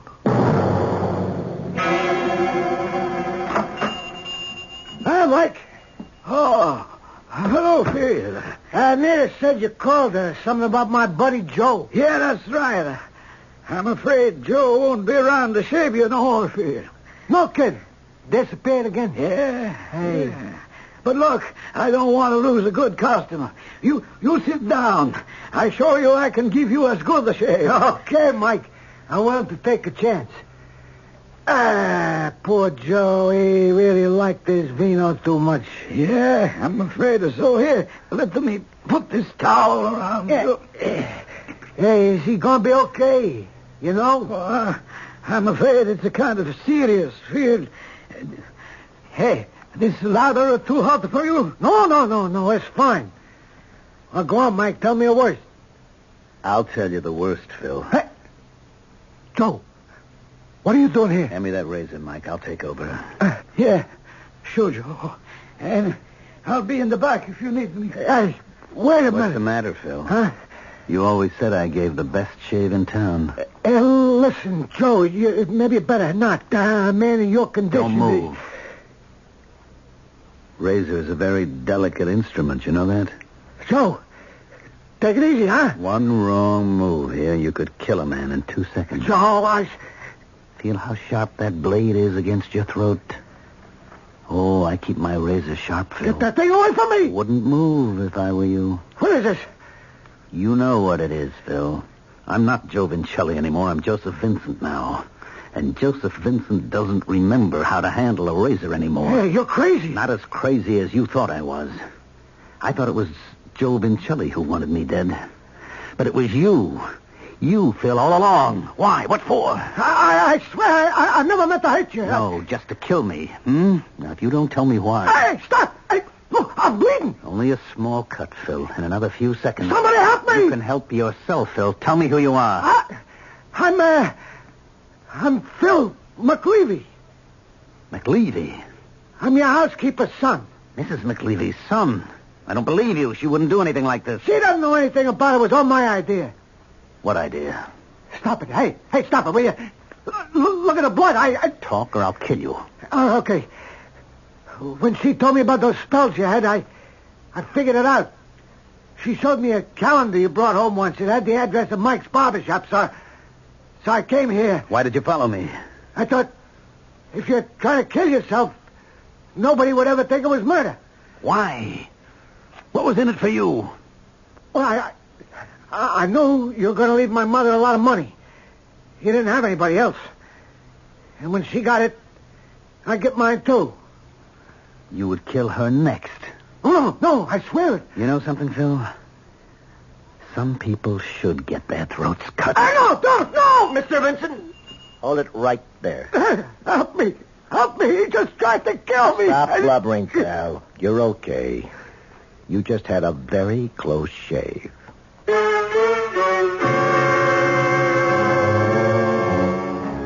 They say that barbershop shaves are becoming a lost art. And if that's the kind of shave they're handing out these days, I can well understand.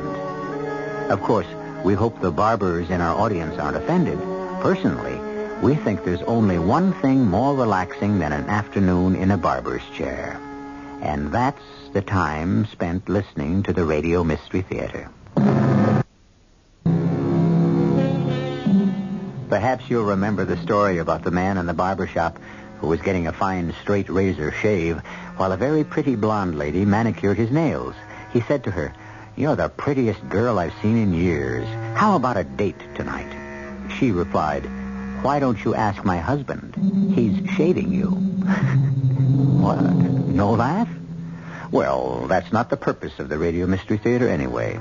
We're here to hand out chills and thrills, and we hope you'll be back for more. Our cast included Mandel Kramer, Robert Dryden, Catherine Byers, Suzanne Grossman, Ian Martin, and Sam Gray.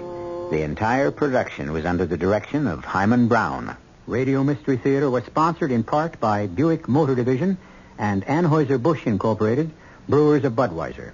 This is E.G. Marshall inviting you to return to our Mystery Theater for another adventure in the macabre. Until next time, pleasant dreams.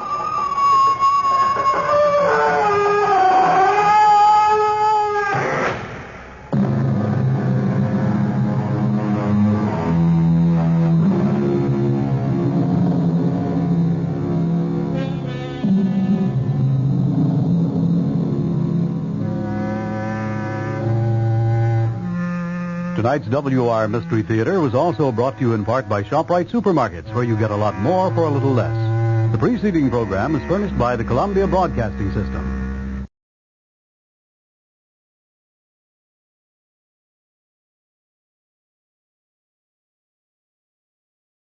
Petri Wine brings you Basil Rathbone and Nigel Bruce in the new adventures of Sherlock Holmes.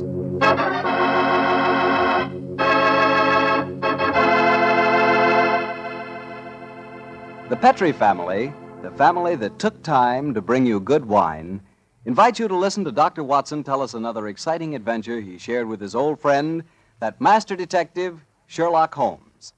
And as for me, well, I'd like to tell you the easiest way I know to get the reputation of being the perfect host. Next time friends come over for dinner, before you sit down to the table, serve glasses of Petri California Sherry.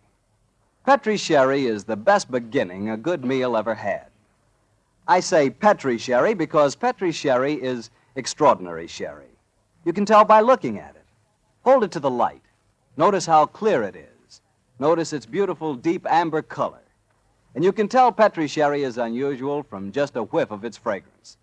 And, of course, in the last analysis, you can tell just how fine a wine Petri Sherry is by tasting it. That's the best test of all. And that's where you'll get the most pleasant surprise because Petri Sherry really tastes wonderful. A flavor right from the heart of the grape.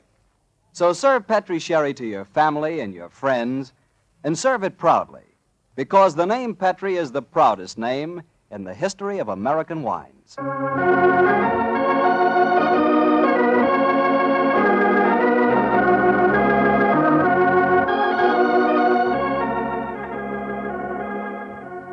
And now I'm sure our good friend Dr. Watson's expecting us. Let's not keep him waiting. Come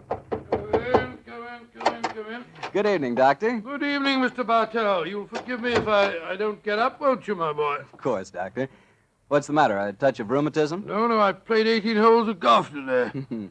I hope that when I'm your age, Doctor, I can be half as sprightly. Oh, it's very nice of you, but if you don't mind, we won't discuss the question of my age.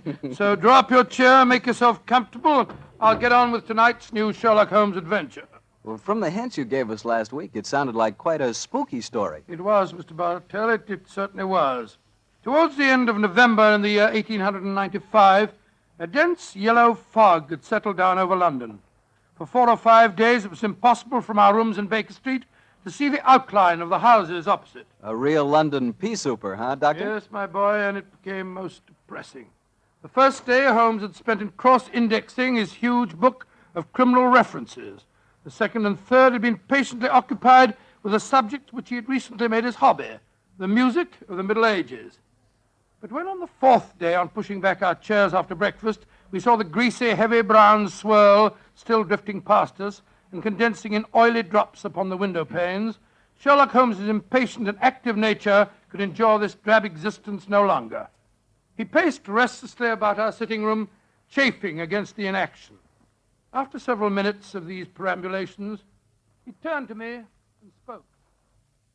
Anything of interest in the paper, Watson? There's news of a revolution, a possible war, and of an impending change in the government. Nothing to interest you, though. No crimes of any importance. The London criminal is certainly a dull and unenterprising fellow these days. Look out of the window, Watson. See how the figures loom up, are dimly seen, and then blend once more into the foggy depths. What a day for a thief or a murderer. He could roam London as the tiger does the jungle, unseen until he pounces, and then evident only to his victim. That's a cheerful thought, I must say. Hello. I wonder who that is. Probably a visitor for Mrs. Hudson, or perhaps the local plumber has finally condescended to pay some attention to the faulty gas jet in our hallway. I don't think you're right on either count. I can hear Mrs. Hudson's footsteps on the stairs. Come in. Yes, Mrs. Hudson, what is it? Oh, excuse me, Mr. Holmes, but there's a gentleman to see you. Says it's most important, and he asked me to give you this card, Oh, sir. thank you. Oh, Mortimer Harley, eh? Show him up, please, Mrs. Hudson. Very good, sir. Mortimer Harley, and who's he? I've not had the pleasure of meeting him personally, but I'm quite familiar with his scientific reputation. Scientific? In what does he specialize? Oh, I suppose one might refer to him as one of the greatest authorities on all matters connected with the occult. You mean the fellow dabbles in supernatural stuff and all that sort of thing? I mean, my dear Watson, that... Mortimer Harley is an extremely intelligent man with a thoroughly comprehensive and scholarly knowledge of his field and an intense belief in the existence of the supernatural force. Here he is to speak for himself. Oh, come in, Harley. Thank you, Mrs. Hudson. You're Mr. Sherlock Holmes? Yes, sir. This is my colleague, Dr. Watson. How do you do, Mr. Holly? How do you do, Doctor? Won't you sit down, sir? Thank you. Well, you fellas are probably wondering who I am and what's brought me here. Well, we're not wondering who you are, Mr. Holly. My friend Holmes was just telling me of your scientific eminence. I'm flattered that you know of me, Holmes. Just the same, you're wondering why I'm here. Naturally, sir. Well, since you know I'm a student of the occult, I'll get right down to my problem. Mr. Holmes, have you ever heard of the headless monk of Trevennis Chapel? Oh, yes, indeed, Mr. Harley. An apparition to be counted among our more intangible national treasures, I should say. I'm sorry to appear stupid, but I have never heard of the headless monk of whatever it is, Chapel. Well, then, let me tell you about it, Doctor. Yes, I wish you would. Trevennis Manor in Cornwall was once an abbey. It was expropriated during the reign of Henry VIII, and several of the monks were killed in some of the minor difficulties attendant on such an act. But one of the murdered monks, a certain Brother Hugh, the chapel organist, was persistent. He still haunts the chapel today. He still plays the organ, and since he was beheaded, he always appears headless. It's a charming little legend, Mr. Harley, but you don't expect us to believe it's anything but a legend, surely. Skeptic, eh? How about you, Mr. Holmes? I'm extremely curious to know why you've come to see me, Mr. Harley. I'll tell you why. I have a rare opportunity to investigate the phenomena. You see, the son of an old friend of mine, a young fellow by the name of Leonard Miles, is secretary to the owner of Trevennis Manor. He asked me to stay there, and I find the invitation irresistible, particularly since the phenomena have curiously increased of late, Mr. Holmes, almost as though some more mortal agency were motivating them. Oh. Now I see why you've come to me, Mr. Harley. I knew you would, Holmes. You see, I'm like my good friend and fellow investigator, Carnacki. I believe in being prepared to meet phenomena on either the natural or the supernatural plane. If the phenomena are real, then they fall legitimately in my field. Whereas if, as I'm sure you suspect, they are being contrived by human forces, then you think that's more in my department, eh, Harley? Exactly. Well, what do you say, Holmes? A little trip to Cornwall would be a nice few days. We'd probably escape the fog down there. Oh, the places with the weather, Watson. What? I'm much more concerned with the fog that surrounds the appearances of the headless monk of Trevennis Chapel. Mr. Harley, I accept your invitation with pleasure. There's still time to catch the Cornish Express. We can be at Trevennis Manor before the moon is up.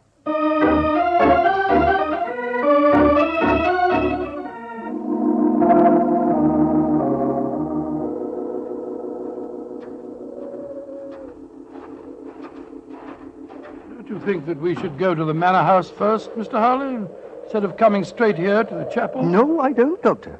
We'll see enough of the others when we're at the house. I couldn't resist taking a look at the chapel in the moonlight. You understand, don't you, Holmes? Oh, yes, perfectly. I must say it's a fascinating piece of architecture. Yes, it's practically a ruin, though. I don't imagine it's been in use for some time. And yet it's been standing for well over 400 years, I should say. Let's explore inside, shall we? Hello? Who's this funny-looking fellow coming down the steps towards us? If I didn't hear the sound of his footsteps, I'd believe it was a psychic manifestation. He certainly looks as if he came from beyond the grave. Who be ye, gentlemen, and where be ye going? Well, supposing you tell us who you are first, my good man. Who be I? I be David Pendragon, sir. That's who I be, stable hand here at the manor. And I ask you, gentlemen, again, where you be going? We're staying at the manor, and we're just going to take a look at the chapel. Oh, don't he do that, sir. People that go in there don't often come out the way they go in, sir. Don't he do it, gentlemen? What are you talking about, my good fellow?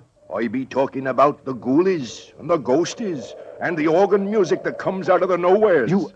You've heard it? Of course I heard it, sir. Just like I seen the poor monk walking around without his head on. Take us into the chapel, will you? And show us where you saw the figure. Aye, that I will not, sir. Not for all the gold in Porthcawl will I go back and chance seeing the poor lost soul wandering about without his head on. If you gentlemen know what's good for ye, you'll not go in there either. Mark my words. Don't he go in that chapel. Extraordinary chap. Seems really frightened of the place. Yes, but it's more than blind superstition that accounts for his reluctance. Let's go in, shall we? Well, I suppose it's all right.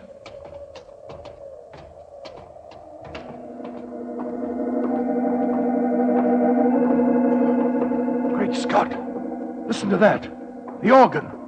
The ghost's playing it. We're extremely fortunate. A psychic manifestation as soon as we enter. Remarkable. Psychic manifestation rubbish.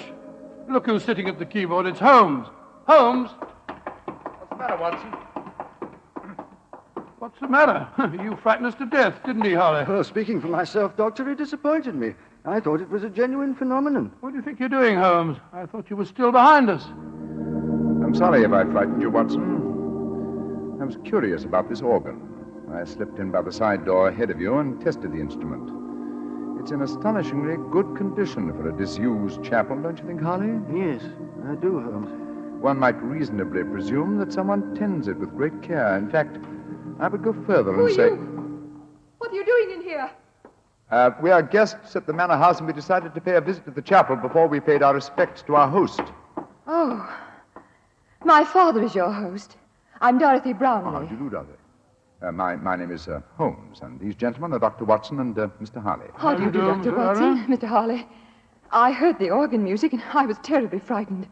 You've heard of the legend, I suppose. You mean about the headless monk and the ghostly organ and music, Miss Brownlee? Yes, Doctor. And it's more than a legend, I assure you. That's why I rushed over here as soon as I heard it. It must have frightened all the servants within hearing distance. Why were you playing the organ? I was curious to see whether it was in good repair. Obviously it is, Mr. Holmes. Well, my father and his secretary, Mr. Miles, are expecting you, I know. Let's walk over to the house, shall we? I'm sure you've seen enough of the chapel for tonight.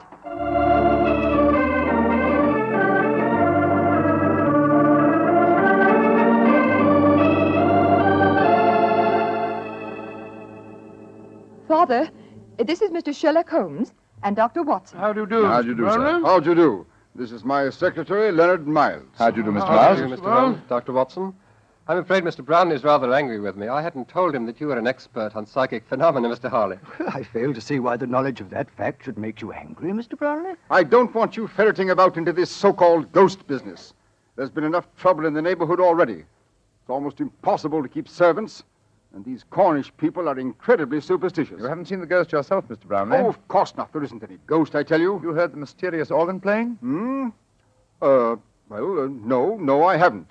And I don't want to talk about it anymore. Excuse me, sir. Yes, what is it? David Pendragon is at the door. He's very anxious to see you, sir. Pendragon? Oh, very well. Tell him to come in. Yes, sir. David? What does he want, I wonder? Pendragon, that's the fellow we met outside the chapel, isn't it? Yes, quite a colorful character. Oh, he's a superstitious old fool, if you ask me. But he is a good groom. Yes, Pendragon, what is it? Begging your pardon, sir, but there be trouble at the chapel again tonight. I says to myself, David, 'tis your duty to go to the master, I says. Never mind. What's the trouble? As the moon was hanging low tonight, sir, I hears the organ a-playing. But that was Mr. Holmes, my good man. Aye, that's what he thinks, maybe. But what I says to myself is, what made him play the organ? And then this very night, I saw the headless monk. With my own eyes, I saw that poor soul with his head off, wandering in the moonlight. I saw that, sir, with my own eyes, I did. Oh, get out of here, you blithering old fool. And I'm warning you, if I hear any more nonsense about this ghost, you'll lose your job, you understand? Now come along, be off with you. Aye, sir, begging your pardon, sir. Come on, I'll give you chaps a drink. Mr. Brownlee seems absolutely rabid on the subject of the ghost, eh? Yes. Suspiciously so. What about he's trying to hide? Whatever it is, I don't think he'll be successful. In your profession, Holmes, you know that murder will out. It's true in my profession also. Try to suppress them as you may, gentlemen. Ghosts will out.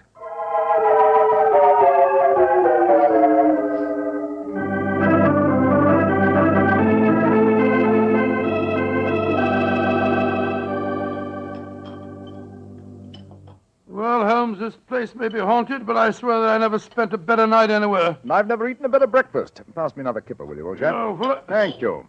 I heard you moving about quite late. You been out? Yes. I had another talk with David Pendragon, as well as some of the other servants. It was quite illuminating. Good morning, Mr. Harley. Good morning. Good morning, sir. Good morning. I'm glad to see I'm not the only late riser. Oh, were you up late too, sir? Yes, I was, Doctor.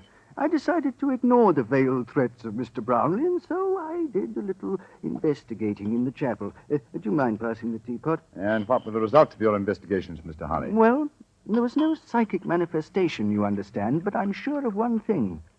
That chapel is evil. evil to the hearts of its stones. And I'll swear that evil does not stem from the hapless monk who was murdered there. You confirm certain suspicions aroused by my own investigations last night. There is evil here, Mr. Harley, and I think I know its nature. Unless I mistake every sign and reaction, someone has been initiating the local peasantry into the evils of the Black Mass. Black Mass? Good Lord, what a shocking thought. My own sensations last night confirm your theory, Holmes. There is a coven here, I swear it, hiding its own obscene practices under cover of the haunting. Well, that sounds quite feasible. After all, the people are so superstitious that they'd keep as far away as possible from the chapel when they heard the organ playing. This problem falls into both our fields, Harley. The practice of black magic is a criminal offense. Perhaps it's just as well the old laws against witchcraft are still in force. I imagine, Mr. Harley, that you have your own methods of combating such forces as we're up against? Oh, yes, Holmes, though mine are not connected with the legal aspects of the case, of course. May I ask what you plan to do, sir? Well, I have several rather elaborate preparations to make, Doctor. It'll take me most of the day, I'm afraid. However, I shall explain them to you all after dinner tonight.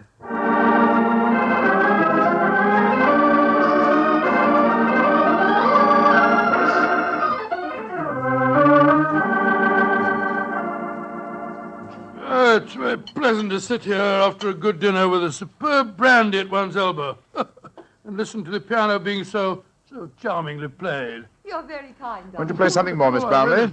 I'd love to. Are you enjoying your stay down here, Oh, Mr. very Holmes? much, thank you. Both Mr. Harley and I have found the local folklore extremely interesting. I say, you fellows haven't been investigating the haunted chapel business again, have you? Now, look here. If you have, I shall be very angry. It's abusing my hospitality. I told you distinctly I didn't want any more talk of ghosts. We are not talking of ghosts, my dear Mr. Brownlee. I have something even more important that I must fight now.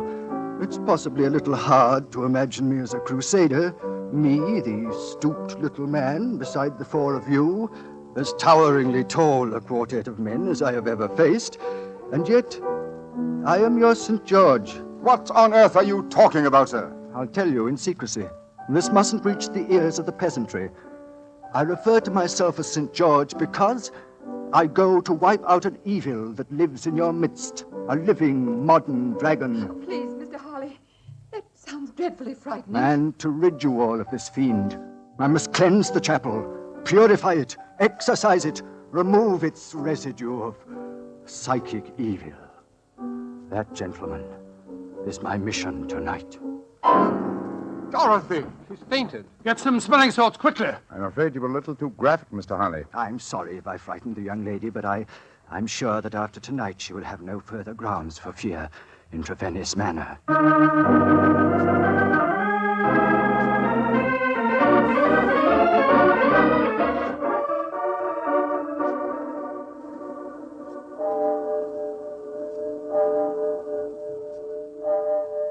Holmes.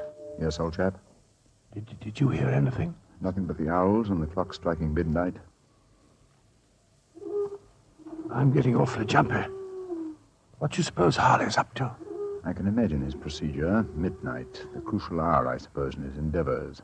I wish him luck. My own plans are not nearly as clear, unfortunately. I sense a guiding force here, but I lack the clues. There is something, Holmes. Listen. Great heavens! It's the organ in the chapel. And Harley's in there alone. Not alone. Listen to the organ, pealing forth its madness. Come on, Watson. Something has gone horribly wrong.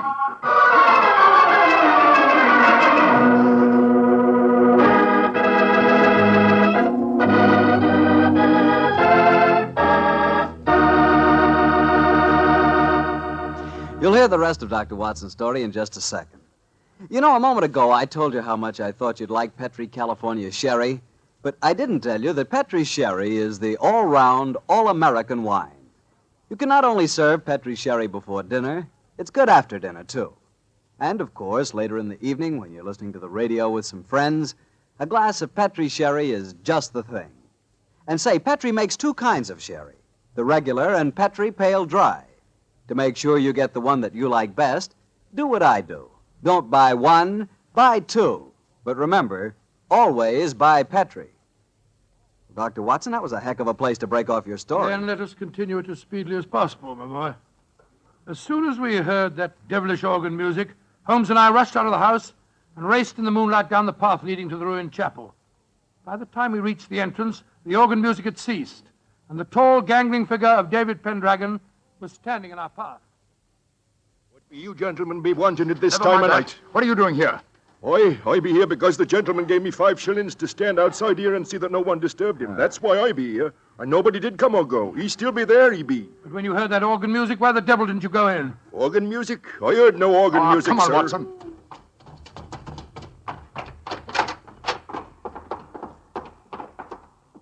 Great heavens. Look at him. We're too late. Poor devil. A knife through his heart. It's obvious who did it. That fellow Pendragon. I'll go and grab him before he gets away. Watson, he's not our man. This murder was planned with devilish cunning. It's a curious thing. There's no sign of a struggle at all. Looks he just stood here and allowed himself to be stabbed. Observe these chalk marks with which the body is surrounded. What is known as a pentagram, I believe. He thought it would protect him completely from the supernatural forces. Poor chap. For once his researches went too far. Yes, because they touched not on the supernatural, but upon natural evil. And remember, Watson, that only 3 people besides ourselves and David Pendragon knew of this vigil. Yes, Brownlee, his daughter, and young Miles, the secretary. Exactly. Go back to the house, will you? And bring them here. And perhaps we can lay a ghost by trapping a murderer.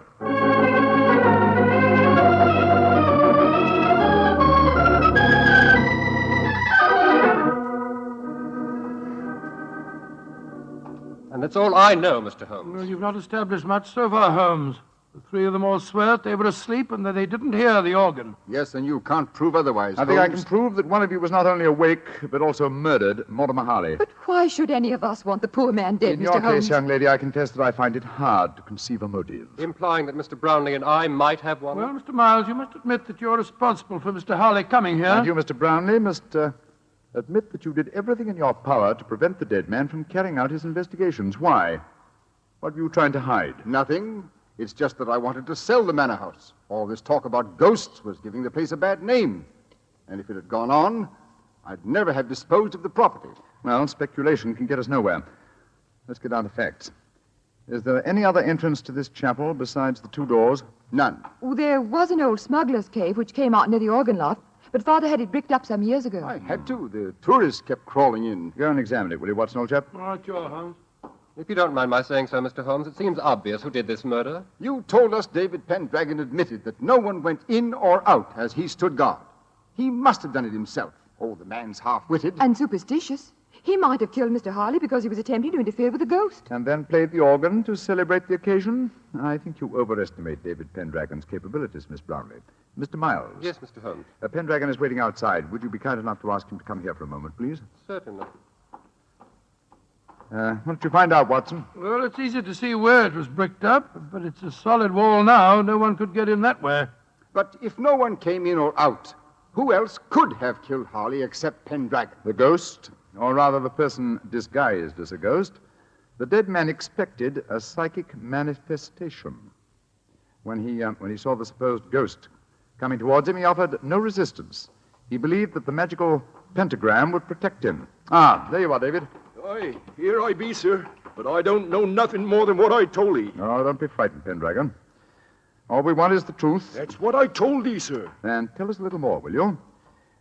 When you said no one had entered the chapel tonight, you meant that no mortal man had entered, didn't you? That I did, sir. But how could I say I'd seen the ghost when Mr. Brownlee here had told me I'd lose my job if I spoke of the ghost again? Oh, now we're getting somewhere. So you did see the ghost? That I did, sir. The poor soul walking through the moonlight with no head on his body. You saw it quite clearly? Just as clearly as I sees you now, sir. How tall was he? He was... Would you mind standing against the wall, sir? Yes, of course. He was as tall as... Well, his shoulders come to just where your shoulders come now, sir. You're a tall man, then, so we narrow it down to either you, Mr. Brownlee, or you, Mr. Miles. But this is utterly ridiculous. Of course it is. On the contrary, gentlemen, the case is solved. Which one of them was it, Holmes? Neither. Remember that the ghost is headless. That means that the impostor must have built up fake shoulders covering the head. On either of these men, it would have brought their shoulders to the level of my head. Great Scott, it was... Bravo, Mr. Holmes. I didn't think you'd catch me. Dorothy! No, I don't believe Miss it. Brownlee, I must warn you that... Keep back. Don't any of you come near me. As you see, I have a revolver. Dorothy, for heaven's sake! Don't speak to me of heaven. You thought I was a sweet little girl, didn't you, Father? You didn't know your dear, demure daughter could murder a man, did you? Why did you kill Mortimer Harley? Because he was a meddler. For months I've been practicing black magic here. For months I've been building up the legend of the headless monk and the organ music. It made me so wonderfully alone, so gloriously free to practice the rites. And then he came here. I let him live that first night because I thought he was a fool. But on the second, when he said he was going to exorcise this chapel, to purify it, as he said, he signed his death warrant. If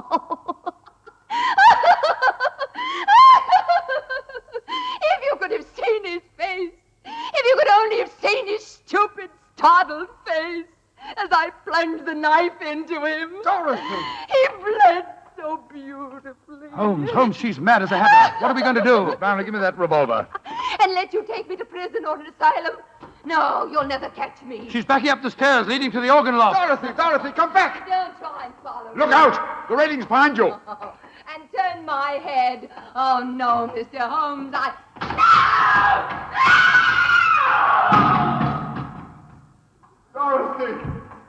Dorothy! My poor little girl. Mr. Brownlee, the powers of evil are frightening. Your daughter had killed one man and might have killed more. She was insane. Hopelessly insane.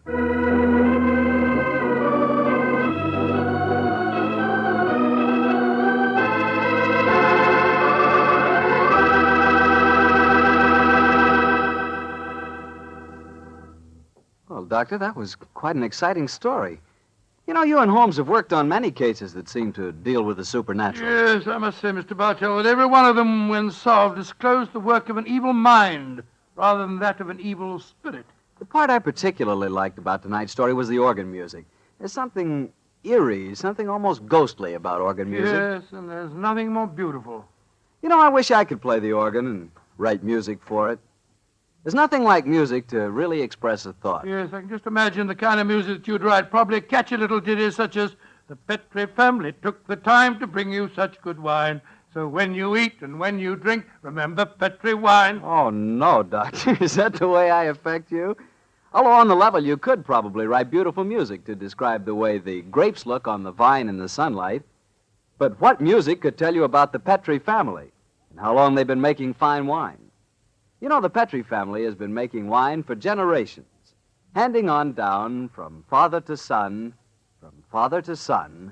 the knowledge necessary to transform luscious, sun-ripened California grapes into delicious, fragrant wine. And when you see that name Petrie on a bottle of wine, remember, you're not looking at a mere trademark. That name Petrie is the personal assurance of the Petrie family that every drop of wine in that bottle meets their unusually high standards. Petrie wine is always good wine.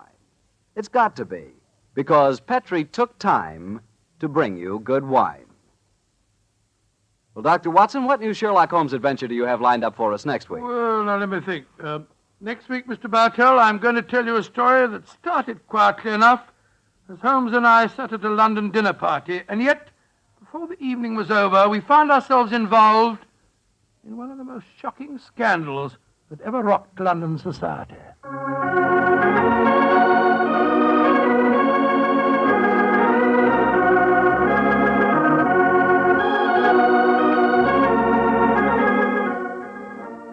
Tonight's Sherlock Holmes adventure was written by Dennis Green and Anthony Boucher and was suggested by an incident in Sir Arthur Conan Doyle's story, The Adventure of the Devil's Foot.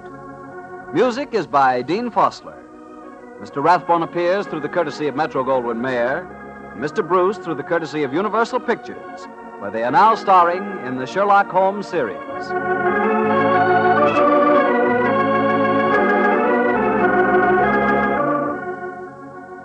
The Petrie Wine Company of San Francisco, California, invites you to tune in again next week, same time, same station.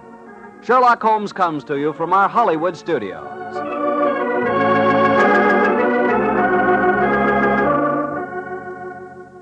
This is Harry Bartell saying goodnight for the Petrie family. For a solid hour of exciting mystery dramas, listen every Monday on most of these same stations at 8 o'clock to Michael Shayne, followed immediately by Sherlock Holmes. This is the Mutual Broadcasting System.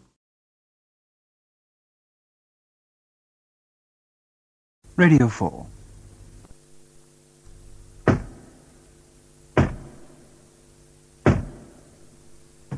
Do come in. Don't knock. And don't knock so loudly either.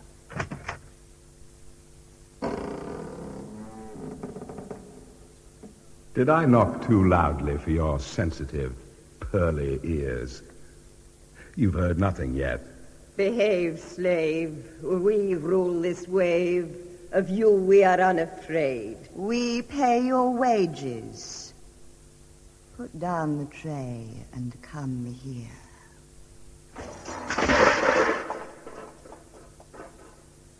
The Autonomous Murder Complex by Frederick Bradnam, with Robin Ellis as Harry Meadows. Ravages are my wages. Oh, look, I've broken my wages. As I'll break you both. You've let the genius out of the bottle. Silly cows. You don't know what you're up against. Now, let me escort you from the room. To the bedroom. This way, please. Come along. Thank you, slave. Ah! No. Down you go.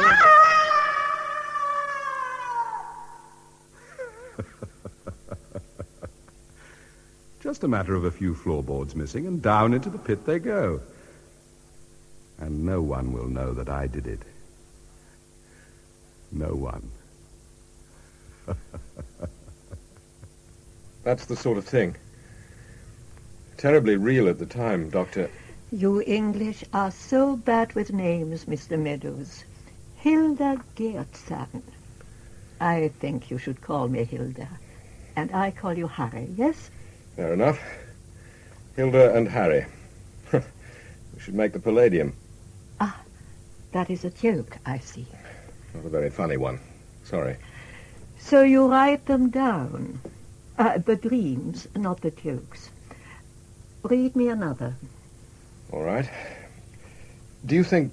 I think nothing yet. Read me another ugly man dream. The chap, ugly man, was lurking behind a hedge or wall. As things do in dreams, it changed. The grounds were a bit like those at Rushforth Park, a place I know. The chap was watching a piece of land which he had trapped in some way, mined it or dug pits, and it was a fine day. They should be arriving soon, galloping their horses. What a surprise they'll have. What a surprise. The inquest will ask, who did it? Who indeed? The enemy from over the border? The trusted gardener? The neighbors? I shall sit in the courtroom wearing black as the friend who mourns and laugh inside. Listen. Ah, here they come.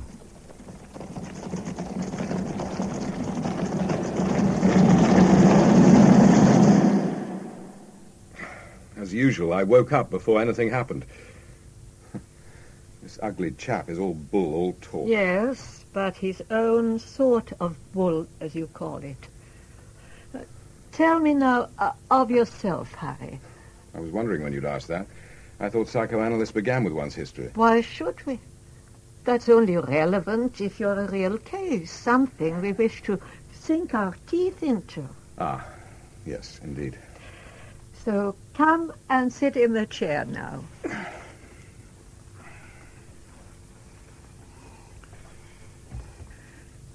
How old are you? 42. And for a living? Ah, up to 6 months ago, I was a soldier. Been so since I was 19. A soldier? You surprised me. An officer? Yes, since military academy. I'm a lieutenant colonel. I commanded an infantry battalion. And now you have left the army. For what reason? Good question. A number of reasons. I had had enough. saw no point in serving anymore.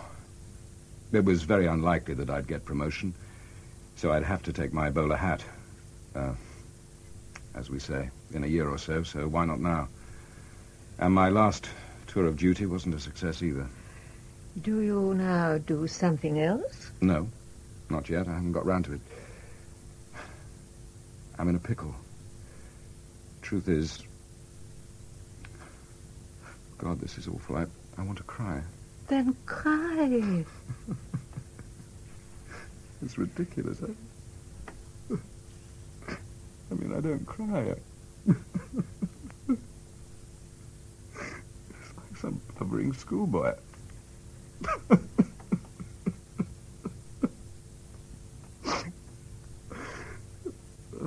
last time I cried was... Can't talk about it. So sorry, Makes you feel better, in fact. Like they say.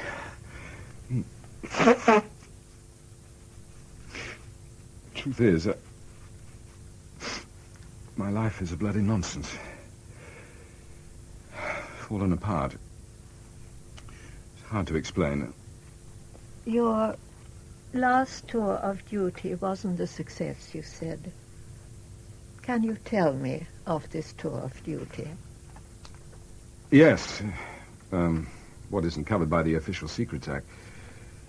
It was the battalion's second visit to Northern Ireland in 3 years.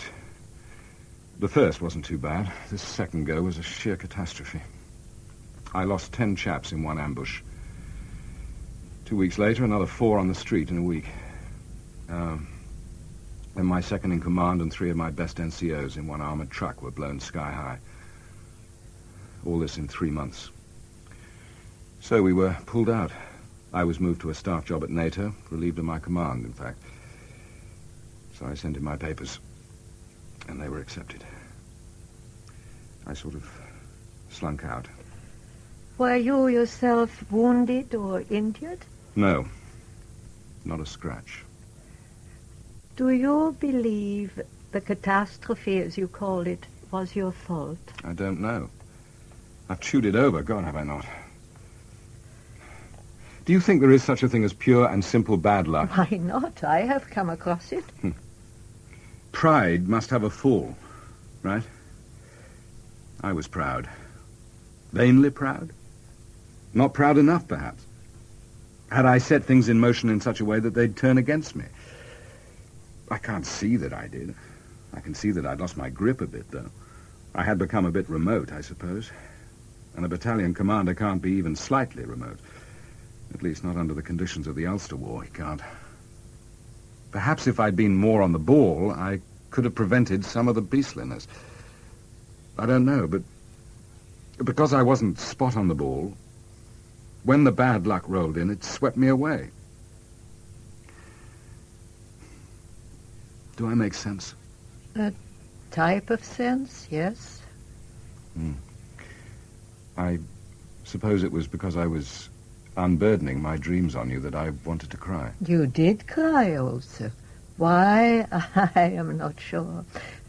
But let us keep to your history and not sidetrack. My last tour of duty wasn't a success either. But to what does that either refer? To the whole shooting match. Making a general nonsense of things. Personal failure. Are you married, Harry?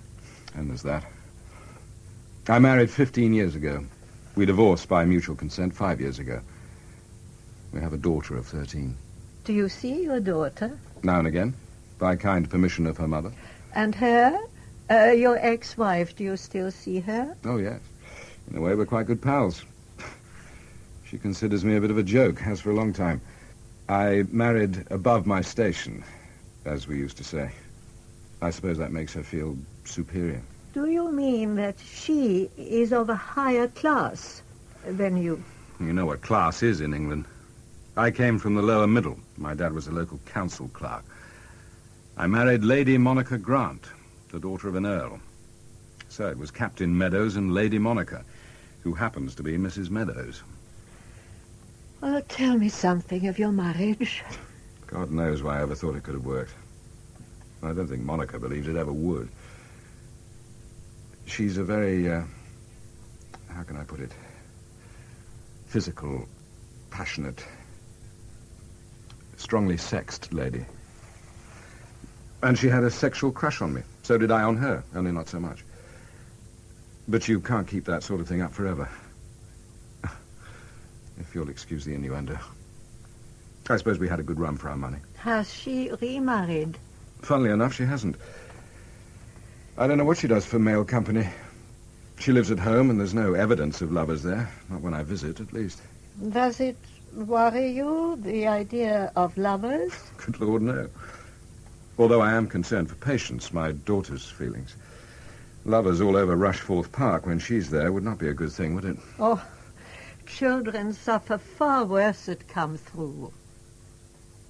Rushforth Park is a large house? Very. A sort of castle. Monica's father is dead, her mother not. She really does despise me, always has. She's the Dowager Countess. And she lives at Rushforth along with the present Earl and his family. There's plenty of room. Monica and Mary, her mum, have a wing to themselves. Self-contained. And you visit this place still? When Patience is on holiday. I have to. It's the only way I can get to see her. And even then it isn't plain sailing. The last time was a couple of months ago. The Dowager Countess and Lady Monica will be down in a few minutes. They told me to say so. Thanks, Atwell. How are things? Fine, Colonel, thank you. Still fitting in all right? I hope so, sir.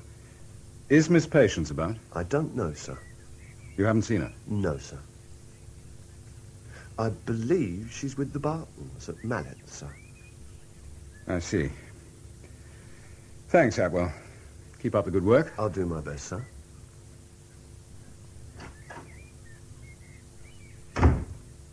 Atwell isn't important, but you may as well know about him. He was the officer's mess sergeant of my outfit. Came out after 12 years. I recommended him to the Dowager Countess. He'd been at Rushforth for about 6 months as under butler. Good-looking chap. Thought rather too much of himself. There you are, Harry.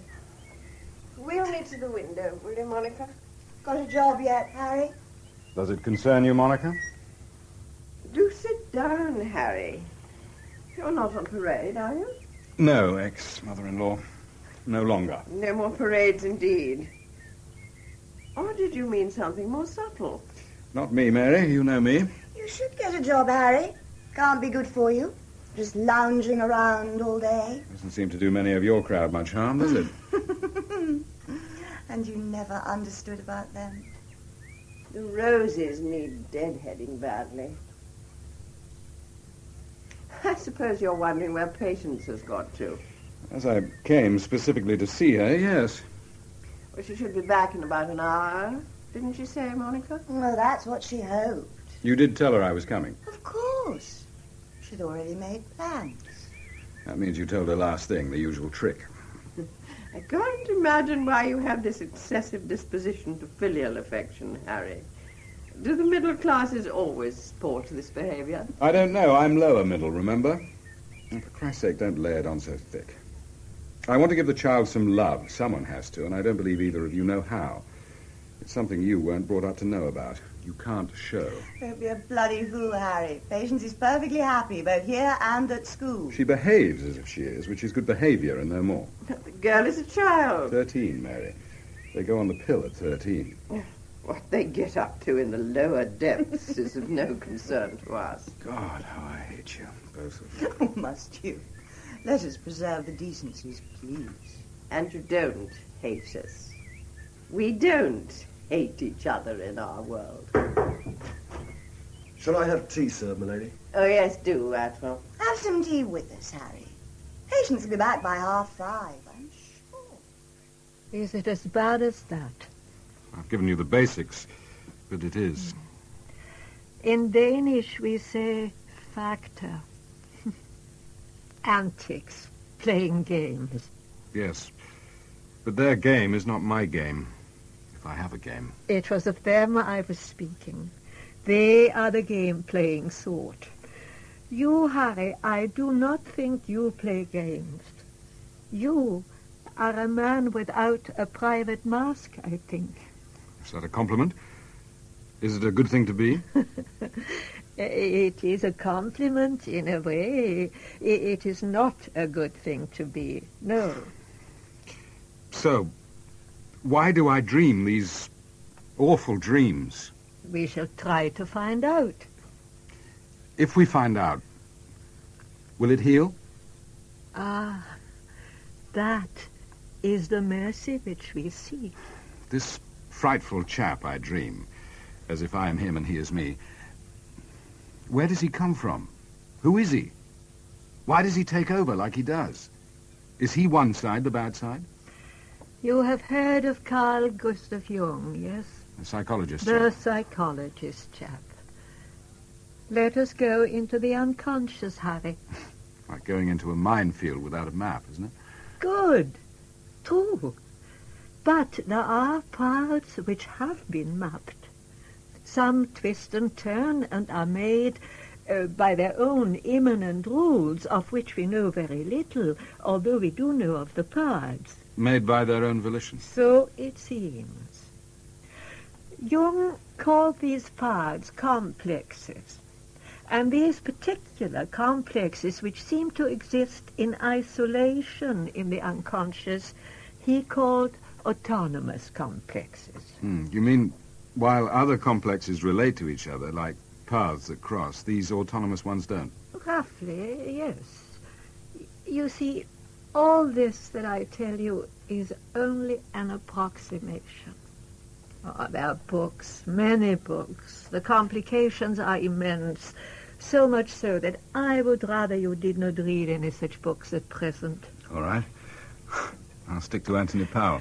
So, these autonomous complexes throw up figures, images, in various ways.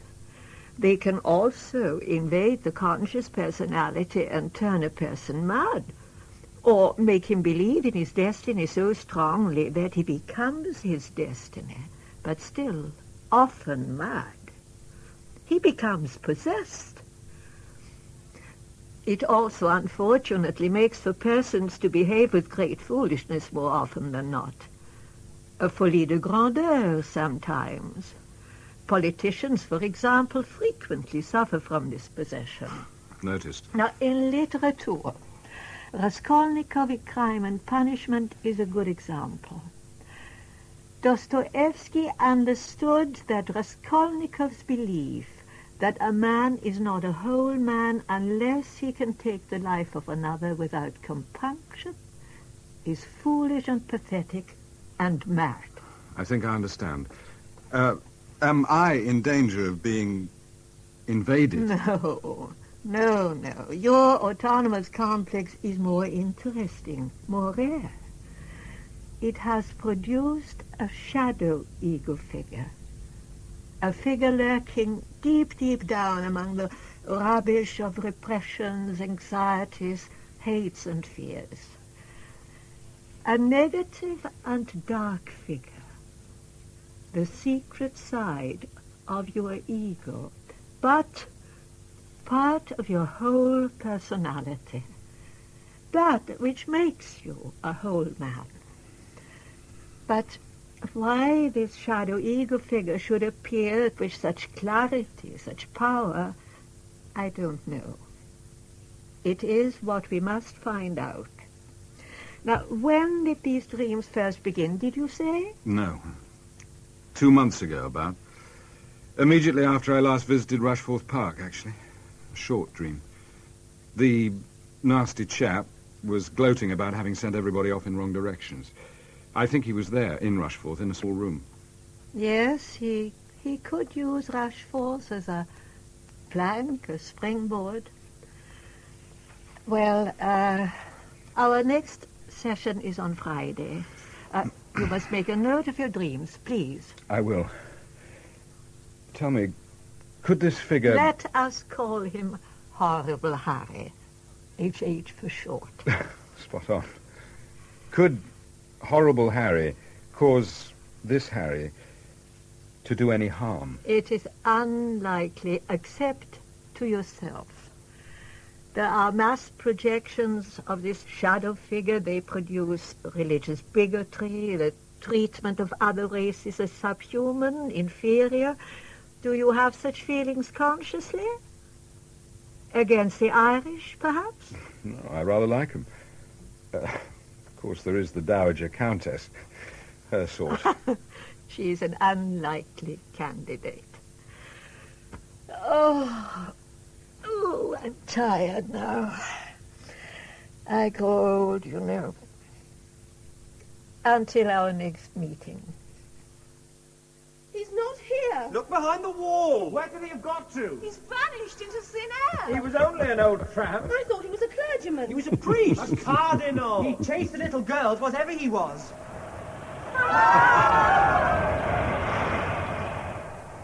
There. I have swept them away. They would not have found me in a month of Sundays. Fools. I am their shadow, creeping up on little girls. Or disguised, I am upright and clerical, the last man they'd imagine to harbor such lusts. But I saw you. I should drown you. Take you and drown you. I couldn't drown him, Hilda. Couldn't move to him. Why? Self-preservation. You could have been in trouble if you had drowned him. He's part of me, of course, I see that. Yea, he may have taken you down with him. What do we know about him? Two things stand out, yes. He is very pleased with himself and he's very confident. Quite the opposite from you in both aspects, yes? Too bloody true. Burn. Burn. Monstrous regiment of women. What are your battalions now worth? This is the war of the sexes, the 7-day war. I've set fire to your hive, a blaze of barracks, and they'll wonder whom it was who struck the match.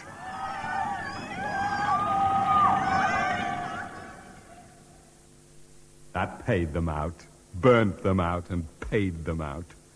Serves them right. I'll teach them to ignore me.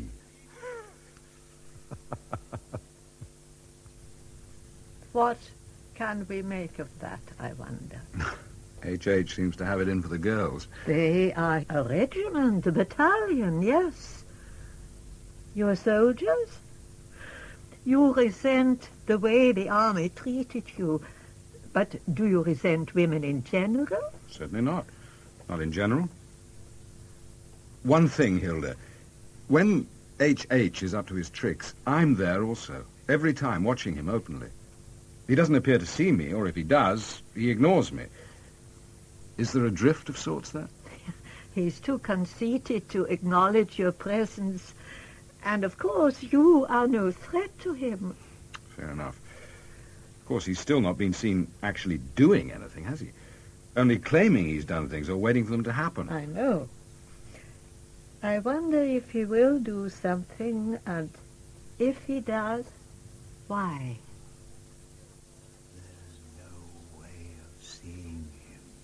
Today, I am the invisible Hulk.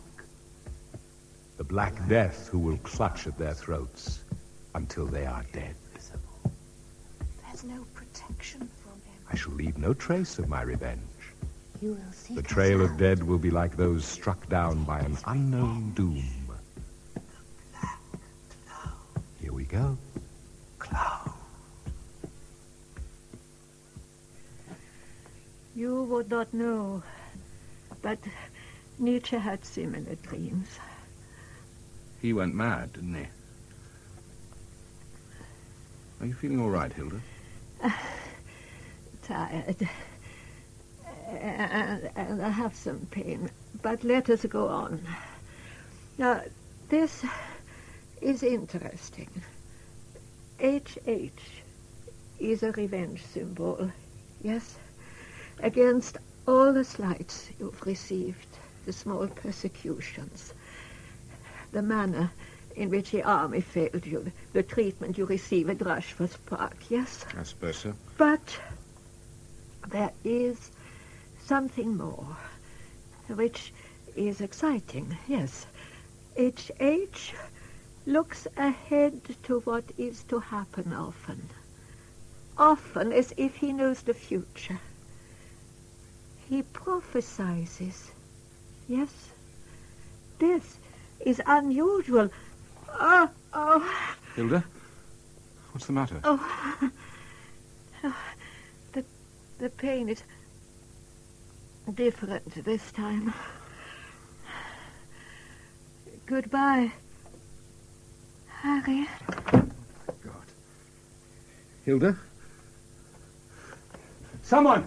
Quickly!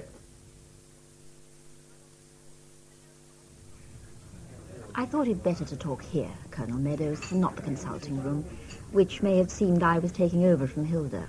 And you're not? Well, that's up to you. Poor Hilda. I feel... Well, she hadn't been well for some time. She knew the warning signs, but she chose to ignore them. I feel as if I've killed her. A massive heart seizure killed her. She always said she would work until the end. She was 75. Without her, I feel quite lost, you know. Dr. Joanna White. Sorry, Joanna White. I'll remember. This terrible chap I dream about. Horrible Harry, we called him. It's as if he's out to ruin everything and is successful. I have read Hilda's notes. Hilda's death was the last thing I thought would happen. Yes, we analysts rarely go down dead in full flight. She said there was such a thing as pure bad luck. I have it, and it killed her. You're not a man who goes in for self-pity, usually, are you? No. Nor did I go in for tears, but I cried like a schoolboy with her. With me, you would be allowed a small ration of self-pity and a few tears. That is, if you wish to continue the analysis. Sometime, yes. But not for the moment. I have to have a pause. Sorry. No, I understand. But I'm sure you'll need to continue. So please, do go on writing your dreams down. Yes, of course. It's becoming second nature. Yes, it does. Have you friends to whom you can talk about Hilda's death? No, not really. I kept my visits to myself. There is my ex-wife, of course. Better her than no one, I suppose. I say, Daddy, you don't look at all well. I'm all right, Patty. Had a bit of a shock the other day. It took the wind out of my sails. That's the stuff, Aswell. Park me under the sycamore by Lady Monica. Ah, and now go and get some drinks. Yes, my lady. What sort of shock, Daddy? Somebody died, suddenly, at my feet, as it were. What's this, Harry? I didn't think you were listening, Monica. With half an ear? Who died? A very nice elderly lady died when I was with her. How terrible. Who was she, Daddy? Did I hear you talking of her death, Harry? You did, Mary, but of nobody known to you. Well, do go on. Who was she? A doctor from Denmark. Unusual for you. Most unusual. What the hell were you doing with elderly Danish lady doctors? Playing bridge? Holding tea parties? Did you like her, Daddy? Yes, very much, Patty. How did it happen? She had a heart attack, bad one. You see, she was a fine person. You haven't answered Monica's question, Harry. I know. I wonder what you'll make of it. Make of what? Harry, you're not cut out to be enigmatic. She was a psychoanalyst, and I was consulting her. Well. That's a turn up for the books. And when she died, you were on her couch. I suppose she did have a couch. Yes, and yes. All our American girls have their analysts. Your father is somewhat different, Patience. Well, he could have problems. Thank you, Patty. Well, perhaps it will be best if we don't hear about them. But no. On the other hand, knowing you, Harry, it is tantalizing. I have certain dreams. Hold your fire, Harry. I thought, Jane, your American friend, very nice, Patty. Oh, thank you, Atwell. Well, put them down there. I'll look after things. Thank you, Lady Monica. The soft drink for Miss Patience is ice cold, I'm afraid. Never mind. It'll soon warm up this evening. It will, miss. And I brought some Angostura bitters for the Colonel. Is that all, my lady? Indeed it is, Atwell. Thank you. Is he proving satisfactory? Atwell? Oh, yes. Very. I can't stand him. Too bad. Why did you ask? I just feel responsible for him, that's all. He has learnt his duties very quickly. So, you went to this lady from Denmark and told her your dreams. That's about it. It sounds as if they were too much for her. Mummy, you can be so cruel. Heartless more than cruel, Patty. Oh, that's me. Certain dreams, Harry. Don't we all have certain dreams? Or do you mean they are of a sexual nature? No, not that. Yes, we all have our own certain dreams, but surprisingly enough, there are types and patterns of dreams which are very common. I bet you've never had a common dream, Grandmama. Cheeky brat. I sometimes dream of being a girl again, riding horses, not stuck in this damn chair. That is understandable. My dreams were disturbing. Sort of nightmares, do you mean? More real. They remain with me. They don't fade out, vanish. Well, well. Fancy you, Harry. As you said, a turn-up for the books. Were your dreams about leaving the army? Of course they weren't, child. You're right. How are you so sure? Well, I don't think you felt guilty about leaving the army, Harry. A little bitter, maybe. But I think you were glad to get out, so why should you have disturbing dreams about it? Fair enough. We were trying to discover what caused the dreams when Hilda died. It was complicated. You'd better come out with it, Harry.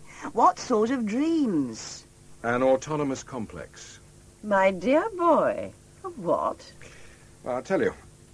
An autonomous complex is a twisting of things in the deep unconscious, which in my case has thrown up a shadow ego figure. The dark, secret side of myself, actually. A very nasty, evil bloke who spends his time creating havoc, murdering people, and being pleased about it. He's known as Horrible Harry, after his brother. Like Cain and Abel. Oh, poor Daddy. Really horrible. It's like someone walking over one's grave. It seems to me to make you a more interesting man than I thought you were in the past. You would say that. I might have guessed. I suppose you could be capable of murder, Harry, if roused. It's not me who murders, Monica. I'm not the type. He is. Well, we all of us have a dark side to us, don't we? Only it's very firmly sat upon, isn't it? It is, Patty. Even in the unconscious. So, when it rears its ugly head in those depths, as powerfully as in my case, one has to find out why. Or else damage can be done. Oh, damage? In what way, or to whom? To the dreamer's personality. To my life, Mary. What do you do now? No, now your analyst is dead. If the dreams continue, then I go to another analyst and continue. Well, that woman dying in the middle of things can't have helped. It left me pretty numb. I felt it was my fault. When was this, Daddy? A week ago. Seems an age. You'd better try to get over it, Harry. Go off and do something outrageous. That might quell your nasty friend. I wish I could. No, it's not in Harry's nature. Not outrage. Hence the dreams, I imagine. I wouldn't like to live with them. They make you look over your shoulder. Well, what's that Will doing, taking the chairs in? How on earth should I know? Well, I thought you might. Did you now? Yes. Anyway, thanks for your sympathy. I didn't expect it. Why not? I'm not all that bloody. In fact, the whole thing gives me a cold spine for you. All I beg is, for God's sake, get it sorted out. Well, you don't want to go dotty, do you? Not you, Harry. Some men do, spend all their lives working at it, but no, you're not the sort. I'll hang on to my sanity, Mary.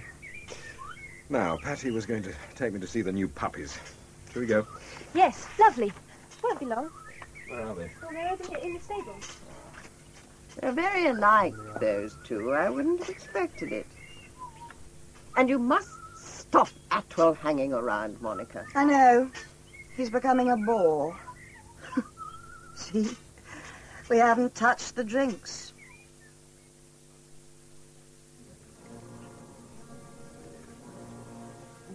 Let us remember the fallen. Remember this 94th of November, those who fell in 2 wars. Died for us, which was noble of them. Died so we might live in pieces. Let us remember them, the fallen. Nonsense! Hypocrisy! Rubbish! Get that man! Police! That Red! That disturber of the Queen's peace! We all know who he is, don't we? Yes, we do! The police are moving in on him. They will lock him up, or better still, send him back to where he came from, the lower depths, the dark house, the black shed, the bottom of the garden. 1, 2, 3, you won't catch me. Here she is, the Lady Mayor, representing her gracious mediocrity, attended by her daughter, who represents our Princess of the Month. 6 pages of posies in penthouse. The Lady Mayor was herself wounded in the last war, while leading the last charge of the Lancers on the road to Mandalay. She will now lay the wreath to the fallen at the memorial to the gluttonous dead, pushed in her chair by her daughter.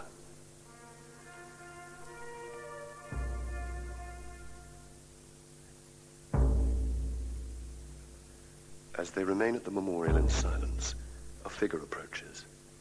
He walks with quiet deliberation, a tall, dignified man wearing a long black cloak. A foreign diplomat for sure. Now he goes over to the Lady Mayor, bends over her for a few words. Now he turns to her daughter, places his cloak around her in a grand gesture. What has happened? The Lady Mayor falls from her chair. The daughter slumps to the ground. There is blood everywhere. They are slain. They have fallen. They are the glorious dead. Who was the assassin? The man in the long black cloak? Where is he? The crowd surge up to the dead at the memorial. There is pandemonium, chaos, panic, and the assassin is nowhere to be seen. Who was he?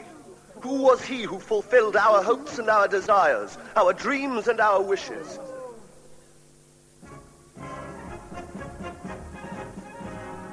Who said I never did anything? This is only a beginning.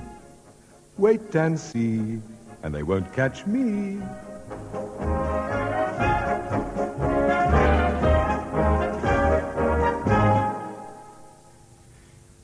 There it is, Dr. White. And it ended with that march. Colonel Bogey, yes. Daft, isn't it? And some of it is rather obvious, isn't it? Like the assassin, it's cloaked with the obvious. It was also pretty intricate. My regiment was once the 94th Foot. So we have the 94th of November for the celebration of what is no longer part of your life. And the dead? The images and statements of dreams are often very stark. The past is dead, and so on.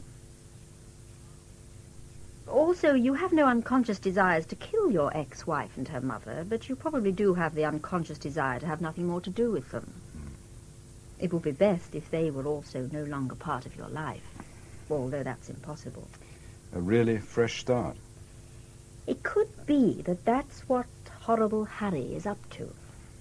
Some things fall into place if you see it like that. To start afresh, you need to change, among other things. To change, you need to understand another side of yourself, cultivate it even. Dr. White, may I call you Joanna? Oh, please, I'd like that, Harry. Joanna. Joanna, you're not suggesting I become at all like H.H. Perish the thought. No, perhaps more ruthless than you are? Ah. Well, look at it like this. You grew up as a man in the army, with all that that implies. Part of a closed society, a world of its own, a club. Loyal to one another, so far as the rest of society was concerned. Loyal to Queen and country. H.H. also killed the Queen figure, didn't he? Now you're out on your own after 20 years or more. Out of the hive, the barracks, the security of the order of soldiery. Whether you know it or not, it's given your ego one hell of a wallop. So, to begin again, you must change, and the change must come from inside you, deep down, from the unconscious where H.H. lurks.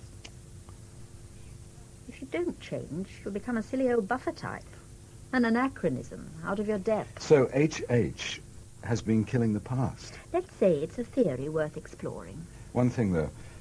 H.H. didn't come into a dream until after I'd left the army for some 4 months. They actually started, as I told dear Hilda, shortly after a particular visit to Rushforth. The first for some time. There's always a trigger, often quite a small thing, which stirs the complex. Rushforth Park is the past. It's only the present still because of your daughter, which makes it worse. You're tied to the place because of her, so you resent it. Not her. But because of her, you can't openly deal with your resentment. That makes sense. I know. That's what worries me about it. Anyway, we'll give it a twist next time. Oh, before you go, Harry, tell me, do you lead a very lonely life, day by day? Good Lord, no. I live alone, as you know. No one girl. Not much in the way of girls anyway. My choice, that. Well, I don't feel lonely. I only feel rather free. For once, I have no responsibilities. I have a good few friends whom I see quite a bit of. Round the corner from my billet is a slightly disreputable drinking club. The sort of place I couldn't ever have belonged to before. Full of actors and actresses, gamblers, retired villains, some writers and composers, and a number of ladies without visible means of support. Evening, Colonel. Had a good day? All right, Alf. Took a lot of exercise, at least. Pint of my usual, please, Doris. Be with you in a jiff, Colonel. She had flat feet and a fur coat. Was you have an agent with flat feet and a fur coat? Real mother figure. Evening, Harry. Evening, Michael. Oh, you be careful, Colonel. Exercise can be bad for the old ticker. And what do you know about exercise, Alf, except some indoor activities without cards? Cards? Bed, you mean, Diana? I was trying to avoid the obvious. With Alf, only the obvious counts. Thanks, Doris. Thanks. Anyway, I can't remember so far back. Years since I played cards. Did any of you see that playlet on the beam last night? No. Who can I conduct a conversation about it with, That isn't very good grammar, is it? What do you expect? He writes things. I didn't see you yesterday. No? Wasn't I here yesterday? Lunchtime, wasn't I? What did I do yesterday? That's what exercise does for you. Gives you amnesia. Do shut up, Alf. I thought you said you'd be here in the evening. Is that the evening paper, Doris? It is, but hand it back when you've read it. Don't I always? Did I, Diana? I don't remember. I went to dinner at some friends. Sorry. It was a long-standing invitation. It didn't matter. Only that I got landed with that beautiful young man who once played the lead in a Ken Russell film. He's heartbreaking. After 2 hours, he's mind-blowing. I'm sorry. I don't know what's the matter with me, but I'm becoming awfully forgetful. Absented from the mind. I suppose it's lack of responsibility doing it. You need a job, Harry. When you're out of work, it goes like that. So my ex-wife tells me. I mean that I need a job. Here, Colonel. Don't you know a place called Rushforth Park? I do, Al. I thought you mentioned it at one time. I could have done. Why? There's been a murder there. Double murder. What? The Dowager Countess of Bradnam and her daughter, Lady Monica Grant, were found dead this morning at their home, Rushforth Park, near Maidstone. It is understood that they died of knife wounds. Police won't say no more at this juncture. Says... Harry, do you know them? Let me see it, Al. All right, you are. Photos and all. Are they friends of yours? Yes. Friends. I knew them. I knew them very well. If you'll excuse me, I must do some phoning, among other things. I thought he was going over. If I'd known, I'd not have read it out. Not your fault, Alf. I wonder what they are to him. Dunno. But close. Very close. I bet my shirt on it. I seem to recall that he... Excuse me, Alf. I think I'll make a phone call, too. House mistress. I wanted the head. No, you'll do. I'm Colonel Meadows, father of Patience. Yes, Patience Meadows. No, you don't know me. Yes, I could be anybody. Well, I quite understand. Lady Monica, well, that would be difficult. Look, will you listen to me, woman? Something has happened. Something has happened to Patience's mother and grandmother, the Dowager Countess. An accident, yes. Well, it's a bit more than unfortunate. They've been found murdered. Yes, murdered. Well, how the hell do I know who did it? All I want you or your headmistress to do is to tell Patience the news before she hears it accidentally. I know it's not a nice task, but it's what you're there for.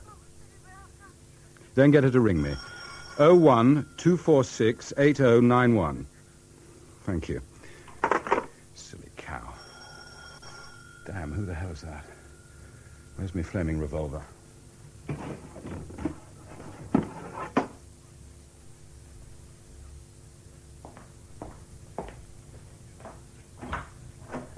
Can we have a word, Colonel Meadows? Who the hell are you, first? My name's Thanet, and this is Judith Smart. This is a bad time to call, for whatever reason. What do you want with me, anyway? We'd rather not talk in the corridor. Are you the police? Oh, were you expecting the police, Colonel Meadows? Perhaps. But you're not them. Tell me what you want of me, and I might let you in. And do put your hands on top of your heads. What the hell? Up, Thanet, if that's your name, and you, Smart. Crikey, he's balmy. No, not. He's got a revolver. Now, come into the hall. I'd rather the neighbours didn't see. Oh, God help us. Say you were harmless. Got anything to identify yourselves by? In my handbag, my NUJ card.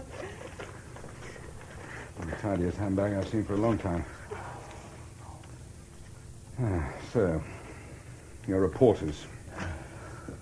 Do put your hands down. Sorry about that, but you see, I did command a battalion for 2 tours of duty in Northern Ireland, not so long ago. Precautions, as they say, are worthwhile. I thought my last hour had come. You got here very fast, haven't you? Oh, it was luck. Somebody phoned us. Diana. I'll wring her neck. Which paper are you from? The Sunday Citizen. I never read it. Well, I don't think I can tell you anything. I've only just heard the news myself. No, it isn't about the murder, Colonel Meadows. Our business is about the victims. What life was like at the where was it? Oh, Rush Summing Park. Yeah. Rush forth, Mr. Thanet, which is what is likely to happen to you. An inside story. We'd give you 3,000 for 3 columns. I'm afraid you got the wrong man. Look, we do it discreetly, Colonel. Shocked ex-husband, that sort of thing. You know you that my sort doesn't do such things. Well, they do, you know, if the money's right. 5,000, Colonel. God, what a disgusting world you represent. 2 million readers every Sunday. That is no excuse. I'll have no part of it. Good evening to you both. Oh, come on, old lad. You're being self-righteous. Nothing else. Out, Thanet. Smart out. Come on, Thanet, leave it. I don't trust his temper anymore. Look, the paper would go up to 10,000.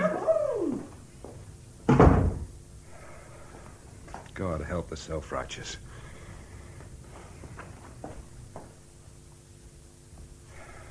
Put the gun away. I actually felt capable of killing them.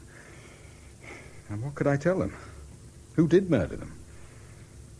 Who in heaven's name? Hello?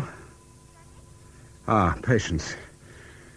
Patty, darling, have they told you? What? No, Patty. I'm afraid that's not quite true. Well, it wasn't an accident. The newspaper headline said murdered. Murdered? Yes, darling. Who did it? Well, nobody's been arrested yet. I can't believe it. I know. It'll take time to sink in. I don't feel it's quite true myself. Listen, darling, you may have reporters on the school doorstep. They've already been here. Did you ask them? No, somebody told them. Somebody could tell them about you. For money, my love. That's our world. Tell the headmistress. Yeah, okay. By the way, is your housemistress feeble-minded? Yes. She is? But not the head? She's all right. Good. Give it a few days and I'll come down and collect you and we'll go into hiding. Oh, poor Mummy. Yes, I know. Poor Mummy. Poor old Granny. I think I'm going to cry. Yes, go and have a good cry. Me too. I'll ring you. Of course I love you. Bless you. Police next. Try to find out. Where? Scotland Yard. Where else? Colonel Meadows? Yes. I'm Inspector Oakes. Do sit down. They told me of your problem downstairs. How can I help? Tell me more than I know. It's not just ghoulish interest. Oh, I didn't imagine it was. Were you still in touch with your ex-wife? Well, we have a daughter of 13, and to see her, I would visit Rushforth. So I remained in contact both with my ex and with her mother. I saw them only a few weeks ago. Where is your daughter, sir? Boarding school in the depths of the country. What can you tell me? Well, the local force are handling it, sir. They haven't asked us for our help. Probably they have a local suspect, or they may just be being possessive. You mean I have to go there to find out? Or they'll dig you out, sir. Yes, I suppose they may. I rang them a moment ago. They're being very cagey. Anything I tell you, they ask that you keep it to yourself. I shall, never fear. Well, they told me that the murders took place sometime after 23 hours yesterday. Lady Monica was found in her bedroom. The Dowager Countess outside in the corridor near the bedroom. In her wheelchair? She was more or less crippled. Was she? Well, they didn't say. They were both killed by one wound to the heart, the same on each body. It's a skillful job, it seems. They were found by the staff in the morning. Well, that's all, sir. It's not much, is it? They don't say how the killer got in? Not a word, sir. Well, perhaps he was already in, or was let in. Yes, of course. Well, I'll give you my address, should anyone wish to see me. Thanks for your help, anyway. Oh, not at all, sir. You have my sympathy. Things will take their course with this one, I think. It's the kind of case which leaves little to the imagination. Do come in, Colonel Lorne. Meadows. We've been expecting you, sir. Keeping the bodies warm. Cold. In the west wing, laid out. For inspection. The other gentleman took the wheelchair, sir. Raced in it down the corridor. He's such a character. Always up to some trick.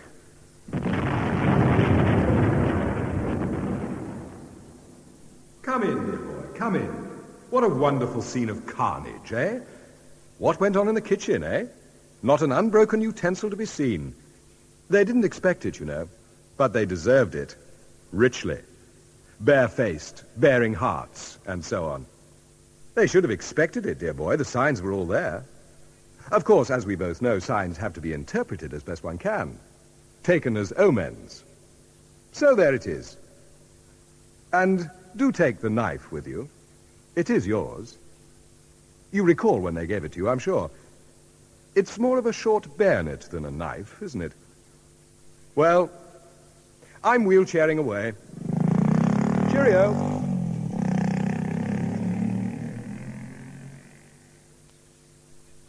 This way, Colonel. Do be careful how you tread, sir. There are things in the corridor. Cadavers. Carrion. Mortal remains. Cold flesh. And behind that door, sir. A sad fate. What is worse than death? No, sir. Don't go in. Don't go in. Not again, sir. You'll only live to regret it.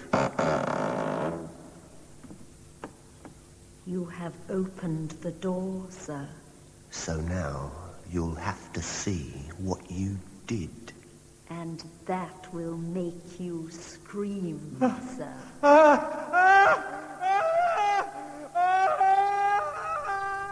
I woke screaming. I wonder why the kitchens. It goes with the two servant figures, guardians of the dead. The kitchen was the Rushforth one, but does it matter? Everything matters, Harry. I dream of two women, substitutes for my ex and her mother, being murdered by my shadow ego figure. We unravelled that, more or less. A few weeks later, the real women are murdered, stabbed to death. As in the dream. It appears, Harry, that your shadow ego, old H.H., enjoys the gift of prophecy. There are such things as prophetic dreams, of course, but connected with an autonomous complex. Most rare, unheard of even. I'll tell you how H.H. became a prophet. He took me over. Got me to carry out the prophecy. Got you? I did the murders. I am the murderer. Stared me in the face since last night's dream. I became H.H. As H.H., I did the murders. You're serious, I see. What is the hypothesis? For years you've harboured murderous feelings against your ex Monica and Mary, her mum. They despised you, looked down on you, sent you up, emasculated you. You took it on the chin like a man, but deep in your unconscious you indulged in fantasies of revenge. The two women seemed impregnable behind real castle walls. Also, their attitude to you, you believed, had undermined your self-confidence until you began to fail as a soldier. That was the nail in their coffin, for you loved the army before anything. What revenge is better than murder? Only murderers get found out, so horrible Harry came into being. He could do it and not be found out. The point is, that although you would kill as your duty as a soldier, you are not a murderer by natural inclination, and your code of behavior discounts such a thing. So you know about killing people, consciously, and unconsciously you know about the desire to murder. No wonder H.H. was produced. I'm terrified, Joanna, frozen. Is it possible that I was possessed by my own shadow? Just now you claimed that you were possessed. You now ask me if you could have been. There's no logic about this. I have no memory of doing anything, but... All right, yes, the unconscious can invade and possess the conscious. It accounts for some types of insanity. Could this happen to me again? If it did happen to you before, I suppose it could happen to you again. In that last dream, H.H. was absolutely real and different. The come in, dear boy stuff, like an old pal. Before, we kept our distance, didn't we? What do I do next? What can I tell you? However, you said that the murders were committed after 11 at night. What did you do that evening? Oh, I've been into that. I went to dinner with some friends, Tim and Liz. She's pregnant, having a rough time. I left early, around 10. Plenty of time to drive to Rushforth by 11ish. And you did that? I don't remember doing so. I thought I'd driven home. Have you found blood on your clothes or in the car? I've looked, not a trace. What about the car? Petrol? Mileage? No idea. I didn't check at the time, of course. Joanna, what the hell do I do now? Stop believing that you did the foul deeds. My theorizing is what it is. A fiction. You couldn't jump in and out of H.H.'s skin, as it were, without severely damaging your psyche. If you turned balmy that night, you'd still be balmy, and the last thing you'd do in that case would be to confess. Then my dream of the murders was coincidence. I think it was prophetic. How or why, I don't know yet. Prophetic? That goes well with possession, doesn't it? I don't know. If you still think you're guilty, what are you going to do about your guilt? I shall go to the police at Rushforth. I'll find out what they think, then I'll make a statement. I must know the truth. How can I take patients on until I know the truth? And if the police agree, if you see what I mean, that I was the murderer, mad or not, the sooner the world knows about it, the better. And Patty can be looked after by others. I have tried to tell you the truth, Harry. All right, find it out in your own way, if you must. Afternoon, Davies. Afternoon, sir. Busy boys, are we? There's a military bird waiting in the drawing room. I thought you'd better see him, sir. His family. Oh, yes. Colonel Harry Meadows, ex-husband. Oh, yes, I know a lot about Colonel Meadows. So he's turned up, has he? Shall I get him in, sir? No, I'll use the drawing room for our chat. Since we got a place like this as HQ, why not use its charming facilities? What's he like? Big and tough. Typical regular army officer in my book. Except he seems sort of dreamy, half with us. Does he? Interesting. Right. Oh, see we get some tea in about half an hour, will you? Bring it myself, sir. Great. Colonel Meadows? Yes, that's me. Good. I'm Detective Superintendent Miller. My detective sergeant told you that I'm in charge of things, I believe? Yes, he did. May I offer you my sympathy, Colonel? Oh, yes, thanks. I'm glad you've called. I'm sure that a chat will be useful. Yes. Can we sit down? Why not?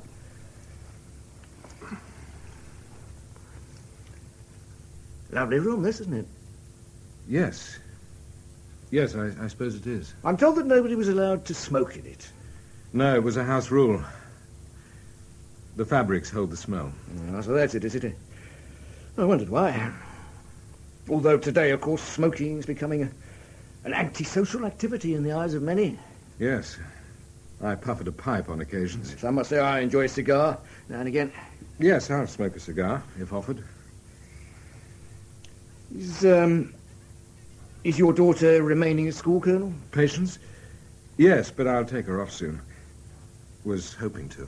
Your little friends will rally around her there, I'm sure. She rings me. She's all right. Well, that's one thing. I thought you'd asked to see me. I was getting round to it, sir. There's been a lot to do, though. Yes, of course. Is anybody helping you with your inquiries? Not yet. They will be soon. I'm fairly confident of that, sir. Yes. It's very difficult to get away with murder, isn't it? With this sort of murder, yes. The random sort, the Yorkshire Ripper variety, that's another matter. Well, that sort of chap is mad, though, isn't he? I mean, not clinically, perhaps, but not rational, not normal. I'll leave that to the head shrinkers, sir. It's a good nickname, head shrinker. They reduce the swollen-headed ego to its right size. I don't know much about it, Colonel. Tell me, sir, did you know the staff here? Well, by sight and name, that was all. Except for Atwell, who was once with my battalion. Yes, that's right, yeah. Do you know why they were murdered, Mr. Miller, Colonel Meadows? I think I do, but I have to verify one or two things before I can be sure. Were they being robbed? You mean, did they surprise a person in the process of committing a robbery? Did you, sir? Yes, something of the sort. No, robbery wasn't the motive. No, I didn't think. I don't know what your ideas about a motive are, but I have my own idea. Do you, sir? Of course, you knew both women well, and one was your ex-wife. I wish I'd known them well. Somebody was taking their revenge, is my theory. In a way, that's my theory also, sir. Probably we have the same chap in mind. Yes, quite likely. Both women knew him well, that goes without saying. True. As far as it goes. What do you mean by that? Well, my chap wasn't the sort of chap the victims would ever know really well. The class barrier would get in the way. Yes, I think that's true. My chap didn't ever take to that, felt he was being looked down on, that sort of thing. Of course. But the younger woman was rather, how can I put it, dominated by him, I suspect. Sexual matters. Once, yes. But that had grown cold on both sides. Had it, sir? That's something I hadn't reckoned with. Well, I should have thought it was obvious. No, there was something else, something different. My chap was sure both women had messed up his life. It drove him balmy, eventually. So, you reckon that your chap was round the twist when he did the murders? Like a man possessed. In fact, he was a man possessed. And I'll tell you something else about him. A couple of weeks before the murders, he dreamed of murdering two women, a queen and a princess. He dreamt that he, or at least a brother of himself, stabbed the two women to death. Tea has orders, Governor. The staff has the afternoon off. I'll do the pouring.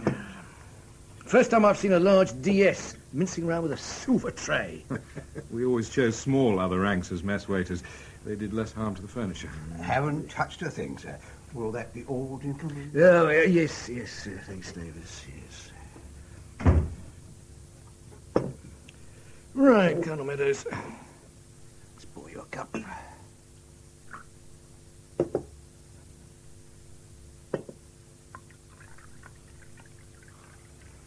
How do you know about the dreams? A cake. They're homemade and very good. But you know that, of course. I'm on a diet, but I'll have a cake. Your chap told you of the dream, I suppose? He spoke of it, yes. It was a worrying dream.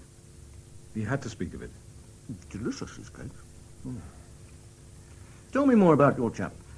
I'm not entirely au fait with the way, the tactics my chap employed to carry out the object of the exercise. He drove down from London, right enough, that evening, got here about 11:30. Probably the servants were in bed, certainly off duty. But Atwell opened the door to my chap, nevertheless, and let him in, as he would. As he would?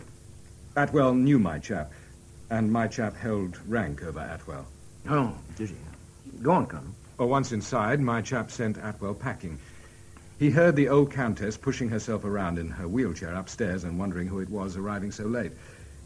My chap went up the stairs, slipped into the alcove, the one with that Gainsborough of the grounds in it, and waited for the wheelchair to come past him on its way to Lady Monica's room. When it did, he got behind it and stabbed the countess just once, as he'd been trained to do. She died with no more than an intake of breath. Her daughter was probably in bed. She heard her mother wheelchairing around, so got up and opened her bedroom door and was confronted by my chap, a short bayonet in his hand, and her mother slumped in the chair. He killed her before she could cry out. Again, with one stab to the heart. Caught her so she didn't crash down, and laid her on the bed. After that, he went to her bathroom, washed up a bit. There was only a little blood on his hands. Cleaned the bayonet, and giving himself time, making sure the house was quiet, let himself out and drove back to London.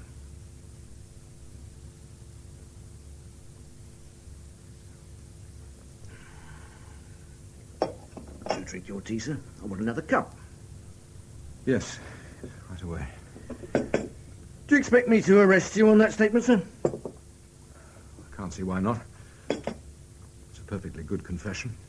You said your chap was eventually driven balmy. Are you telling me that you're off your rocker? Not now. At the time, yes.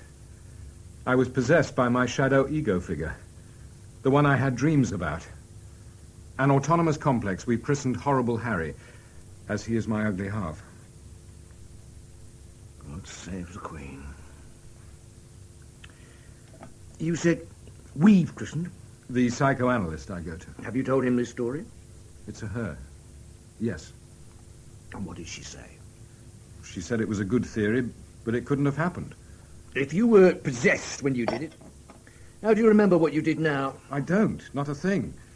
I'm only sure that that's the way it would have happened. Did happen. You're telling me a fiction then, sir. I can't arrest on a fiction. We've not got an iota of evidence against you. Well, Atwell must have let me in. We'll ask him that, sir. Of course, you could have done it, I grant you, but there's my own chap to consider first. I thought your chap was me. And I thought your chap was my chap. I need to investigate my chap first, sir.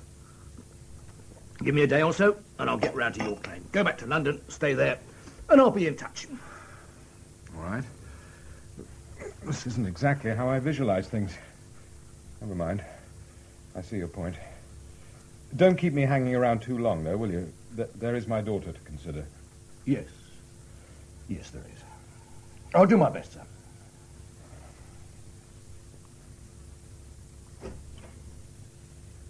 I don't want these squidgy ones. Is he a nutter, Governor? How the hell do I know? I didn't ask him for the name of his witch doctor, it reminds me. Not to worry for the moment. He left it on the way out, wrote it down. He doesn't leave things undone, doesn't Colonel Meadows? The odd thing is, Davis, he could have done it. What evidence do we have to the contrary? Atwell, sir. We shall see. Meadows' story's good. He's wrong on some details, but it's good. Is it an invention, and doesn't he remember? If it's not an invention, sir, but he does remember, even though he says he doesn't, why get the details wrong? As an insurance, perhaps. He wants us to think he was balmy, anything. But he obviously thoroughly disliked his ex and her mum. Probably they treated him like dirt. Proud man, true. So, he could have gone round a twist, and he would know how to use the bayonet efficiently. And the women know him. So even late at night and the unexpected call, they wouldn't fear him, wouldn't be on their guard. Unless what, sir? We must find out if anybody overheard threats, or was there ever any violence? Yes, did Colonel Harry ever give Lady Monica a belting or tip up the old lady's wheelchair? I doubt it, but we better give it a whirl. And that well, sir? I'll tackle him. When he arrives, have no fear. And I've told Meadows to stay in London. We better ask the Yard to keep an eye on him, you never know. Oh, Colonel Meadows. Evening, Mrs. Taylor. I don't like to appear inquisitive, but there's been a young lady, well, girl really, ringing your bell. When was this? Since about 6, an hour or so ago anyway. Well, I think I know who it is. Thank you, Mrs. Taylor. Not at all. I thought I should say. Oh, why, Colonel, there she is. Daddy. Patience. Patty. I tried to phone you. I've been out all day. What's happened? Oh, they let me come away. School. Miss Standish thought it best. Trouble?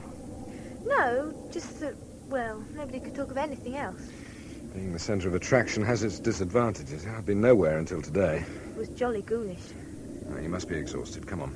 And hungry. I am, a bit. What a nice flat it is, Daddy. Of course, you've never been here, have you? Wasn't allowed. I always planned to sneak away and come here. All hell would have been let loose. Oh, poor old Mummy. Poor, really, old Grandmama. Do you believe it all, Daddy? That they are dead? Yes. I still can't properly understand that it's for real. Well, I've got that far all right. But I've had more experience of sudden death than you, not surprisingly. I couldn't stop crying. Thinking, the other night, how they might have felt, what they did. Stupid things. I know. But there is no knowing, Patty. I don't think we should talk about it tonight. Not yet. Let time heal. It does. Yes, Pax until you say. It's funny. What is? Well, I mean, most girls at Blade see their fathers much more than I ever saw you. Well, I should hope so. But, well, I wonder if as many get on as well as we do. Some do, some not. I think we're rather alike. And that's quite a help. We don't have to be on parade all the time. Not like at Rushforth most of the time. Oh. Daddy? Mm-hmm. When all this is settled, I'll be able to be with you, won't I? That's a point. All things being equal, yes. Oh, equal? Well, why shouldn't they be? Oh, sorry, darling. I was putting it clumsily.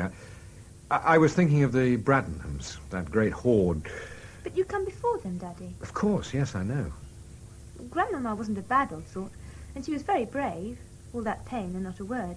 But the rest of them, not Mummy, but the others, they're awful, Daddy. They're bullies and they're very stupid. Yes, I know. I'll take you on. And anyway, they wouldn't want you, I bet. I give them absolute hell. You know, I think you would. Oh, dear, I've suddenly gone tired. Then you'd better suddenly go to bed, or suddenly better go to bed. Good morning. Or rather afternoon. Oh, dear, what time is it? Thought I'd let you sleep in. The clock is correct. Oh, I did just that, didn't I? It's nearly 12. You needed the sleep, obviously. You want an egg? Please, I'm hungry again. Growing girl. Did you sleep well, Daddy? Yes, funnily enough, very. You mean no nasty man dreams? You know about them, of course. I'd forgotten you did. No, I think old Horrible has been banished. I had rather a decent dream, actually. Maisie Hitchin at school has the most extraordinarily erotic dreams, according to her. My efforts at any sort of dream are pretty feeble, although I did dream of Mummy the other night as if nothing had happened. When I was at Rushforth, I often had fairly unpleasant dreams around Atwell. Atwell? Yeah. Well, I better get that. Watch the egg. How much on the timer? Oh, under a minute. Cornflakes, I think.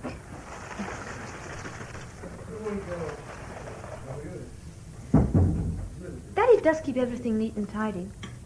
Like a good soldier should. He should have a girlfriend.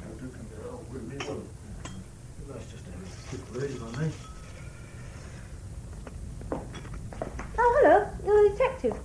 Detective Superintendent Miller, Miss Meadows. Where did you meet, for heaven's sake? Oh, Mr. Miller came down to the school and grilled me. Oh, my egg's done. Do you mind if I eat a late breakfast while you're here, Mr. Miller? Of course not. And I never grilled you. You grilled me, more to the truth. Well, I want to know things. Didn't you, half? Still, you were very useful. Eyes and ears like a lynx the girl has.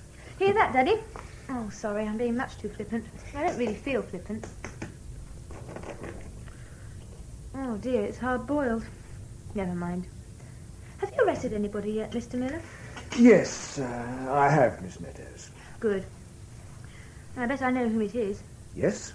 You well might. For God's sake, Miller, get it over and done with. Has he?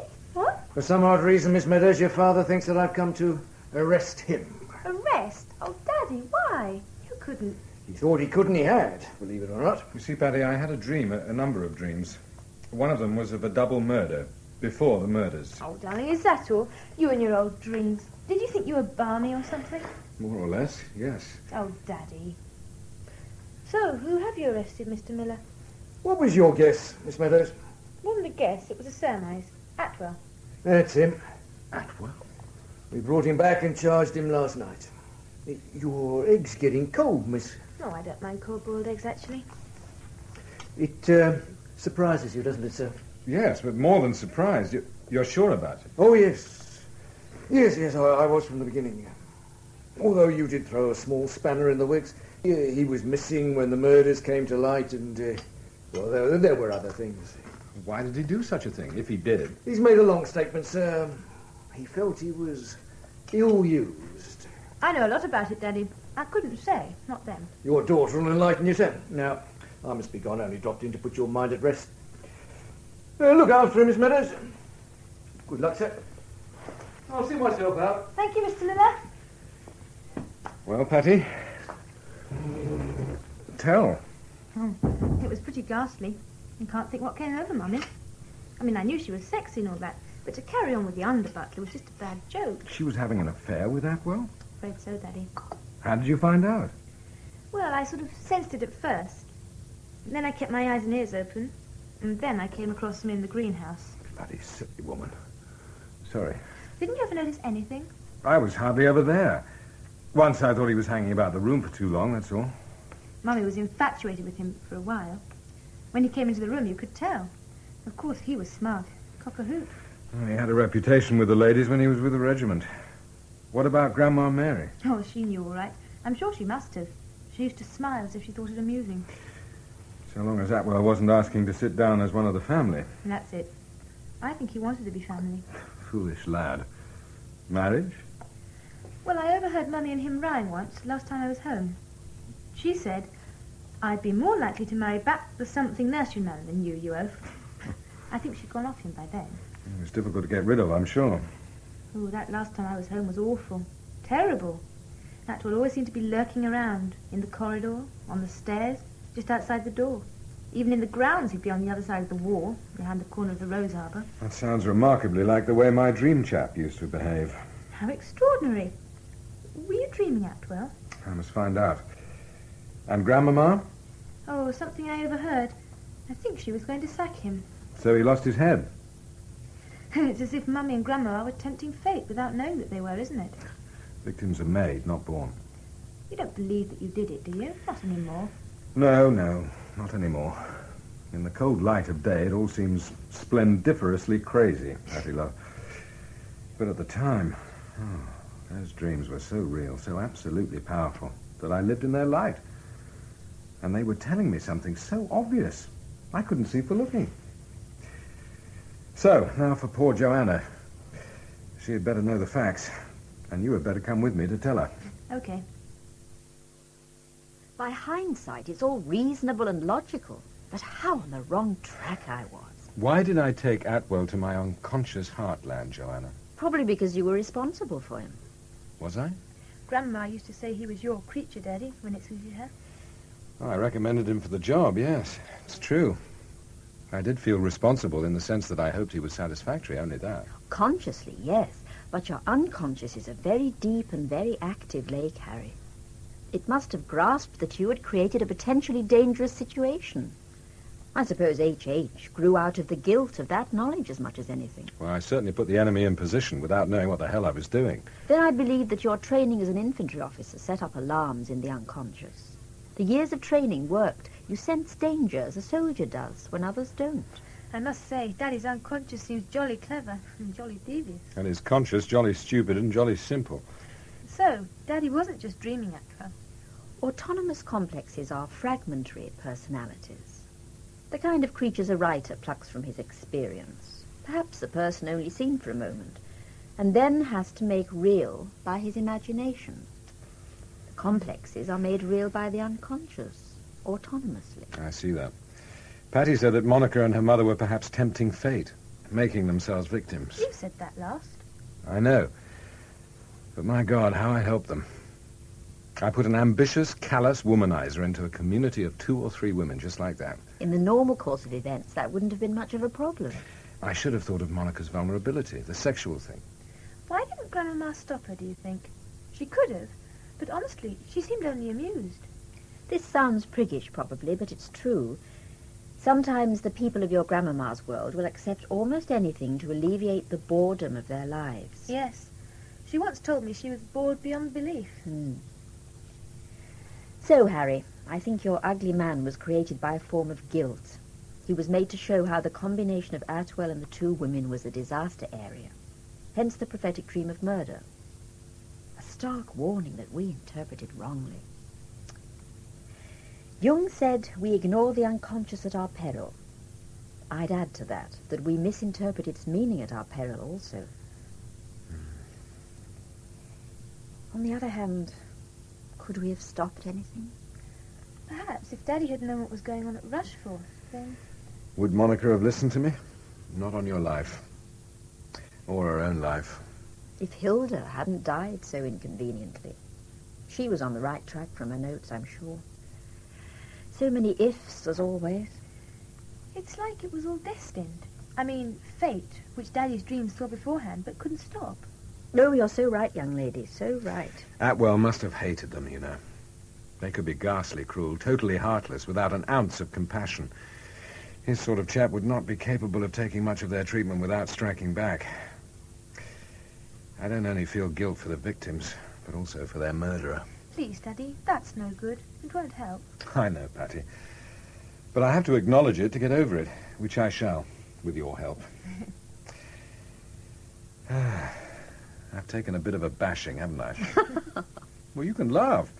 I'm a different chap to what I was 6 months ago. I can see my late self quite clearly, you know. As a new man, Harry, you have somewhere to begin from, and somewhere to go. And what about that overactive unconscious, Dr. White? Do we still have to put up with that? I better start looking for a job. That's a joke today, isn't it? Afraid so, Patience. The overactive unconscious is all part of your father's makeup. Tell me, can children inherit a father's unconscious, plus a couple of his complexes and a few of his nasty dreams? In The Autonomous Murder Complex by Frederick Bradnam, the part of Harry Meadows was played by Robin Ellis, Joanna White by Bridget Turner, and Hilda Gertsand by Catherine Wilmer. Atwell, William Nye, Lady Monica, Frances Jeter, the Dowager Countess, Pauline Letts, and Patience by Tamsin Collison. Detective Superintendent Miller, Hugh Dixon, Detective Sergeant Davis, Alan Dudley, Inspector Oakes, Stephen Thorne, Thanet, Ronald Herdman, Judith Smart, Rosalind Adams, Diana, Stella Forge, Alf, John Livesey, with Stephen Garlick, Crawford Logan, Andrew Seacombe, Teresa Stratfield, and Patience Tomlinson. The play was directed by Jane Morgan. Suspense.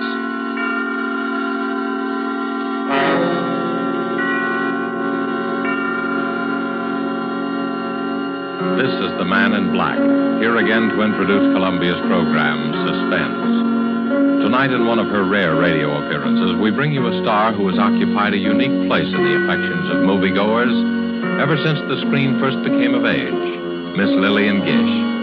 Appearing with Miss Gish are two distinguished players, Mr. Ray Collins of the Metro-Goldwyn-Mayer fold, whose current release is Thousands Cheer, and Mr. Bramwell Fletcher, who has ornamented many a stage and film success. There are only 3 players in Marry for Murder, which is tonight's tale of suspense. Only 3 characters in this story, whose beginning and end are shrouded in a dense down-east fog. A story of slow terror and swift death, planned by a brilliant murderer. And so with the performances of Lillian Gish as Letty Hawthorne, a frightened, neurotic creature who seemed destined to be a perfect victim, of Bramwell Fletcher as Mark Taylor, so handsome and attentive, and of Ray Collins as the lawyer, Philip Alden, who relates these events to us, we again hope to keep you in suspense.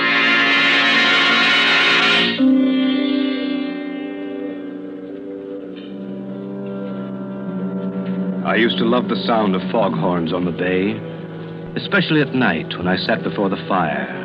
Let their lonely wail weave a contrast between my snug comfort and the gray immensity outside. But I've lost my taste for them now. Lost it on the night I heard them moan a dirge of death.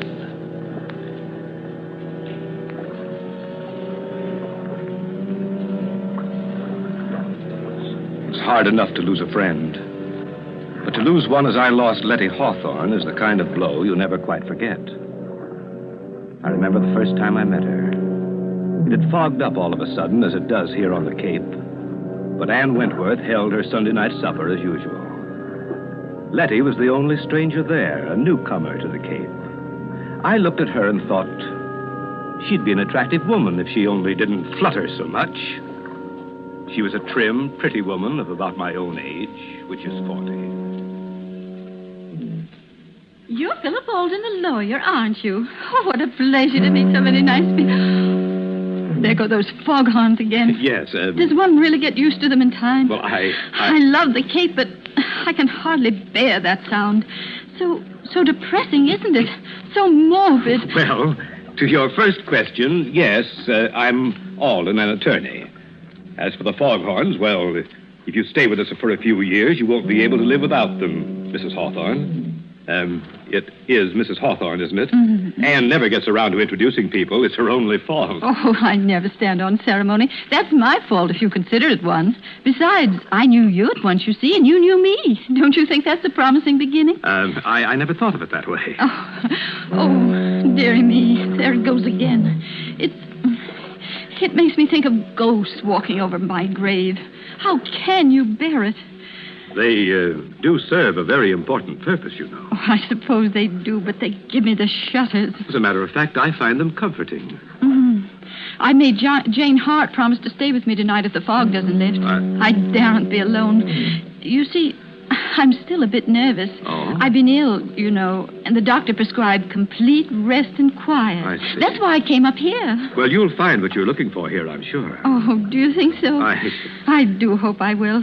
My nerves are simply shattered. Mr. Hawthorne's death, you see. Such a tragedy. I'm terribly sorry. You see, it happened so suddenly. I can't quite believe Can I that. get you some of Anne's cider cup? That's one of our Sunday night features. Oh, thank you. That would be so nice. It's such a comfort to have a man take care of one again. You make me feel so protected. I know we're going to be great friends, aren't we?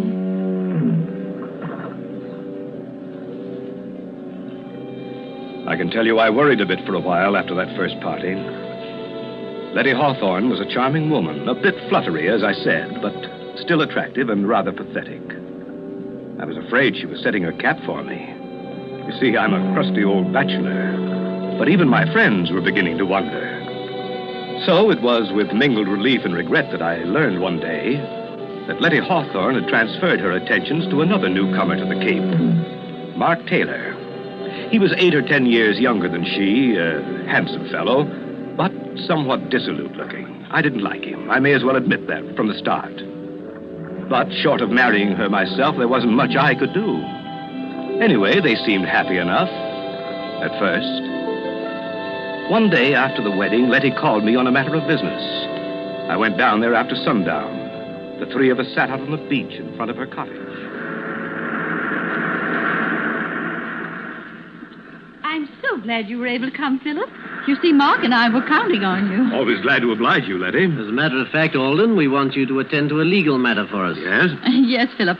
Mark wants to make a will. I told him I don't like wills. There's something so unhealthy about them. But Mark simply insists upon it. Very sensible, I'm sure. Oh, you men. You're all alike. It needn't be a very elaborate affair, Alden. Just a simple document stating that I leave all my property to Letty. Well, if he does that, Philip, I want you to make out a will for me, too. Leaving everything I have to Mark. But Letty, there's no need... I insist. Oh, well, Alden here is going to think I married you for your money. Money? Oh, why, I really don't know anything at all about my affairs. Really, I don't. Frank, Mr. Hawthorne always used to say, Letty, I really think you know less about business than a child. I left the management of his estate entirely to his secretary, you know. Well, just some simple document that makes my intention clear. You know the form, Alden. And, of course, if Letty insists... But I do. We'll have twin wills. It doesn't sound so frightening that way. The way Letty talks about wills, you can tell she has a secret vice, can't you? A secret vice? My wife's a murder mystery fan, Alden. I didn't find out until it was too late. Oh, Mark, you silly... When you say that, Taylor, smile. I'm a detective fan myself. It's a busman's holiday, of course, but I always read the latest whodunits. If my father hadn't insisted that I follow in his footsteps, I'd have been a detective instead of a lawyer. Really? How interesting. Tell us, Philip, do you ever get any cases like the ones we read about? Well, if you want my opinion, the chief difference between fact and fiction is that the author of a novel wants you to see the pattern and the author of a murder tries to hide it. Oh. Well, what do you mean by that? Well, take your case, for example. You and Letty are making out your wills. I heard her say that she wanted to leave her money to you. But how do I know the idea just sprang into her head of its own accord? How do I know that you didn't plant it there? Plant it? What do you mean? Why, what possible reason could I have? Well, as things stand now, there's no reason for me to ask if you planted the idea in her head. But if Letty were found dead... Dead? Oh, Philip, how dreadful. How can you even think such thoughts? Mark, darling, how terrible for you. Philip, you're to apologize this minute. No, Letty. Philip was just trying to explain. Well, I won't have him talking about such horrible things. Of course, I didn't mean you to. I was just using you as an example. Well, I didn't mean to be rude, Philip, but, well, you know my nerves, and it's getting dark. And... Oh, the bay is beautiful at night, of course, but I've always been afraid of the water. That's why I've had such a time persuading her to come out for a sail. The Artemis has been tied up all summer, waiting. It's just silly, I know. And I will go with you, Mark. But let's do wait for a calm day. You know, Letty's idea of a sail is to sit becalmed half a mile offshore. My wife has perfect confidence in me, you see. Oh, Mark, it isn't that. You're making fun of me, aren't you? Of course, I trust you completely, but... well, I'm not very athletic. You're missing one of the treats of the Cape if you don't sail. But I shall. Of course I shall, and soon. And what's more, I'm going to get Mark to teach me to handle the Artemis. Well, I'll be looking forward to seeing your sails on the bay then. Oh, Mark, a storm. I better be getting home before it breaks. Are you sure you'll be all right? Oh, I'm simply terrified of thunder. Wouldn't you rather stop with us? Oh, I can make it to town. Stop by tomorrow, won't you, Alden? Or as soon as you have those papers. Right. Now, you won't be nervous after our talk of wills and murders. But of course you won't. I'm such a coward myself that I can never understand how other people can be so brave. You know, Philip, Letty's helplessness is one of her chief charms. Sometimes I suspect she exaggerates it just to make me feel important. Oh, Mark, you mustn't. Giving all my secrets away. Well, don't worry about me or the wills, Letty. Someday you'll frighten yourself to death.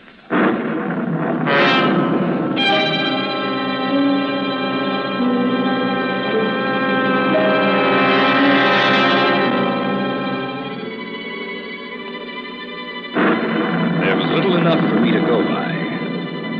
But gradually I found myself worrying about Letty and Mark. They didn't seem to be hitting it off. Oh, on the surface, everything was smooth. But I was haunted by a premonition of what I didn't know. It was only a nameless dread of something, some undercurrent of feeling. Letty's nerves were getting no better. In fact, she seemed more tense, more frightened than ever. Yet she was making an effort to meet Mark halfway. Many times I saw them out sailing. Only when Letty returned after a day on the water, she seemed pinched and white. While Mark appeared to be glowing with vitality, Letty grew paler and more distracted.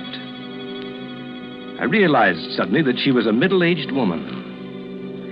One day in town, I met them in the general store. They'd been quarreling. But I tell you, Mark, you're just imagining it. I hate to have that stuff around, as you very well know.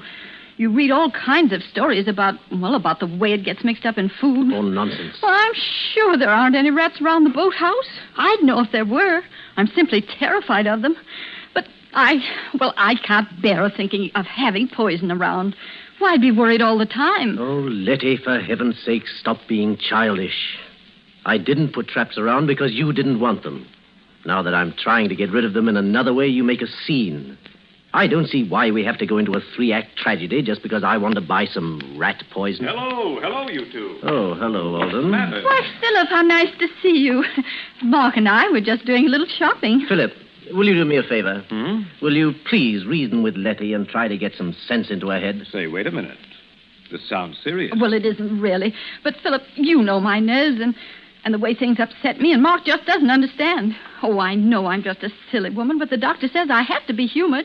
And now Mark is so unreasonable, and it's such a little thing. Of course it's a little thing, and that's why I can't understand your attitude. Now, look here, Philip.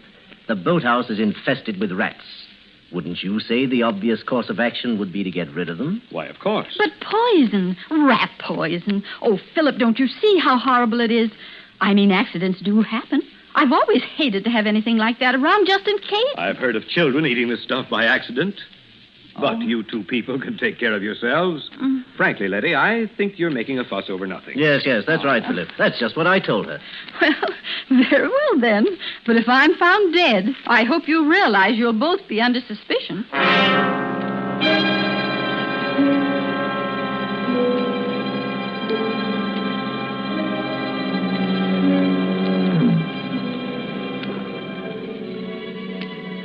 Seemed a foolish quarrel at the time. Yet when I left them, I kept hearing Letty's voice. Very well, then. But if I'm found dead. Very well, then. But if I'm found dead. Very well, then. But if I'm found dead. Suddenly, a monstrous idea occurred to me. I wondered if Letty had been trying to warn me. And then the horrible suspicion broke. All the trifling things began to add up. Letty's nervousness, her fear of sailing with Mark, her terror of having the poison in the house. But why? Why should she be afraid of Mark? What motive had he? And then I knew. I had helped to give him the motive when I drew up Letty's will. Yet my whole case was founded on thin air. Figment of a nervous imagination. I had to be sure. I had to keep an eye on them. I found myself making excuses. Excuses to drop by at their cottage. Who is it, Letty? Who's there? It's Philip. Oh, Philip. Well. Hello. You're almost getting to be a member of the family. Well, I just thought I'd ask you to help me eat the first bluefish of the season. There's too much here for an old bachelor like me. Why, Philip Alden, if you aren't the most thoughtful person. How perfectly sweet of you. Of course you'll stay to dinner. We'll have a real feast. Yes. You might as well stay as long as you're here. Oh, thank you. If you're sure I won't be intruding. Intruding? Why, of course not. And you can help me get the dinner ready. Well, I'd be glad to, but won't I be in Anna's way? Anna's gone. Gone? Why, I thought you were well satisfied with her. And so we were, Philip. But Anna didn't seem to be satisfied with us. In fact, they've all gone. All? Yes. Anna and Elsie and Otto, the handyman. They just walked out and left us. Well, for heaven's sake. Since the ship and engine place opened on the Heights, nobody can keep a servant. Can't blame 'em myself. I wonder. I don't believe Anna'd take a job at the ship and engine. Anyhow, it does seem strange they all went at once, doesn't it? Letty, I do wish you'd stop dramatizing everything. Ship and engine just opened. The call went out for help. I don't see any mystery in the servants answering. In fact, it's their patriotic duty. And it's our patriotic duty to get along without them. But it's so lonely here, especially at night. Now, Letty, you're not living here by yourself, you know. No, of course not. But all the same, we are isolated. Just the two of us. And you know how tricky my nerves are. I always feel so much better if the servants are around. After all, if anything were to happen, and anything might happen... Letty, this isn't getting us any closer to our dinner. Oh, of course. Now, you boys wear these aprons. Oh. Philip, since it's your fish, you may have the honor of cooking it. All right, you asked for it. It'll be your funeral. Now, Philip, Mark, you hull the berries for the dessert. I'll do the vegetables and set the table.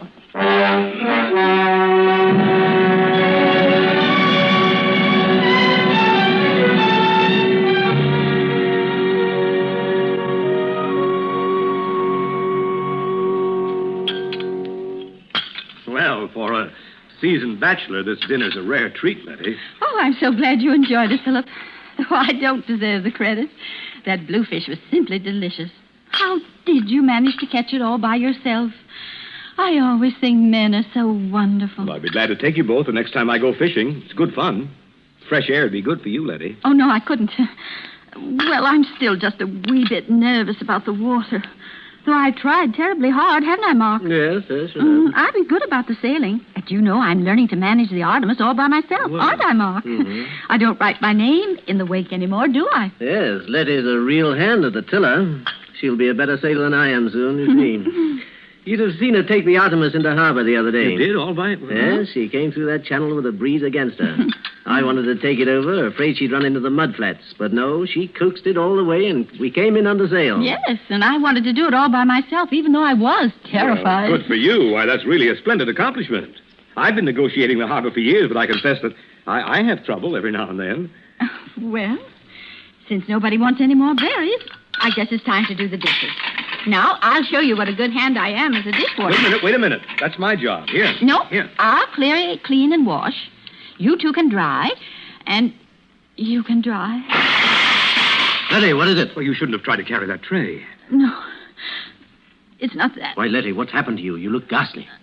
I'm afraid something I ate. Here, you better lie down. Oh, I'll carry her upstairs. Get a doctor, will you? I'm afraid, Mark. I'm afraid I've been poisoned.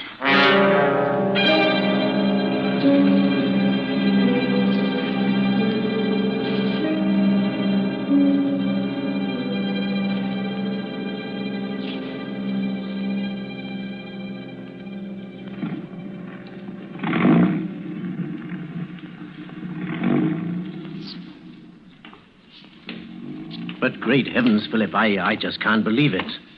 Arsenic, poisoning? Do you think Dr. Potter knows what he's talking about? I'm sure he does. Of course, we can't be sure till the tests are made, but I don't see. I don't understand. It's not very hard to understand. Letty ate arsenic. How or where she got it, we don't know, but it's not difficult to guess. But we all ate the same meal, you and I and she. Why, good Lord, Philip. Do you think we're poisoned, too? I feel perfectly all right. You appear to be comfortable. I think we'd feel it by now. But then how on earth Let's be perfectly logical about it. We all ate the bluefish. Yes. I prepared it. We all had potatoes and string beans. Letty cooked those. Yes. Then we all ate strawberries. You prepared them. Why... Now, the fish and the vegetables were all served in large platters, and each one of us helped ourselves.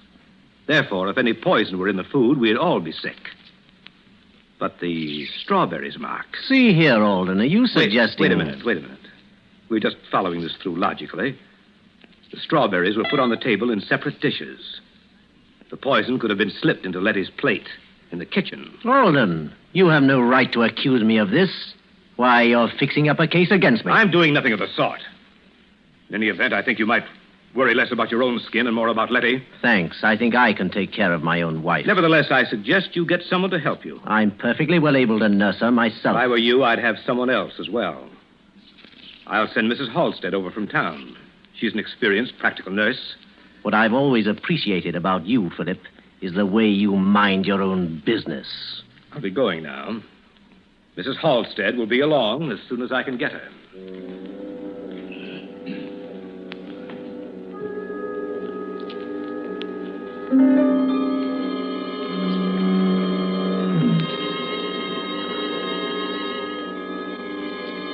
When the doctor's analysis came, it was arsenic poisoning, all right. There were traces of arsenic in the sugar on Letty's dish. Letty was recovering. The dose wasn't large enough to kill her. Mrs. Halstead was installed as nurse and housekeeper. Just then business called me to New York, where I found myself worrying about Letty. I couldn't get her out of my mind. Very well, then. But if I'm found dead... I was bothered by a few loose ends in Letty's problem. The sort of questions that would occur to a legal mind. So I decided to spend an evening in the reference room of the law library among the files, where I found out enough about Mark and Letty Taylor to send me racing back to the Cape. And I knew I had to hurry if I was to prevent a devilish murder.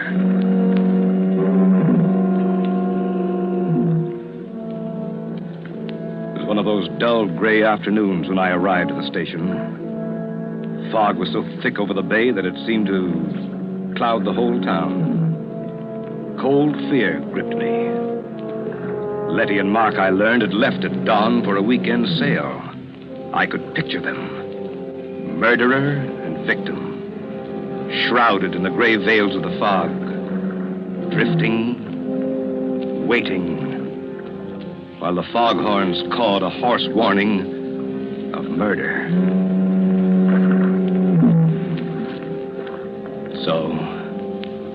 was too late.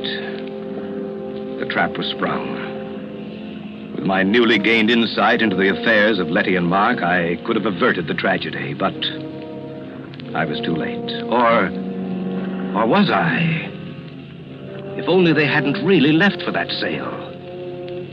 I took the chance. Feeling my way along the Cape Road, I reached the Taylor cottage. Nobody was there. Then I heard noises in the boathouse. I crept down the slope and listened.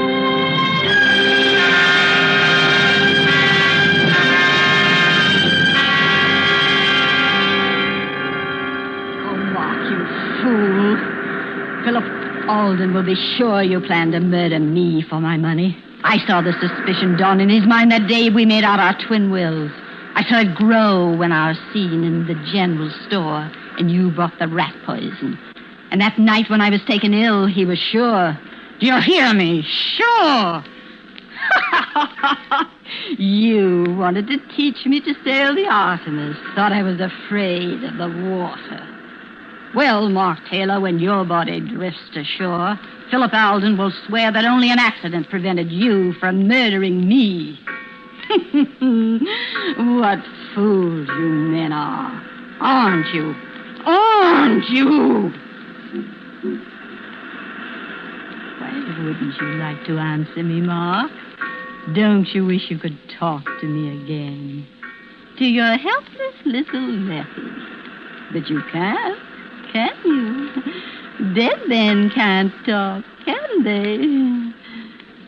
But they say that in the instant of dying, a man can understand many things. Did you understand, Mark? But how could you? You are really a stupid man, Mark.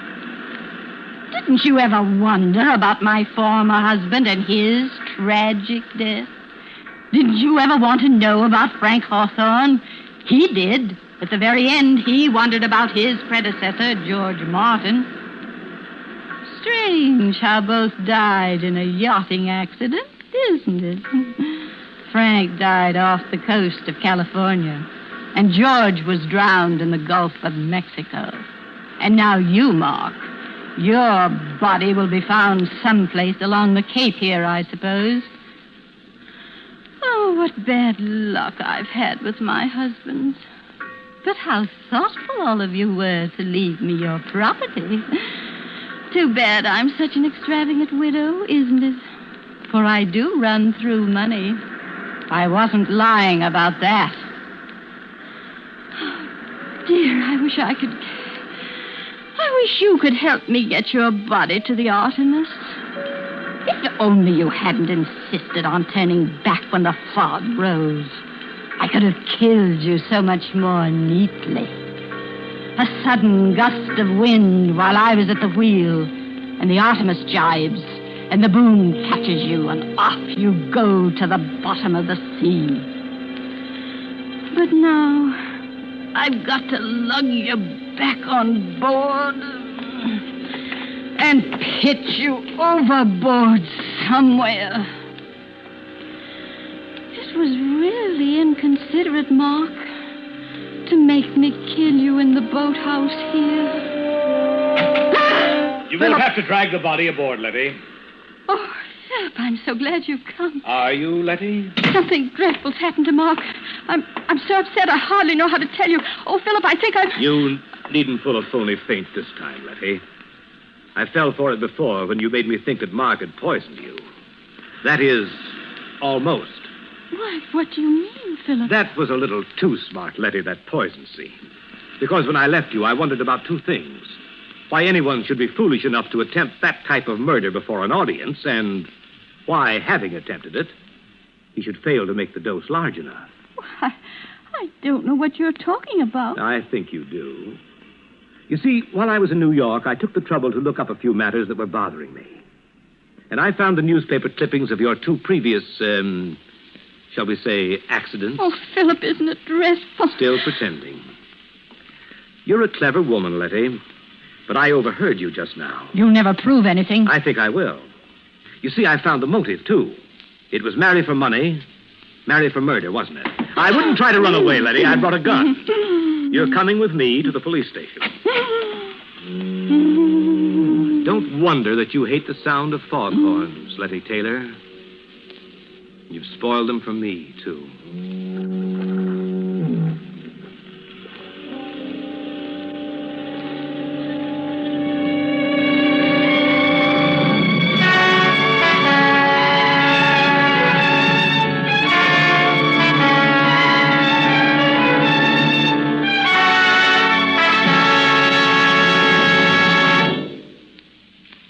And so closes Marry for Murder, starring Lillian Gish with Ray Collins and Bramwell Fletcher. Tonight's tale of suspense.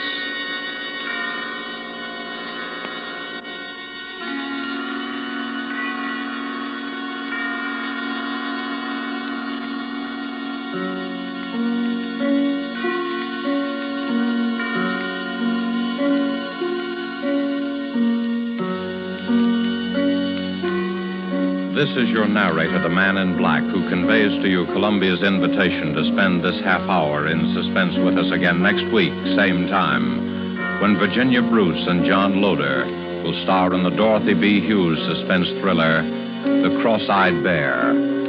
The producer of these broadcasts is William Spear, who, with Ted Bliss, the director, Bernard Herrmann and Lucien Marowik, conductor and composer, and Walker T. Field, the author, collaborated on tonight's Suspense.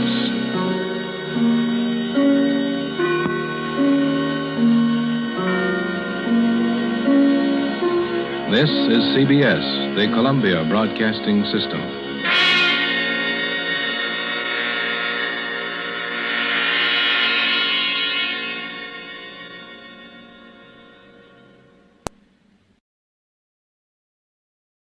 This episode from the life of Sherlock Holmes will be transmitted to our men and women overseas by shortwave and through the worldwide facilities of the Armed Forces Radio Service. Petri Wine brings you Basil Rathbone and Nigel Bruce in the new adventures of Sherlock Holmes.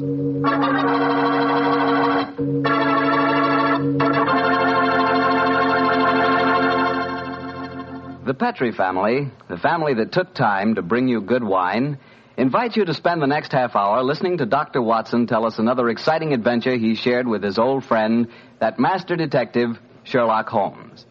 And say, let me tell you something I found out just the other day. Steaks are really back again. Good, thick, juicy porterhouse steaks. That's for me. A thick, tender steak on the rare side, together with a glass of Petri California Burgundy. You know, Petri Burgundy is a perfect mealtime wine.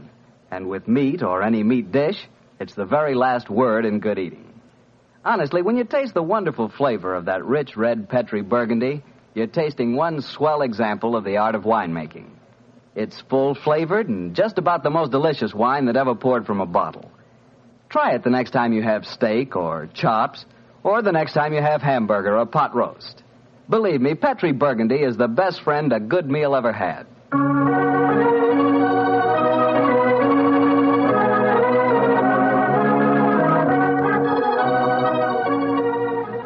And now let's look in on our good friend and host, Dr. Watson. Come in. Ah, there you are, Mr. Bartell. Evening, Doctor. Just in time to join me in a cup of coffee. Draw up your chair, young fellow, my lad. Thank you. Ah, that's it. Well, Doctor, you told us last week that tonight's new Sherlock Holmes adventure takes us to the south of France. That's right, Mr. Bartell. The south of France in the year 1900.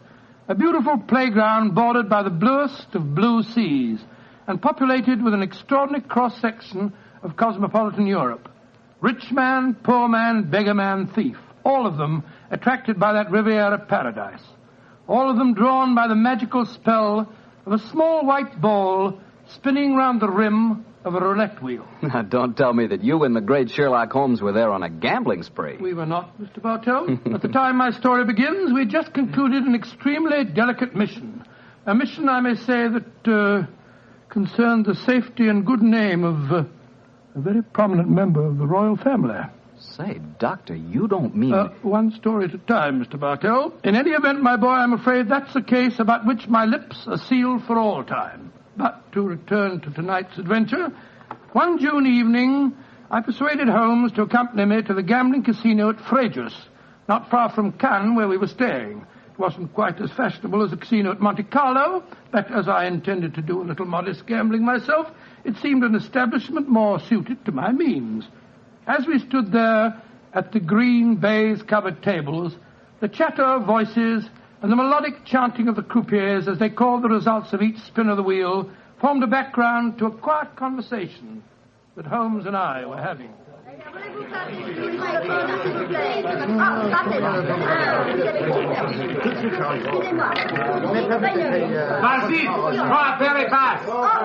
Lost again, Watson? Oh, confounded. That number 10 must come up soon. Oh, why not cut your losses, old fellow, and come for a stroll with me on the waterfront? Well, just a big wait. A couple more bets, Holmes. I have a feeling that 10 is bound to come up in a minute. Watson, I believe the blood of a gambler courses through your veins. Oh, there's no harm in taking a little flutter once in a while. Why don't you risk a few francs, Holmes? No, thank you, my dear chap. The law of averages convinces me that my money is safer in my pocket. In any case, I'm a little dubious as to the integrity of this particular casino. Well, what makes you say that? Well, you will observe that this roulette wheel has a double zero. Most continental wheels have only a single one. It would indicate that this house is extremely concerned with its percentage. Mesdames et messieurs, faites vos jeux. Oh, just two more turns of the wheel, Holmes, and I'll take that walk with you. Oh, Mrs. the here spielen. Why do you not play from the other side of the table? Why must you always stand next to me? Hello. What's the trouble up there? I've placed my bet, so let's go and see. I ask you, sir, why do you play here beside me? I'm afraid I don't see any reason why I can't play wherever I wish. You've broken my luck. Ever since you come to the table, I've done nothing but lose. Please to move away. Well, move away yourself if you don't like my company. Heinrich, why do you not stop now? You've already lost more than we can afford. One more throw, Elsa. I can win it all back if only this young man will move away. Why should my husband move? He's had a bad run of luck, too. Rien ne va plus.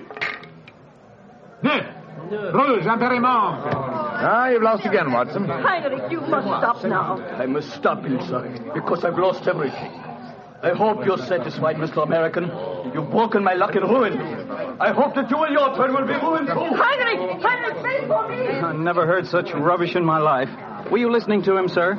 I heard his last few remarks, Mr. Gilbert. Roger Gilbert. And this is my wife, Helen. How do you do? My name is Holmes, and this is my friend, Dr. Watson. How do you do? How do you do? Didn't you think his remarks were a little out of place, Doctor? I certainly did, Mrs. Gilbert. I don't see how he can possibly blame your husband for his run of bad luck. I didn't like the look on his face as he left the table, though. Have you any idea who he is? His name is Schneemann. He's staying at the same hotel as we are. I've never spoken to him, but I've heard him being paged there. Well, he shouldn't gamble unless he can afford to lose. Well, I'm losing, darling, and I can't afford it. Oh, but I can let you have more money. You know that. Oh, no, Helen, I may have married an heiress, but I'm not going to use her fortune to gamble with. Oh.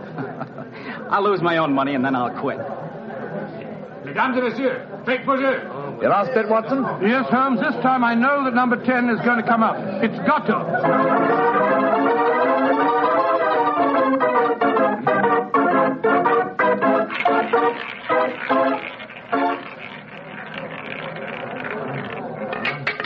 Numéro 10. I've lost again, darn it. Helen, this is my bad night. Well, why don't you stop now, dear? Holmes, I've made 350 francs. On this throw of the wheel, old fellow, but as you've lost some 500 francs doing it, I can't say that your profits stagger me. Oh, Mr. Holmes, I can see that you're no gambler. I'm afraid not, Mrs. I Gilbert. wouldn't say that, Holmes. You may not like roulette. You've taken a good many chances in your life with long odds against you, too. Well, nevertheless, old chap, in the sense Mrs. Gilbert means it, I'm not a gambler. Oh, say, what's the commotion over there? That German woman with a crowd forming around her. Yes, the wife of that man that said I ruined him. Attention! Est-ce qu'il y a un docteur dans la salle? There must be trouble. He's asking for a doctor. A doctor? Come along, then. Will you excuse me, please? Thank you. Excuse me, madame. Mon ami est docteur. Monsieur, cette dame a besoin d'un docteur. What happened, madame? It is my husband. Ill? I just found him lying out in the garden. Please come with me at once, gentlemen. Of course we will, madam. What seems to be the matter with him? Herr Doctor, I think he is dead.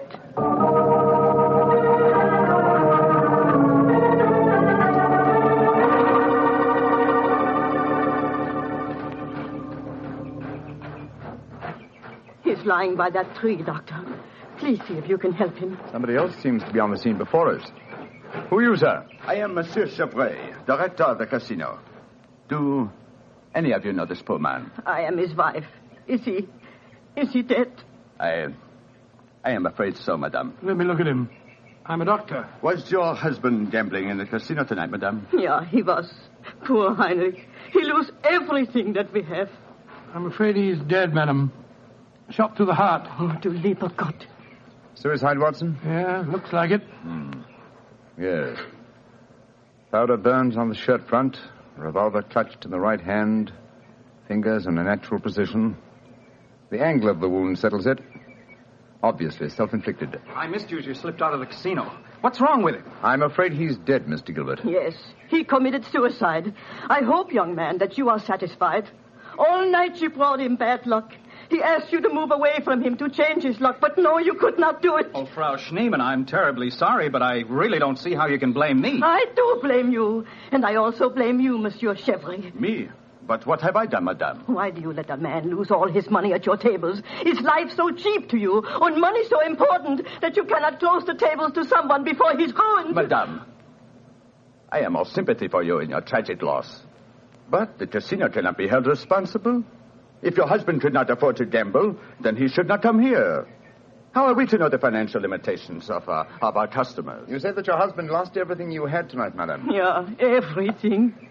Then how do you account for this sheaf of banknotes in his breast pocket? Good Lord, must be several thousand francs, sir. Then he wasn't ruined. And his suicide, therefore, cannot be blamed on his losses at my casino, madame. How do you account for this money, Frau Schneemann? Well, I do not understand. Heinrich kept nothing from me. I know that he had not so much money on him when he started tonight. Well, why do you all look at me like that? Is it that you think? Quick, Watson, she's fainted. I've got her. Let's get her to her room. You can take her to my suite in the casino. No, let's take her to the hotel. My wife will look after her. Poor woman, she's had a dreadful shock. She can probably do with another woman's company. That's very considerate of you, Mr. Gilbert. Where are you staying? At the Hotel Crillon. It's quite near here. I'll get a cab, and while I'm doing that, Watson, see if you can revive her, will you? Yes, then we'll take her to the Hotel Crillon.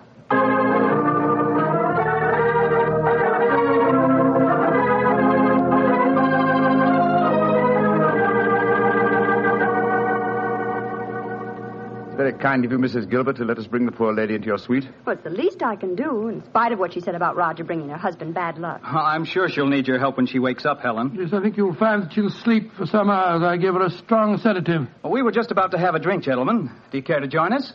Oh, thank you, sir. Well, that'd be very nice, Mr. Gilbert. Roger was just telling me that quite a large sum of money was found on Herr Shademan's body, Mr. Holmes. Yes, Mrs. Gilbert.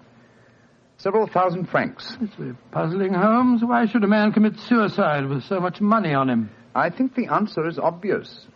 He didn't. What on earth do you mean? Well, the money was placed there after he had shot himself. The banknotes were in his breast pocket, if you remember. Hardly the usual place to carry money. Though it is the easiest pocket for someone to insert it without disturbing the body. But why on earth should someone place money on him after his suicide? To prevent the casino from getting a bad name. I've heard of it being done on several similar occasions. Gives the impression that the unfortunate victim had other motives than gambling losses to account for his suicide. Great Scott, you mean that one of the casino employees found the body lying there and slipped the money in his breast pocket before we arrived on the scene? As you know, my dear Watson, I'm not a gambling man, but I'll lay you 100 to 1. That is what happened. Well, that's a new one. Well, here are your drinks, gentlemen. Thank you. Thank you, sir. Thank you. Say, Helen, Mr. Holmes has given me a brainwave. Another one? What is it this time, Roger? Now, I've been losing very heavily tonight. Roger, I've told you, if you need money, I'll be only... But I don't. I've got a scheme for making some. Oh. I'm going to gamble again tonight after dinner. If I lose, here's what I'll do. I'll stain my shirt front with red ink, walk out in the grounds, fire a shot, and lie down as though I'm dead. I'll wait for someone to come along and stuff my pockets full of banknotes. Not a bad idea, Mr. Gilbert. I think it's a darn good one. What do you say, Mr. Holmes? It's a whimsical one at any rate. Who knows? You might even be successful. Roger, you're not really going to do it, are you? Sure. Perhaps I'll get some of my losses back that way. Well, let's drink to it, gentlemen. At least I may have hit upon an idea of making money.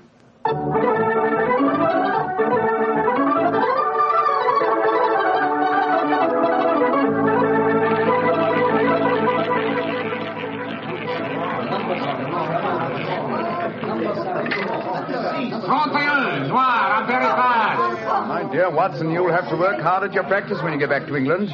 Your infallible system appears to be extremely fallible. And yet the fellow who told me about it said it couldn't miss. It's just a matter of doubling the stakes each time you lose, and then... Oh, my dear fellow, I've been studying your system, but I can tell you a really infallible way of making money at roulette. You can? What is it? Well, own the gambling house and operate the tables yourself. The odds would be all in your favor. Oh, what a brilliant suggestion. Own the gambling house and operate the Not gambling for tonight, Watson? It's nearly 11 o'clock. Yeah, I think so. Let's take a stroll round the other table, shall we? By the way, old fellow, the young American, Mr. Gilbert, was losing heavily again tonight. He was? I wonder if he'll try that trick that he threatened. The one with the red ink and the shot in the night. I shouldn't be at all surprised. As a matter of interest, I saw him leave the tables about half an hour ago. Here comes his wife, on the arm of Monsieur Chevry, the director of the casino. Good evening, Mrs. Gilbert. Monsieur? Bonsoir, monsieur. Hello, Mr. Holmes, Dr. Watson. Monsieur Chevry is giving me a personally conducted tour of the casino. It's quite fascinating. And it is quite fascinating for me to have so beautiful a woman on my arm, mademoiselle. I know that I am the envy of all the men in the room. Oh, stop flattering me so much. I'm not used to it. Mrs. Gilbert, how is Frau Schneemann? She seems much better. She wakened an hour ago and insisted on going back to her own room. I wanted her to spend the night with us in our suite, but she wouldn't hear of it. I think I should drop in and see her before I go to bed. Oh, you have finished the gambling for tonight, perhaps, Doctor? No, perhaps about it, Monsieur Chevry. I've had a bad run at the tables. Oh, I am so sorry. Has anyone seen Roger? He left the tables about half an hour ago, Mrs. Gilbert. After doing as I did and losing quite heavily. So he lost again, did he? I wonder if he'll try that new system he was talking about. We were just discussing that possibility ourselves, Mrs. Gilbert. Mrs. Gilbert! Mrs. Gilbert! Frau Schneemann, you shouldn't have left your hotel, you know. It is too late to worry for me, Herr Doctor. It is for Mrs. Gilbert now that you should worry. What do you mean, madame? Well, I went back just now to where poor Heinrich died. And there, lying in the grass, I saw another body. I was too shocked to go too close. But I am quite sure that I recognize your husband, Mrs. Gilbert. Oh, Dr. Watson, she's ruined Roger's trick. And he'll have taken fright and bolted by the time we get there. Possibly. Let's go at once and find out, shall we?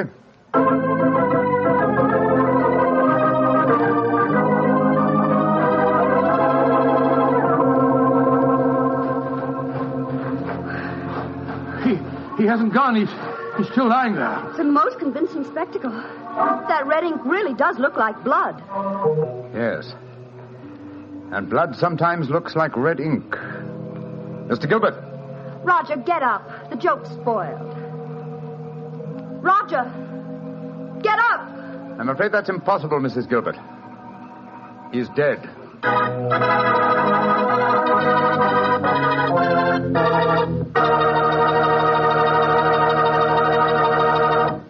Dr. Watson's story will be continued in just a second, which is all the time I need to tell you that the easiest way I know to transform a simple meal into a feast is to serve that meal together with Petri California Sauterne.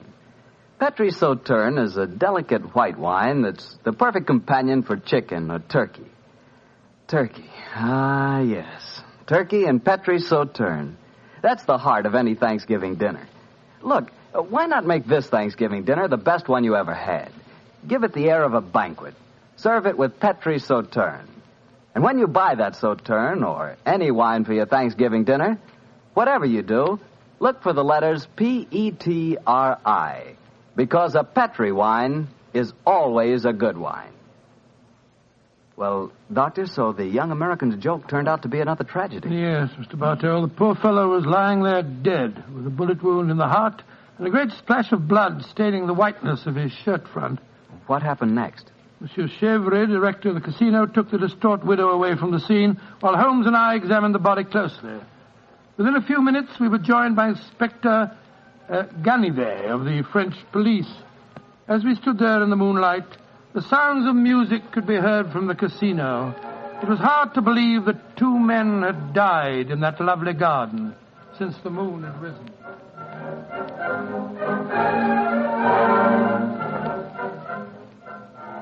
Monsieur Holmes, you and Dr. Watson have concluded your examination? Yes, Inspector Ganivet. Will you favor me with your observations? You say that you are certain that this is not another suicide? I'm sure of it, Inspector. Look at the wound. The bullet entered the body at a direct right angle, whereas a self-inflicted shot is always fired obliquely. Yes, that is so. Then you suggest that this man was shot from above as he lay on the ground pretending to be dead. I'm convinced of it. Why, Monsieur Holmes? Well, for two reasons. Though it's impossible to be sure without a laboratory test, I'm certain that beneath those blood stains are stains of red ink. Look for yourself, Inspector. Mm-hmm. Yes, indeed it does look like it. What is your other reason for being certain that this man was shot as he lay here pretending dead? Show him the banknotes, Watson. Here you are, Inspector. We found them stuffed in his breast pocket. So, banknotes with a bullet hole through the middle of them. Very illuminating. Tell me, gentlemen, how many people knew of this little plot you have told me about, this plan of the dead man's to pretend to be shot? Just 3 people, Inspector. Dr. Watson, myself, and Mrs. Gilbert. Alors, then the answer is obvious. You and your friend are innocent. It must be the wife who killed him. No one else knew of the plot. I'm not so sure of that. Frau Schneemann, the dead German's widow, was in the next room when Gilbert told us about his plan. She might have heard, though I could swear that she was asleep. I gave her a very strong sleeping draught. From what you have told me of her husband's suicide, she might easily have had a motive for murdering this man. Come, gentlemen. Surely it's obvious who murdered Mr. Gilbert? Who, Monsieur Holmes? Well, it's certainly one of the 2 widows. Since there seems to be some doubt in your minds, I suggest we return to the casino. I can promise you the answer to your question within a very few minutes.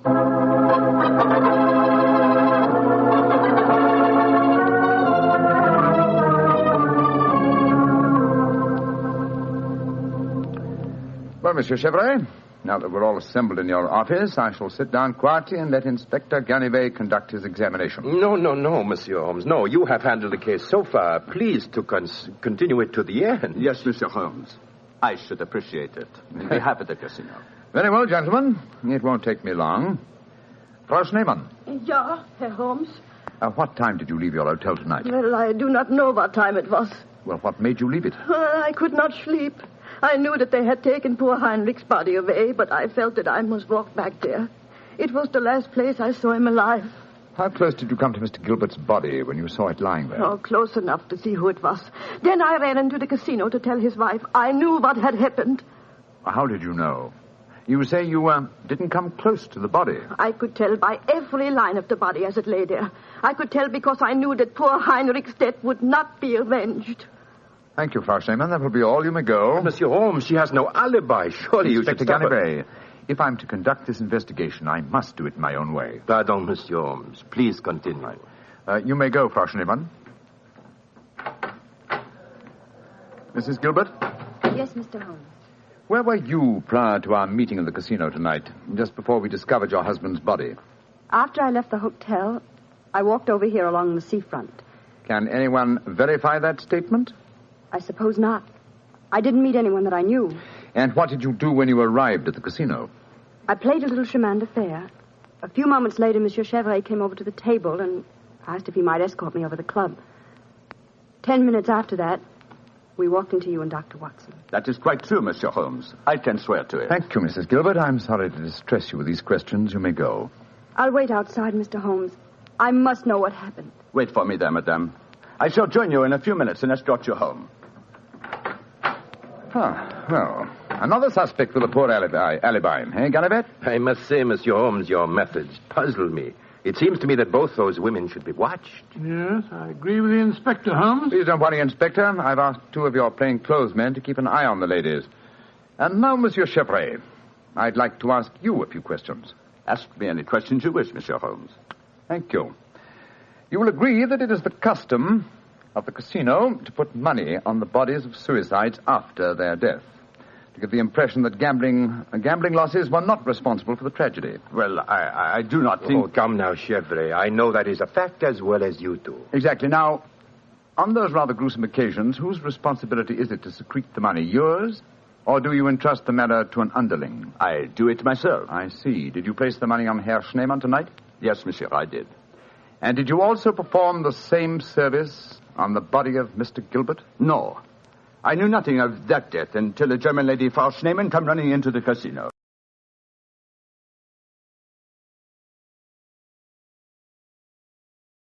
CBS Radio Mystery Theater presents...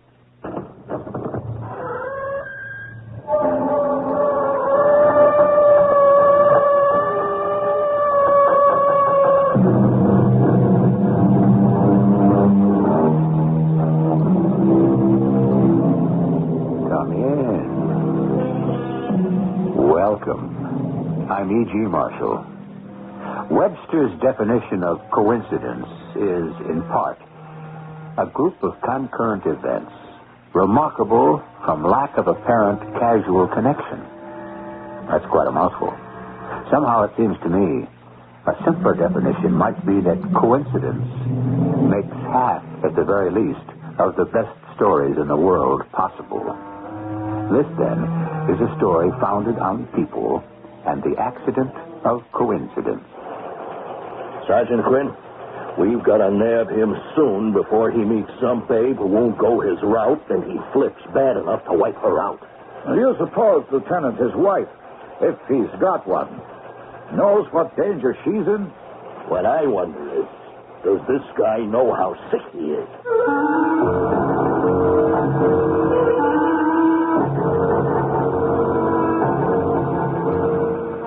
Our mystery drama, A Model Murderer, was written especially for the Mystery Theater by Ian Martin and stars Larry Haynes and Marion Seldes. It is sponsored in part by Buick Motor Division and Contact, the 12-hour cold capsule. I'll be back shortly with Act One.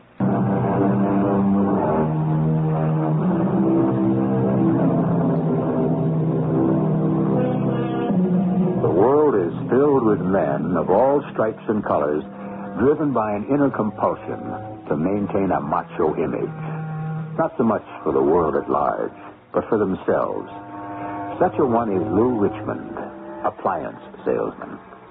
At first glance, not such a glamorous business. But then, at first glance, neither is Lou. Except that, for some inexplicable reason, this 40-odd-year-old man with a receding hairline and slightly paunching has his own special magic with women and the luck of the devil getting away with it until... But that's the story, isn't it? Excuse me. But will you just permit me to say how exquisitely lovely you are? How can I stop you? You've already said it. You know, I've been watching you from the other side of the bar. Watching? My eyes have been glued. It would have been hard not to be aware of it.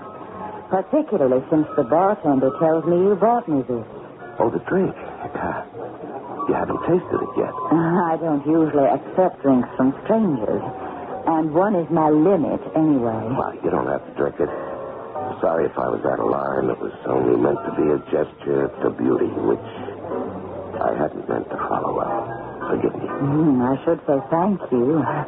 I didn't mean to be ungracious. Oh, you couldn't be ungracious if you tried. You come on very strong, don't you? Well, I didn't mean to. It's just that as a professional photographer, my eye always leaps and is caught by the exceptional. But I should leave you. You're obviously waiting for someone. Waiting is the right word. It's become a rather annoying avocation. Well, I just can't believe any man would stand you up. It wouldn't be the first time. I don't think I'm going to give him the chance again. You said photographer. Yeah. Oh, I should introduce myself. My name is Philip Evemont. The Philip Evemont? Well, I guess so. No, I really am flattered. I mean, my name is Christine Park. Won't you sit down? Well, if you're sure you want me to. I'm the one who has been stirred up. I don't see why you should be, too. And I'll drink to you, to your matchless beauty. No, don't say anything. Just accept, like any goddess you're due. You're a bit much, you know. The trouble with honesty, no one believes the truth. Now, wait a minute. I've heard some expert lines in my time. No, it's no line, Miss Pollock. Except my lifeline. You know, without subjects to bring it to life, my camera is no more than an object. I risk anything to give it the opportunity to live. You think of me as a model? Oh, what else? You know, I could make you the #1 model in the country within 6 months. Oh, I'd like to believe that. Oh, you can. What do you do? Here in Washington? What else? I'm an executive secretary. Yeah, but you have models. You can't tell me you haven't. That's right, I have, but I didn't quite cut it. Well, that's because you didn't have the right photographer. Would you, like to take another whirl at it? Well, yes. Anything rather than what I'm doing now. Would you like to talk it over as a business proposal? As a business proposal? Mm-hmm. Yes. Good. Well, this is hardly the place, but, see, I'll be gone by tomorrow morning. And you say you have a date. I had a date, Mr. Easmont. I consider it broken as of 5 minutes ago. Well, then, suppose we go up to my room and discuss your future. Your room? Yeah, as I said, this isn't the place, and you know who I am. Yes, sir. I realize I may not get a break like this again. I don't have that kind of money. I don't have any money at all. Well, there's got to be some way to raise it. If you can get me work, I'll plow back every cent I make. Yeah, I know, baby, and I'd help out, but you have to have something to make a start. I mean, it's got to be L.A. or New York for the big run. You need a wardrobe and just to be there. Now, I'll spring for film and studio, but I can't run it all. I know. I couldn't expect you to. But I just don't have the money. Yeah. Well, it was a good try. Well, does that have to be the end of it? No. Not as far as we're concerned. We can talk it all out again tomorrow. Meantime, we can have a ball together and live it up, huh? Well, not just a minute, Mr. Easmont. Now, let's make it Philip. Let's make it nothing. This was strictly a business proposition, you said. Yeah, that's right. Don't. Look, I'm not interested. Yeah, but I am. So let's get with it, huh? You let me go, or I'll scream. No. Better not try that, kid. I could mess you up. I could break your arm. What are you talking about? You and me, and why you're here. Now, shut up if you know what's good for you. From now on, I call the turn. I'm in charge.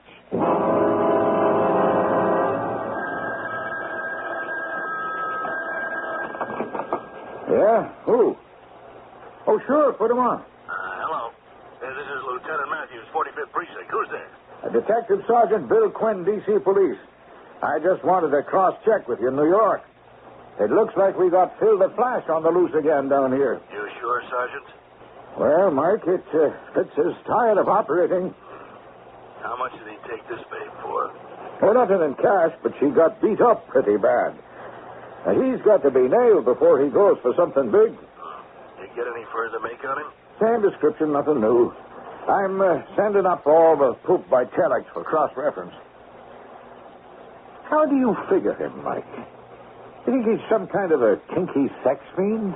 Well, I'm not all that big in psychology, Bill, but I don't figure him that way at all. See, I see him married and henpecked. And something pegs him down at home, so he moves out to prove he's a man, not a mouse. What kind of weirdo you figure him married to? No, not so weird. Just strong.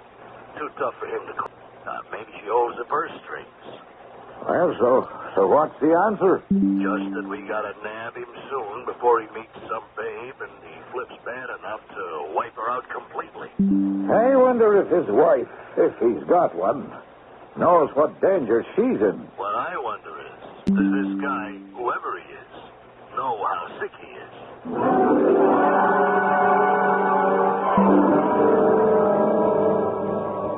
It's like a hobby with me, see? I mean, other guys go for antique cars or old stamps and like that. I go for women. Now, what's so bad about that? I mean, beautiful women. I always had them, even before Phoebe. Half the fun is the line, the technique, the way to break them down. They all go for my line. I never figure them not to. And I can use the dough. Phoebe sure keeps me on a short leash and demands the old paycheck right on the line. So a guy's got to have a little outside income somewhere, right?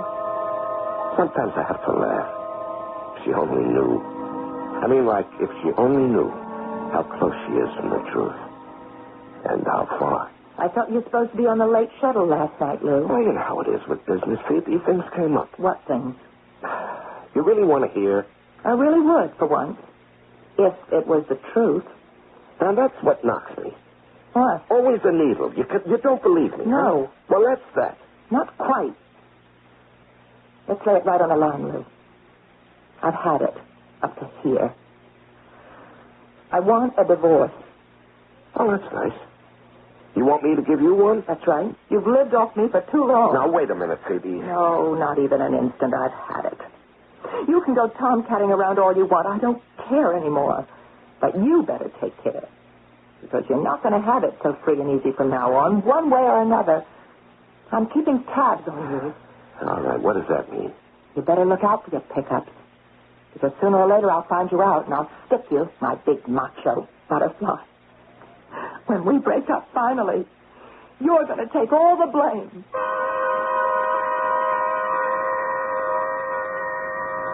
I didn't have any particular answer, except to coast. Phoebe is independently wealthy, and it's a wise man who knows which side his bread is buttered on. Except, who could have figured Athena? Oh, that was the thing that blew everything 6 ways from nowhere. Athena, the goddess of justice. But who knew she would weigh the scales on me? It started out just like usual. Excuse me. Would you just permit me to say how exquisitely lovely you are? Should I? Just because you tried to buy me a drink? No, the drink was a gesture. My statement was a compulsion. After all, I am at best half a man. How is that again? Well, the other half of me is my camera. Insatiable, demanding, never satisfied with anything less than perfection. So, when I see it with both eyes... Are you trying to tell me you're a photographer? I am. Well, it's a small world.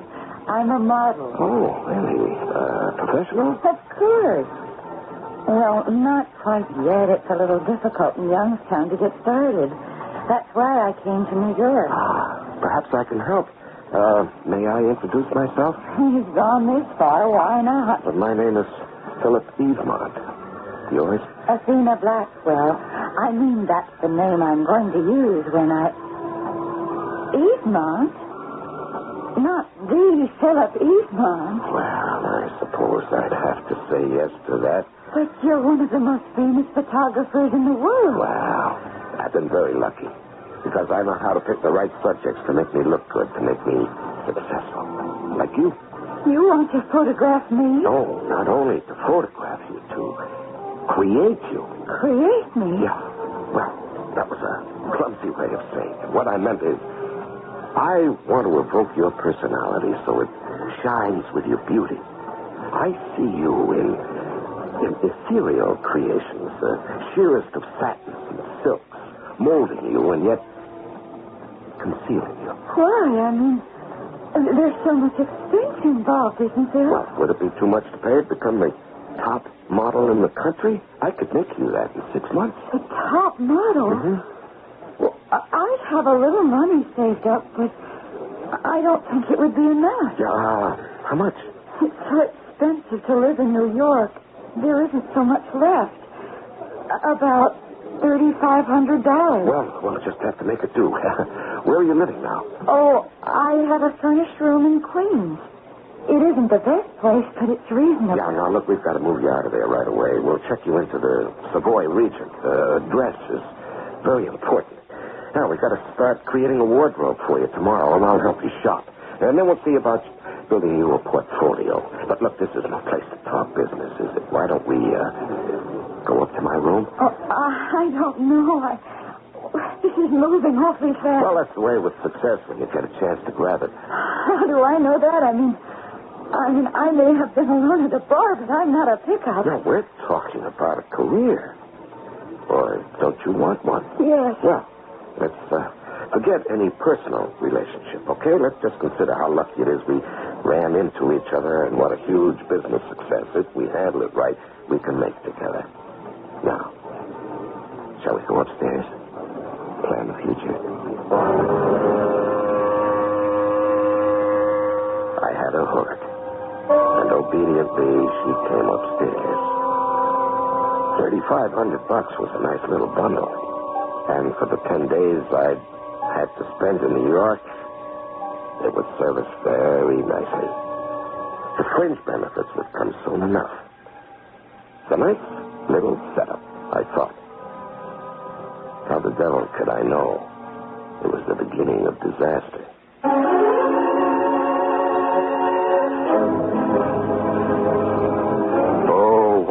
tangled web we weave when first we practice to deceive, said Sir Walter Scott. He might have had this whole affair in mind, for what has happened so far is simple compared to what is to come. And with those further revelations, I shall return shortly to bring you Act 2.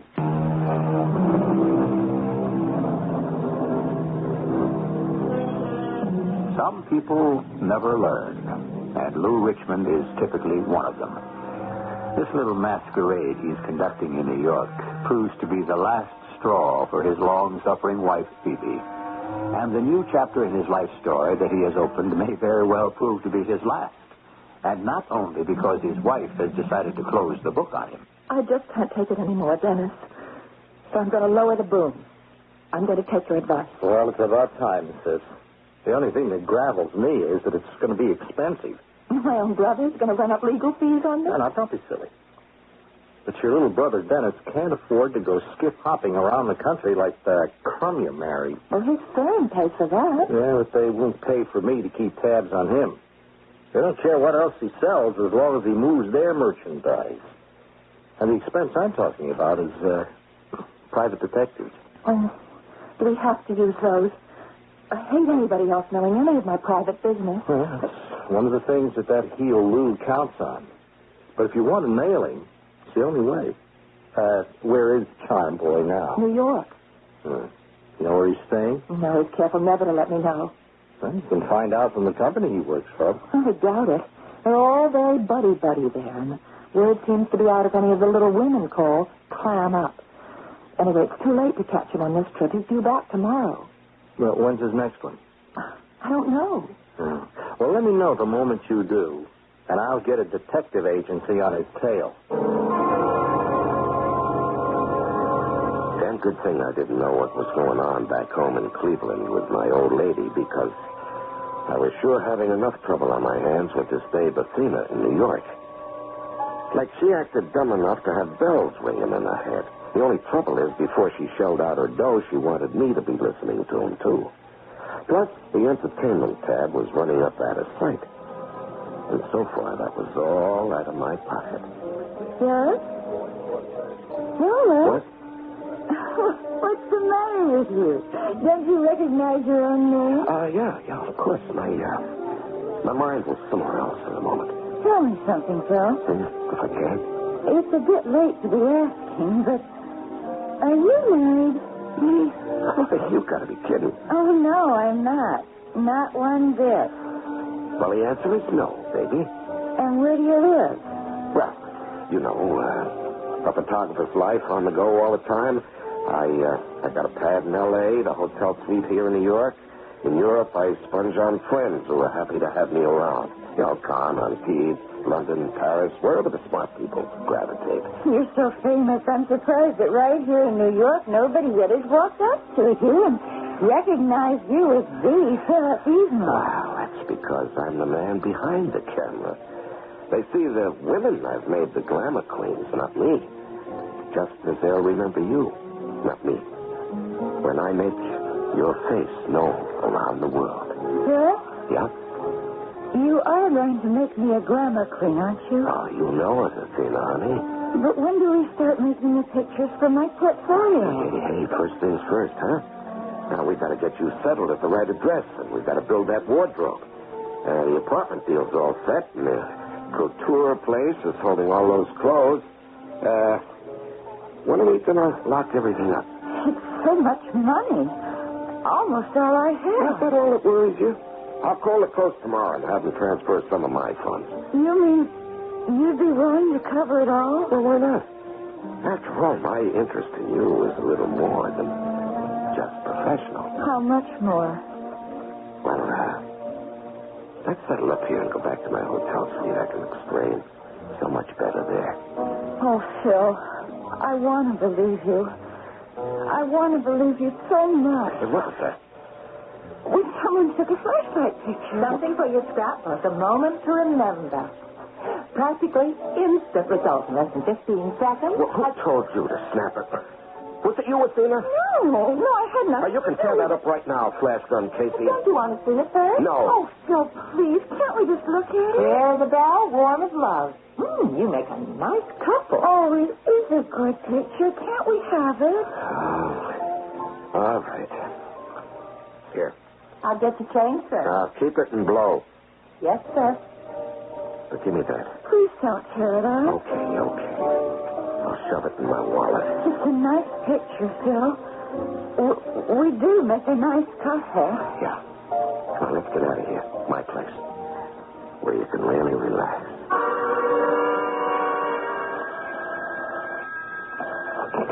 Lieutenant Matthews, 45th Precinct. Who? Sergeant Quinn? From Washington? Oh, yeah, sure. Put him on. What? Right outside in the squad room? Well, send him in.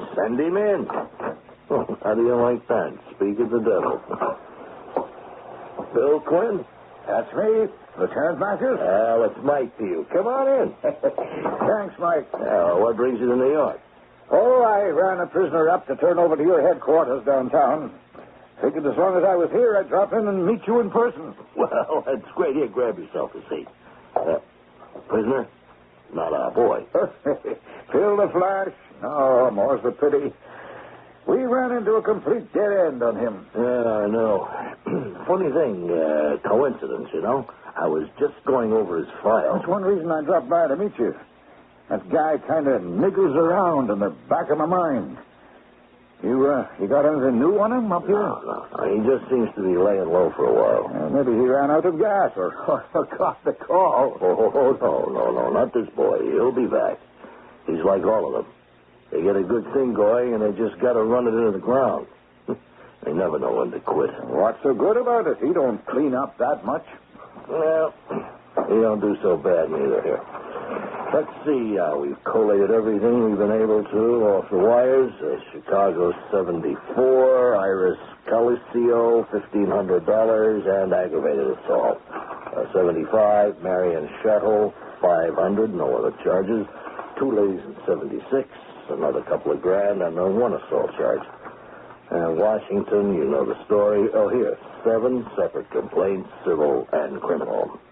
Add it all up, 17 separate females, and maybe a total of 35 to 40 grand. And these are only the ones who try to turn him in. Same line every time? Sure. Claims to be Philip Evemonte. Doesn't even look like him. This guy's maybe 5'11". Evemonte's 6, 7, or 8. This guy is heavy set, paunchy. His teeth are not so good. He's balding. But Evemonte has a head of hair like a lion and a set of choppers like a movie star. How did he get away with it? You're asking me, Bill? Well, it's a crazy world. Just the same, I'd like to pin him down. Yeah, so would I. Just one break, I ask, before it's too late. Too late? You mean before he gives up the scam? Oh. If I knew he'd give it up, I'd settle for that. You know what I told you over the phone? I'm afraid if he don't, it's going to back up somehow real big. Well, like how? Well, one of these dames is going to see the light and realize what a ride she's been taken for. And she might just get hold of something lethal like a gun or a knife. Put a couple of holes in him. Wouldn't you figure maybe he had it coming? Yeah, well, maybe. But what really worries me with this guy's history of assault and battery is what he might do if one of them tried to blow the whistle on him before he had a chance to duck. I'm afraid of how far he might go to keep his identity a secret. Hey, sometimes I think I'm getting old. My wife says even my worries have worries. Come on. Let's go hoist a couple of beers in the local pub and congratulate ourselves that as far as we know, old Phil the Flash is off the prowl.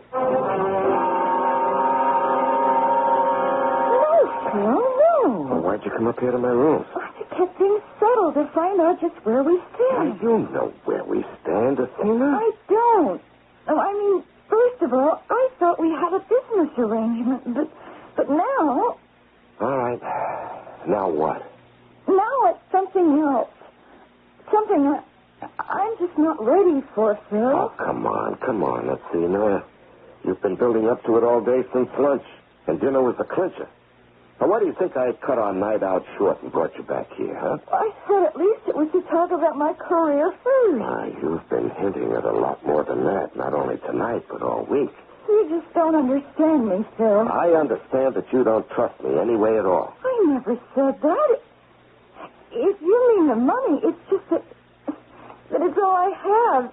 Everything seems so expensive, and it's all so rushed. Now, you thought you'd just make a little play for me and see if maybe I wouldn't foot the bills, carry the ball all by myself. No, that's not what I thought. Sure. Maybe it even went a step further. You thought, why don't I go for the whole ball of wax, tie the sucker up completely, make him marry me so I got a real lock on him? Oh, I didn't. I did no such Are you going to thing. tell me that wasn't what you were after tonight, making sure I was single, lining up a photographer to take a picture of us? I didn't order that picture. Or maybe you had. But what do you think you could do? Hold me up for another little bundle to hide in your security blanket? I don't know what you mean. How could I hold you up for... Oh, I see. You lied. You are married. Well, that wouldn't make any difference to you. Nothing you could do about it anyway, since I was smart enough to pack the photo away in my wallet. All right, Dave. The party's over. Out. So, it was all true. You were just using me, just trying to get money out of me by pretending that I could be... I'll bet you're not even Philippine smart at all. Okay, that's enough. Out. Wait, you're nothing but a cheap con man. I bet this isn't the first time you've done this sort of thing. I ought to report you to the police. And maybe I just will. Now, wait a minute. Not on your life. I've seen all I want. No, Phil. Whoever you are, let me go. Not until I get my wallet back. What are you talking about? Now, you know what. Don't try to act innocent. Now, give me that hand bag. I don't have your wallet. You put it on the high floor there. Yeah. Where is it now? I don't know. What are you doing? I'm looking for my wallet and that picture you thought you were so smart getting. You can see it's not in my pocketbook. All right. Where have you got it? I haven't got it. Have you gone crazy? I want that picture. I haven't got it. If you come any closer to me, I'll scream. Oh, no, you won't. You're going to keep your mouth shut. Keep away from me. Huh? Oh. I told you to keep it shut. No, now, where is it? Ow! You tricked me. Quiet. Just be quiet. Be quiet.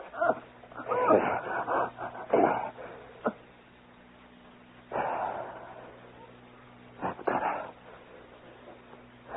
Okay, now, come on. Don't try to fool me. Come on, where is it? Where's my wallet? Athena? Oh, no. Oh, good Lord. I can't have. You can't be dead.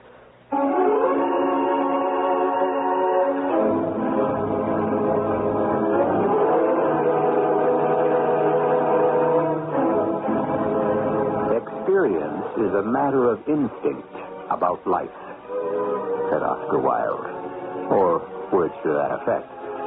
No one is more experienced than a veteran police lieutenant, and Lieutenant Matthews' instinct was right. Lou Richmond has finally gone too far. But will he get away with it? We'll find that out when I return shortly with Act 3.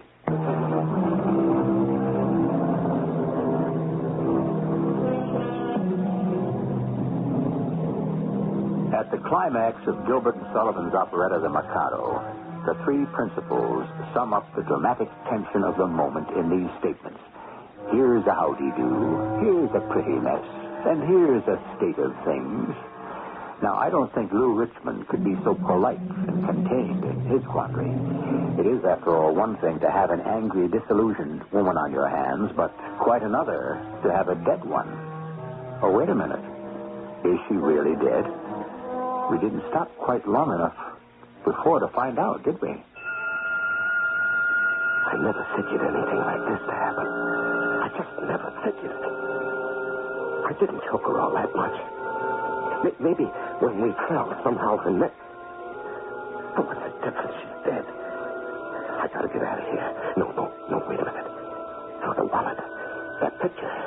That's her only tie to me. I gotta find that first. Let's see. Where could it be? It's crazy. I had my wallet when I came in here. I put it on top of the high boy there. Nothing back. Under. Not anywhere. What could have happened? Now, let me think now. We came out of the restaurant. I was putting my wallet in my pocket. Maybe I dropped it there. Or maybe in the cab. Or getting out. Yeah, getting out. That must have been it. Getting out. That's what it must have been. It sure ain't anywhere in the suite or I'd have found it. Well, kiss your luck, Lou Richmond. And hightail it out of here fast.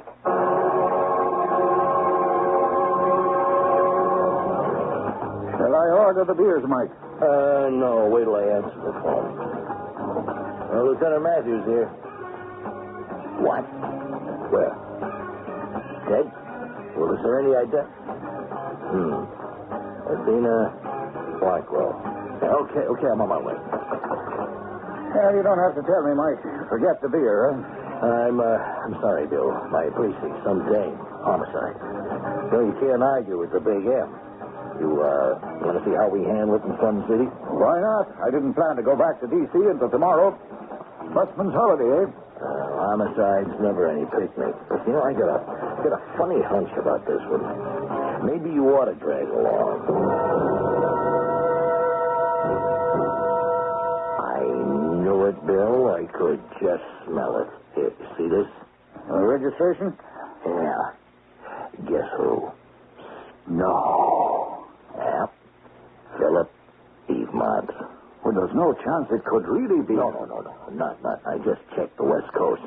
Now, I knew he was there to accept an award, but, you don't take chances. I called and I talked to him, and he's there. So this is our boy again. Our boy. Just like you pegged it. It got out of hand for him. Yeah. Looks that way. You got any leads? No. Same description. He checked out a couple of hours ago. The night maid came by to clean up and discovered the body. There must be some way to identify him. Fingerprints, the desk clerk, or something. Well, we'll try, but right now I can't imagine what we could dig up would ever put him on the spot.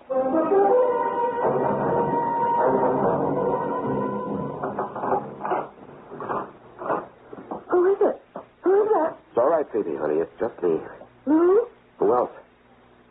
Why, I didn't expect you back until late tomorrow. Yeah, well, my plans got changed. My business was all finished, so I took the chance to get on home to you as fast as possible. What's the matter? One of your lady loves walk out on you? No, it wasn't like that. I just wanted to get back home. What? Well, that's a switch. Now, look, Phoebe, honey, I'm sorry. I'm tired and it's late. Let's not have any go-rounds, huh? Give me a break. A humble Lou Richmond. What happened in New York? Something go wrong? No. It's just, I've been thinking, honey. Maybe I do spend too much time away from home. Tomorrow, I'm going to tell the office I've had it with the road. It's time I stayed home more, mended a few fences. They don't need mending, Lou. They fell down a long time ago. Well, maybe it's time you and me started rebuilding them. A little late for that. Maybe it is. I guess we have to wait for tomorrow and the future to find out, huh? But tonight, I am so tired, honey. I'm good for nothing. I just want to hit the hay and maybe never wake up. I slept like I'd had knockout drops and woke up feeling not much better than if I had. I grabbed some OJ and left for the office. But first, I headed for the out-of-town newspaper stand to pick up the news and the Times. The story was in both of them. Buried in the right-hand bottom of the Times' first page. Splashed all over the news with a picture of Athena they'd dug up somewhere. But only guesses about me. Nothing about the wallet. The next day, it was inside the Times, but still on page 2 of the news. No mention of the wallet. By the end of the week, the Times had forgotten it, and the news had a small squib that police had no clues. The wallet was gone, disappeared. My prayer had been answered. just that Lou's been so good to me the last few months, Dennis. Oh, come on, Phoebe. Now, look, if he has, there has to be a reason. That crumb Lou Richmond never stopped operating a day in his life. You mean you're giving up the idea of any divorce action? There's just no way I could go ahead with it now. What do you mean now? Well, in 3 months, he hasn't made a road trip. He's working right here at the office in Cleveland. I have his number. I talk to him every day, and he's home every night. Just like it was when we were first married. You're making a big mistake. Now, I can see the way you feel, but this guy hasn't changed. Why won't you give him the benefit of the doubt? Because that miserable phony never gave you a break, and he doesn't deserve one from you. I don't know what turned his sails, but you mark my words, he is ducking something. He'll only be on good behavior as long as it suits him. And then he'll be back on the prowl again, and I don't like to see my only sister taken for a patsy. All right, Dennis. I promise you, if the out-of-town trips start again or anything else, you can call in your bloodhounds. But until they do, I'm going to give Lou the benefit of the doubt.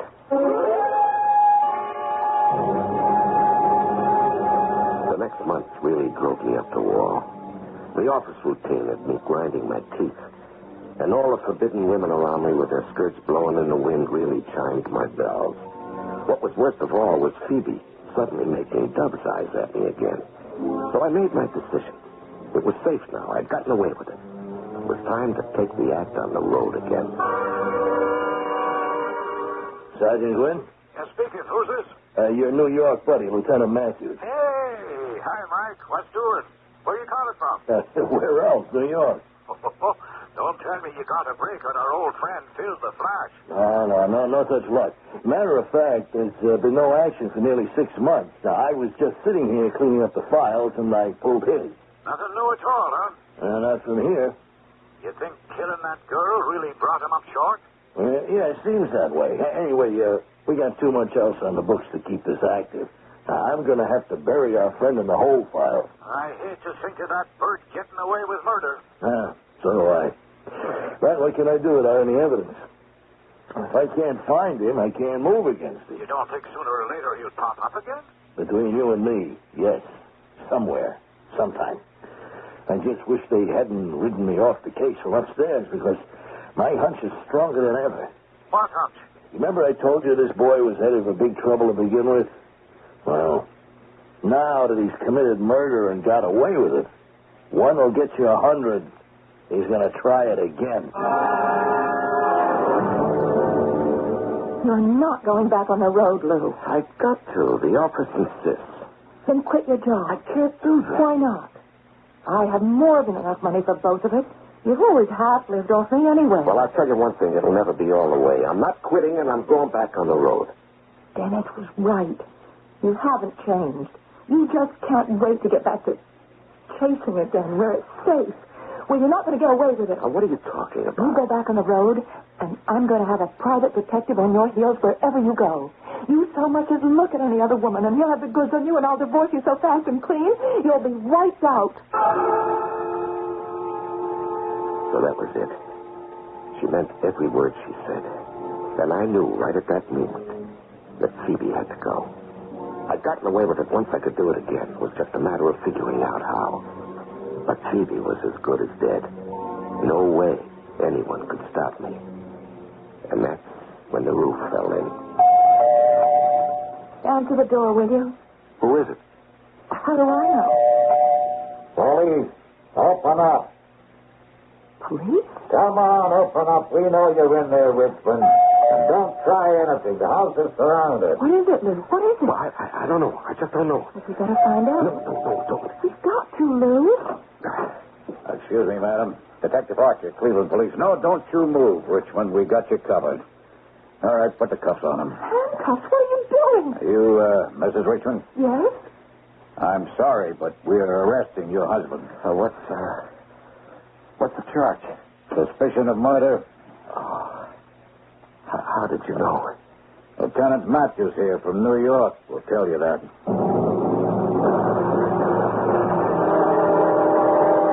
But I looked behind the high boy. So did we at the time. We missed it, too. Where was the wallet? behind the wooden backing.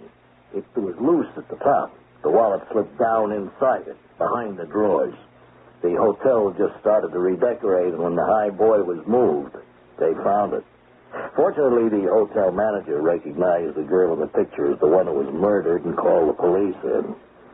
We get your name and address from the wallet, of course. Oh, murder. Well, that's exactly what it was, Mr. Richmond. And I'm sure glad we caught up with you in time to make sure you had no chance to do it again.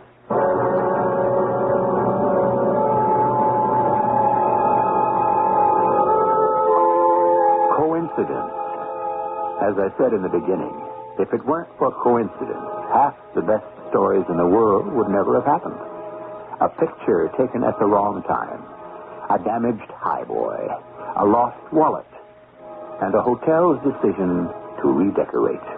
If it hadn't been for all of them, Lou Richmond might have gotten away with murder as easily as he did with his impersonation of the famous photographer. I'll be back shortly.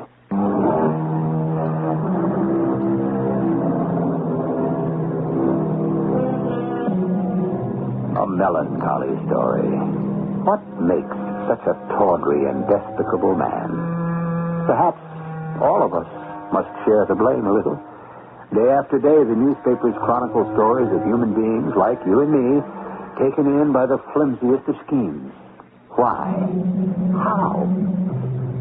Who doesn't, in his heart of heart, dream of being rich or famous or powerful? Of all the 7 deadly sins, greed is the most insidious. But of course, you and I will never be taken in. Or will we? Our cast included Larry Haynes, Marion Seldes, Catherine Byers, Earl Hammond, and Ian Martin. The entire production was under the direction of Hyman Brown. This is E.G. Marshall inviting you to return to our Mystery Theater for another adventure in the macabre. Until next time, pleasant dreams.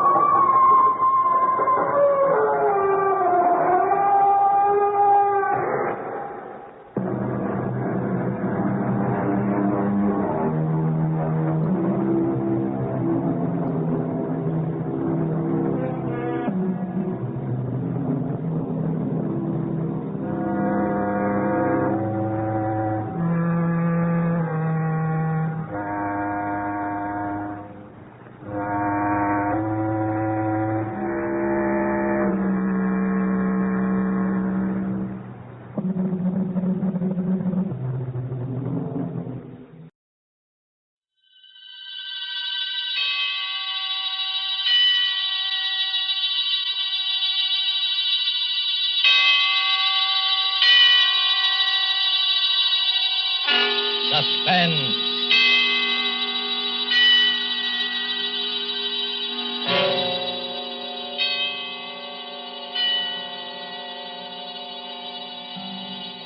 This is the Man in Black, here again to introduce Columbia's program, Suspense. Our distinguished stars tonight are 2 of the world's acknowledged masters of the art of suspense. They are Mr. Charles Lawton and Miss Elsa Lanchester. Mr. Lawton, who will soon be seen in the Metro-Goldwyn-Mayer picture, The Man from Down Under, is here to play a remarkable character created by England's noted thriller author, Agatha Christie. A mild-mannered character whose initials were ABC, and about whom revolved a series of savage murders, all neatly and alphabetically arranged. ABC was stamped upon all his belongings, those being his rightful initials. And ABC was stamped, too, upon the large railway timetable he always carried. But there was nothing so odd about that detail, since no traveler in the British Isles would dream of planning a journey without consulting this famous railway schedule, the ABC. And so, with the ABC Murders by Agatha Christie, written for radio by Robert Tallman and William Spear, and with the performance of Charles Lawton, we again hope to keep you in suspense.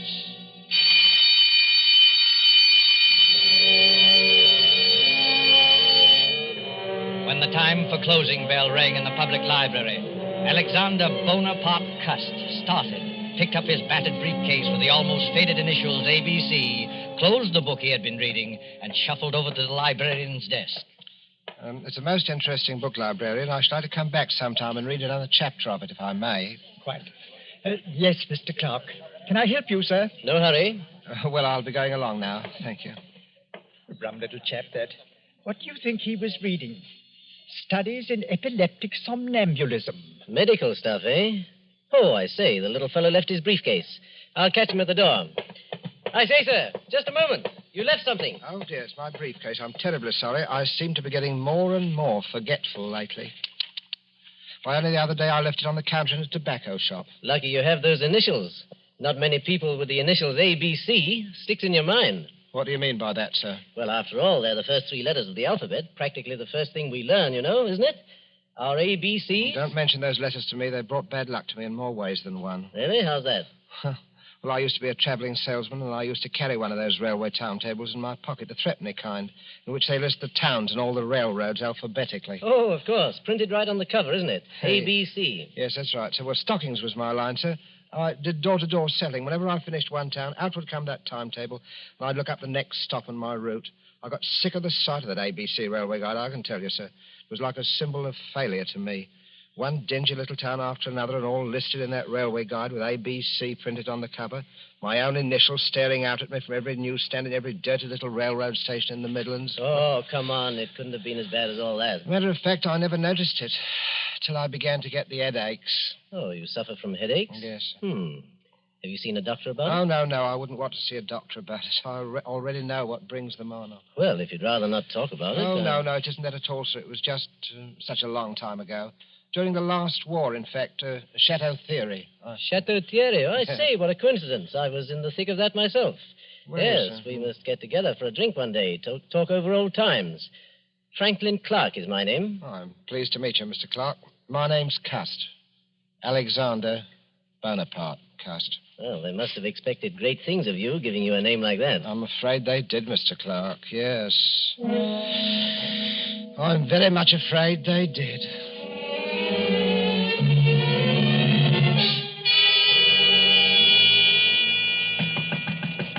Mr. Cast. Oh, Mr. Cast. Who is it? It's me, Mr. Cast. I've brought you up a spot of tea. Oh, it's you, Miss Marbury. That was very thoughtful of you. Oh, nonsense. You know, Mother dotes on you. You're her favourite lodger. In fact, why, Mr. Cast, you're packing your things. You're not leaving us, are you? Oh, no, I'm just taking a little trip over the bank holiday, you know. Now, don't try to deceive me, Mr. Cast. You're embarrassed. About owing us, aren't you? No. You needn't be, Mr. Cast. Really, you needn't. Oh, you are a nice girl, Miss Marbury. You really are a nice girl. As a matter of fact, I'm not going just for the bank holiday. I've something rather important, some very important matters to take care of. You know, it's very possible that my mother didn't have me christened Alexander Bonaparte Cust for nothing. Oh, have you got a position, Mr. Cast? Well... What is it? Well... Oh, come, Mr. Cast. You can tell me, can't you? Well, Miss Lily, I can tell you this much. I shall be travelling quite a lot. In fact, where did I leave that ABC railroad guide? Oh, yes, here it is. First stop, Andover. Andover? That's not very far. No, but I must be getting on if I don't want to miss that train. Now, let me see. Have I got everything? There's my spectacles and my overcoat, my typewriter, my walking stick. Did I ever tell you the history of this walking stick, Miss Marbury? It's a Scottish piece, very old. It's always it's antique. You know, they used to kill people with these back in the days of the old clan wars in Scotland. I wonder how many heads this one has bashed in. Mr. Cast. Oh, please, what a terrible way to talk. Yes, I'm sorry, Miss Marbury. I am a little bit surprised at myself talking like that. It must be my new job. It's gone to my head a bit. That's it. It's gone to me head. Have you got an aspirin by any chance? I've got an all.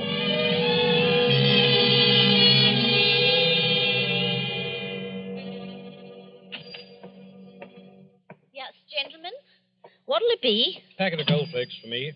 Yes, sir. And the other gentleman? 3 Havanas, the shilling cigars. Havanas? You gentlemen must be up from London. That's right. Is that your name on the window of this shop? That's right, sir. Olivia Asher. Been in business right here in Andover and right here in St. Andrew's Place for 20 years. All A's. Andover, St. Andrew's Place, and Asher. Funny, ain't it? It never so much as crossed my mind before. Well, Mrs. Asher, we're from Scotland Yard. We have reason to believe there may be a homicidal maniac at large in Andover. God, blimey. We don't want to frighten you, Mrs. Asher. For all we know, this may be just a practical joke. You see, we received an anonymous letter, typewritten. and signed ABC. ABC? This murderer, if there's anything in his story, is planning a series of murders. His mania seems to be centered on the alphabet. If he follows his plan through, his first murder will be committed in Andover, and the victim will be a person whose name begins with an A. The Lord help me, sir. You don't think... We don't think anything. Scotland Yard has taken its precautions. Oh, a woman takes a terrible chance. There's probably nothing to be alarmed about, but it won't hurt to keep a sharp lookout. Who's next on your list, Mackenzie? Next is Arthur Atwood. All right. Let's be on our way, then. Good day, madam. Don't worry. Thank you, sir. And good day to you, sir. A murdering lunatic in Andover, of all places. Yes, sir. What'll it be for you, sir? These? That'll be 1 and 6, sir. I said that'll be... Oh, no!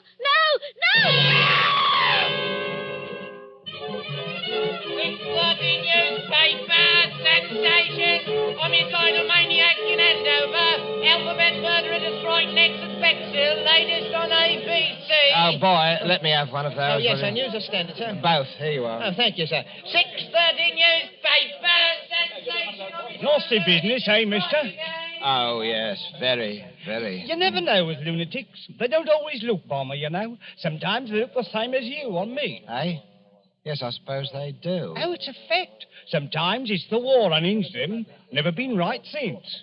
Yes, I expect you're right. You know, I don't hold with wars. I hope this will be the last. You don't hold with wars, eh? Well, young man, I don't hold with plague and sleeping sickness and famine and cancer, but they happen all the same. And murder happens all the same. They can't prevent them. I'm sorry, sir. I expect you had a rocky time of it in the last one, eh? Yes, my poor head's never been the same since. I get terrible headaches. Oh?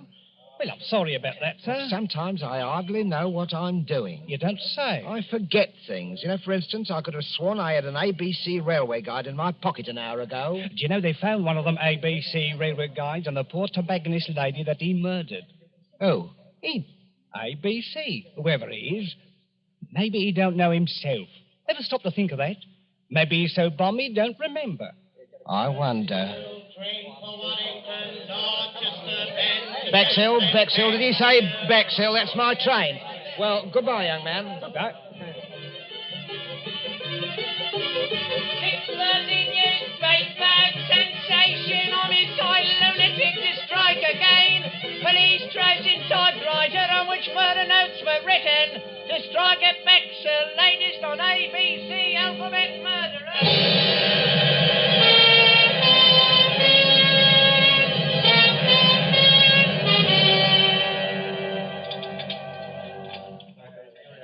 Your order, sir? Well, I don't think I'll have the ham. I'd ham for breakfast. Yes, I think I'll have the mutton pie. One mutton pie. Yes, sir. What's the matter with you? You're trembling, young woman. Is something wrong? Oh, sir, if you only knew. I have to walk home tonight after they close up here. And there ain't hardly a light in Benson Terrace where I live. Benson Terrace in Bexhill? Yes, sir. You're afraid of the ABC murderer, aren't you? He follows the alphabet, don't he? That was the way he done in Andover. Hey. And does your name begin with a B? Barnard's my name. Mary Barnard. Oh, dear me, Miss Barnard. Well, I don't like to appear forward. Well, anyway, I'm old enough to be your father. Would it make you feel easier if I saw you home tonight? Oh, you don't know, sir. You just don't know what it would mean. Well, what time do they close up here? 9 o'clock. All right, I'll wait outside for you. At 9 o'clock? All right.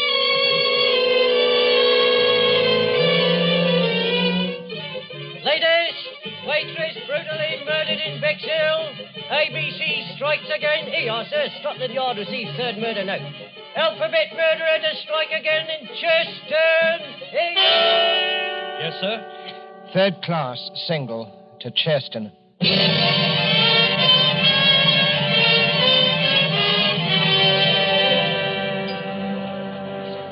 Give me a pint of half and half, please. Yes, sir. There you are, sir. You up from London, sir? Yes, I come directly from London. Ah, salesman? Stockings is my line. Rough going these days, what with rationing, eh? Well. It isn't my old friend Alexander Bonaparte Coast. I'm sorry, I'm afraid I don't remember. We met in the library, remember? Oh. In London. Yes, had quite a talk. Yeah. Franklin Clark, remember? Yes, of course. You'll forgive me, Mr. Clark. My memory, it seems to be getting worse and worse. But you must have come under better times, Mr. Cust. New briefcase, I see. Nice, bright, new initials? Well, I got a job shortly after I saw you, Mr. Clark, from Ballinger Limited. Stockings. It's my old line, you know. But to tell you the truth, I haven't been doing very well. Oh, those headaches again? Yes, the headaches. And the murders. The murders have upset me something terrible. Oh, well, you're shaking like a leaf, man. No. Hey, Jonathan, a brandy for Mr. Cust. He Thank needs you, it. sir. The trouble with you, Cust, is you're inclined to be morbid. I remember that book you were reading the day we met, stuff about epilepsy. Well, it might be epilepsy, mightn't it? What? Well, they discharged me from the army before the war ended. You see, I had a kind of a fit, you know. And Never had anything like it again, have you? No, I didn't have a fit again, just the headaches. I forget what happens, hours at a time. Do you know, once I was sitting in a station waiting room and a newsboy came by and I bought a paper from him, and it was all about that first murder in Andover. Huh. It said the police had got another typewritten note, Mr. Clark, and the murderer was going to strike next in Bexhill. And suddenly I realized I was in Bexhill. And I'd been in Andover the day before when the first murder happened. Well, how did you happen to go from Andover to Bexhill? Well, that's the way I'm supposed to go on my route, selling the stockings. I'm supposed to take the towns alphabetically. Oh, well, then it's not so surprising you should have been in Bexhill after all, is it? Just a coincidence. Well, the waitress in Bexhill there, I walked home with her that night, Mr. Clark, the night she was murdered. Oh, good heavens, Cust, you don't think you killed Mary Barnard, do you? I don't know, Mr. Clark. It said in that book that people who have had epileptic fits often do things and don't remember them. They even commit crimes. I said good night to her, and after that, I don't know what happened. The notes, those typewritten notes. Wouldn't you have remembered if you'd written them? I don't know. Well, now, I know a little something about psychology myself, Cust. And I'd stake everything I own on the fact that the man who wrote those notes was conscious of what he was doing. Do you really think so, Mr. Clark? Positive of it. Now, pull yourself together, man. Incidentally, my sister-in-law lives here in Chesterton. My brother is Lord Cameron Clark, and I happen to know she needs some new stockings. Oh. Pop over there in the morning, will you, and show the old girl your line? Huh. Here's the address. Might cheer you up to make a good sale. I'm sure it would, Mr. Clark. I'm sure it would. Well, good night, Mr. Clark, and thank you again for all your kindness. Good I'm night. sure, sir. Good night. Oh, wait a minute. You've forgotten something again. Oh, dear me, that's my typewriter. I shall certainly need that. Oh? Well, it's to type up my report to the Home Office in case I should make that sale tomorrow. Oh, of course. Oh, yes. By the way, Cust, better watch out. Somebody in Chesterton is going to be murdered tomorrow. Aye. Old ABC is up to the letter C, you know, and your name is Cust. Huh? Oh, I say, good heavens. Mine is Clark.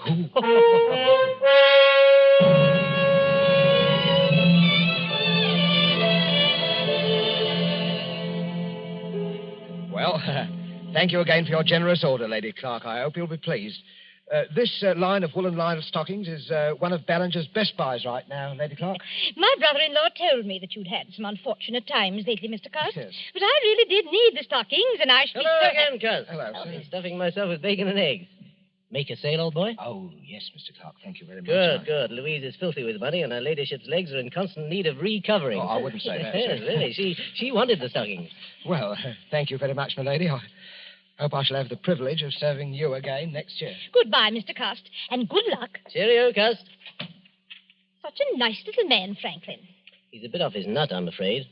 Last night he tried to convince me that he was the ABC murderer. His initials, you know. He has minor lapses of memory. That little man, a murderer? Oh, really, Franklin? Good Lord, what was that? One of the maids. Where's that girl? What's going on? In the master's bedroom, my lady. You better go with her, Mr. Franklin. Brothers, whatever are you doing here? Oh, my lady, the master, Lord Clark, is being murdered. Stabbed with a knife. He's all over blood. Murder? Oh. Good heavens. Why, look there on the floor. A railway guide and ABC. Take me out of here, Franklin. Oh, Louise, I'm sorry you had to see this. Oh, Cameron. My poor Cameron. Who never made an enemy in his life. The man who did this was a maniac. And I'm afraid I know who he is. He always carried a walking stick with a heavy carved handle. That's how the other murders were committed, with a heavy stick. But he wasn't carrying his stick today. Must have grabbed a knife up there somewhere to kill Cameron with. But when? Were you with him every minute? Well, I went upstairs to get my checkbook. It took me a little while to find it. That gave Cust his opening. Oh, to think that all that time Oh, no. No, I'll never forgive myself, Franklin. No, none of that now, Louise. The important thing now is to stop him before he can commit another murder. But what are you going to do, Franklin? I'm going to the police and see if they'll let me help. Let's have a look at this ABC railway guide he left beside Fort Cameron. Look here. All checked. See there? Andover, Bexhill, Chesterton. Each with a check mark after it. No. Oh, where's the next one? See? See London. He's through with ABC, he's gone home, and I'm going after him.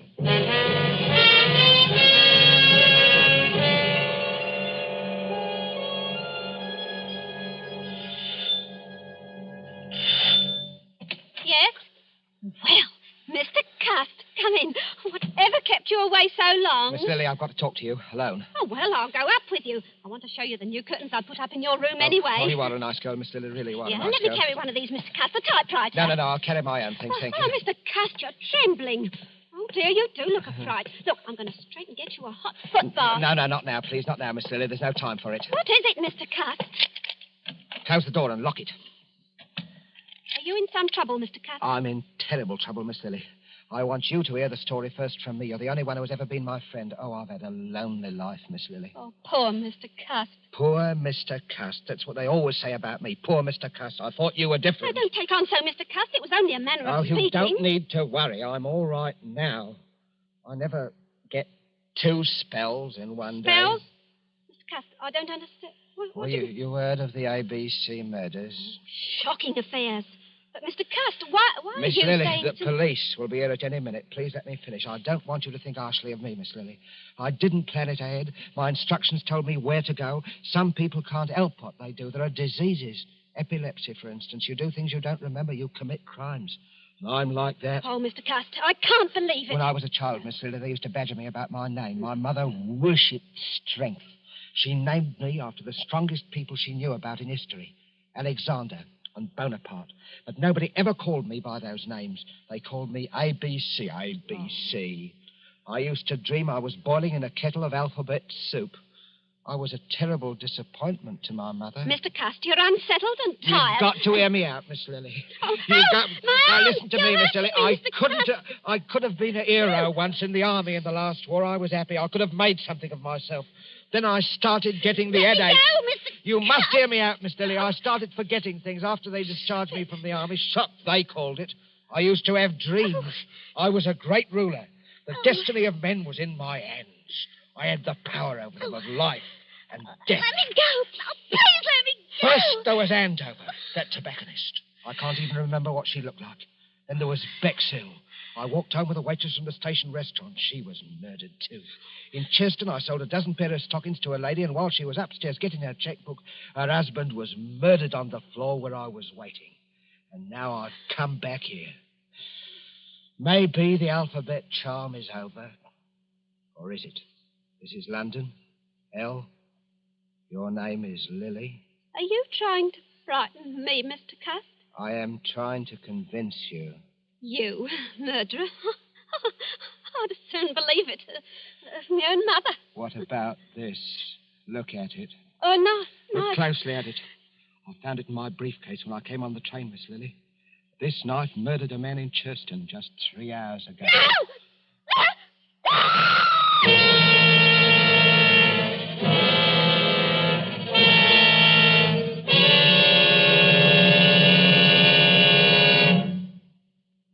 There, Miss Marbury, don't take on so. He's all handcuffed pretty as you please in the next room. But he was such a nice man. I still can't hardly believe it. Is this the knife he threatened you with, Miss Marbury? Yes. We just got here in the nick of time, eh, Crum? Hey, that's a wicked-looking knife. It's the Chesterton murder knife, right enough, Mr. Clark. No doubt of it. Well, let's take inventory. Typewriter. Checks with the murder notes. Walking stick. Same markings as on the heads of the first victims. And the psychiatrist's report says the murders were premeditated and the notes could not possibly have been written except by a person who was conscious and in his right mind. Well, that breaks down any idea Cust may have had of entering an insanity plea. Right. I think he'll sign the confession without any difficulty. Bring him in. Bring the prisoner in. Well, Cust, are you ready to sign your confession? I don't know, Inspector. A moment ago I was certain I must have done it. But why? That's what worries me. Why? Mr. Clark, why do you think I did it? You're wasting valuable time, Cust. I don't care why you did it. You killed my brother, and I want to see you hang for it. I don't care how balmy you are. You ought to be ashamed of yourself, talking to our Mr. Cust in that bloodthirsty manner. I don't know what's getting into the gentry, I'm sure. He tried to murder you, didn't he? Well, he couldn't help himself, poor thing. He's been terribly upset of late. You are a nice girl, Miss Lily. You are a nice girl. Really. The murders were willful and premeditated. They couldn't have been premeditated, Mr. Clark. Why do you say that, Cust? Well, because I didn't go to any of those places of my own choice. I had my instructions from Bellinger's Limited. And those instructions were sent to me after the police got the warnings of the murders that were printed in the papers. There never were any such instructions. We ransacked all your things, Cust. There wasn't any letter of instructions, was there, Inspector? No. Oh, yes, there was. All right, we'll ring up Ballinger's. May I use your telephone, Miss Marbury? Oh, certainly, Inspector. The number is Regent 3313, Inspector. Oh.